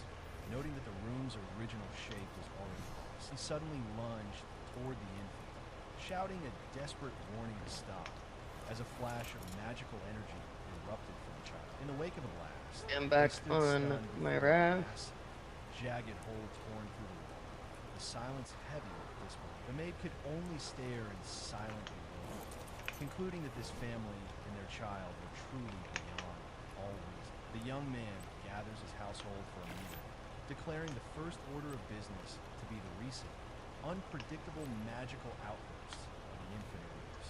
The baby, oblivious to the gravity of the discussion, simply giggles in response. Okay, Outside, so Elsa diligently tends to the chores, sweeping the dusty ground with rhythmic, practiced motions. Inside, she gently rouses her master from his slumber, urging him to wake and begin the day. Startled by the sudden wake-up call, he tumbles from his bed in a clumsy heap. She continues her domestic duties with grace, tending to the laundry and ensuring the household remains in order while the young master watches. 2 days after her Pokemon community game A Wild Throw appears. Catch it using Poke Catch. Winners revealed in 90s. with the burden of chores shared, he finds time to practice his craft, successfully mastering the manipulation of 2 magical constructs simultaneously. He mused on his good fortune, having secured a capable servant who possessed both knowledge and versatility, though she had arrived with a singular, peculiar request. With a playful grin, he offered the infant a bottle of goat's milk, watching as the child eagerly accepted the action. The mood shifted instantly when the infant spat out the milk, clearly finding the taste repulsive, leaving the young master stunned by the sudden rejection. Observing the child's preference for his caretaker, he felt a surge of competitive spirit, determined to prove his own worth as a provider by preparing a meal that would impress them. She took a tentative bite of the steak he had prepared. Hunter, get off the sink. Acro went berserk. He scoffed at her reaction. I'm pretty sure it did. Yeah, oh, and I put some torches up. Yeah, there's no light coming from them. Confused by the conflicting feedback, she offered a warm, knowing smile, remarking on the unique, comforting flavors that only a home-cooked meal. I'm gonna make breakfast here shortly, okay?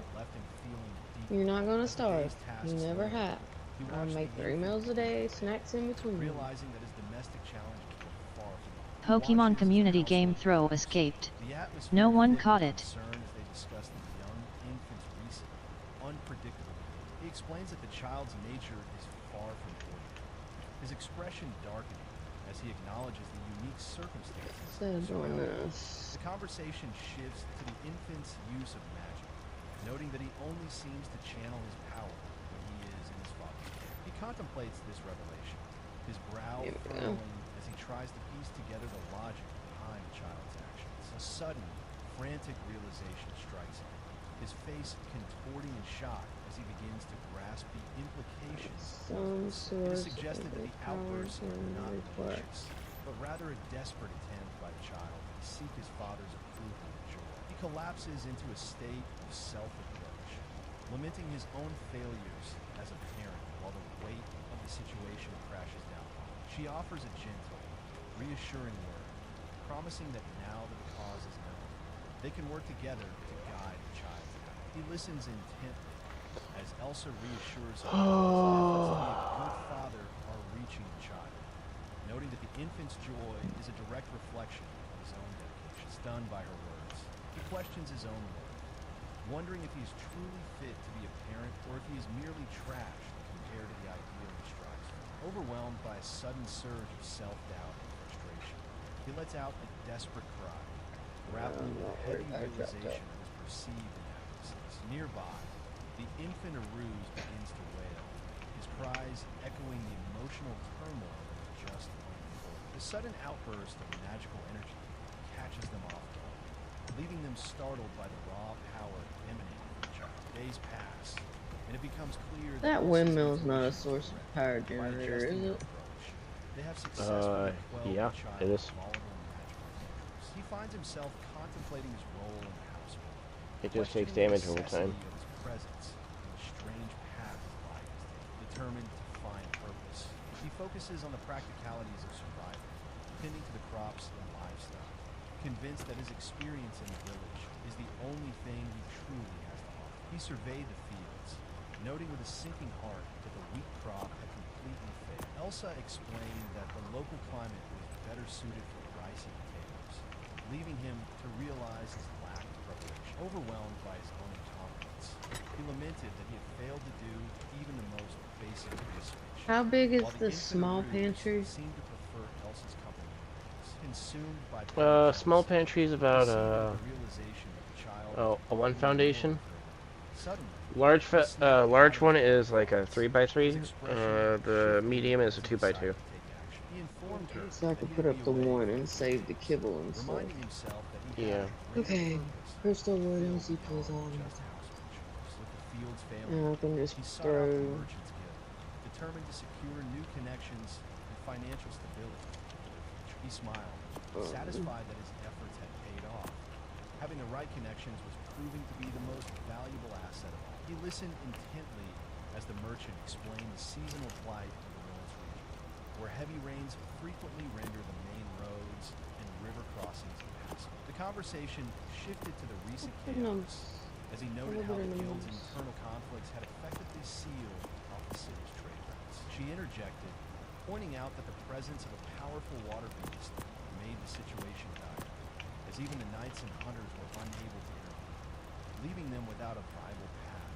By the following day, the threat had been neutralized, as he presented the severed limb of the beast as proof of his success. She expressed her utter disbelief, questioning how he could have possibly managed such a feat in the city, while he calmly explained he had anticipated the need for a swift resolution. He dismissed her skepticism with a smirk, confirming that he had hunted the creature himself, leaving no room for doubt regarding his capabilities. The atmosphere grew tense as they discussed the lack of funds, with her lamenting their financial state while he pressed for the information. He proposed a new arrangement, offering to trade his services for access to their market data and professional connections, effectively turning the situation. So we're gonna have to do something else. She sat in the quiet room, contemplating the upcoming Put a wall the following day. where the against that ceiling. That's what I did. With a sharp grin, he dismissed the concerns about the outcome, insisting that success depended entirely on the next day's events. So, is there a reason why we don't got any light coming from the torches? And instructed her to inform the others that I got light coming from as the my conversation handheld. concluded. Yeah, that one, yeah. The standing torches, though. Offering a soft smile as she prepared to rest. He whispered a promise to the sleeping child, vowing to prove himself as a reliable father figure worthy of admiration. The next day, he engaged in a spirited negotiation with the merchant Silga, who praised the traveler's recent success in securing trade routes. Suddenly, the communication device buzzed, and he reacted with visible frustration, reminding everyone that he had explicitly stated he was not to be disturbed today. Despite the interruption, he quickly regained his composure, assuring his associates that he was perfectly fine and ready to continue the business discussion. He reflects on the day's events, acknowledging that despite the cramped quarters of he cannot afford to fail in his professional duties. The group shares a light-hearted moment, laughing as they tease one another about their low-tolerance level. Retiring for the night, he sighs with relief, grateful for a productive day, though he remains wary of Wrapped back to full health. Suddenly, his peace is shattered as Elsa rushes to him, her expression frantic as she cries out that something is terribly wrong. His eyes widen immediately, the fatigue of the day vanishing instantly as he senses the gravity of the situation. He rushes to the infant's side, his movements precise and urgent as he prepares to assess the child's condition. A wave of intense, unnatural heat radiates from the infant, causing him to recoil in shock at the sheer power of the fever. Elsa explains through tears that the fever began around midday, escalating rapidly into a burning, life-threatening. He frantically examined the fever, his mind racing as he realized the fever defied all conventional medical knowledge, showing no signs of respiratory distress or typical illness. Desperation set in as he questioned if magical healing could even address a condition rooted in the child's own constitution. Elsa stepped forward, offering to gather medicinal herbs despite the dangerous storm raging outside, insisting that she must act while he remained a watch. Well, if these things can, they can't damage stone, so that's a good thing. Urging him to stay by the infant's side as she departed. The small child reached out, his tiny hand gripping the traveler's finger with a strength that belied his fragile state. He felt a pang of inadequacy, lamenting his inability to do more for the boy who seemed to be offering him comfort. Wait, what? Overcome with guilt, he whispered an apology to the suffering infant. Oh, I got invisible trees. Suddenly, you might want to reload. Elsa returned, yeah. Breathless and I'll try to take my stuff to the raft. She carefully examined the strange, glowing plant, identifying it as an item bag. A parasitic growth that feeds on vast amounts of magical energy to flourish. With the plant now placed upon the infant, it began to pulse, drawing the excess magical energy directly from his body. The traveler watched in awe as the fever began to subside. She recalled the old village elder's words, Children born with immense magical potential often suffer from physical growth that cannot keep pace. Yeah, I didn't think you fucking placed where you were supposed to place. Successfully absorbed the volatile energy. The infant's temperature finally returned to normal, signaling the end of the crisis. He felt a wave of relief wash over him, admitting his own foolishness in trying to handle everything alone while failing to see the support right in front of him. The traveler realized that his jealousy and isolation had only caused unnecessary strain, leaving the child vulnerable while he struggled. She gently explained that the child's nightly cries were not merely tantrums, but a desperate reaction to the magical fever that had plagued him since birth. Looking at the sleeping infant, she reassured the traveler that he remained the most vital and comforting presence. She gazes down with a soft, contemplative smile. I have a wall and a triangle foundation completely blocking the gap. As she watches the child. Morning, A quiet Snoopy. expression of gratitude escapes her. The weight of the recent crisis finally lifting from her shoulders. Reflecting on the ordeal, she resolves to use the demon horse tree to periodically drain the boy's excess magic, I get to hold the ensuring his stability torch and still. preventing future So my character's holding the proposes torch. a new and I'm gonna be domestic shooting the rock. suggesting that while he focuses on his work, she will manage the household, and they will support each other by playing to their respective strengths. With a cheerful demeanor, she presents a meal she has prepared, Hunter, though the no. sight of the strange, Take it back. dark dish leaves him visibly unsettled. He hesitates, questioning the bizarre appearance of the food, yet he steels himself and takes a bite, only to be overwhelmed by a taste that defies description. Overcome by the culinary disaster, he collapses onto the table, while she remains blissfully unaware, concluding that their division of labor is now officially settled. In the quiet of the bar, the conversation... Wisebot 7 viewers, -2, alarm clock 7 hours 42 minutes and 53 seconds. Acknowledging that the responsibility of being a parent is a catalyst for his own growth. She offers a drink, her tone light as she probes into his personal life, pointedly asking if he's crossed the line with Elsa. He dismisses the suggestion, maintaining that their relationship remains strictly contractual. The interrogation intensifies as his companion presses him on his feelings, refusing to let the subject go. He grows visibly flustered, stammering in a desperate attempt to silence the crying questions. Later, Snoopy, this is Meridian Prime's community doc server that he launched. If you want to join the chaos and pain and suffering, come right ahead. This is on Valgyra. She breaks the quiet, her expression soft and weary, explaining that she had merely intended to wake him. He stares back, his heart still racing from the unexpected proximity. The morning sun rises over the Elverant Federation, casting light upon the peaceful, sprawling farmlands. Life continues in its rhythmic cycle, with the young ones I will be right back. and the daily I gotta chores go of the wake Nike up so he can get to his next appointment. Oh, yes, 7:31. Yep, I'm gonna go ahead and wake him up now. I'll be right back. He notices her presence in the barn and playfully warns that she might get in trouble with her mother before wandering off.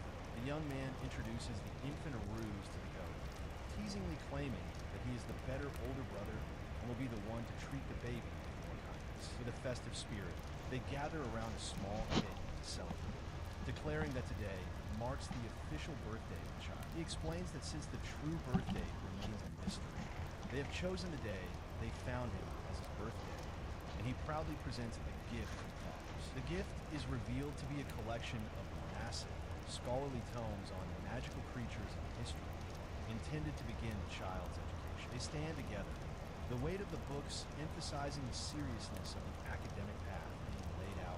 He protests... Tell me where the freak's at.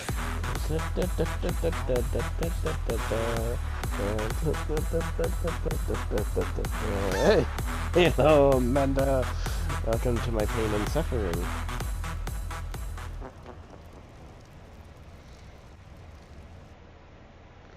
Let me give you a shout out here, bud. Kaito Destiny, so too Mundler Shadow. Oh, Hey, watch, Tachi, Stream this Elements time, look, it's nothing Mundler bad Shadow, will they happen. were playing Windrose. Go check them out and give them some fluffy cheers and support. I didn't say Mundler that. Shadow at URL. I gotta get him some coffee made. Pokemon community game A Wild Lunatone appears catch it using Poke Catch. Winners revealed in 90s. We can try to figure out. I think he's got an effect on pigs again. Mundler Shadow Nothing happened. Kaito Sure, Destiny Amanda. Mundler Shadow, Yeah, welcome to that's my what you channel. say. At Kaito Destiny Mundler Shadow, welcome to my channel. All the pain.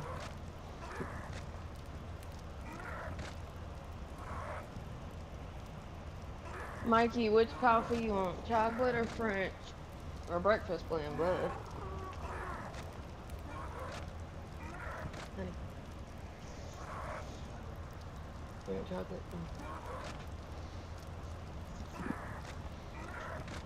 The pterodon aggroed to me through the structures that's been blocked off.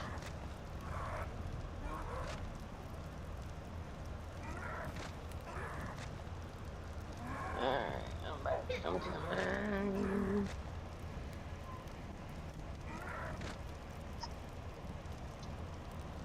Yeah, I made that, I think yesterday. Image slideshow. Look at that cake. Look at that dessert. Yep. There's cake.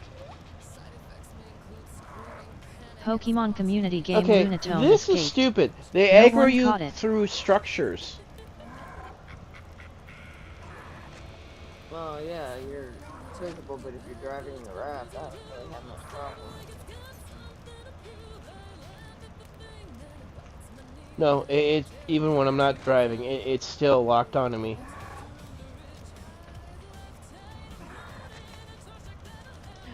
It's not lots of tea.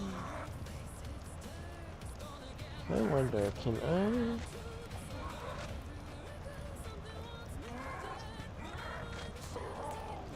I can hit it. You're welcome. Yeah, I got an image slideshow here, Snoopy, and then I redid this screen.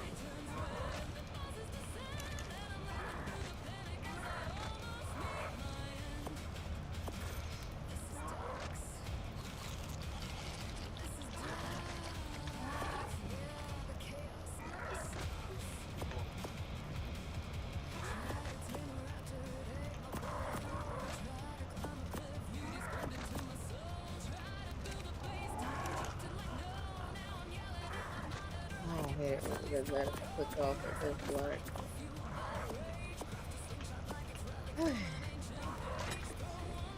Surroundings.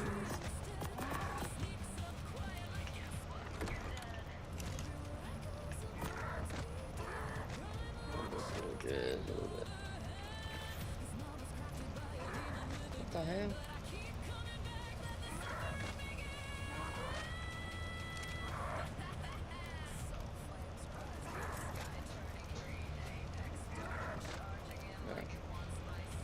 Oh, there's a yellow drop. I'm gonna see if I can get it. Yeah, but hopefully they shouldn't get to me no more. I just closed off that spot right there, so... Yeah.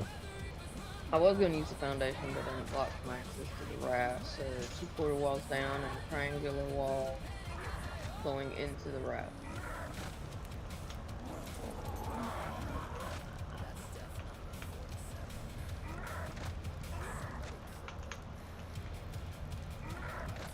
I forgot what.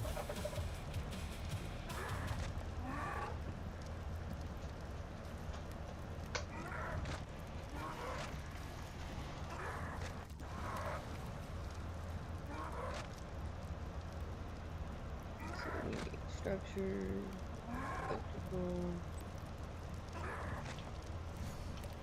need child electronics, a little bit more. And my laptop half-ass likes this. So. Noting that in her homeland, children begin their intense education as soon as they can stand. She insists that species and age are irrelevant, arguing that what truly matters is what captures the child's interest. Dismissing the notion Wait, no, I want them to standard, electrical. I was her going frustration to boils give over you as she storage. scolds him, declaring that fighting And is you absent. He small quickly reassures her that they are not fighting. though the tension remains palpable. Oh, there it is, a 1x1. Acknowledging his mistake, he admits So we just that he need was a little bit merely of. testing the waters, unsure of what a child might truly enjoy as a gift. The atmosphere softens as they share a moment Is she a boy? setting I believe aside it might be a kid. disagreement, focus on the child's parents. Their attention shifts to the boy, who excitedly Yep, brandishes it's a Kaito. There's a eager to corrupted hunt PT for trying to get him. studied. Yeah, it's been chasing me for a while. Keeping a watchful eye Kaito Destiny Skull Splitter, welcome to my channel. he cautions him not to Skull stray Splitter, too hello and welcome. watching as the child begins a search for innocence. At Kaito Destiny Skull Splitter, welcome to my channel. Observing the others as they discuss the simple joys of childhood. Are you Noting worth that it? even he once spent his youth chasing insects. She gazes at him with a soft, No, I'm having a inquisitive blast on this expression, one. wondering Sniper, aloud how that experience is Monkey's putting together to which and he was running responds. tests on it this morning. The We're gonna atmosphere launch shifts as she catches sight of once we get the server Composure upgraded to have more momentarily memory. breaking into We're gonna soft launch a dot cry. server on it. She leans closer to him for reassurance. He remains close by her side, his presence offering a steady Just because I enjoy the. Oh, that's yeah, that's more of a corrupt. quiet, shared. Suddenly, a shout echoes through the brush, drawing their attention toward the source of emotion as they exchange a look at the shares. The infant points Oh, you're a excitedly white dress. toward the thicket, his small voice calling out in wonder at something hidden in the foliage. They follow his gaze, Wait, their expressions what are you? shifting from Are you confusion crystal to or are you curiosity corruption? as they try to discern what has captured his undivided attention. Hidden within the tall grass, a small, Really? winged creature rests, its scales shimmering as it remains Mega unaware of Serrato. the observer watching from the edge of the cliff. He stares in disbelief at the small, winged creature, identifying it as a fire tribute dragon. The infant reaches out, but his companion quickly pulls him back, warning that he must not get too close. Oh, there's somebody's little She raptor. expresses her concern, questioning what they should do if the creature's parents are nearby, while the child remains fixated on the dragon. The creature lets out a soft, curious sound, meeting the infant's gaze with its own. Suddenly, the dragon lets out a piercing cry, causing the infant to burst into tears. And the rest of the day is spent comforting the inconsolable child, and in the following days, Hello, he is often found staring pensively toward the forest. He wakes up in a panic. Kaito Destiny Bishalaki 123, welcome to my channel. Kaito Destiny Mix_Mix, welcome to my channel. At Kaito Destiny Bishalaki 123, welcome to my channel. At Kaito Destiny Mix_Mix, welcome to my channel. Hey B, hey Mix, welcome to the madness. He cautioned the infant Aruz not to put things in his mouth, while Elsa sighed at the chaotic state of their home. She noticed the gloves he had been using were coming undone, remarking that he always took such good care of them. Yet now, they were frayed. A distant view of the Let's say castle, Mega Bronto. while a mysterious Yep. figure chuckled to himself. Oh, contemplating boy. the grip on things. The scene shifted to That the is bustling a Benmore big auction house, where I had to bids relog. climbed the crowd, reaching 40,000 as the crowd clamored. Oh wait, He observed the actually, crowd, before I noting the log back unsavory in, let's go here. characters and the rumors of a bounty on the guild executive, before his attention was caught by the mention of Kutch. The conversation turned to the rumors of a powerful mercenary group, with many questioning why no one had ever actually seen them. He listened intently as others remarked on how Kutchu had grown significantly, noting that such rumors were a valuable commodity to be explored. He watched intently as the auctioneer announced a 20-year-old vintage wine from the Caramella Theocracy, with bidding starting at 20,000. The price surged to 200,000, leaving him visibly shocked by the sheer intensity of the competition for the bottle. He explained to his companion that the purchase was a gesture for his wife, a devout follower of the Theocracy, to mark their first anniversary. She listened with a gentle smile, noting that his desire to bring a taste of the Holy Land to his wife was a surprisingly thoughtful step. He dismissed the praise, insisting it was merely a small token of appreciation, Let's relocate and accepted a y'all. small pouch offered to him. As they stepped outside, he admired the matching rings on their fingers, reflecting on the Jimmy, simplicity fix your of the coffee, bond honey. of Is the that vast, bustling harbor. He confessed that his feelings for her had grown over the past year, admitting that he had truly fallen in love with her. Yet, beneath his human facade, he harbored a secret. He was a demon, a being of pure spiritual energy fundamentally distinct from any mortal creature. He stood in the shadows, his mind heavy with the realization that demons, unlike biological beings, possess no reproductive instincts or natural desires, existing only to propagate their kind for the corruption of souls. This cold truth gnawed him. He questioned if the affection he felt for Elsa was merely a lingering echo of his former human memories, or perhaps a profound misunderstanding of his nature. Gazing at the ring in his hand, he doubted his right to offer it, recalling the moment he had tried to give it to her, only to be met with her gentle, unsuspecting gravity. The sound of heavy rain drumming against the window pulled him from his thoughts, drawing his attention to a small child nearby who seemed unsettled by the storm. He returned to the room, greeted by the familiar warmth of home. What? Though his eyes immediately scanned the area, searching for his belongings in the basement. Alma approached, explaining with a smile that she had carefully mended his gloves and stored his items, though she casually mentioned disposing of something she deemed unnecessary. A sharp realization struck him.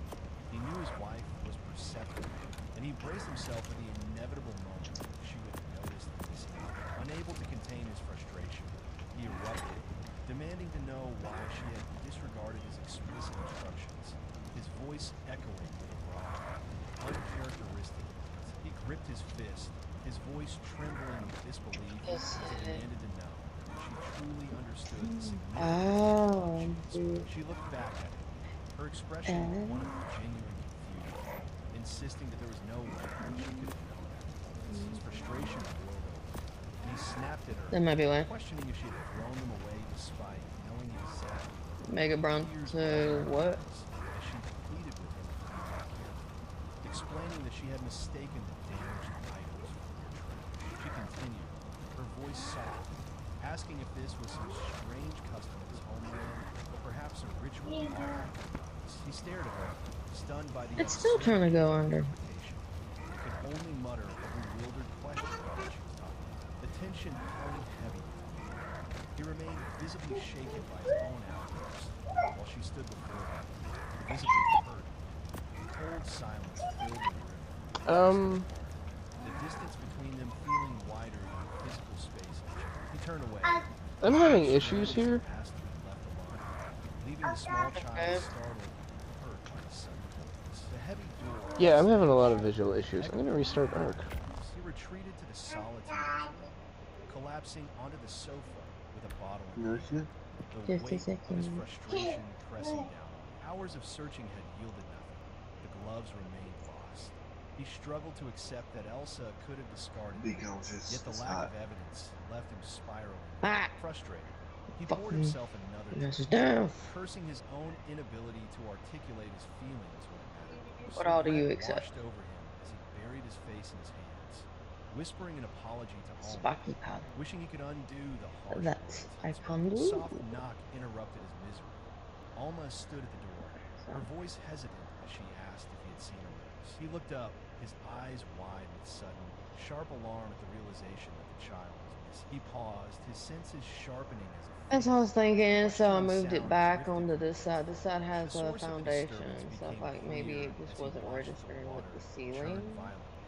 Revealing a path through the undergrowth. Following the trail, Which is fine, he questioned we if make the child could it. truly have passed through such a treacherous place, while Alma apologized for her earlier outburst, admitting she had been wrong to provoke him. They pushed through the brush to find the child nestled safely within the hollow of a massive tree, protected by a mysterious, glowing orb. He watched in silent wonder as the child slept peacefully against the creature, realizing that scolding such a small soul for its actions would be entirely futile. Alma looked toward him, her expression softening as she acknowledged his presence. He realized then that she had not abandoned him, but had instead taken the time to mend his discarded glove, a silent gesture of reconciliation. He asked why she had lied to him, and she confessed that she only wanted to see him fluster, a playful admission that hung in the quiet air between them. He reflects on their time together, admitting that seeing his own flaws and vulnerabilities exposed has been a humbling,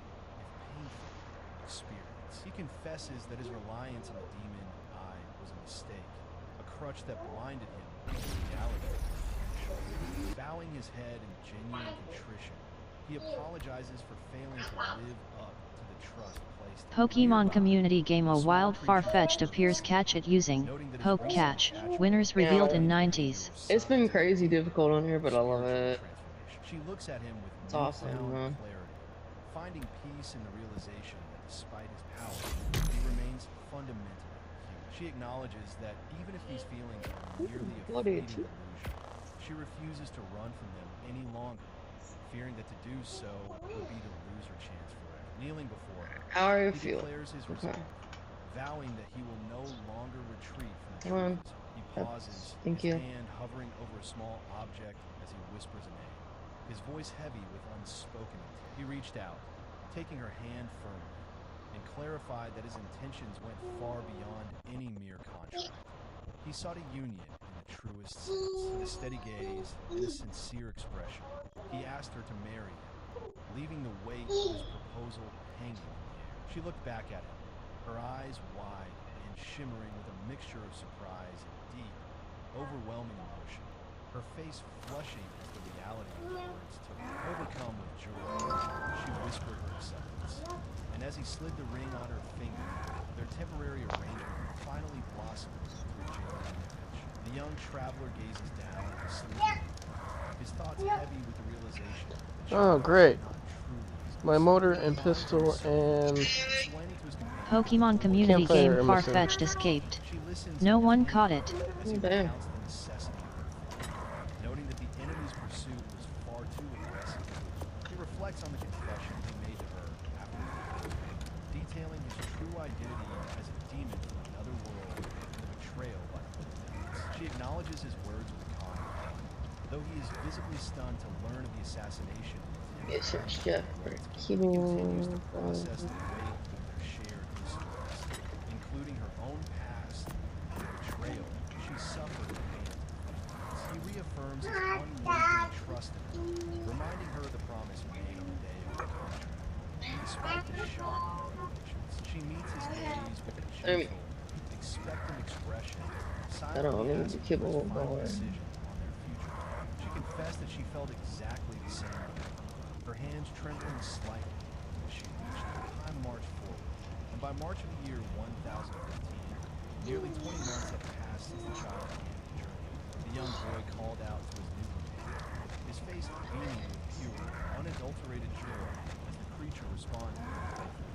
Since that day of the great downpour, three significant changes had taken root. The first was the arrival of a true friend, as the boy laughed while the creature nuzzled against him with affection. Next, he bestowed a name upon his companion, combining their identities into Boris, officially welcoming the beast into his house. Finally, it became clear that the boy possessed a rare talent for healing magic, a revelation that left his guardian, Elsa, marveling at his age. She listens intently as the young man outlines his third objective, to secure a noble title, a necessary step for their future security. He explains that their current standing is precarious, and given their past, they need the protection that status provides. With a sharp grin, he admits he desires the power to crush those who oppose him. She questions the feasibility of such a goal, noting the absurdity of challenging it. He counters, explaining that royal contracts can be verified with magic and artifacts, allowing them to identify their true purposes. The conversation deepens as they analyze the political landscape, speculating that the first prince might be orchestrating the downfall of his own kin to secure the throne. He reaffirms that their path is built on Alright, kiddo. mutual assistance. We got a little small pantry inside the raft She accepts the Okay. that can now house the kibble. handshake, committing to their share. Meanwhile, the young Nice, boy leaps nice. into action, playfully engaging. I've got all the kibble jars up that way because I think you had some other ones. Yep, I got kibble on me. Demonstrating his reflexes. With a sudden burst of movement, Yeah, Mama, son, I'm just trying to narrowly avoiding strife. His eyes bright with work. thrill. He revels in the Okay, sensation. good, I got a piece of that.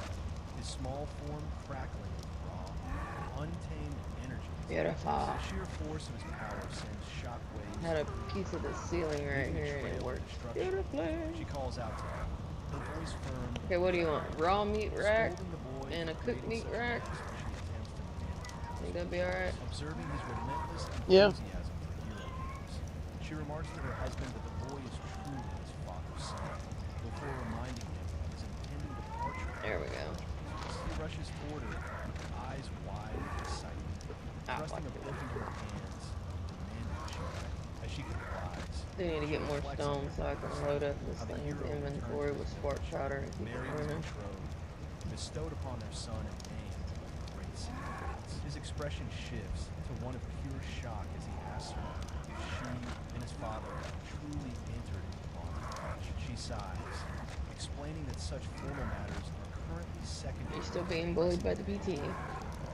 Leaving him to ponder the complexities of their status. He plays energetically with his dragon companion, calling out its name with pure, Making it Mikey. Seeing him I decided to be bait for Kaito. urging him All not the to stray PTs too came at me. far. I'm sitting in the middle of this river with like these 3 or 4 of them trying to get me. Then something comes up from underneath the raft and gets me through the crack between the ceiling and the raft. I got a corrupted one still chasing me here. I find it ridiculous they have such aggro. Life continues in the quiet. While he remains engrossed in his play, she tends to her chores, her gaze softening as she rises. From the window, she observes the bond between boy and beast, noting how the dragon mimics his movements, a silent witness of their growing connection. The sky begins to shift, casting long shadows across the landscape as the day draws to a close. As the light fades, she calls out to him, gently insisting that it's time to return indoors before darkness. He suddenly bursts into tears, his face crumpling in distress as he cries out. The wailing intensifies, drawing immediate concern as he points toward the small, makeshift shelter where his dragon companion sits. Observing the scene, his mother wonders if the dragon has caused some trouble. Noting the creature's agitated state, seeing his distress, his father approaches, attempting to soothe him while questioning why he is crying so. What did I hit? The one. Upon discovering the source of emotion, the father lets out a loud, surprised exclamation at the sight. Realizing that the child's efforts were intended as a heartfelt gift for her, the mother is I'm coming overcome for you in a with minute this time. emotional gratitude. The parents exchange words of appreciation, acknowledging the boy's hard work, though the father playfully denies. Wait, there's a storage box. Such a grand gesture. The makeshift wedding site stands revealed. A stone seating area, a wooden arch, and a heart-shaped floral ring. He beams with pride, praising the young boy. Jesus fucking Christ. Before declaring that it is time for him to step in and contribute his own touch to the preparations. With a wave of his hand, he channels his magic, causing the surrounding flora to bloom and reshape itself into an elegant, structured garden path. The landscape transforms rapidly. Yeah, he's working on it. He's almost there, Snoopy. It won't be long until the server's back up and running 24/7. The mother and her young son look on with wide-eyed wonder, completely captivated by the sudden beauty manifested. He gestures toward the completed site, a magnificent wedding altar bathed in soft light. Hello, welcome in. Thank you for the follow. The mother is left speechless by the spectacle, while the boy cheers in pure delight at the magical transformation. She reflects on the extravagance. Yeah, I'm ready for the closer to be back up and Noting running. that while it is perhaps too flashy for a simple ceremony, it is ultimately a kind gesture that will make the night unforgettable. As she steps forward in a radiant gown, he watches with a mix of emotion and admiration, realizing that Hello, Snoopy. surprise, the boy had already created something. Shotgun She beams with radiant joy, clutching her bouquet as she declares this the happiest moment of her We'll try and mute the nearby. A small stuff dragon on the and a child feed. watch the scene with wide-eyed wonder. The small dragon looks on, captivated, as the couple stands together in the soft glow of candlelight, preparing for the ceremony. With a graceful gesture, he channels his magic, No, weaving where'd you light want into the air to construct a Yeah, magnificent I'm not world, stubborn. leaving her breathless as the Mac is transformation unfolds. A brilliant flash of I can make some prismatic today, energy right? erupts, signaling the Thought completion about it. of the magical architecture as the light settles. A breathtaking Okay, that's 3 hours. structure of woven light and Yeah, just gonna throw it on. Just throw it on there. And the dragon cheer. Their faces illuminated by the shimmering remnants of the spell. And how framed it is. Standing beneath the shimmering arch, he turns to her, offering a heart. I'll just have to figure out how to mute one or the other, but I got tired texting. You good? She gazes back at him. Her eyes Mikey. tears of happiness. She acknowledges him as her husband. The whole thing with the teeth suck, I know that. The weight of their vows settled between them in a moment of profound, quiet. I seen Casper on Baldur, another game. Sharp gaze falls upon You're still cooking. the observer, a horned figure, watches the celebration through a spy. Yeah, he's waiting for everything to go back. Playing on his lips as he whispers that he's finally found him. Casting a dark Look, wonder how he definitely interesting. has some interesting ideas of what he's going to do. marking half a year. He sits inside, focused on the journey. I wonder how interested Casper's gonna get when he finds out a dock server's gonna be out. The destination is significant. I have the pterodon stuck. I'm killing it. But, Oh, you got it stuck? Yeah. In my boat. Nice. Not nice. Really, because, That means you can hit it. yeah, 4 damage out of 7,000.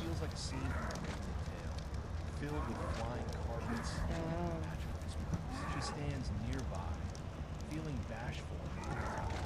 Though he notes that her transformation. It is morning for me, Shotgun. How are you? The city's grandeur, noting that with 5,000 years of history, it stands as the oldest kingdom in existence. She gazes up. I have a grudge that's almost marveling at the sheer scale. 1140 seconds. Noting that while the kingdom is strict, its fate is surprisingly. And this the grudge thing is stupid. She questions why he would admire such a stern man, but he insists that the depth. It's like, I'm the one that's holding a fucking grudge. Why is it holding a grudge? Describing how ruins has produced. It's already killed me a few times. And remains the only nation. That's why, because every time you die from it, I think it might reset it. Yeah, it does, and I can't do anything. I can't even leave my frickin' boat now. Suggesting it is for the best, given the circumstances. While the merchant expresses admiration. Yes, the Dono's still fast, but you have to do extra challenges, you have to deal more damage the next But concludes that the city's protective barriers and the short duration of their business make it a secure. I'm sure. The merchant confirms No. that contract dissolution will take several hours due to its Better have a warrant. leaving the My he num num. watches from afar, his thoughts drifting toward the young child left behind. Wondering You have how to the go through boy Mikey to fared. get the cookies, and he don't care. Back at the base, the toddler, now 2 years and 4 months old, pouts with a determined expression. Yeah, speaking about cookies, I got soft cookies here. I got chewy cookies. No, I'm about to make this one today. Like yesterday. Prompting the child to grumble about the unfairness of Like, what are you short on? What do you mean? That might be his issue with his teeth. Demanding some form. They both pull silly faces, sticking out. These I make from home. I haven't made none in a while. Playful, childish stand. The boy stretches his mouth wide with his fingers, escalating Yeah, I the forgot. absurdity of it. Ultimately, he sighs in disappointment, declaring that the dragon is no fun at all, leaving the creature looking dejected. He continues to play with his blocks, blissfully unaware of the looming threat just Yeah, I beyond think the server's glitching. Nearby, Kaito, because I'm having more issues on my raft than I'm Yeah. going to. the presence of a powerful magical element, a demon tree that thrives where life flows. The creature remarks on the sheer size and growth, its eyes scanning the horizon as the environment shifts under the influence of this dark energy. A sinister figure emerges from shadows. Kaito Destiny Paper Dragon, welcome to my channel. Kaito Destiny, a 190, welcome to my channel. At Kaito Destiny Paper Dragon, Hey, welcome to 90. my channel. Jeez! Mocking the dragon for being Fuck you, corrupted bullshit! dismissing the strength of such a creature. With a cruel grin, the attacker Okay. unleashes a torrent. Ladies and gentlemen, look at this death range. I died over here. Then it killed me over here. Pokemon community game A Wild Spiritomb appears. Catch it using Poke Catch. Do you Winners see revealed in 90s. the frickin' distance here? It instantly locked on and tracked me over here. It is. I'm 4 miles away. On You've got foot. cake and it wants it, okay? I'll jump back in here in a little bit. Okay. Yes. The armored Okay, figure now commands subordinates. give me my arrow back. Ignoring the child's desperate Oh, cries shit! as they deployed. No, no, no, no, no, He no! stood tall, Oh, thank you. mocking the merchant's You can keep ignorance your character. and boasted that even a powerful man would struggle to maintain such a complex weapon. But Get the dragon on the back. successfully subdued. He signaled his team to depart, callously dismissing the child's plea. The child wept uncontrollably. Nothing yet, but if I hadn't got back on the raft. Oh my god, fucking Nazi-ass pterodon. Piss off!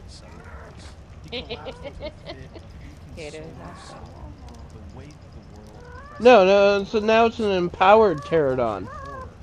Exactly, the overlord's out. The realization that he was being left If everybody wants to know, those that are just tuning in, where you at?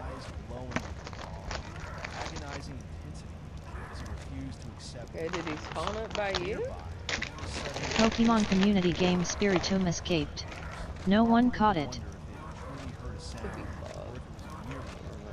Oh! Oh, great, that Nazi's over here as well.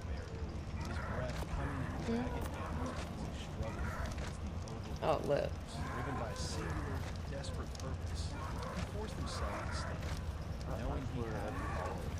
Staring through the translucent wall, he whispered a promise to his missing friend, vowing that he would not be left. Far from the immediate struggle, the ancient, sunken ruins of Eiffel Side, a place steeped in history. He must have spawned up by you. Laborers were commanded. Yeah, he's right above me. Yes, he's where Kaito is. Yeah, over by the beaver dams on the Green Abbey.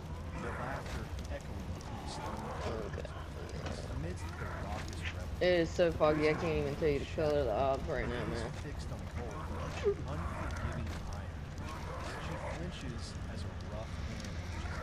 Well, let me put it this way. I can't see shit.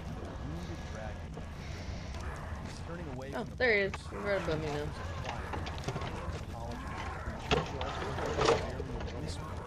We have the Desert Titan as the Overlord. Okay. And when he comes out, you get a lot of creatures that spawn up that are called empowered. And they...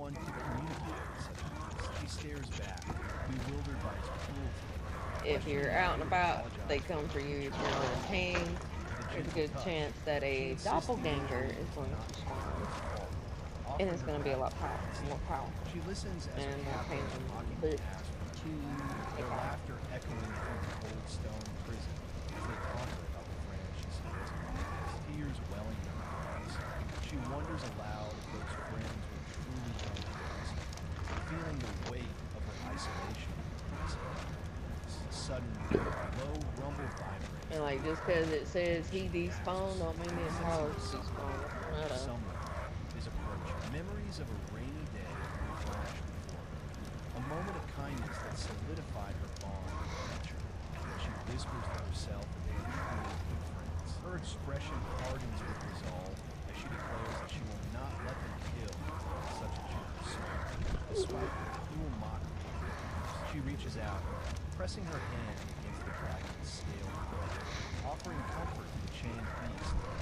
The captors watch with cold indifference as she continues to sob, her small frame trembling against the bars of the cage. One of the captors turns his head, his sharp ears twitching. In my last live, I had one of those.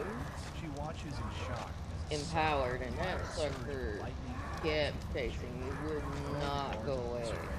While they demand to know how an intruder bypassed their defenses. Amidst the chaos, the captors scramble, shouting warnings of a magical assault as the air crackles with residual energy. A small, determined figure stands amidst the smoke, channeling raw power that ripples through stone. The captive girl stares in disbelief, her eyes widening as she recognizes the source of the sudden intervention. The intruder stands defiant before the gathered guards, a low growl vibrating through the room as the tension reaches a breaking point. She gasps, her hands covering her mouth in joy as she realizes that help has finally arrived in the form of a familiar face. Observing from the shadows, the horned antagonist notes the intrusion Desert Titan.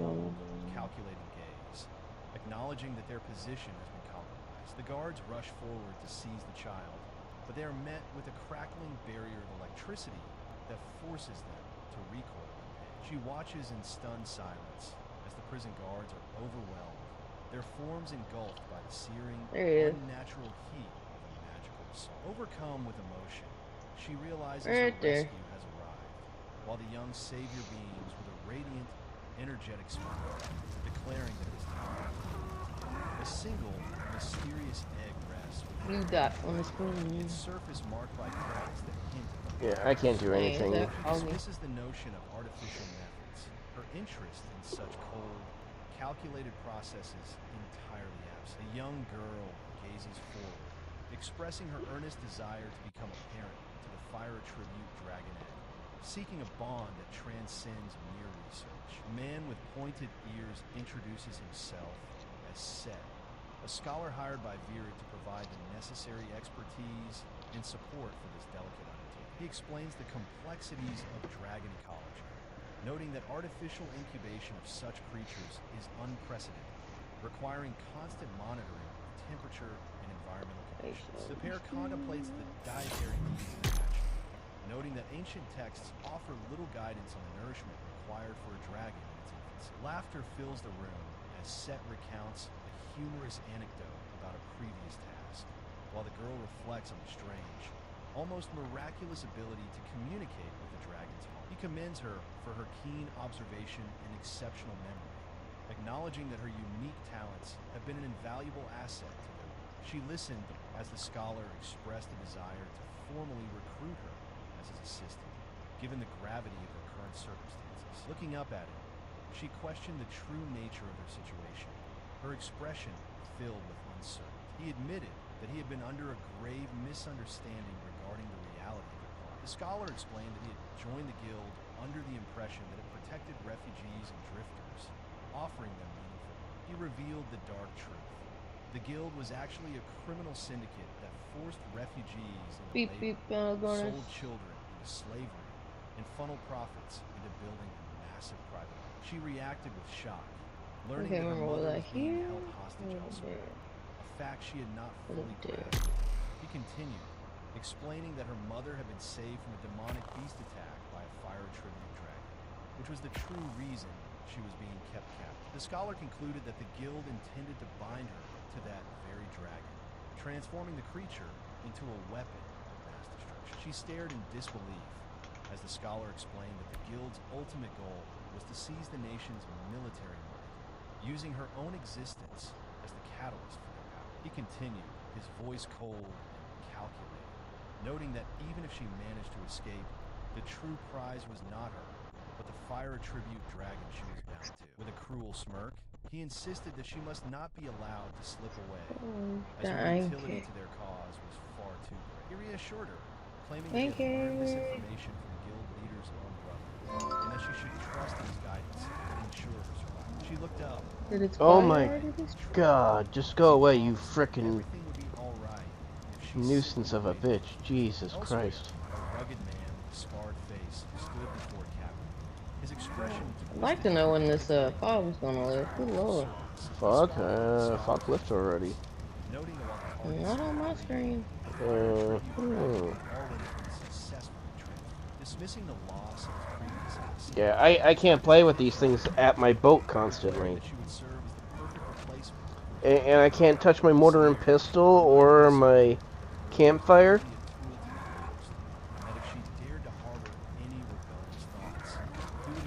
Because, yeah, they went invisible.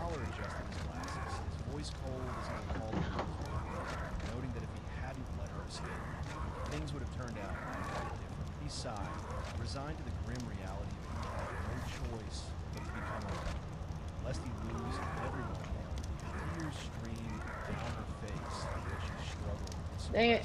Stupid bush. Desperately trying to convince herself that she could not afford to give up. The internal mantra repeated, the fragile anchor in the storm of her despair. She must not give up. A hand reached out to touch the creature, its voice mocking as it asked. Can't see through the bush. Suddenly, a bright, energetic presence appeared before the baby, declaring with a wide grin that he hungers.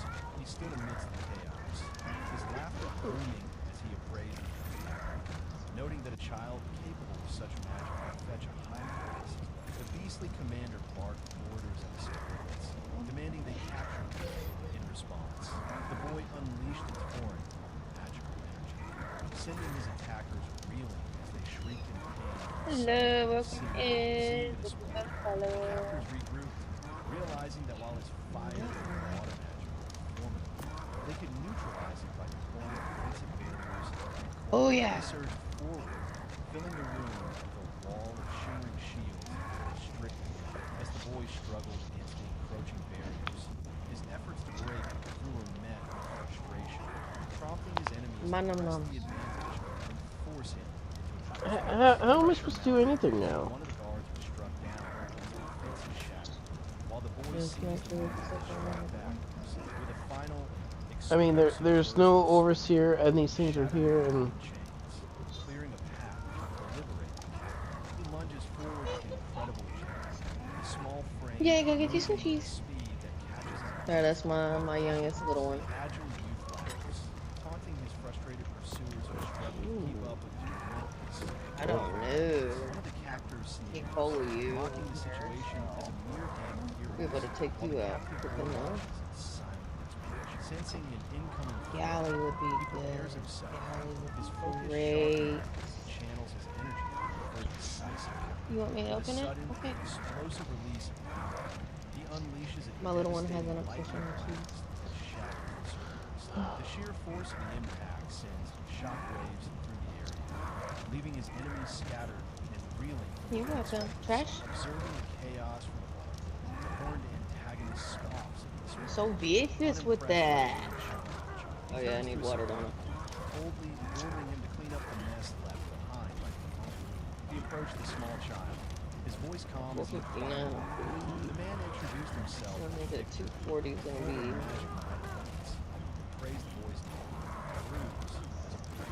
Victor expressed Oh, I thought that sticker was coming from my ass. I was gonna be like, oh shit. asking Ruse to surrender peacefully, but the boy adamantly refused. Surprised by the boy's sudden resistance, Victor watched as Ruse struggled against a magical mud trap and snare. Ignoring the pain, Well, I need a high level channeled his length. energy, unleashing a crackling bolt of light that shattered Get this XP back up. the sudden discharge caught Victor off guard, while a nearby observer watched the display of power. From behind the bars of a nearby cage, a captive girl shouted a desperate plea, urging a Ruse to use the water to his advantage. He heeded the advice, manipulating the water to strike back at his captive, forcing Victor to recoil from the unexpected. He shouts his What's up, Mr. Galley? Determined smile as the captive Might be watches able. him cell.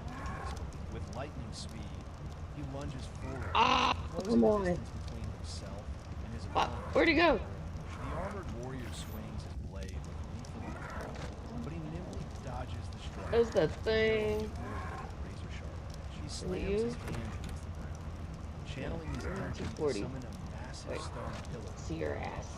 The sudden impact See you. sends his adversary down, and he seizes the moment to launch a barrage of stone projectiles, forcing the knight to scramble.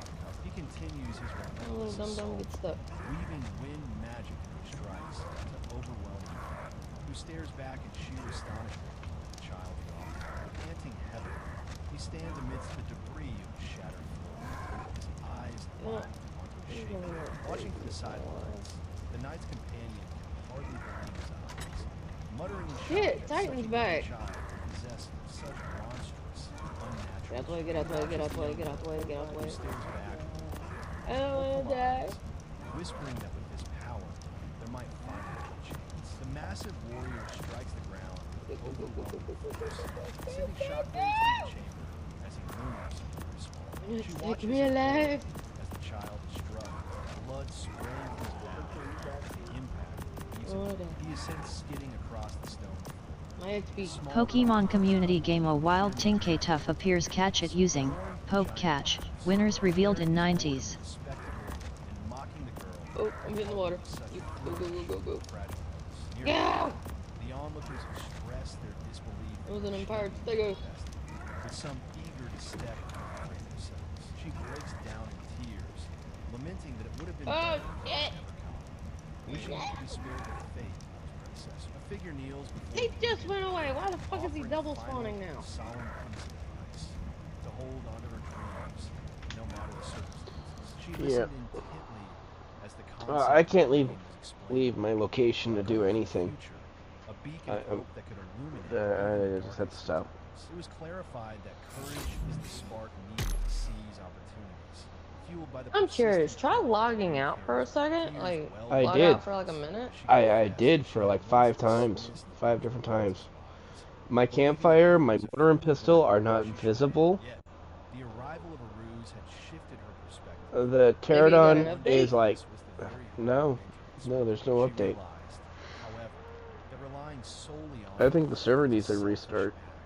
a way to shirk her own responsibility. Memories of the villagers Everything's installed and updated. reminding her that he was destined to save many, not to perish in such a desolate place. I'm just gonna give it a moment here. Pokemon community game Tinkatuff escaped. No one caught it. I'll give it 3 minutes. If that stupid Pterodon is still there, I'm sorry, but I can't play it with that thing still lurking around and harassing me on my boat.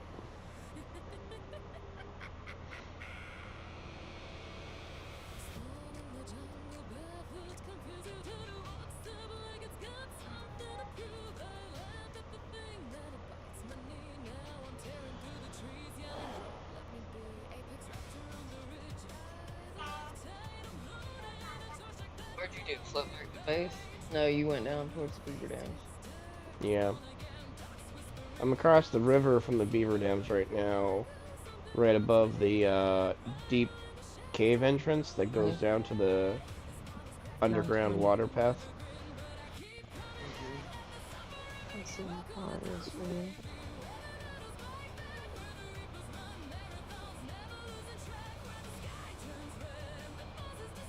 Oh, good. This one's this is house plan design work.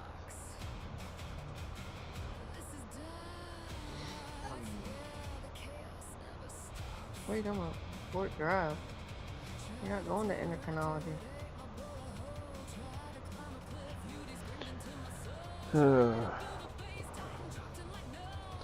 Ladies and gentlemen, welcome to the pain and suffering of this ARC server called Doc's Prime Lounge, where the owner of the server has made this ARC server to be pain and suffering more ways than one. Alright, give me a second, just a second, chat.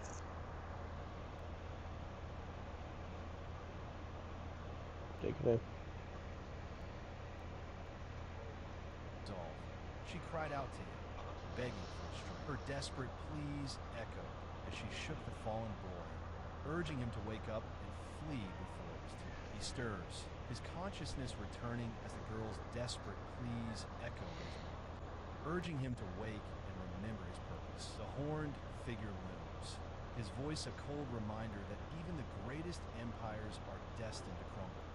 Wisebot 8 viewers, +1. Alarm clock 8 hours 34 minutes and 59 seconds. Courage burning brightly amidst the surrounding darkness. With a sudden, sharp movement, he strikes, his hand moving with such speed that the air itself seems to recoil from him. Because of his swift strike, the beast's defenses shatter, leaving the creature reeling as fragments of its power fall away. The girl watches in disbelief as the demon's fang lies broken, her eyes widening at the realization that he has turned the tide. Surrounded by the enemy, the command to kill rings out, heavy and absolute, sealing their fate. He stands firm, bloody but resolute, declaring let me his get him singular. this.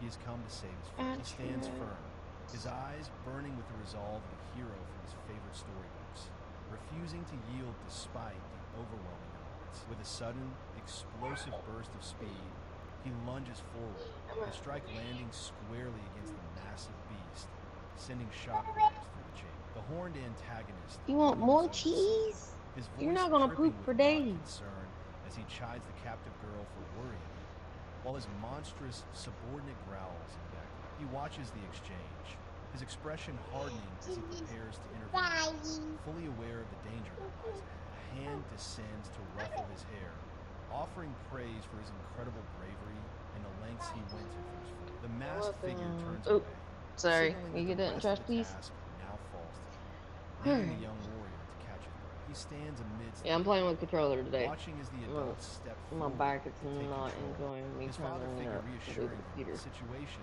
is now in their hands. A few hours earlier, the Oh, the castle laptop. stood silent under You're the welcome, weight of an Tito. impending discovery. The protective barrier had been shattered from within, leaving a gaping hole in the magical defenses. He stared at the breach in disbelief, realizing that only a ruse Bounty could have Alpha possessed the power to break through Rhinonaphia such a spotted. formidable sea of 16 minutes threats. The remaining. sheer magnitude of the 28:46. residual magical energy left behind was overwhelming, forcing him to question It's if this was showtime. truly the extent of the boy's potential. Examining the scene, he noticed a scale belonging to a ruse and signs of struggle. Hey, Kaito, give noting me that that his own command magic again. had been slightly It's neutralized by the R. lingering aura. The ground revealed no tracks for a rune. What command? It's R Like, volume down here. cloud. And then R volume fog.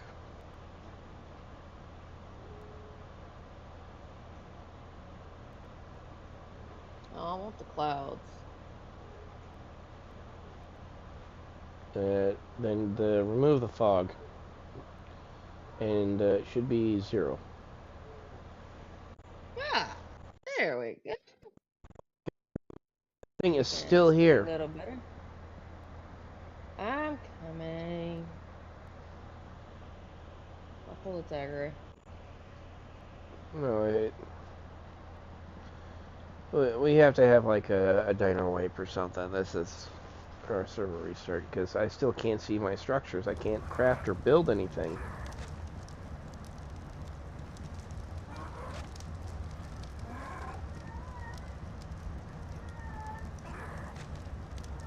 I mean, there are trees and rocks that are invisible that I run into and I can't see them. Sweetie, quit it with the meowing. Fuck's sake. Oh, everything's looking good on my end. And that's crazy. I mean, yeah, I'm lagging a little bit. I even restarted Ark twice. I was just asking about the updates because when I logged into Ark, I checked the mods and cyber structures, Dino Depot, everything that Meridian has on the server. Yeah, everything's up to date on me. I mean, if I had a massive update, I wouldn't even be playing Ark right now because it usually takes 2 to 3 hours. I sent you the address. You're good. You don't have to be there till 10. Okay. Like, do you want to take Hunter with you so he can watch you do the dentist? Maybe it might help.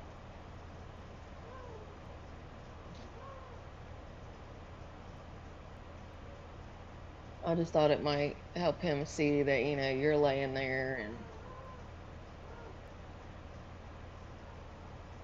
Oh wait, no, this is the one where you got teeth hurting. He would just probably panic even further. I didn't think about that.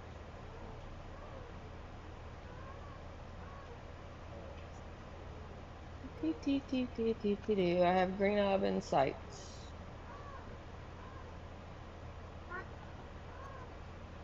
That's...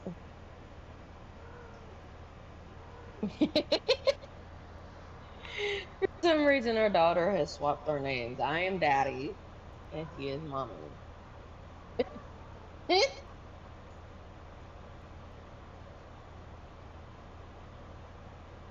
Hey, welcome in.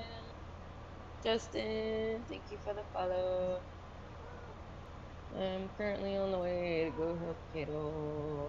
He's being bullied by PPs. Well, APP, and I'm about to go pull a dagger. No. Did I even go down the right spot? Yeah, I did. I should be coming up on now. Yeah, I'm on the south side of the river. Yeah, I'm looking for your... Yeah, to your right. Raft. Straight ahead. Okay, now I see it. Wait, where's all your... Do you have a skin on it? Yep. Skin you got. Oh, crystal structure. Yeah, I'm using crystal. Glass wall. Oh, I got crystal structures on. I didn't have crystal structures on my mod list. I had glass wall.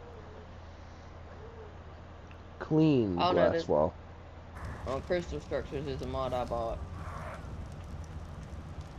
Hey, Oh, yeah. Dums.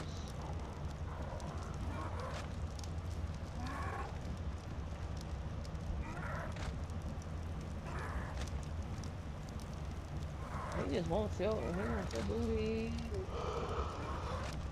I mean, there's nothing connecting me to the outside.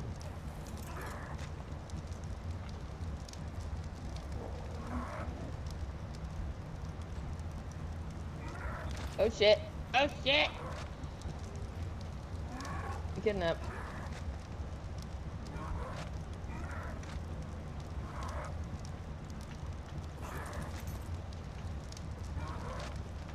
Oh. Hey. That's what I said. I've been kidnapped. Let me get you back.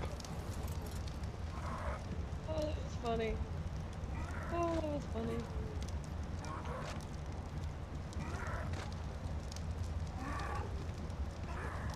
Nope. Open the door. Let me, take a wall down. To the right. To the right.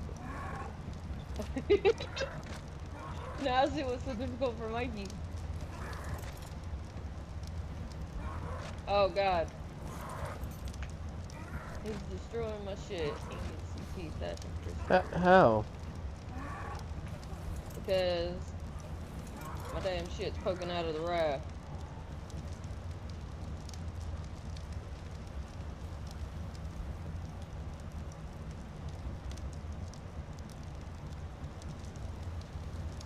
Here.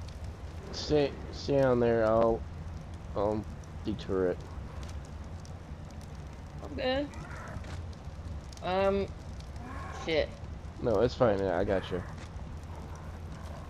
No, I'm trying to repair it.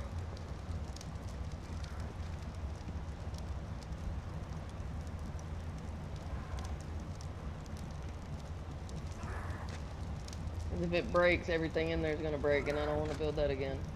Yep.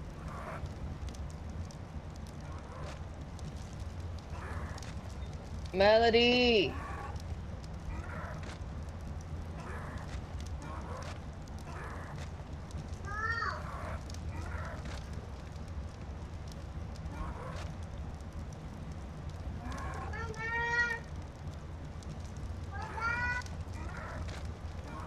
Okay, I got it locked onto me. I'm gonna move away.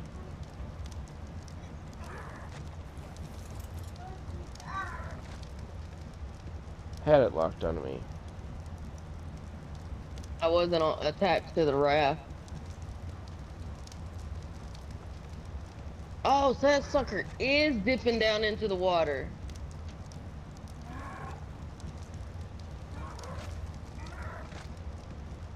So maybe it was the corrupted PT that took me out last time.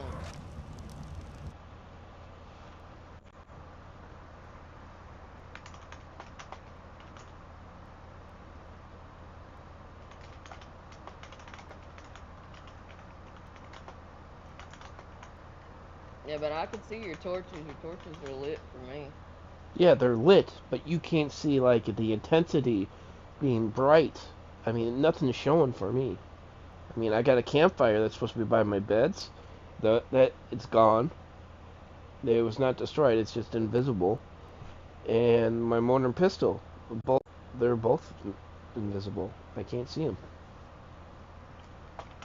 Pokemon community game A wild applin appears, catch it using Poke Catch. Winners revealed in 90s.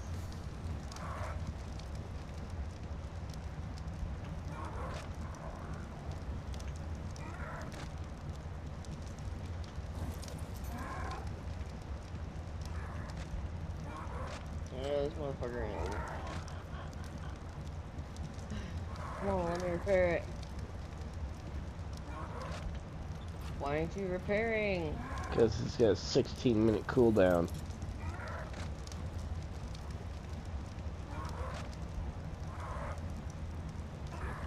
Okay, I got it on me again.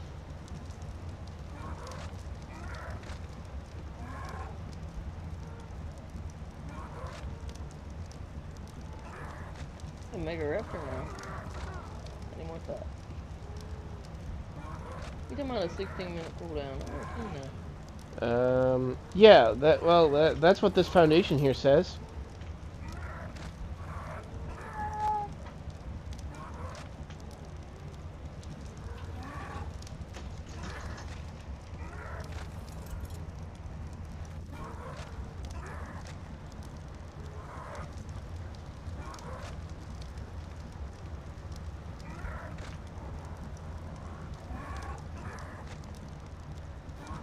Pokemon community game Applin escaped. No one caught it. I don't see a timer on it.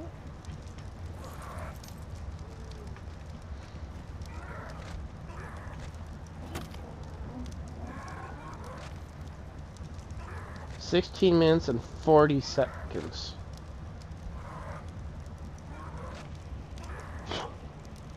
I just hit one of my foundations to see.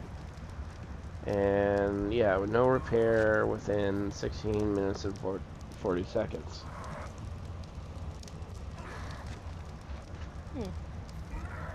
Well, if you look on mine, you see what I see.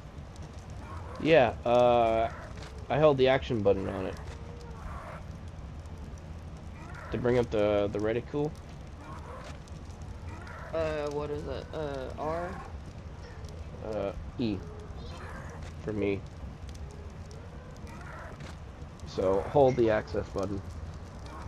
There's the repair. Yeah, I'm not.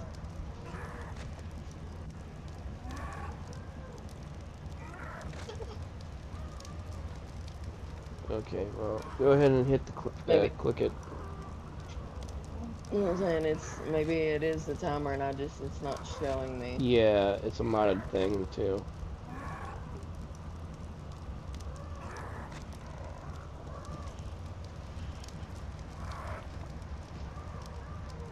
Did that be back a little bit?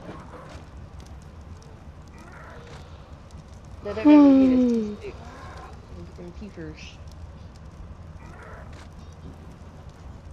No, you can't have the tag on my daggone shirt.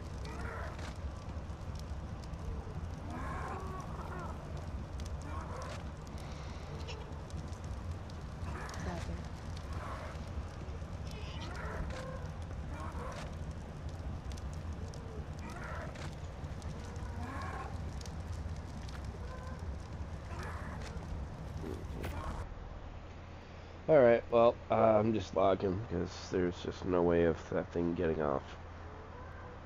And it's supposed to be despawned too on its own, but it keeps on re-echoing.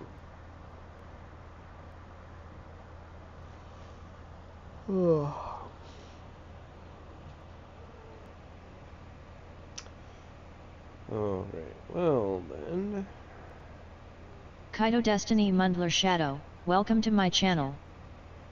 Hey, Amanda. At Kaito Destiny Mundler Shadow, welcome to my channel. Spot I was originally thinking about doing a base at, but them Dinotherium spawn here, and I don't know if the Alpha Dean fell off the cliff from up there or it spawned up.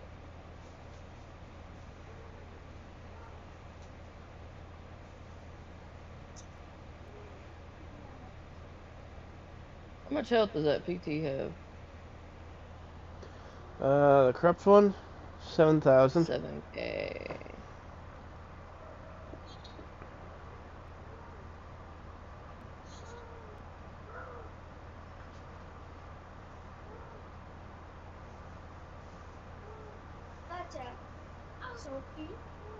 That's her chain.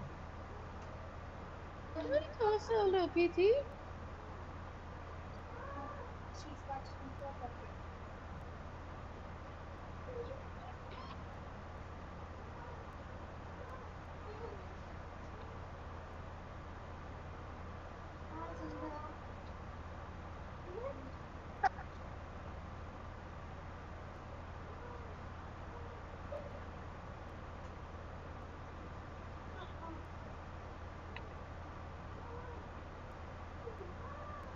All right, big boy. Come on.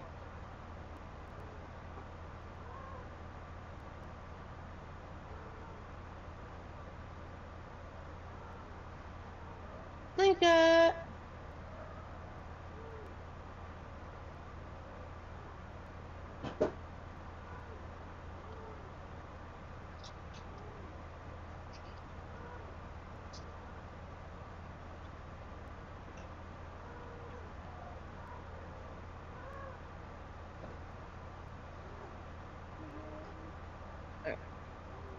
Oh, suicide run.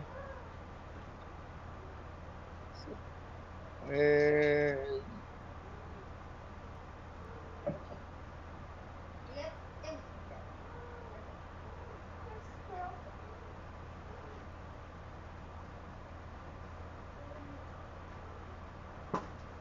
Oh,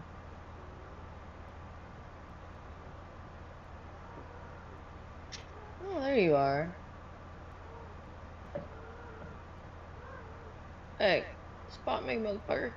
Come here.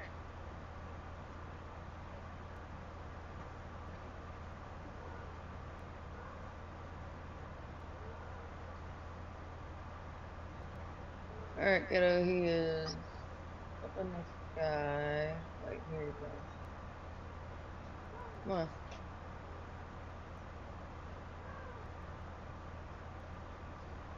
Hey, dum dum.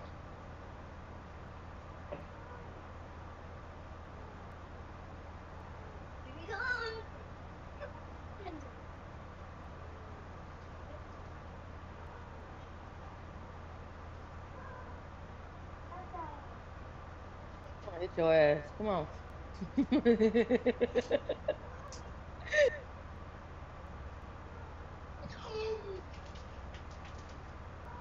Keep forgetting I gotta build a bed. I put another bed back on my raft.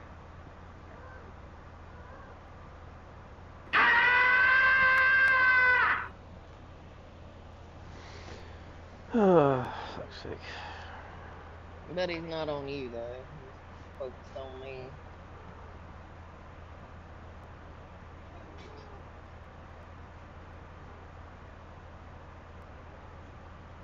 Look at all the dead turtles. Keratin galore.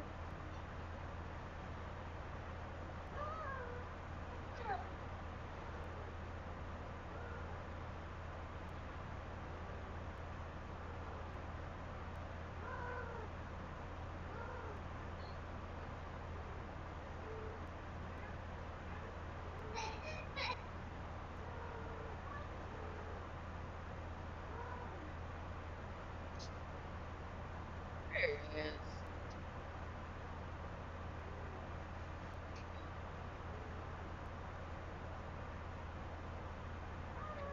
Oh, there's giant horns? What the fuck? Well, there's a prime Bronto out here now.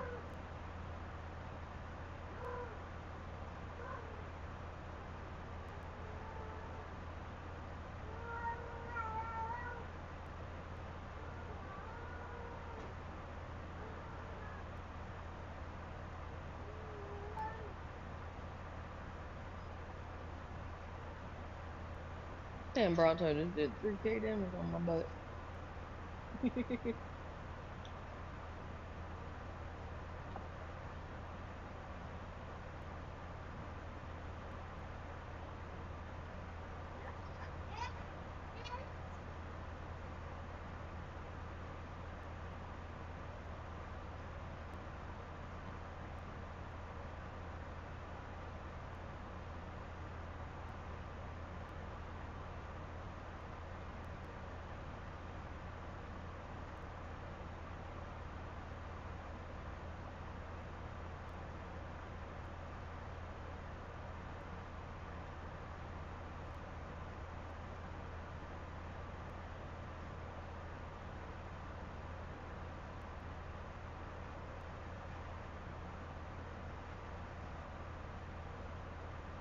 Oh my god, the Pegos! Kaito Destiny Paper Dragon, welcome to my channel. At Kaito Destiny Paper Dragon, welcome to my channel.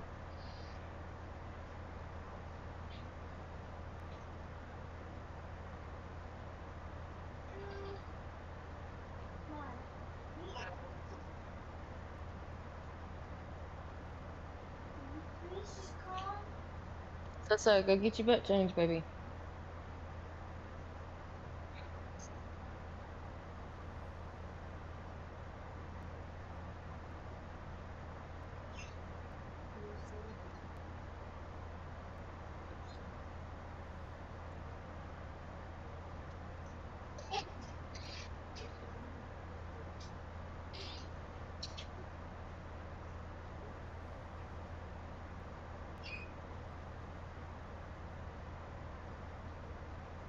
Alright, well, good thing he is not targeting you. I just got to get to Raft. Yeah, I found a Kaito.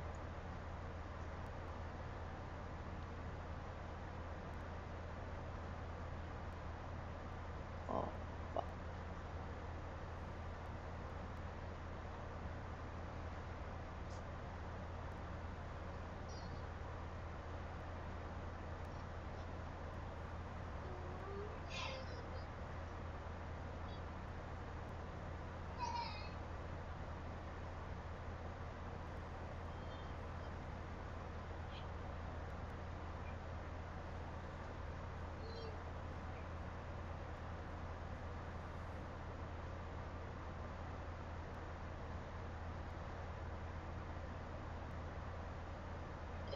Da, da.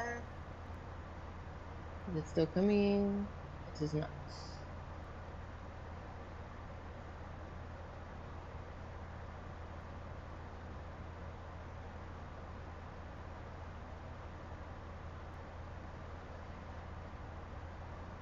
Are you shitting me? I'm on the raft, damn it. Let's see.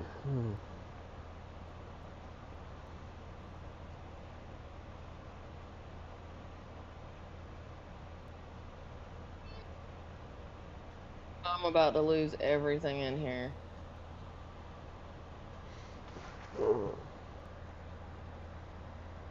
God dang it.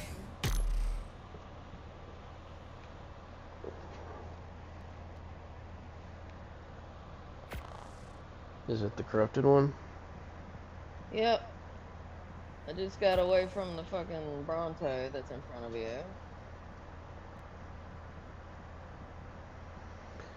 Yeah, yeah, I can't do anything. And it still will not let me fucking... Yep. I'm just gonna sit here and watch my pantry break, guys. There's nothing I can do. Apparently there's a timer that I can't see.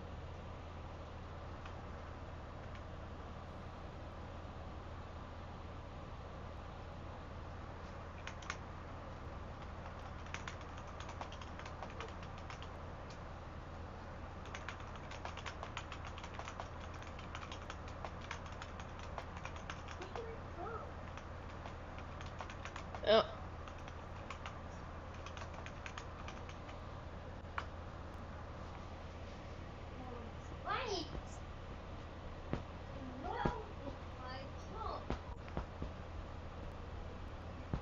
Oh, pantry went bye-bye, but at least everything else is still Pokemon up. community game A wild Jupiter appears catch it using Poke Catch. Winners revealed in 90s. Okay, I'm gonna give this one more try, but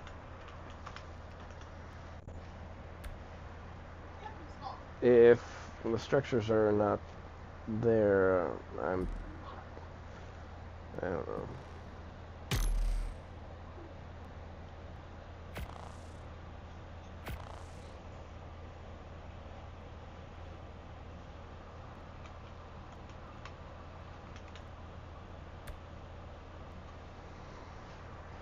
Alright, is it still flying around my boat?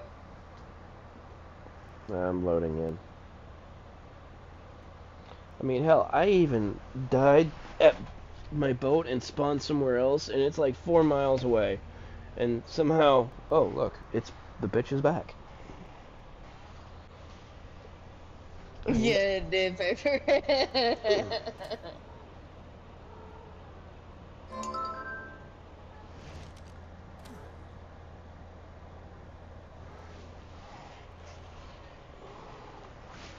We're gonna wait a couple seconds. I'm gonna switch screens here real quick. I need to run to the bathroom, folks. I'll be right back. Feel free to check out the link tree listed. Gives you access to songs I've made myself. The merch Pokemon community store, game Jupiter escaped. YouTube, No one caught it. Twitch, Kick. Yeah, I'll be right back.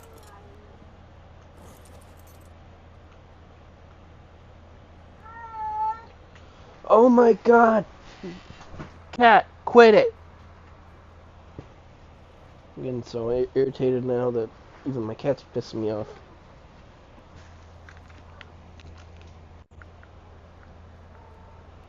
Kaito Destiny Phoenix Nexus, welcome to my channel.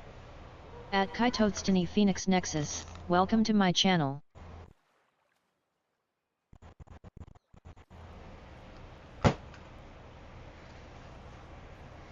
Hey, Phoenix Nexus.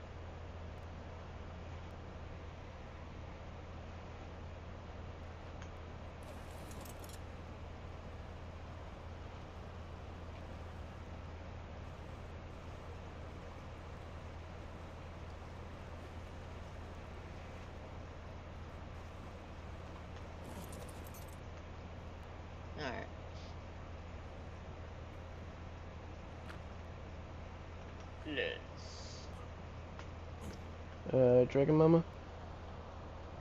It destroyed my raft, didn't it? No, you have your bag on the top of your raft. Well, I have a bed on. I just placed 2 beds on the raft, and now they're not there. It's here. Yeah, this is a massive visual glitch we're having. Half your boat's gone. Foundations are gone. There's some walls and ceilings missing. It gets up. But yeah, it's just.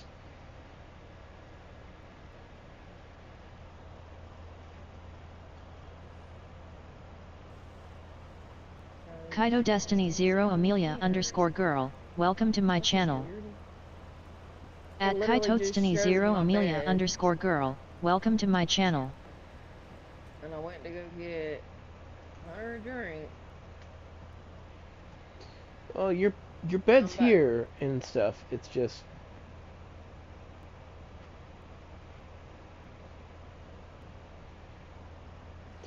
Giant dolphin, giant beaver.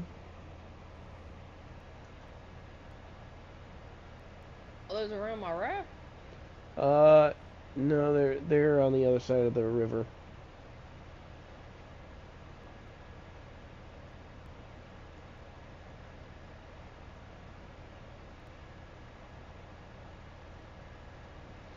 Okay, let's take a look at this Amelia person. I've seen them, but they haven't done anything, so I think it's a bot account. Let's take a look. Yes, it is.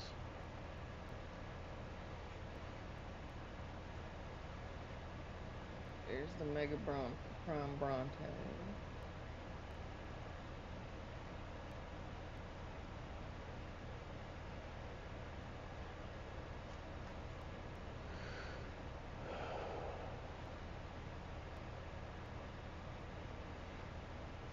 I don't see the PT.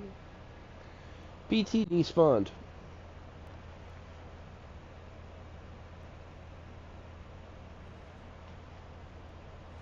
Beaver's over there, other side of the river.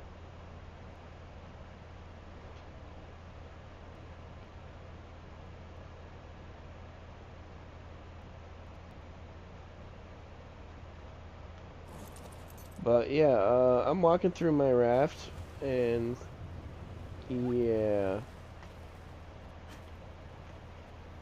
I'm here. Yeah, you have a bag right above where that meat rack is.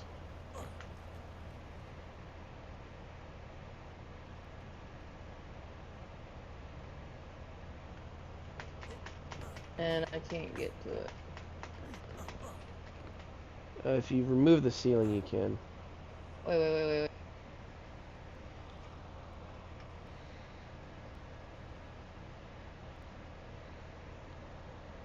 Okay, I got it.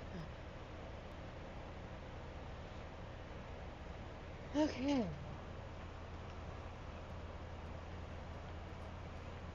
We having it rough this morning, Get Set. We having it rough. Yeah, this is not playable. I mean, if you see my screen, you can see my raft's like, there's nothing here. You might want to try, you said that's the clean glass wall. It could be bugged out. A lot of times if I have that issue, I will uninstall the mods and reinstall them, and it fixes it. Well, the thing is, I was having this issue before that.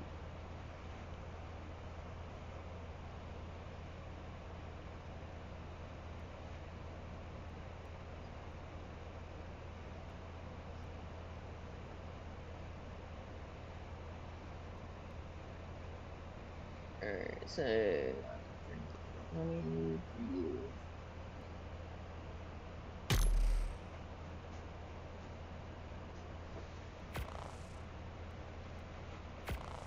I mean, usually when you disconnect and reconnect, things should be back.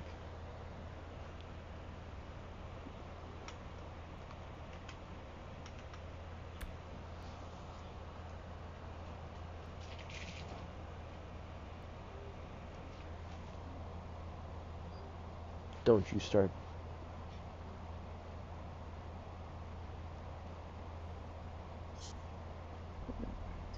You and you. Have you been seen yet, babe, or are you just waiting to be called?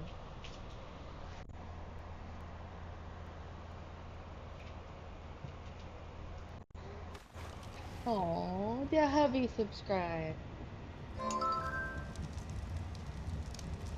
Oh, thank you, baby.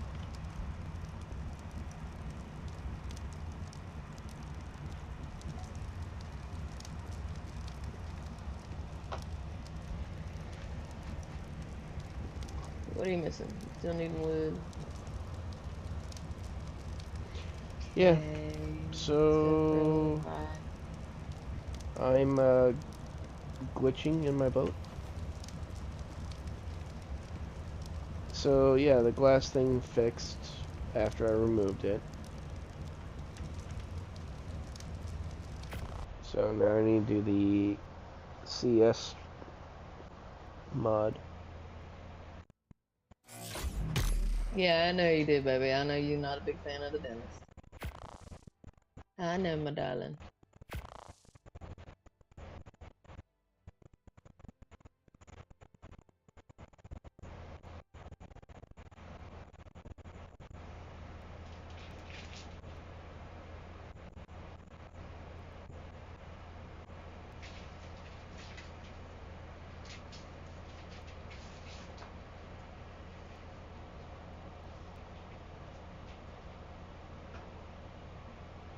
And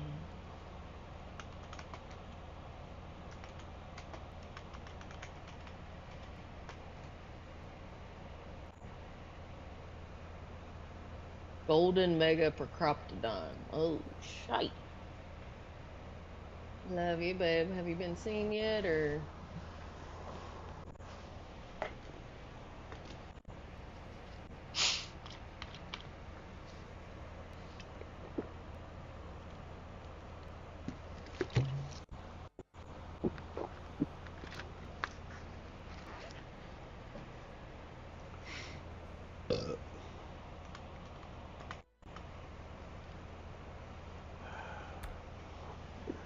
Mine get set is crystal structures.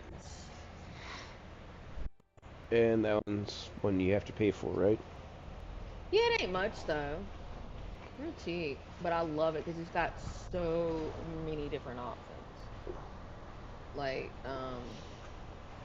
see my door is crystal. This one is.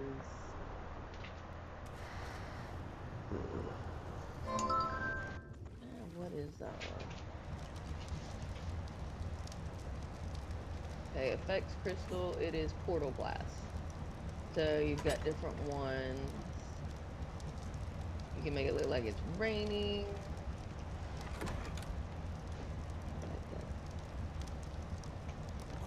What the hell? Oh, that fucker got my door.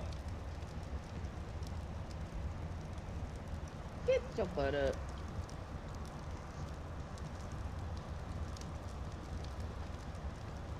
Yeah, his server's having a little bit of issue. Having But a also, little. even on also on official, I glitch on Wrath really bad too.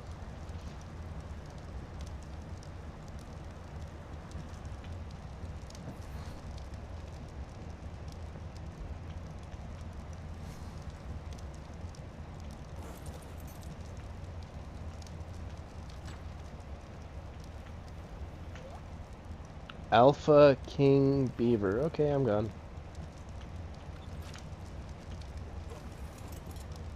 I'll grab fiber. Just grab stick.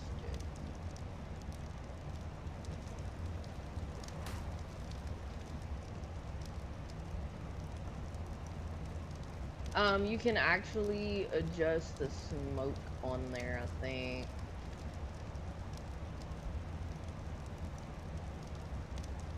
How close is that beaver to me?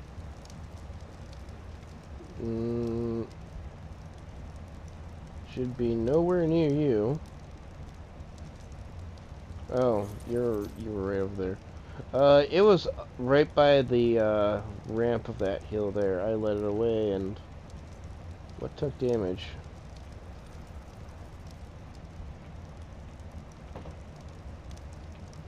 Okay. Alright, so this is what the door looks like at first. Then you select skin options. You've got privacy smoke, so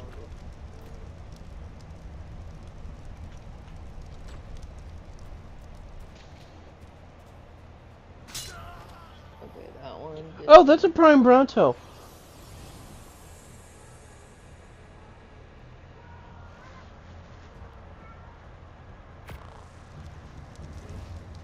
So you can kind of see out.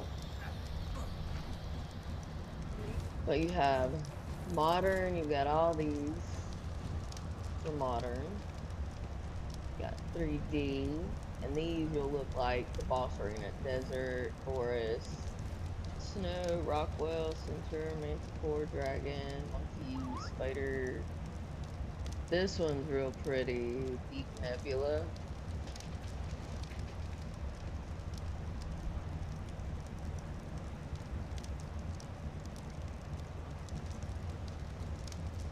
And then deep space illusion.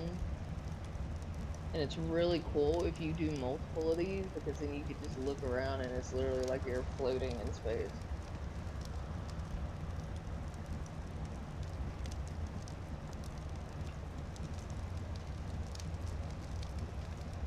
Then you got Pokemon community Reef, game so a it's wild looking Tortuga appears, catch it using Poke Catch. Winners revealed in 90s. Then you got ceramic. A lot of stuff. Elemental. Rock, blue ice. This one looks pretty cool. But the lava.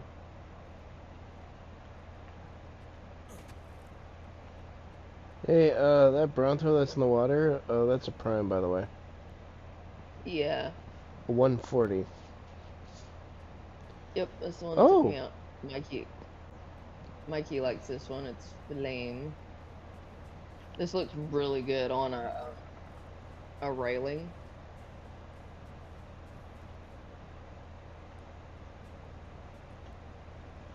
For my rafts, I always go to the clean one. So you've got effects crystals. That's what you saw. I got holographic colorful.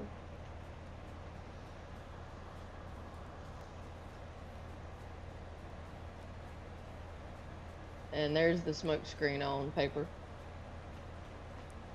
Pokemon community game Tortuga escaped. No one caught it.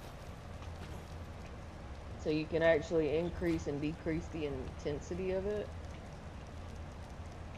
So, privacy screen. Show smoke in. Dynamic smoke. Inverse dynamic. What's dynamic?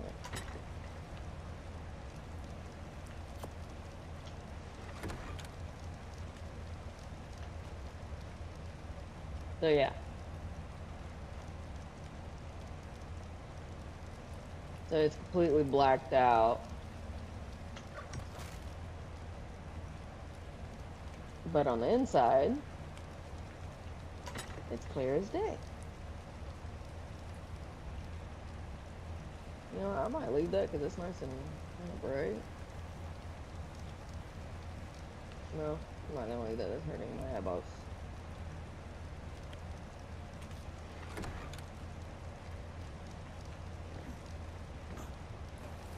And then you've got border variant, you got a neon style, solid style, standard style, fixed style. Then on the borders, this one's really cool. You can hide every border. Let me change this, something that's not blind your eyeballs.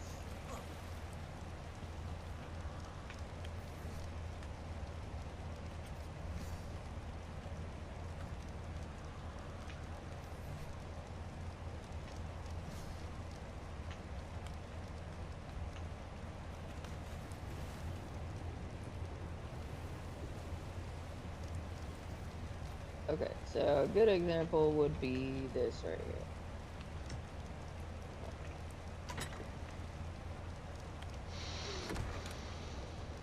So you go to borders, hide all borders, and it's gone. Phew. So that part that always stuck in, you don't see it no more. It's a nice way to hide imperfection.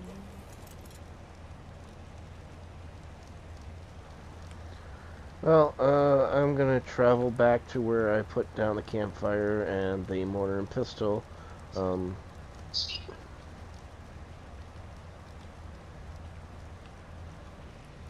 If that shit's all gone, then I'm gonna be real pissed, because that was all my resources.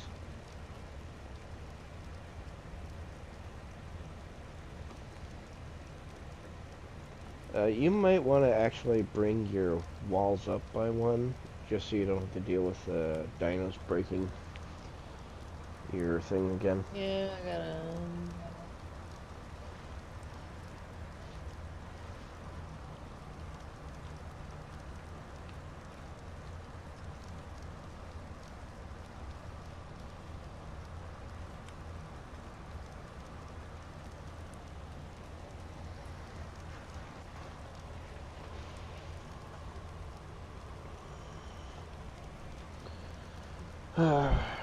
Probably gonna have to be killing dodos and dillos for like a year just to get what we need.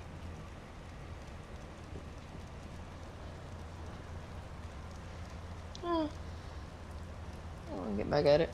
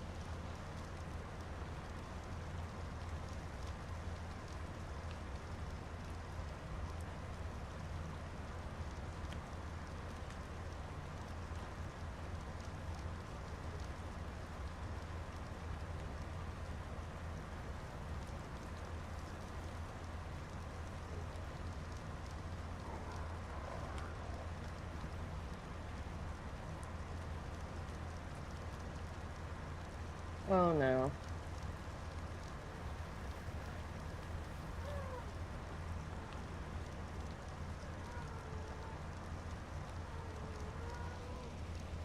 What?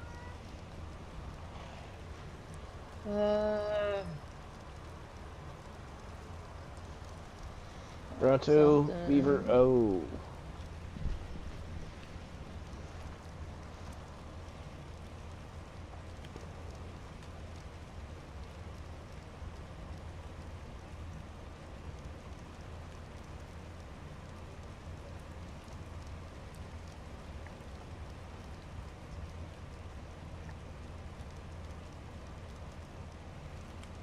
Okay, I still get to kill him. Okay. Man, it destroyed my meat rack. No, your meat rack's there. Yeah, but the things I had on it are not there. Yeah.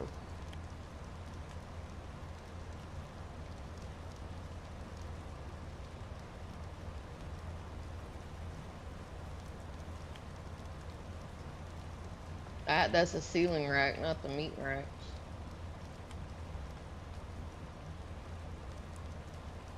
I got a prime nearby. I need to move. What is prime? Where the bronze?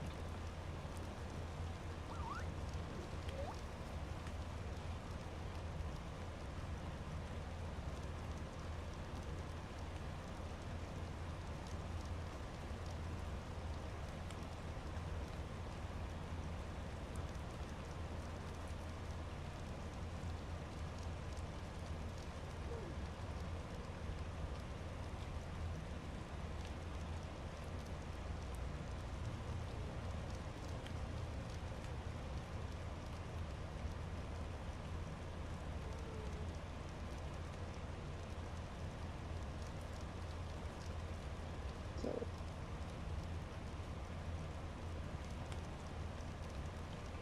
2, 4, 6, 8, 10, 12, 13,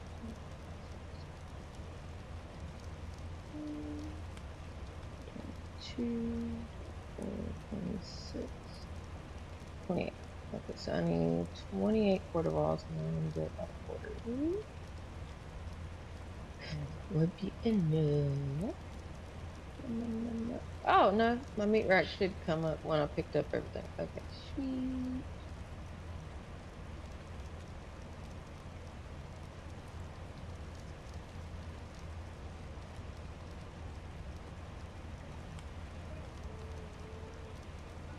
What's up, little fish?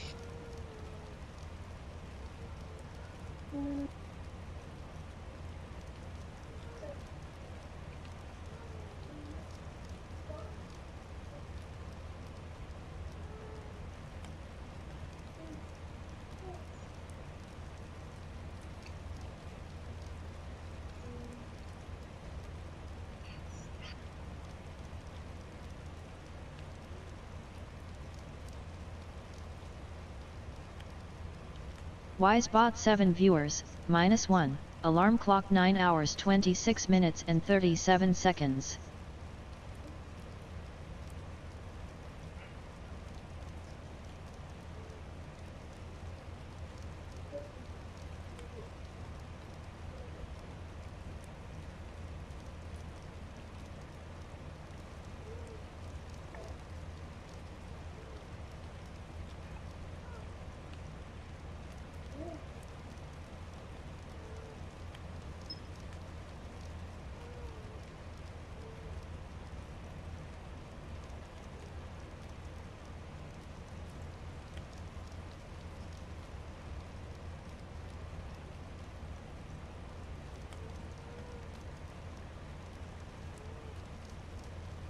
Come on. I need you to move, darling.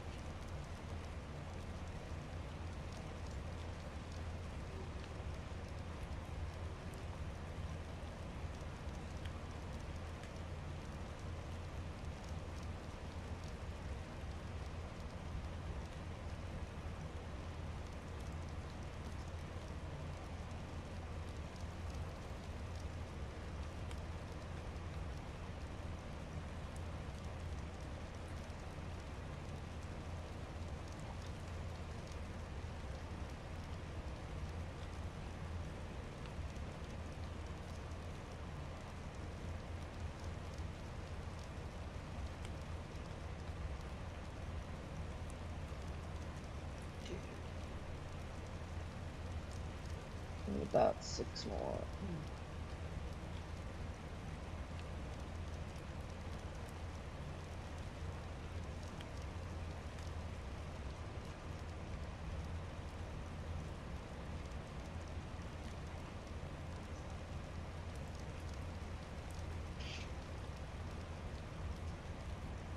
You stupid over here after you scared the shit out of me.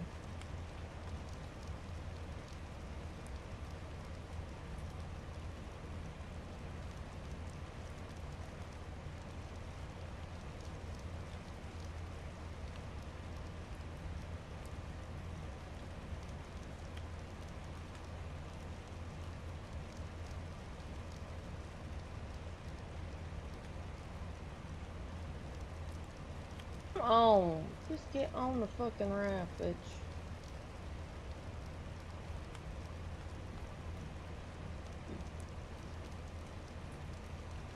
Cute.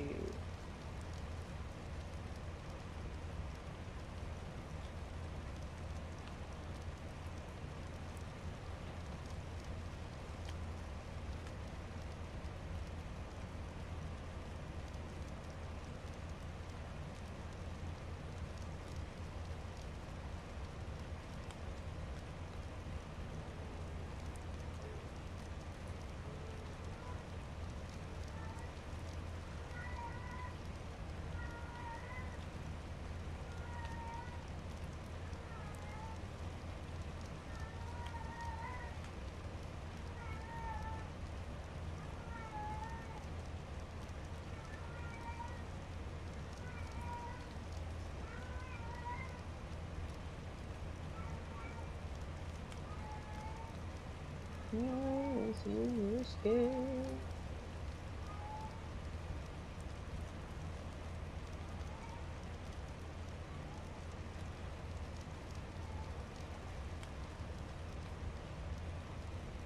Pokemon community game A Wild Pyakumiku appears catch it using Lag, I Poke need you to Catch. quit, Winners chill revealed out in for a 90s. minute.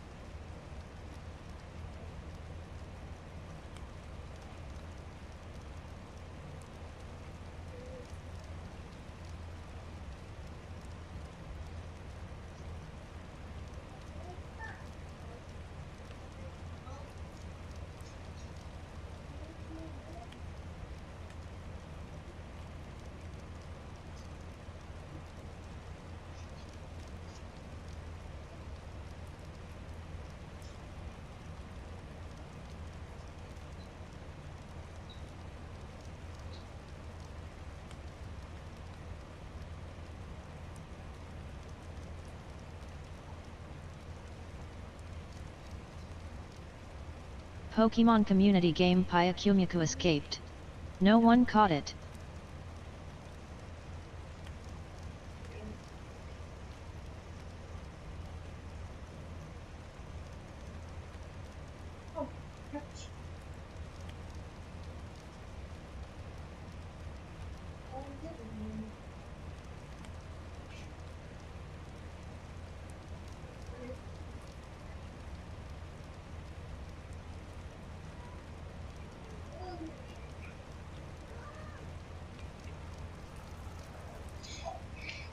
That should give us the boost needed.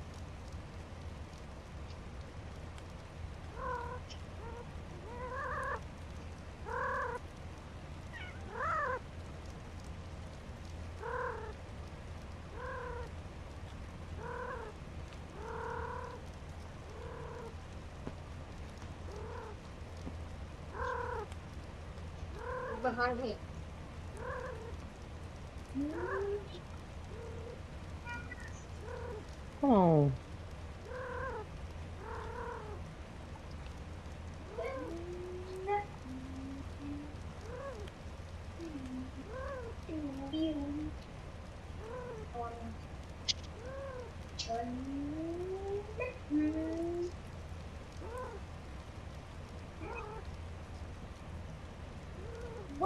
Where did all this come from?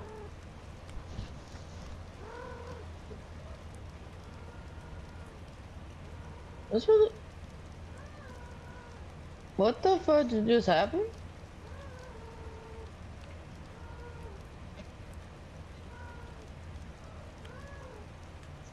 Open up anything, I don't think. What is it?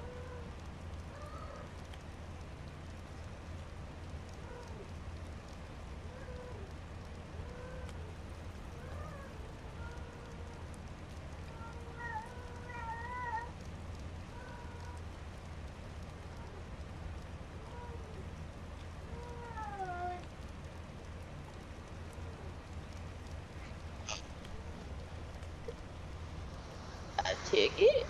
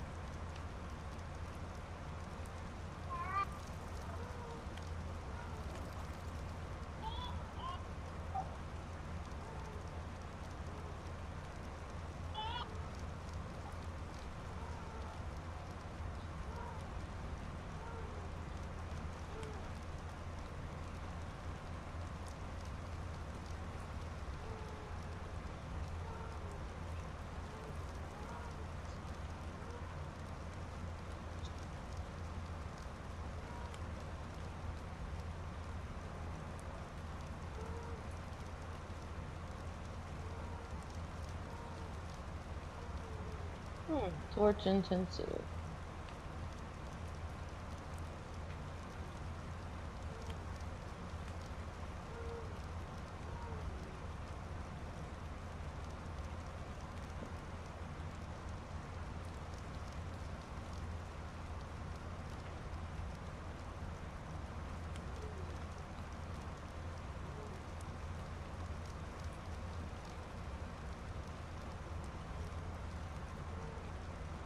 Did you craft the CS torches?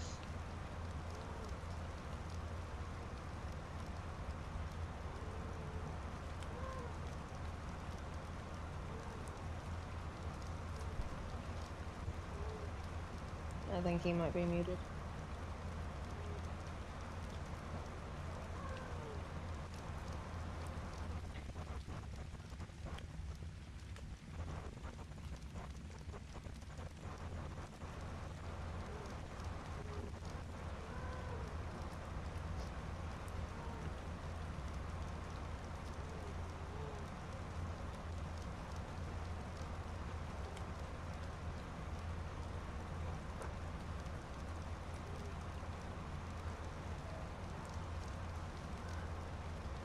On the one with a leg.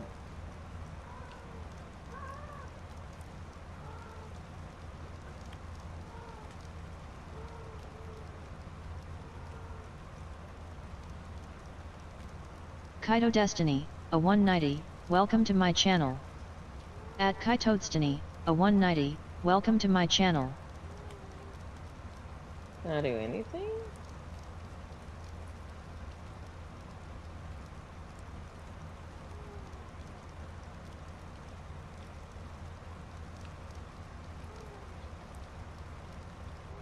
Oh no, I'm gonna glitching out hard. Let's see, let me do a relog, guys. Let's see if that fixes it. Honey, you doing okay?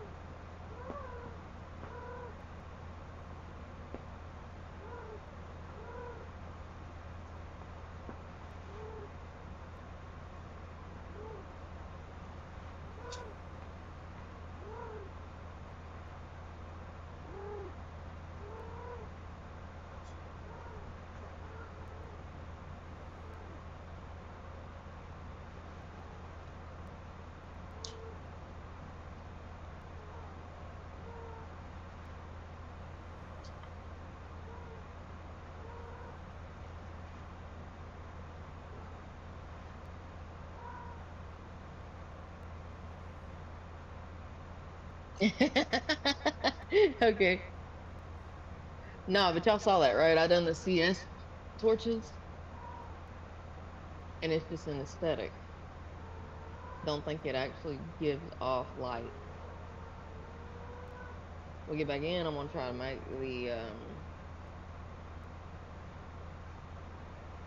the regulars.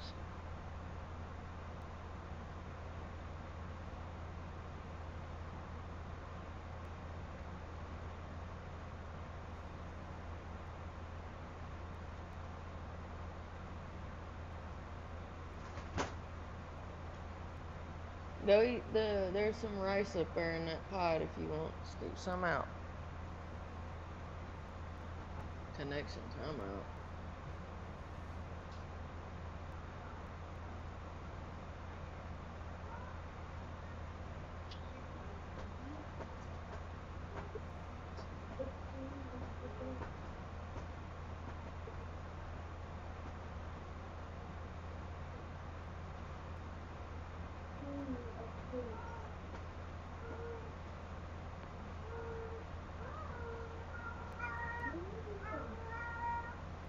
Kaito Destiny Dragon Mama 03, welcome to my channel.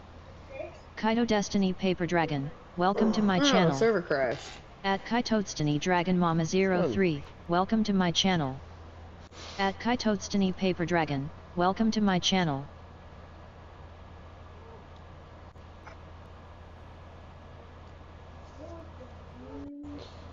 Oh, this will be fun. Server crashed. Yeah. Did you craft the CS torches or the regular? CS. Those are aesthetic. They don't give off light. They're just there for looks. I mean, if that's what it truly is, we'll know when the server comes back up.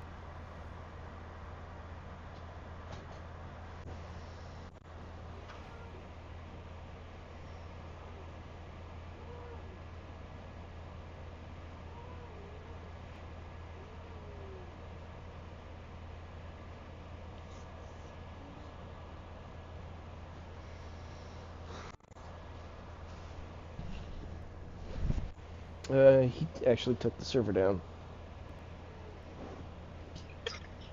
Yep, I'm seeing that. Wish I would have noticed that sooner. Fucker don't notify me. Shit. Damn phone.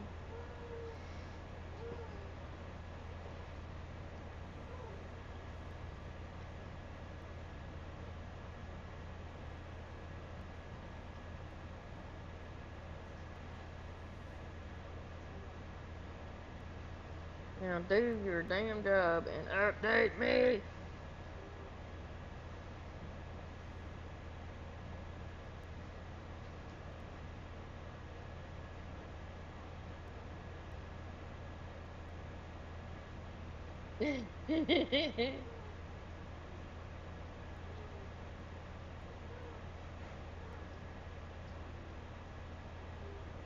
Alright, well, since the server's resetting, folks, gotta take this time to do some care for yourself, drink, snack, bathroom break. Come on, do its thing. Be back in the stream.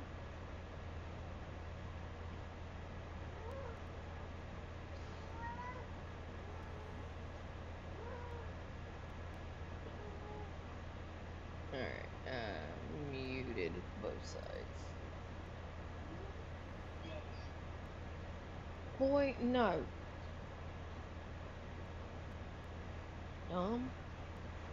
Just eat that. Lord.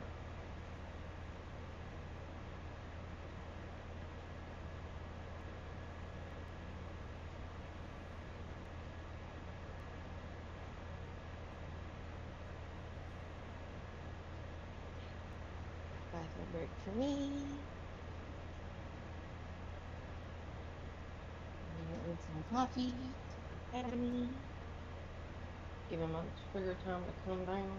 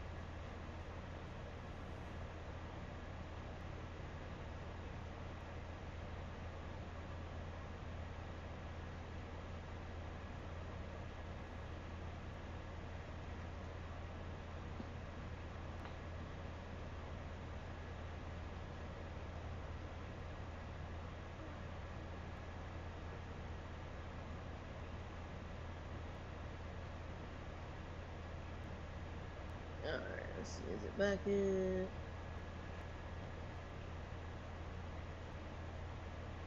Pokemon community game A wild Helioptile appears. Catch it using Poke Catch. Winners revealed in 90s.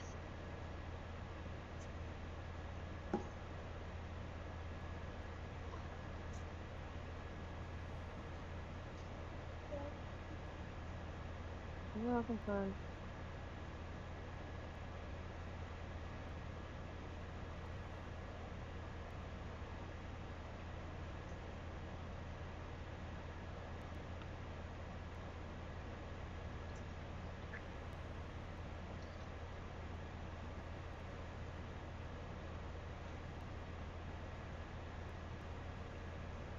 Love this character.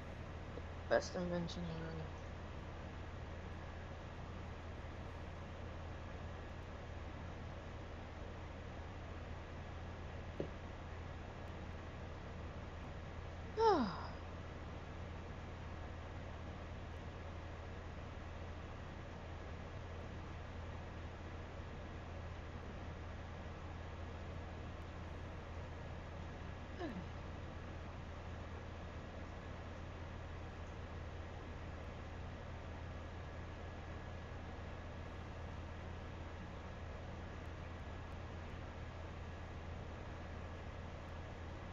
Alright, it is back live.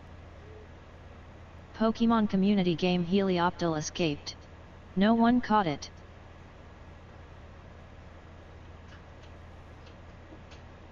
Right.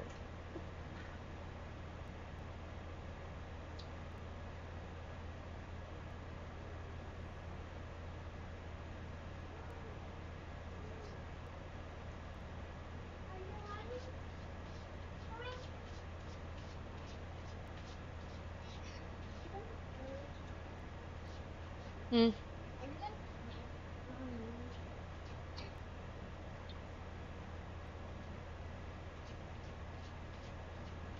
And damn it, my caps lock was on, y'all. The hell.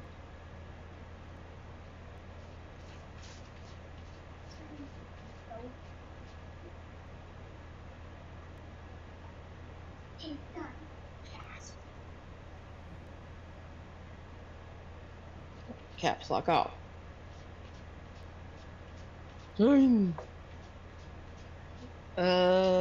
There should be 2 tortillas if you wanna do your peanut butter. I don't think we got any jelly though. No. Y'all wanted sandwiches that day. I haven't got any more jelly yet.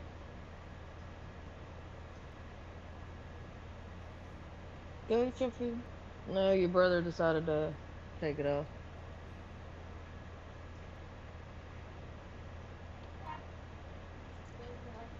Uh, Hunter, go get you an actual spoon. Put my measuring spoon in the sink. What the hell's wrong with you? Spoon! What are you doing? What are you trying to do? Measure how much you're eating?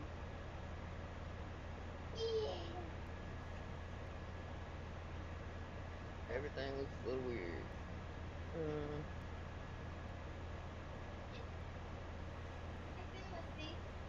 I have some that's already open. Go look for that.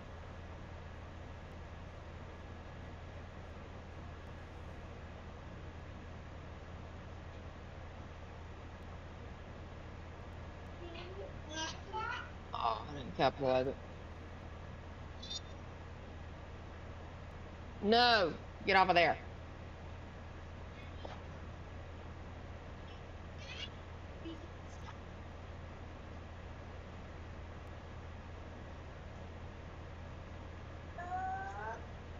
Hang on, chat. I forgot my daughter's glasses had to come in. She got down. The tortillas was a snake she'd be bitten alive. You want hamburger buns? Yeah. Then use that. Lord.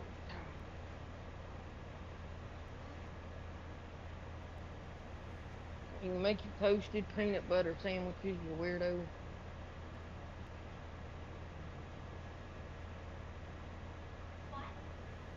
What? Make sure there's nothing plastic on top of the toaster oven. Okay, what is all this hay?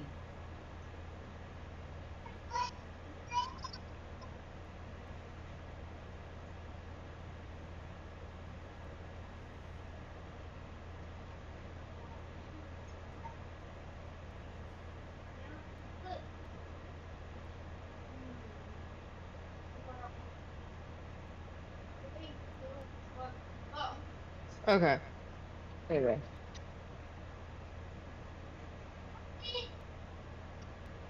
I wasn't looking for it. Yeah. Those have got to be just aesthetic.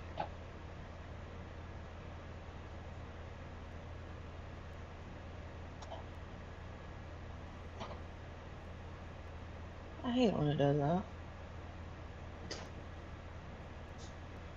Quit jerking my screen around.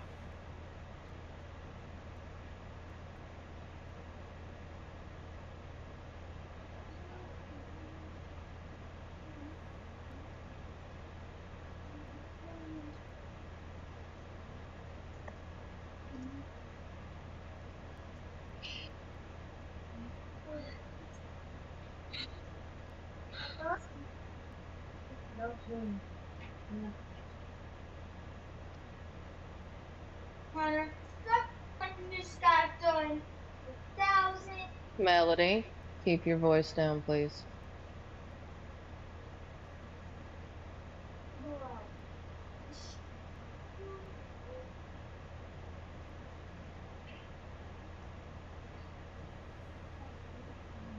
No. Oh, no, no.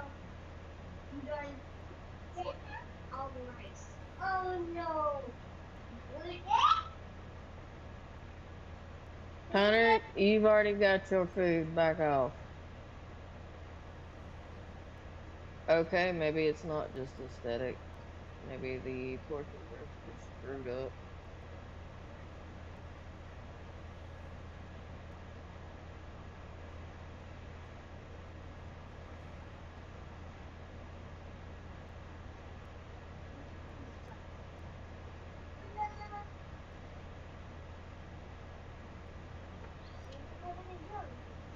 Nope. Mama.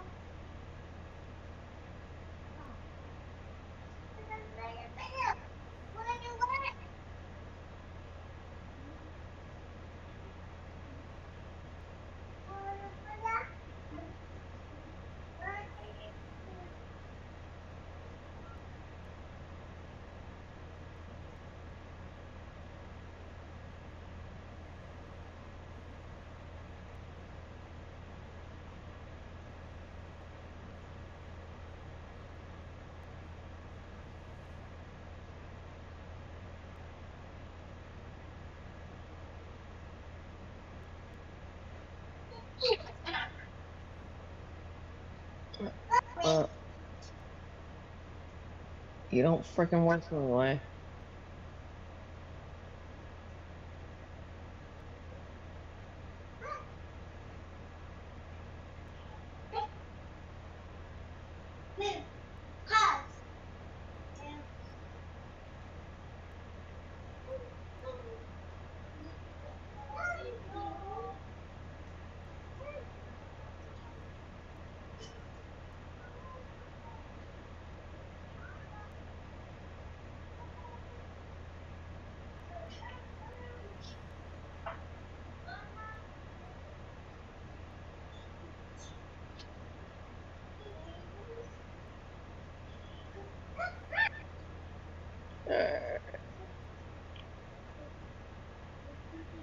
Alright, so I really want to find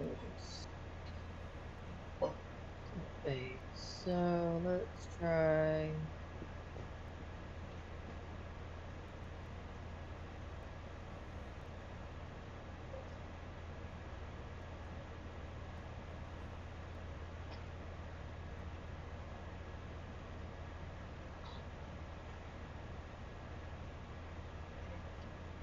Wait, are you a way up?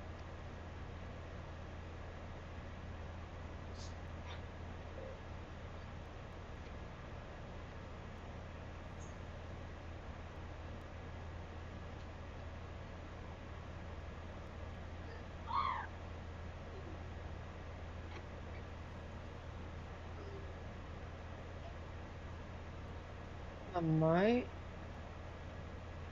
I found a way up.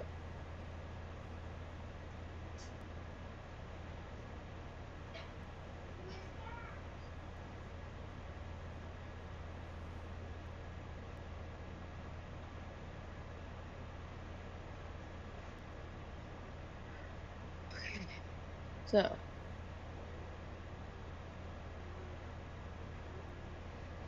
Took one bed with me.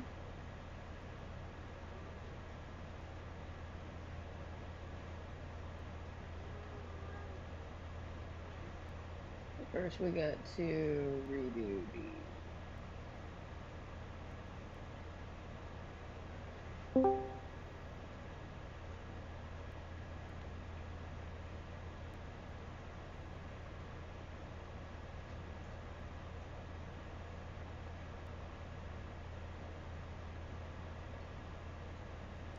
Test. Anybody here?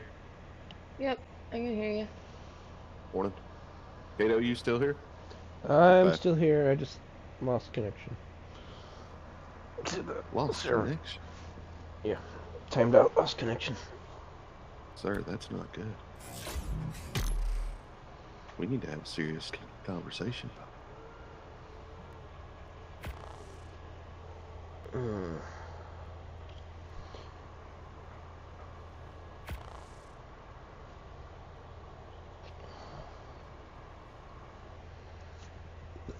Yeah, things have just been wonky. It was fine when I left. What happened? Don't know. Got structures and like rocks and trees that are invisible. Run right into them, and it's like, what the hell? I take out my axe or pick, and it's like, oh, it's an invisible tree. Great. That's weird. Yeah. I've taken the mods off and reinstalled them and updated them, and it's still... There's not too many structures on this. I just... Well, I mean, a campfire and mortar and pistol had all those resources on. They're invisible. I don't even see them on my boat, and I picked up the foundation they were on, and it's like, there's no bags.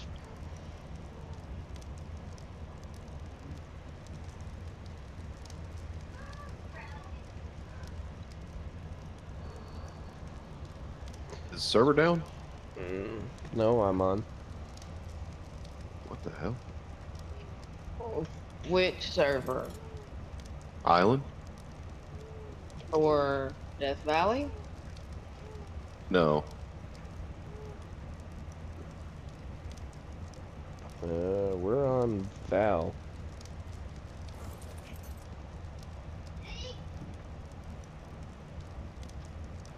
Excuse me, chaps.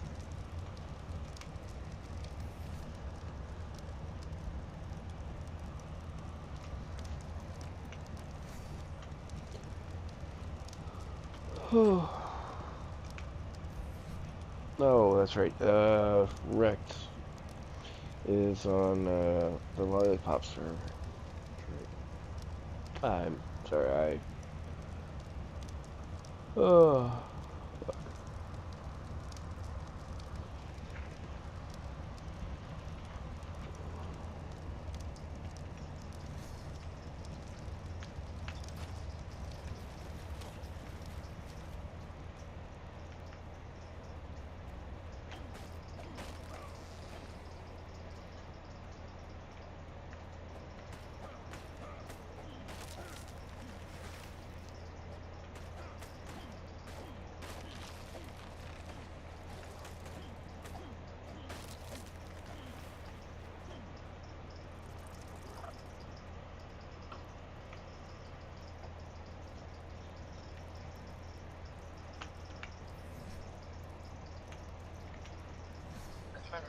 That's alright.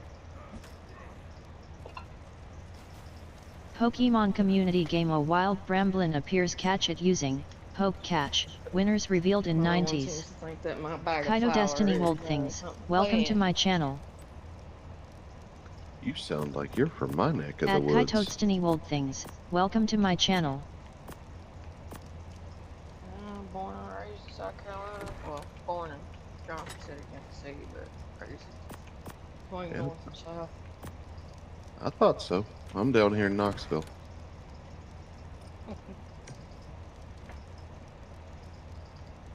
I know that accent anywhere.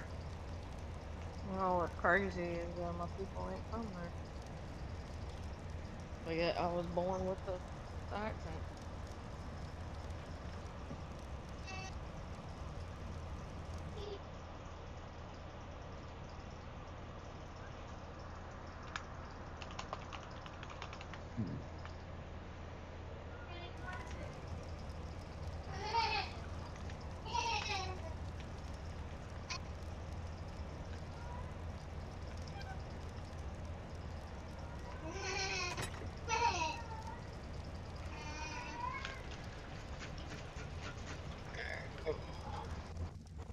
Let's check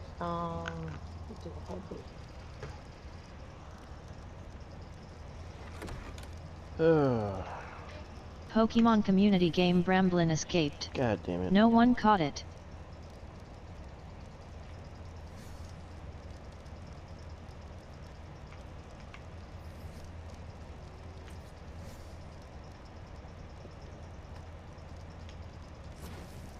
Oh, crap.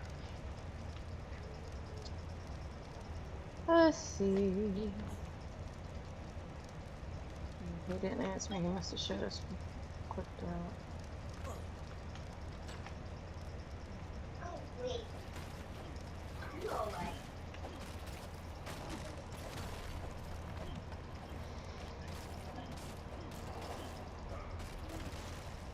Okay, so I was nodded off for about Have you had 5 a minutes. dentist appointment this morning? I'm curious on how it's going. Put that in your pocket. Right. So why can't I all of a sudden add? Does he have a structure limit on it? I'm starting to think that too. Probably.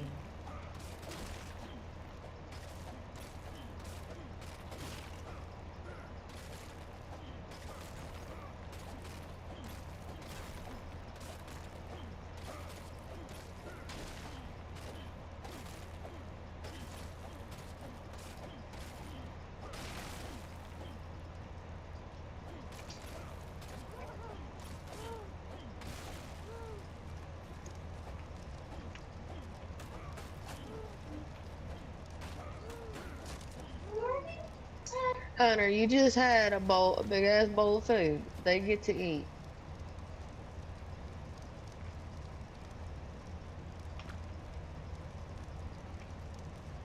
Still too hot. Damn.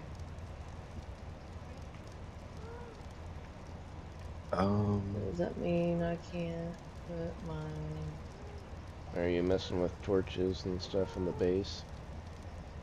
Yeah, RG eggs, they like it cold. I'm gonna go see if it'll hatch underwater. If there's torches, you can just turn some of them off. I did. Turn them all off.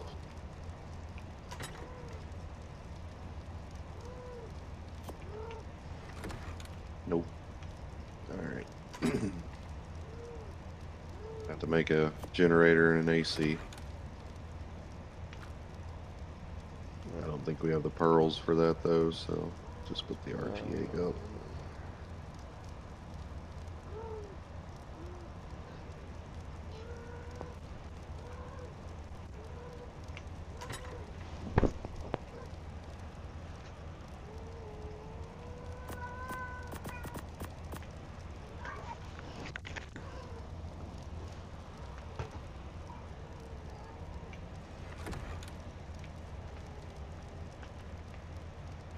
Kitty cats, you don't really want to test Daddy right now. Test what? My threshold of being very irritated. Why would you be very irritated? This mod. We're playing, it's like, Primal Chaos or something. Oh, okay. Stocks. Is it pretty good? I like it. Kato's kind of having it rough.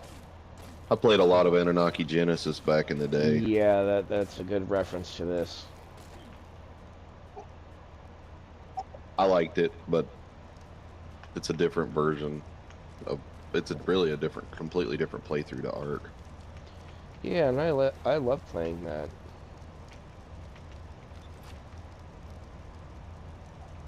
I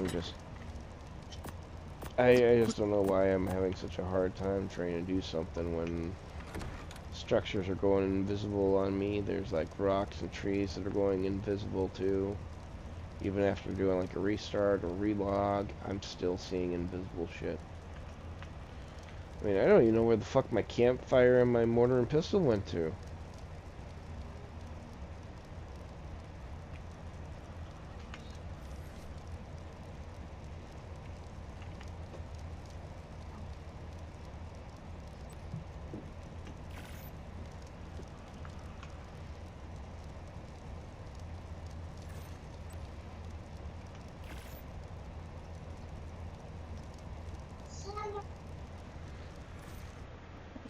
Suggesting he'd been forcibly taken by someone else.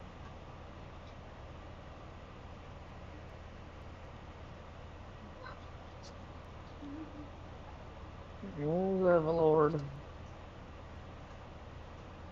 Let's see.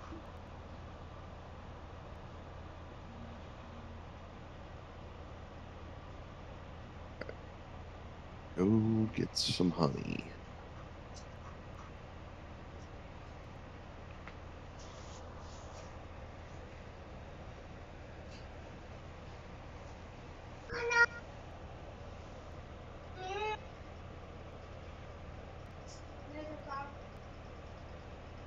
Are you fucking shitting me? What the fuck?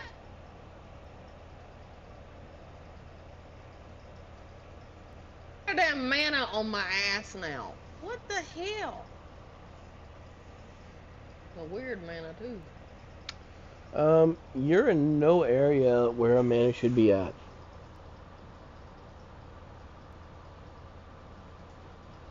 It just spawned up on me. It's an empowered mana. God fucking damn it again. As soon as I get back on, it's empowered.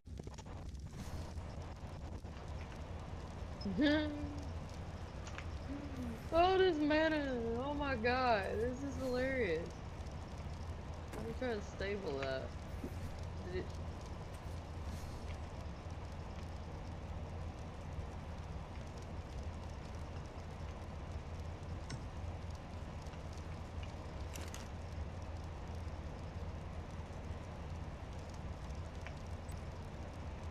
Come on, buddy. You gotta catch you first. You ain't getting shit.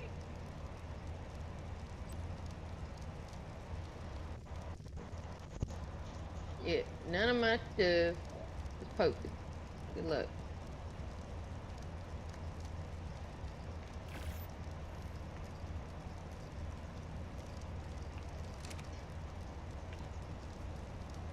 Come on, poke your head up inside my damn raft again. I'm gonna poke it. Let's go. Come on, chick shit.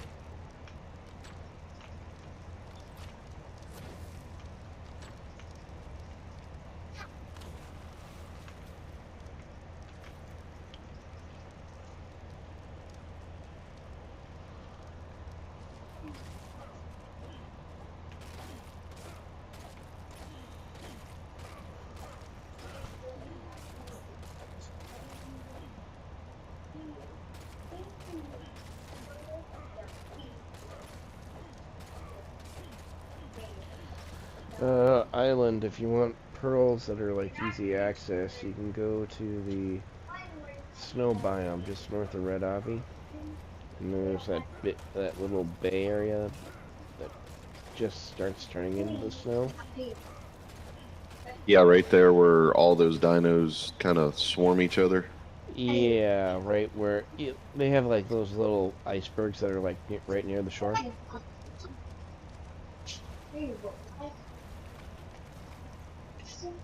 I understand.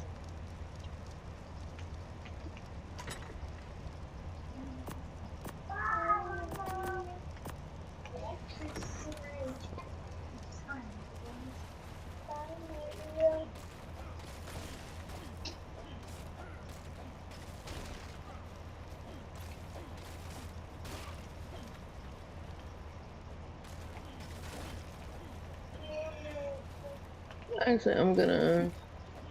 Since apparently we have a.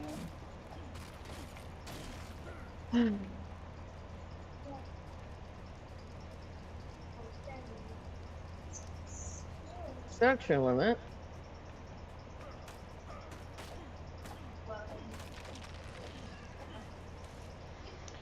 You might have to just make a preserving bin and just toss everything in there. I just put up the other rack that has cooked meat on it. That way I can preserve it better.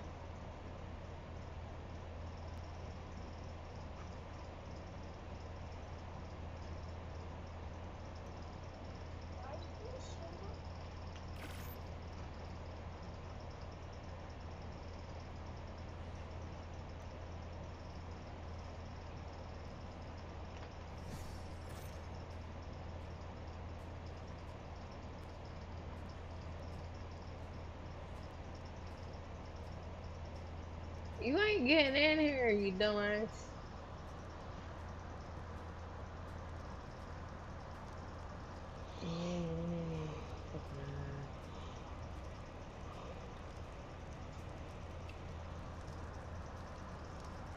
I need food.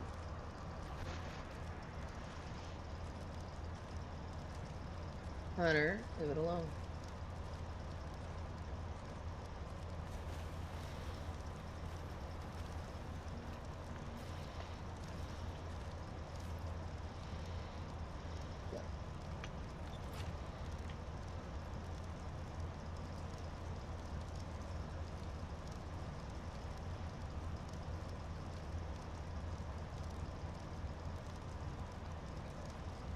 Ah, you fucker.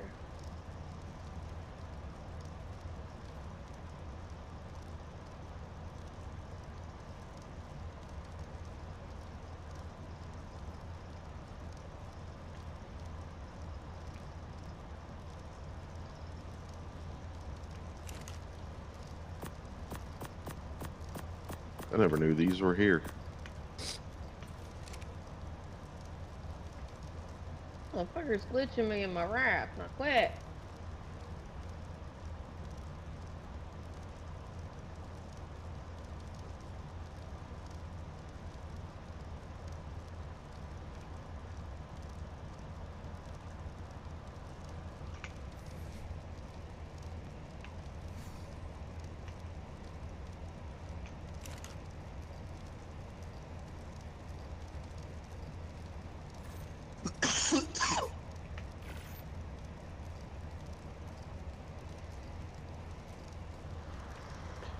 I can make a gravestone.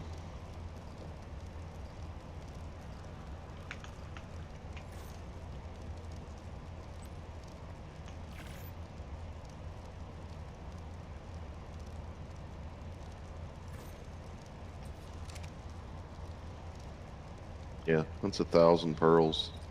It's not bad. It's a good start.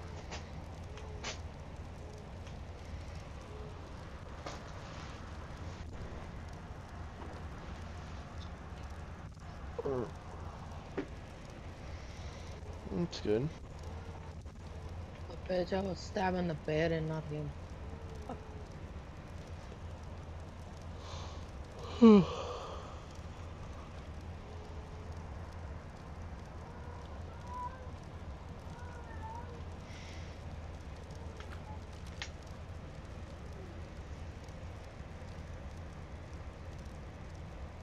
I'm gonna go try Pokemon to get some community honey game a so we wild can get a Hitmonlee appears catch it anteater. using Poke Catch. Winners revealed in 90s.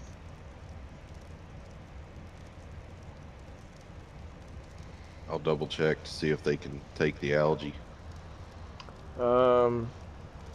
Bees will take rare flowers. I ain't taming a bee. Unless you want me to. That's all up to you. Yeah, I figured it's too early. Screw with that. Do we even have the beehive on here? No. Oh yeah, we do. It might be worth it. Because you can just craft the beehive. Yeah.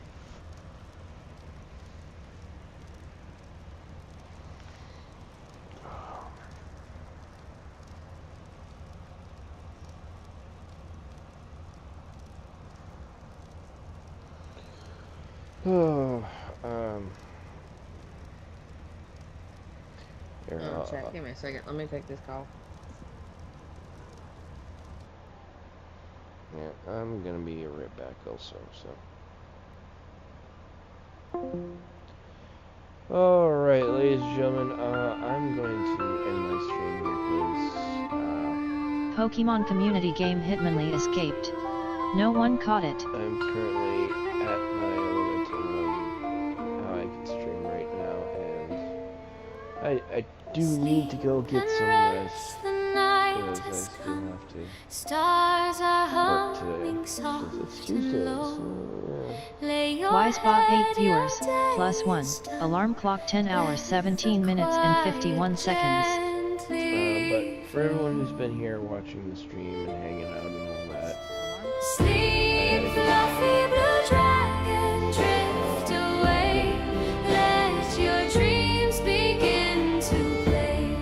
All the laughter from today fades into the stars' ballet. give her the love and support, because she'll be streaming this Rest for a now while, from your grand play for a little bit, adventures, and all we'll the have to get to fun bed soon so I with can get some friends rest you before I knew. go to work, so.